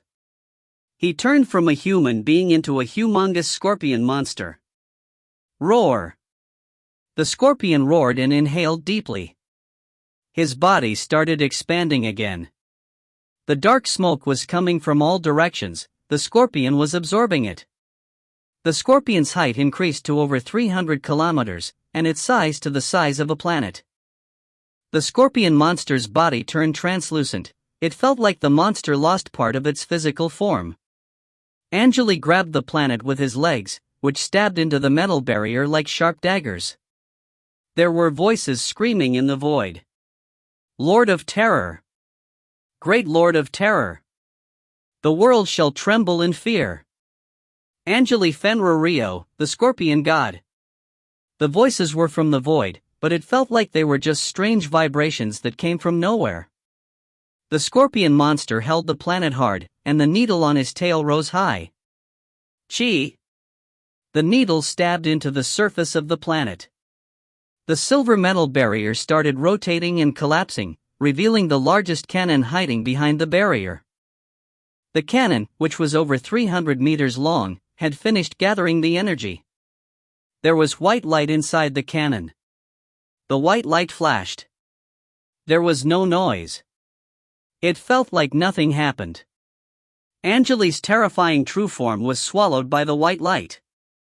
Ka! After the white light flashed, the surface of the planet was removed, and its true form was revealed. It was a gate. A gate was built inside the planet. Angele was pushed away by the white light. Some red light flashed on his body, and he quickly recreated the red robe. Floating in front of the gate, he was not injured at all. That's the strongest power the mortals of this world have. The same power as a rank 7 wizard. That's way too weak. The area damage barely did anything to his body. If they could focus all the energy at one point, the situation might be slightly different. Angele was a bit disappointed. He looked at the black gate in front of him quietly. It was a gate to another realm, and was tightly closed. The complicated patterns on the gate were the history of this planet. Countless red light dots appeared around Angele's body. The light dots looked like water drops that were floating in the space. Angele was a bit surprised. A forced teleportation? The light from the light dots got intense before he could do anything. Angele's sight blurred for a second, and a lot of golden flames appeared around him. The lava that came from nowhere filled up the area around him. A strong energy wave appeared under his feet. It felt like a volcano was about to erupt. The area below his feet exploded, and the whole place was boiling. Boom! In front of the black gate, the star that shined upon the gate for billions of years exploded. The golden fireball shrank and expanded. It exploded like a watermelon that was filled up with golden lava. A colorful glow surrounded by the exploding the star. The golden light was eye-blinding. The golden lava spurted out of the star and swallowed all the planets in the area. The whole area turned into a sea of fire. The explosion of a star. You can only die. Behind the gate, there was a silver spaceship. The commander was laughing as he looked at the light screen in front of him, but the signals were interrupted by the explosion. Boom! The gate was pushed hard, and was blown away by the impact. The gate rolled several times in a dark space and landed on the ground. Angele's body was surrounded by the golden flames. He entered the gate and landed on the ground as well. Pa! A drop of red water landed on the back of his hand. Angele raised his head and noticed the space was raining. The red raindrops ignored the rules of physics, falling crazily. The realm is crying. Raising his hand, he caught a raindrop. The liquid felt like blood. This realm knows that it's about to end. Angele remained calm and started flying again. The silver spaceships that hid in the darkness exploded as Angele passed by. They turned into balls of red flames and brightened up the area ahead. The souls of the soldiers were all absorbed by Angele's body. The dark space felt like a random empty hole in the space. Below the dark space, there was a silver ball that was rotating quietly, its surface glowing. Angele slowly landed near the silver ball and touched its surface using his hand. Suddenly, the silver light got intense. Angele's sight blurred for a second, and the silver slowly faded away. After the light was gone, he was already in a different place. It was a shell-shaped space. The wall looked like red crystals that were covered with lava. The energy waves released by the wall were extremely strong. There was a golden circle that was full of runes on the ground. A hole in the center of the circle was releasing a ray of blue light. A man in a yellow robe was standing by the blue ray. It was Vans. He arrived before Angele, and reached into the blue ray using his hands. However, his body was frozen by the ray. Angele blinked his eyes. He moved closer to Vans and started observing. There were many strange blue runes in the ice statue, and he looked a bit like an evil god that practiced the power of the bloodline. However, these runes were all blue, mixed in the ice. The ice around Vans stopped him from doing anything. So, this is a necessary step. Angele smiled as he recognized the complicated runes. The runes were left by the realm guardians and the evil gods who were once a part of this universe. Their runes turned into the power of the universe. They were protecting the origin of this realm. Angele could still feel the life energy inside the bird's body. He walked to the other side of the blue ray and raised his head. The blue ray pierced through the red crystal barrier. Angele could not see the end of it. The ancestor already became part of the realm core. I have only one choice left. 2 golden hourglasses appeared in his eyes, and the sand started falling. Angele reached into the blue ray as well, and his hands started freezing.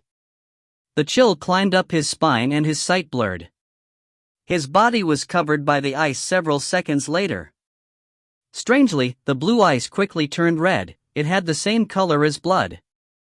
If you find any errors, ads pop up, ads redirect, broken links, non-standard content, etc., please let us know. Report chapter so we can fix it as soon as possible. Chapter 644, Looping World, 1. Chapter 644, Looping World, 1. Translator, _Leo _editor, Karisu. No one knew how long had passed in the darkness. Angele opened his eyes slowly. Some loud noises came into his ears.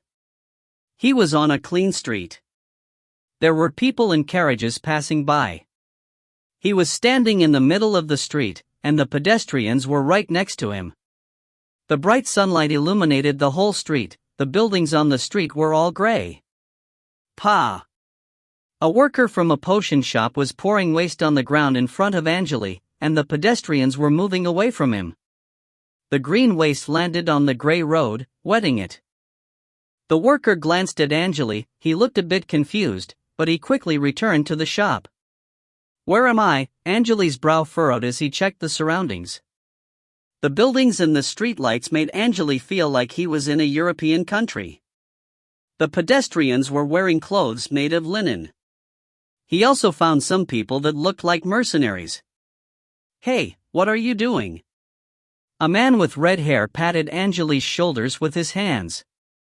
Why are you standing here? Go to the guild and report back. Angele hesitated and looked at the man. The man waved his hands in front of Angele's eyes. Are you still sleepy? You fell asleep right after we returned from the ruins. The leaders are waiting for us at the guild, come on. Hurry up. He pushed Angele. Sure. Angele blinked his eyes and nodded. They started moving in the crowd and headed to the south side of the street. The man was still talking about their exploration on their way to the guild. It seemed like he was the reason why they succeeded. Angele had no idea what was happening. He listened to the man's words while observing him. He was wearing brown leather pants, brown boots, and a brown vest. He had a muscular body and a handsome face. There was a tiny scar under his right eye, and he looked just like a young mercenary. I was already ready before the leader said anything, and I saw the red light flashing. I heard someone calling my name from behind. I had no time to think, and knocked the bear down right away. Chris caught the chance, hitting the bear in the head. We finished off the last enraged bear, and I knew that the leader was happy with my performance. That was the best thing that ever happened in my life. The man was named Rock. He kept telling Angele about his stories. They finally reached a stone building after walking for a while. The door of the building was open, and there were many mercenaries here. Angele and Rock just looked like two normal mercenaries in the crowd. Angele just noticed that he was no longer wearing a red robe. Instead, there was a leather suit on his body. He saw 5 silver daggers on his belt. He was half naked with 2 metal guards on his wrists. They entered the building and saw many tables on the floor. The tables looked brown mushrooms. The front desk was right by the wall. There was a receptionist behind the desk. There were also servers bringing wines and food to the tables. The mercenaries sitting at the tables were wearing different outfits. They were drinking and chatting. Some of them were staring at the maps in their hands. There were also people playing cards and eating. Angele glanced around. Rock quickly took him to one of the tables. Hey, leader, Rock and Saladin are back. Rock chuckled and asked Angele to sit down by the table. There were 2 other people at the table, a man and a woman. The man had a blank expression on the face. He was wearing a black cloak, while his face was covered by a hood. The woman was wearing a heavy armor. She was just sitting in her seat. There was a sword by her hand. The blade was a bit red, and had the width of a palm. Angele also saw a beautiful woman with long hair trailing over her shoulders. She had a curved dagger in her hands, and was leaning against the wall. She looked calm and lazy. The woman scrunched her eyebrows as she glanced at Angele. Is Saladin still recovering? He was hit in the head by the bear. I guess it'll take him a while to recover. Marinda, you'll be the one to lead on this mission. Sure, the woman in heavy armor responded. Is the mission urgent? We came back 2 days ago, and my axe is still being repaired. It's somewhat urgent. The situation is getting worse, and the pay is much higher than before, the woman with long hair said. Walker, have you prepared your potions? I didn't have enough time to prepare the paralyze potions, but I do have the explosion potions and poison potions ready. We'll have to purchase healing potions from others, but the price might be a bit troubling, the man said in a low voice. You know the situation is getting worse, they are now quoting much higher prices for the consumables. The woman asked Walker about the other supplies. Their conversation was simple, fast, and easy to understand. Angele sat in the seat and listened to their words quietly. He started observing this place after he entered the realm. Angele observed the people on the street, and concluded that this world was a weak realm as there were barely any energy particles in this world. The mortals here were also weak.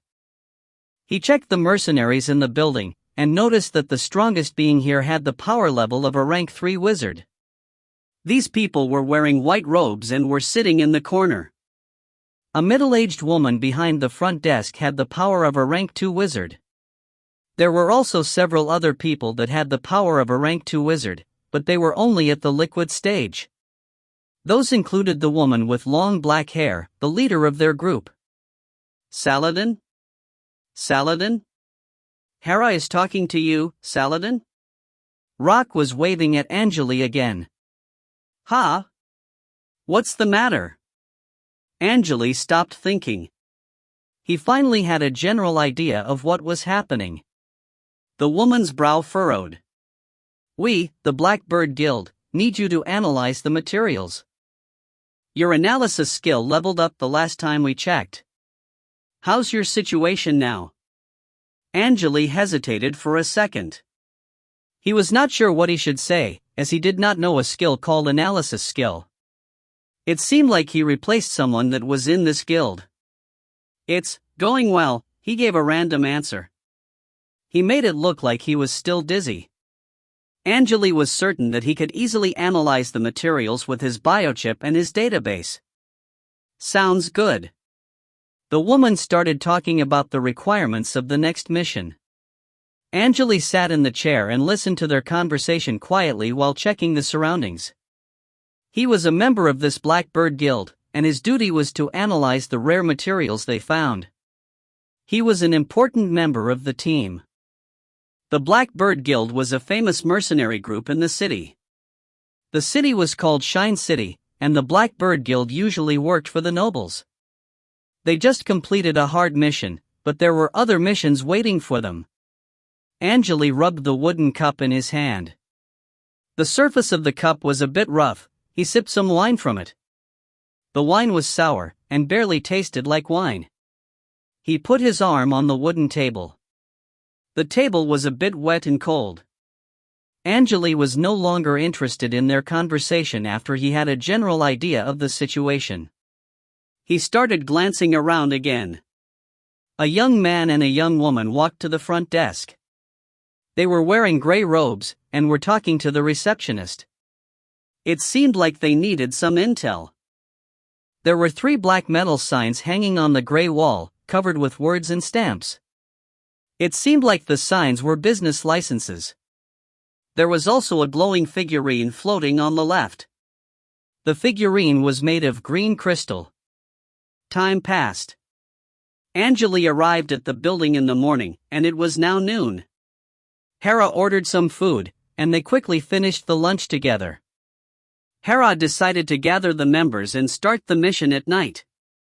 Angele talked to the other members for a while and left the building alone. He stood by the entrance of the building and watched the pedestrians walk. He scrunched his eyebrows as he was still a bit confused about his situation. Where is this place?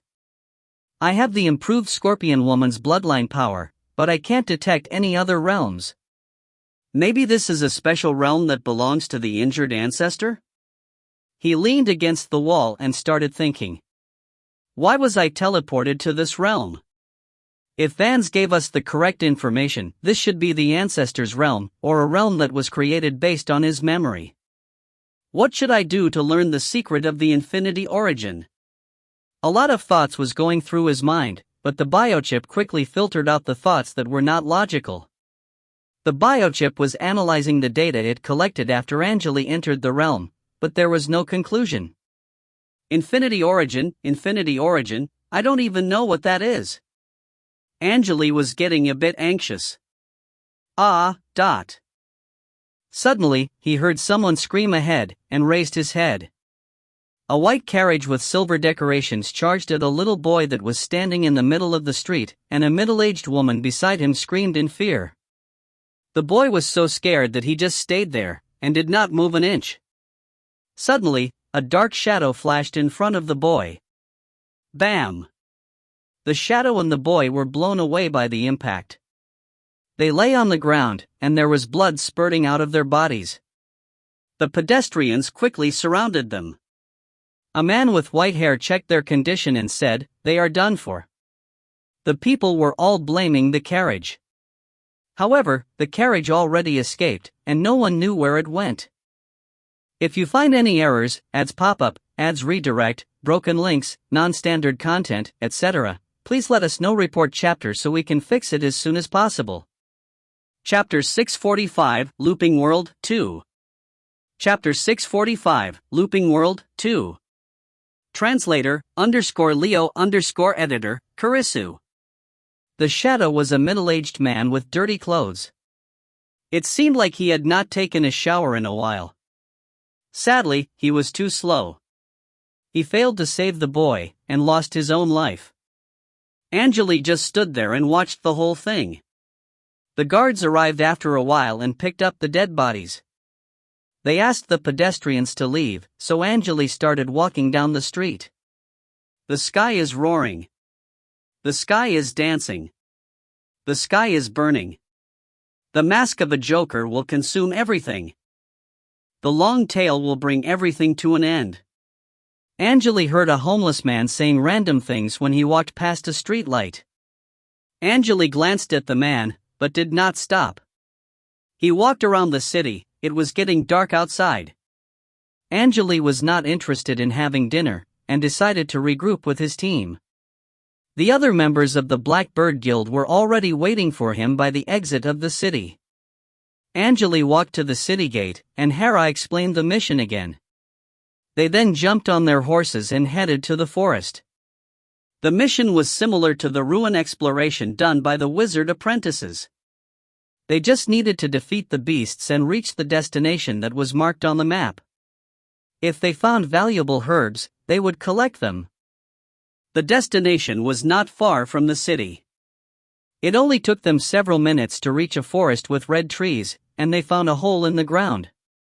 This is the place. Hera walked to the hole and looked at it.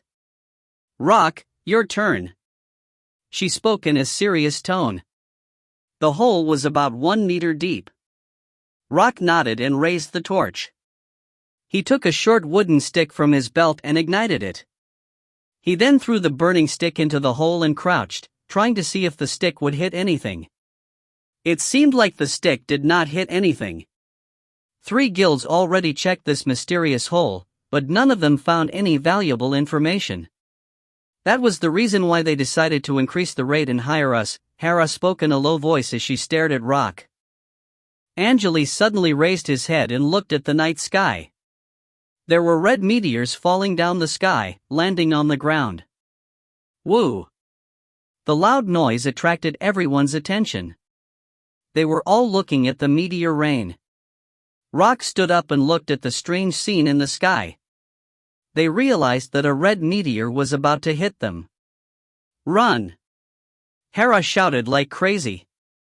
She released a ray of black light, which hit the meteor, but it did nothing to it. Angele just stood there and looked at Hera's face. He suddenly felt that his heart was aching for no reason. Boom! The intense red light swallowed Hera and the other members. Angele was the only one that somehow survived.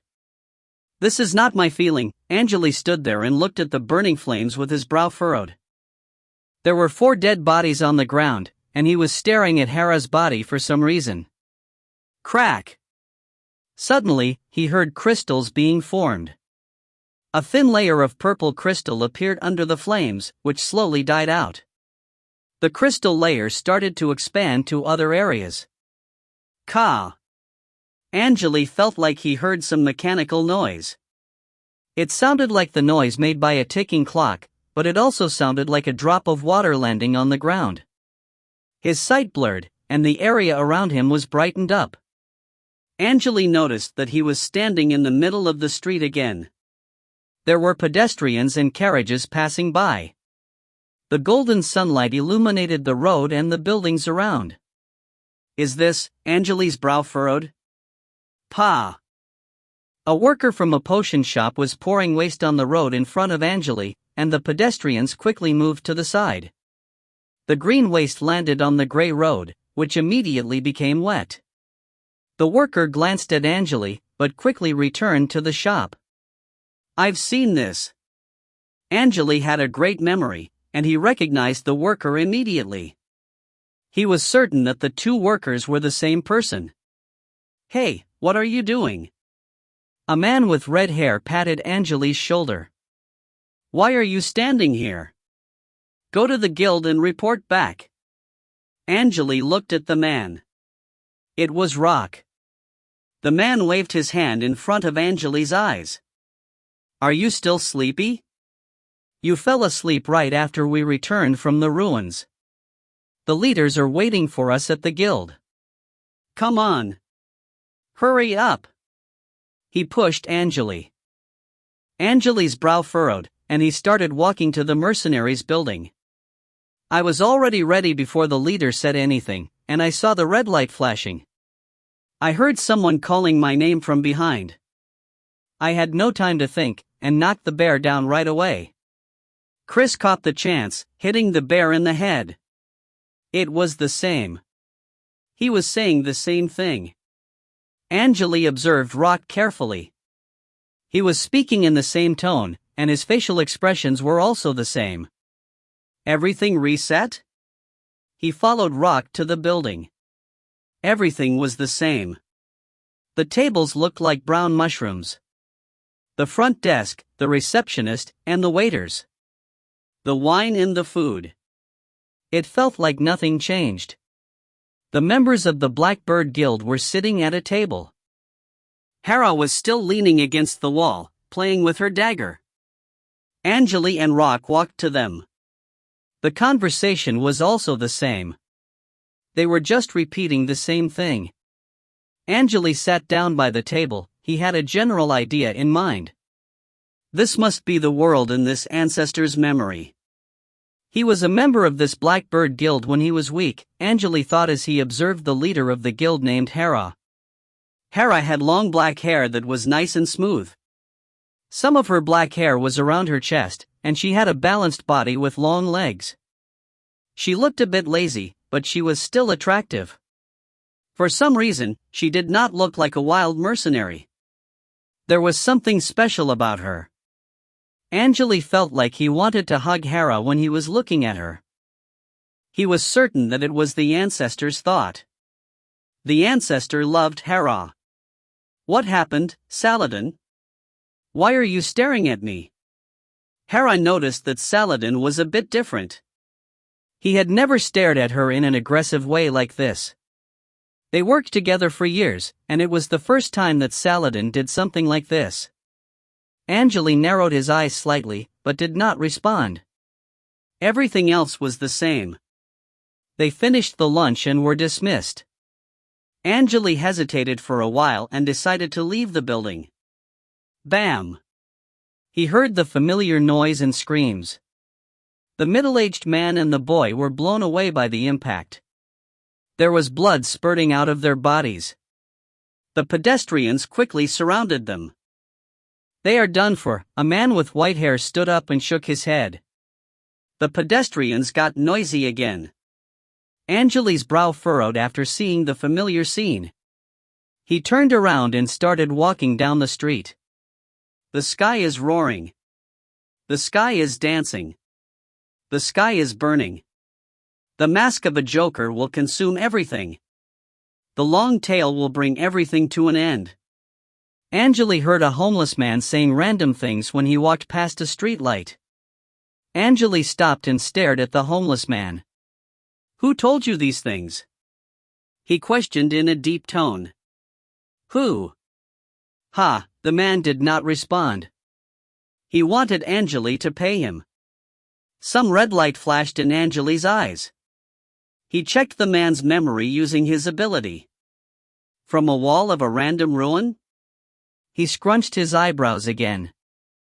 The teen regrouped at night and started heading to their destination. Everything was progressing like there was a script. The important moment came again. Angele raised his head and looked at the night sky. The red meteors started soaring through the sky, landing on the ground. Woo! The loud noise attracted everyone's attention.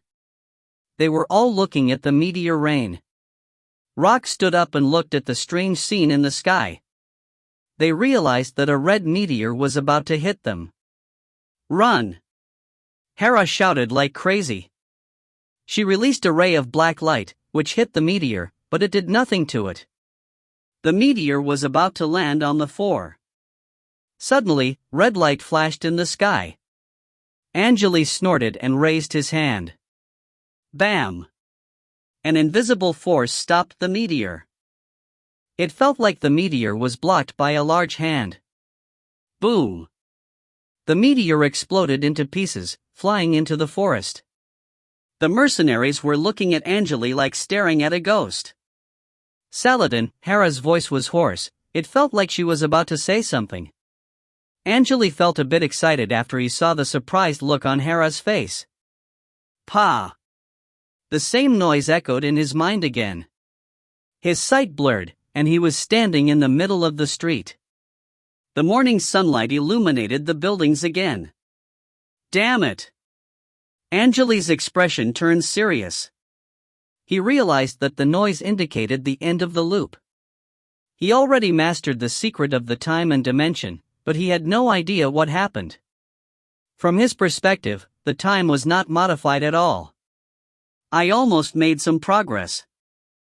It seems like I need to find out how to trigger the ancestors' emotions if I want to get a different result. Angele noticed that something happened when he felt excited. If I can make the ancestor experience different emotions, I might be able to find the secret of this realm. Angele narrowed his eyes and quickly made a new plan. If you find any errors, ads pop up, ads redirect, broken links, non-standard content, etc., please let us know. Report chapter so we can fix it as soon as possible.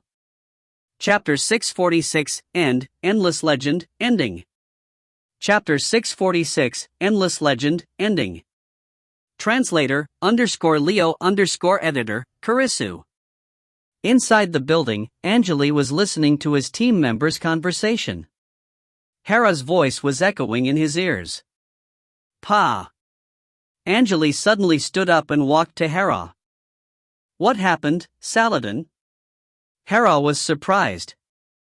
She was not sure why Angele walked to her. The others were all staring at him. They wondered what Angele was going to do. Angele glanced around quietly. Hera, I love you. Please go on a date with me. Suddenly, the members all stopped chatting. They were looking at Angele like looking at a stranger. Hera thought Angele was joking. What did you just say? She asked. I love you. Angele stepped forward and grabbed Hera's waist. He dragged her into his arms. It almost looked like they were hugging each other closely. Hera's face quickly blushed. Her body was cold, but it quickly warmed up. It seemed like Hera was not sure what she should do. Angele could feel excitement and happiness in his mind. He knew that he succeeded, and the ancestor's memory was triggered again. Angele was doing the correct thing. He blinked his eyes and grabbed Hera's chin. He then kissed her crazily. Ding! A ray of black light hit his chest, making a loud noise. Hera pushed Angele away and yelled at him, "You're not Saladin." "Who the hell are you?" "I'm Saladin. Who else can I be?" Angele shrugged. The other members also stood up, and slowly put their hands on their weapons. "Hera, I love you. Be my lover. You know that I've stayed in the guild because of you, right?" Angele was just saying what the ancestor wanted to say. The other people in the hall also heard their conversation, and some of them were cheering. The mercenaries were bored, so they were glad that they found something to do. Hera looked at Angele's face. She had many thoughts going through her mind. She was not sure what was happening. Saladin was not an extrovert, and it was nearly impossible for him to do something like that. Angele knew that Hera was hesitating, and the excited feeling in his mind slowly disappeared. He was getting a bit anxious. "Hera! Stop it!" Hera interrupted. "Can you give me some time? I'll answer you after the mission is completed." Hera leaned to the side. "There'll be no chance, since it's impossible to complete the mission." Angele could even feel what the ancestor was thinking, and quickly calmed down. "If I can't get it to work with a normal method, I'll have to do something unusual." He made up his mind. "Hera! You're mine, dot." Suddenly, he raised his hands and grabbed Hera's shoulders, dragging her into his arms again. "What are you doing? Let me go." Two black rays appeared around Hera and flew to Angele. Clank! The two black daggers were deflected from Angele's chest and they quickly fell to the ground. Angele sneered and picked Hera up. "What am I going to do? You're mine." Before others could figure out what just happened, he charged out of the building and hit Hera in the neck. Hera fainted right away. Around 10 minutes later, inside the basement of a random house, Angele tied Hera to a metal bed and waited for her to wake up. Ugh, Hera slowly woke up. Angele drugged her, and she could barely move. "What did you do to me? You're mine now. I'll take everything away from you." Angele stood up. He could feel the ancestor's anger in his mind after finishing the word. It felt like someone was raging in his mind. "You can't do anything. I'll destroy everything you liked." Angele stepped forward and grabbed Hera's collar. He removed all the clothes from her body. She was completely naked. "I don't want to do this, but this is my fate. You should have accepted my love. You're not Saladin." Hera was not blushing anymore. She was just staring at Angele and yelling at him. "We're one." Angele smiled and the clothes on his body were burnt to ashes, revealing his muscular body. He walked to Hera and tried to kiss her breast. Bam! Suddenly, something vibrated in his mind, and he had to take several steps back. He could barely stand still. "It's coming!" Angele fell to the ground and his sight blurred. He had no idea how long had passed. Pa! After the noise, he appeared in the center of a street. The pedestrians and the carriages. Everything looked the same. The morning sunlight illuminated the buildings again. "I'll have to do everything all over again?" Angele smiled. He had a general idea of the structure of this realm. Angele did not just stand there to wait for Rock. He joined the crowd and activated his stealth technique without being noticed. He then flew into the sky. He was about 30,000 meters above the land, surrounded by white clouds. He could see a thin layer of blue glow on the land. It was probably the atmosphere. Angele felt like he was standing over a humongous globe. He stopped for a while, and started flying again. He was heading into space. After leaving the atmosphere, he entered the space. He followed in a certain direction and started teleporting. He teleported more than 30 times and heard some light noise again. His sight blurred, and after he could see things again, he noticed that he was standing in the middle of the street. I was correct, he pursed his lips in a smile. Angele did many other experiments. He tried to teleport to different areas, but nothing happened. Angele also talked to Hera in private, but she never agreed to go on a date with him. He tried to kill many people in the city. He even killed the members of the Blackbird Guild. Angele also tried to kidnap Hera. He raped and killed her. The worst thing he did was destroying the city. He cast a damage spell, and the heat from the spell turned the whole city into lava. Angele tried to challenge this realm using many different methods. He tried over 1,000 different methods. He did whatever he could to break the loop, and collected a lot of information. He found many things that could help him find the secret, and the feelings from the ancestor were getting stronger in his mind. He wants to reincarnate into my body. Angele shook his head slightly. He knew that if he could not find a way to break the loop, he would be imprisoned in this place forever. The golden hourglasses appeared in Angele's eyes again after he collected more information. The sand in the hourglasses also started falling. He had no idea how long had passed. Suddenly, he heard noise made by a metal weapon. He detected some familiar energy waves, but they did not last long. It's Ken. He's here too. He then felt some cold energy waves. He analyzed the energy waves, and realized that it was Serco. After trying to break the loop for so many times, Angele finally found out what the origin of this ancestor was. Chi. He slashed Hera's body in half and stood in the rain of blood. He killed everyone in the city, and the buildings were all destroyed by him too. Angele raised his head and looked at the sky. The sand in the hourglasses almost ran out. If the sand ran out, he would be consumed by the ancestor, and his soul would be devoured. Eternal time. Raising his hands, he looked at his palms and the wrinkles on them. Suddenly, a lot of strange scenes went through his mind. He was sitting in a spacious library, and there was an open book on the table in front of him. A pale face of a woman slowly appeared on the page. The woman reached out of the page like leaving the water.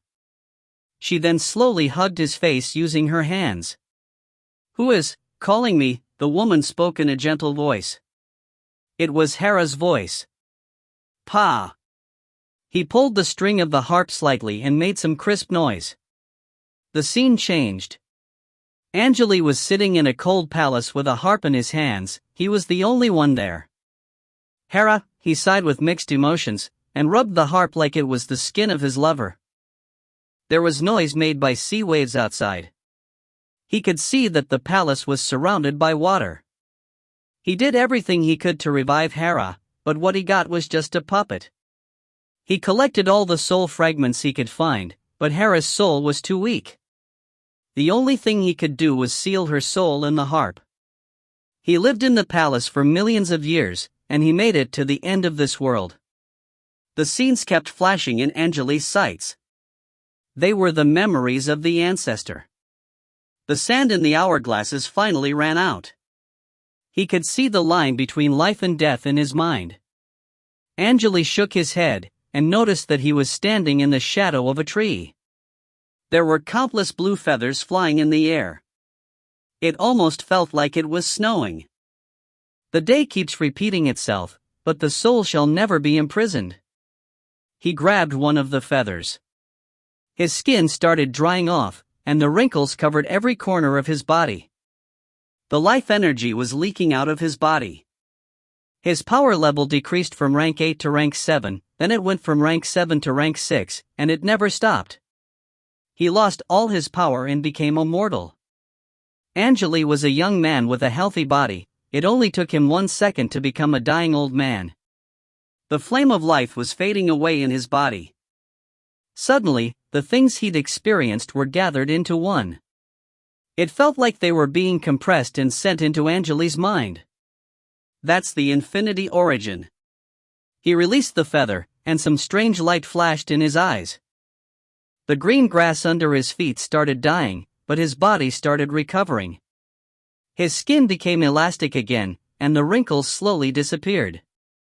Suddenly, Angele's body started cracking like glass. Crack! The noise came from inside his body. Angele's body broke into countless pieces like glass, and fell to the ground quickly. No one knew how long had passed. Angele slowly woke up from the darkness. He opened his eyes, and noticed that he was in an abyss. There was a humongous white planet rotating in front of his chest. He knew that the planet was the realm he entered. Raising his hands, he tried to grab the white planet. Angele's golden eyes could see the stars around the planet and the white strings that connected them.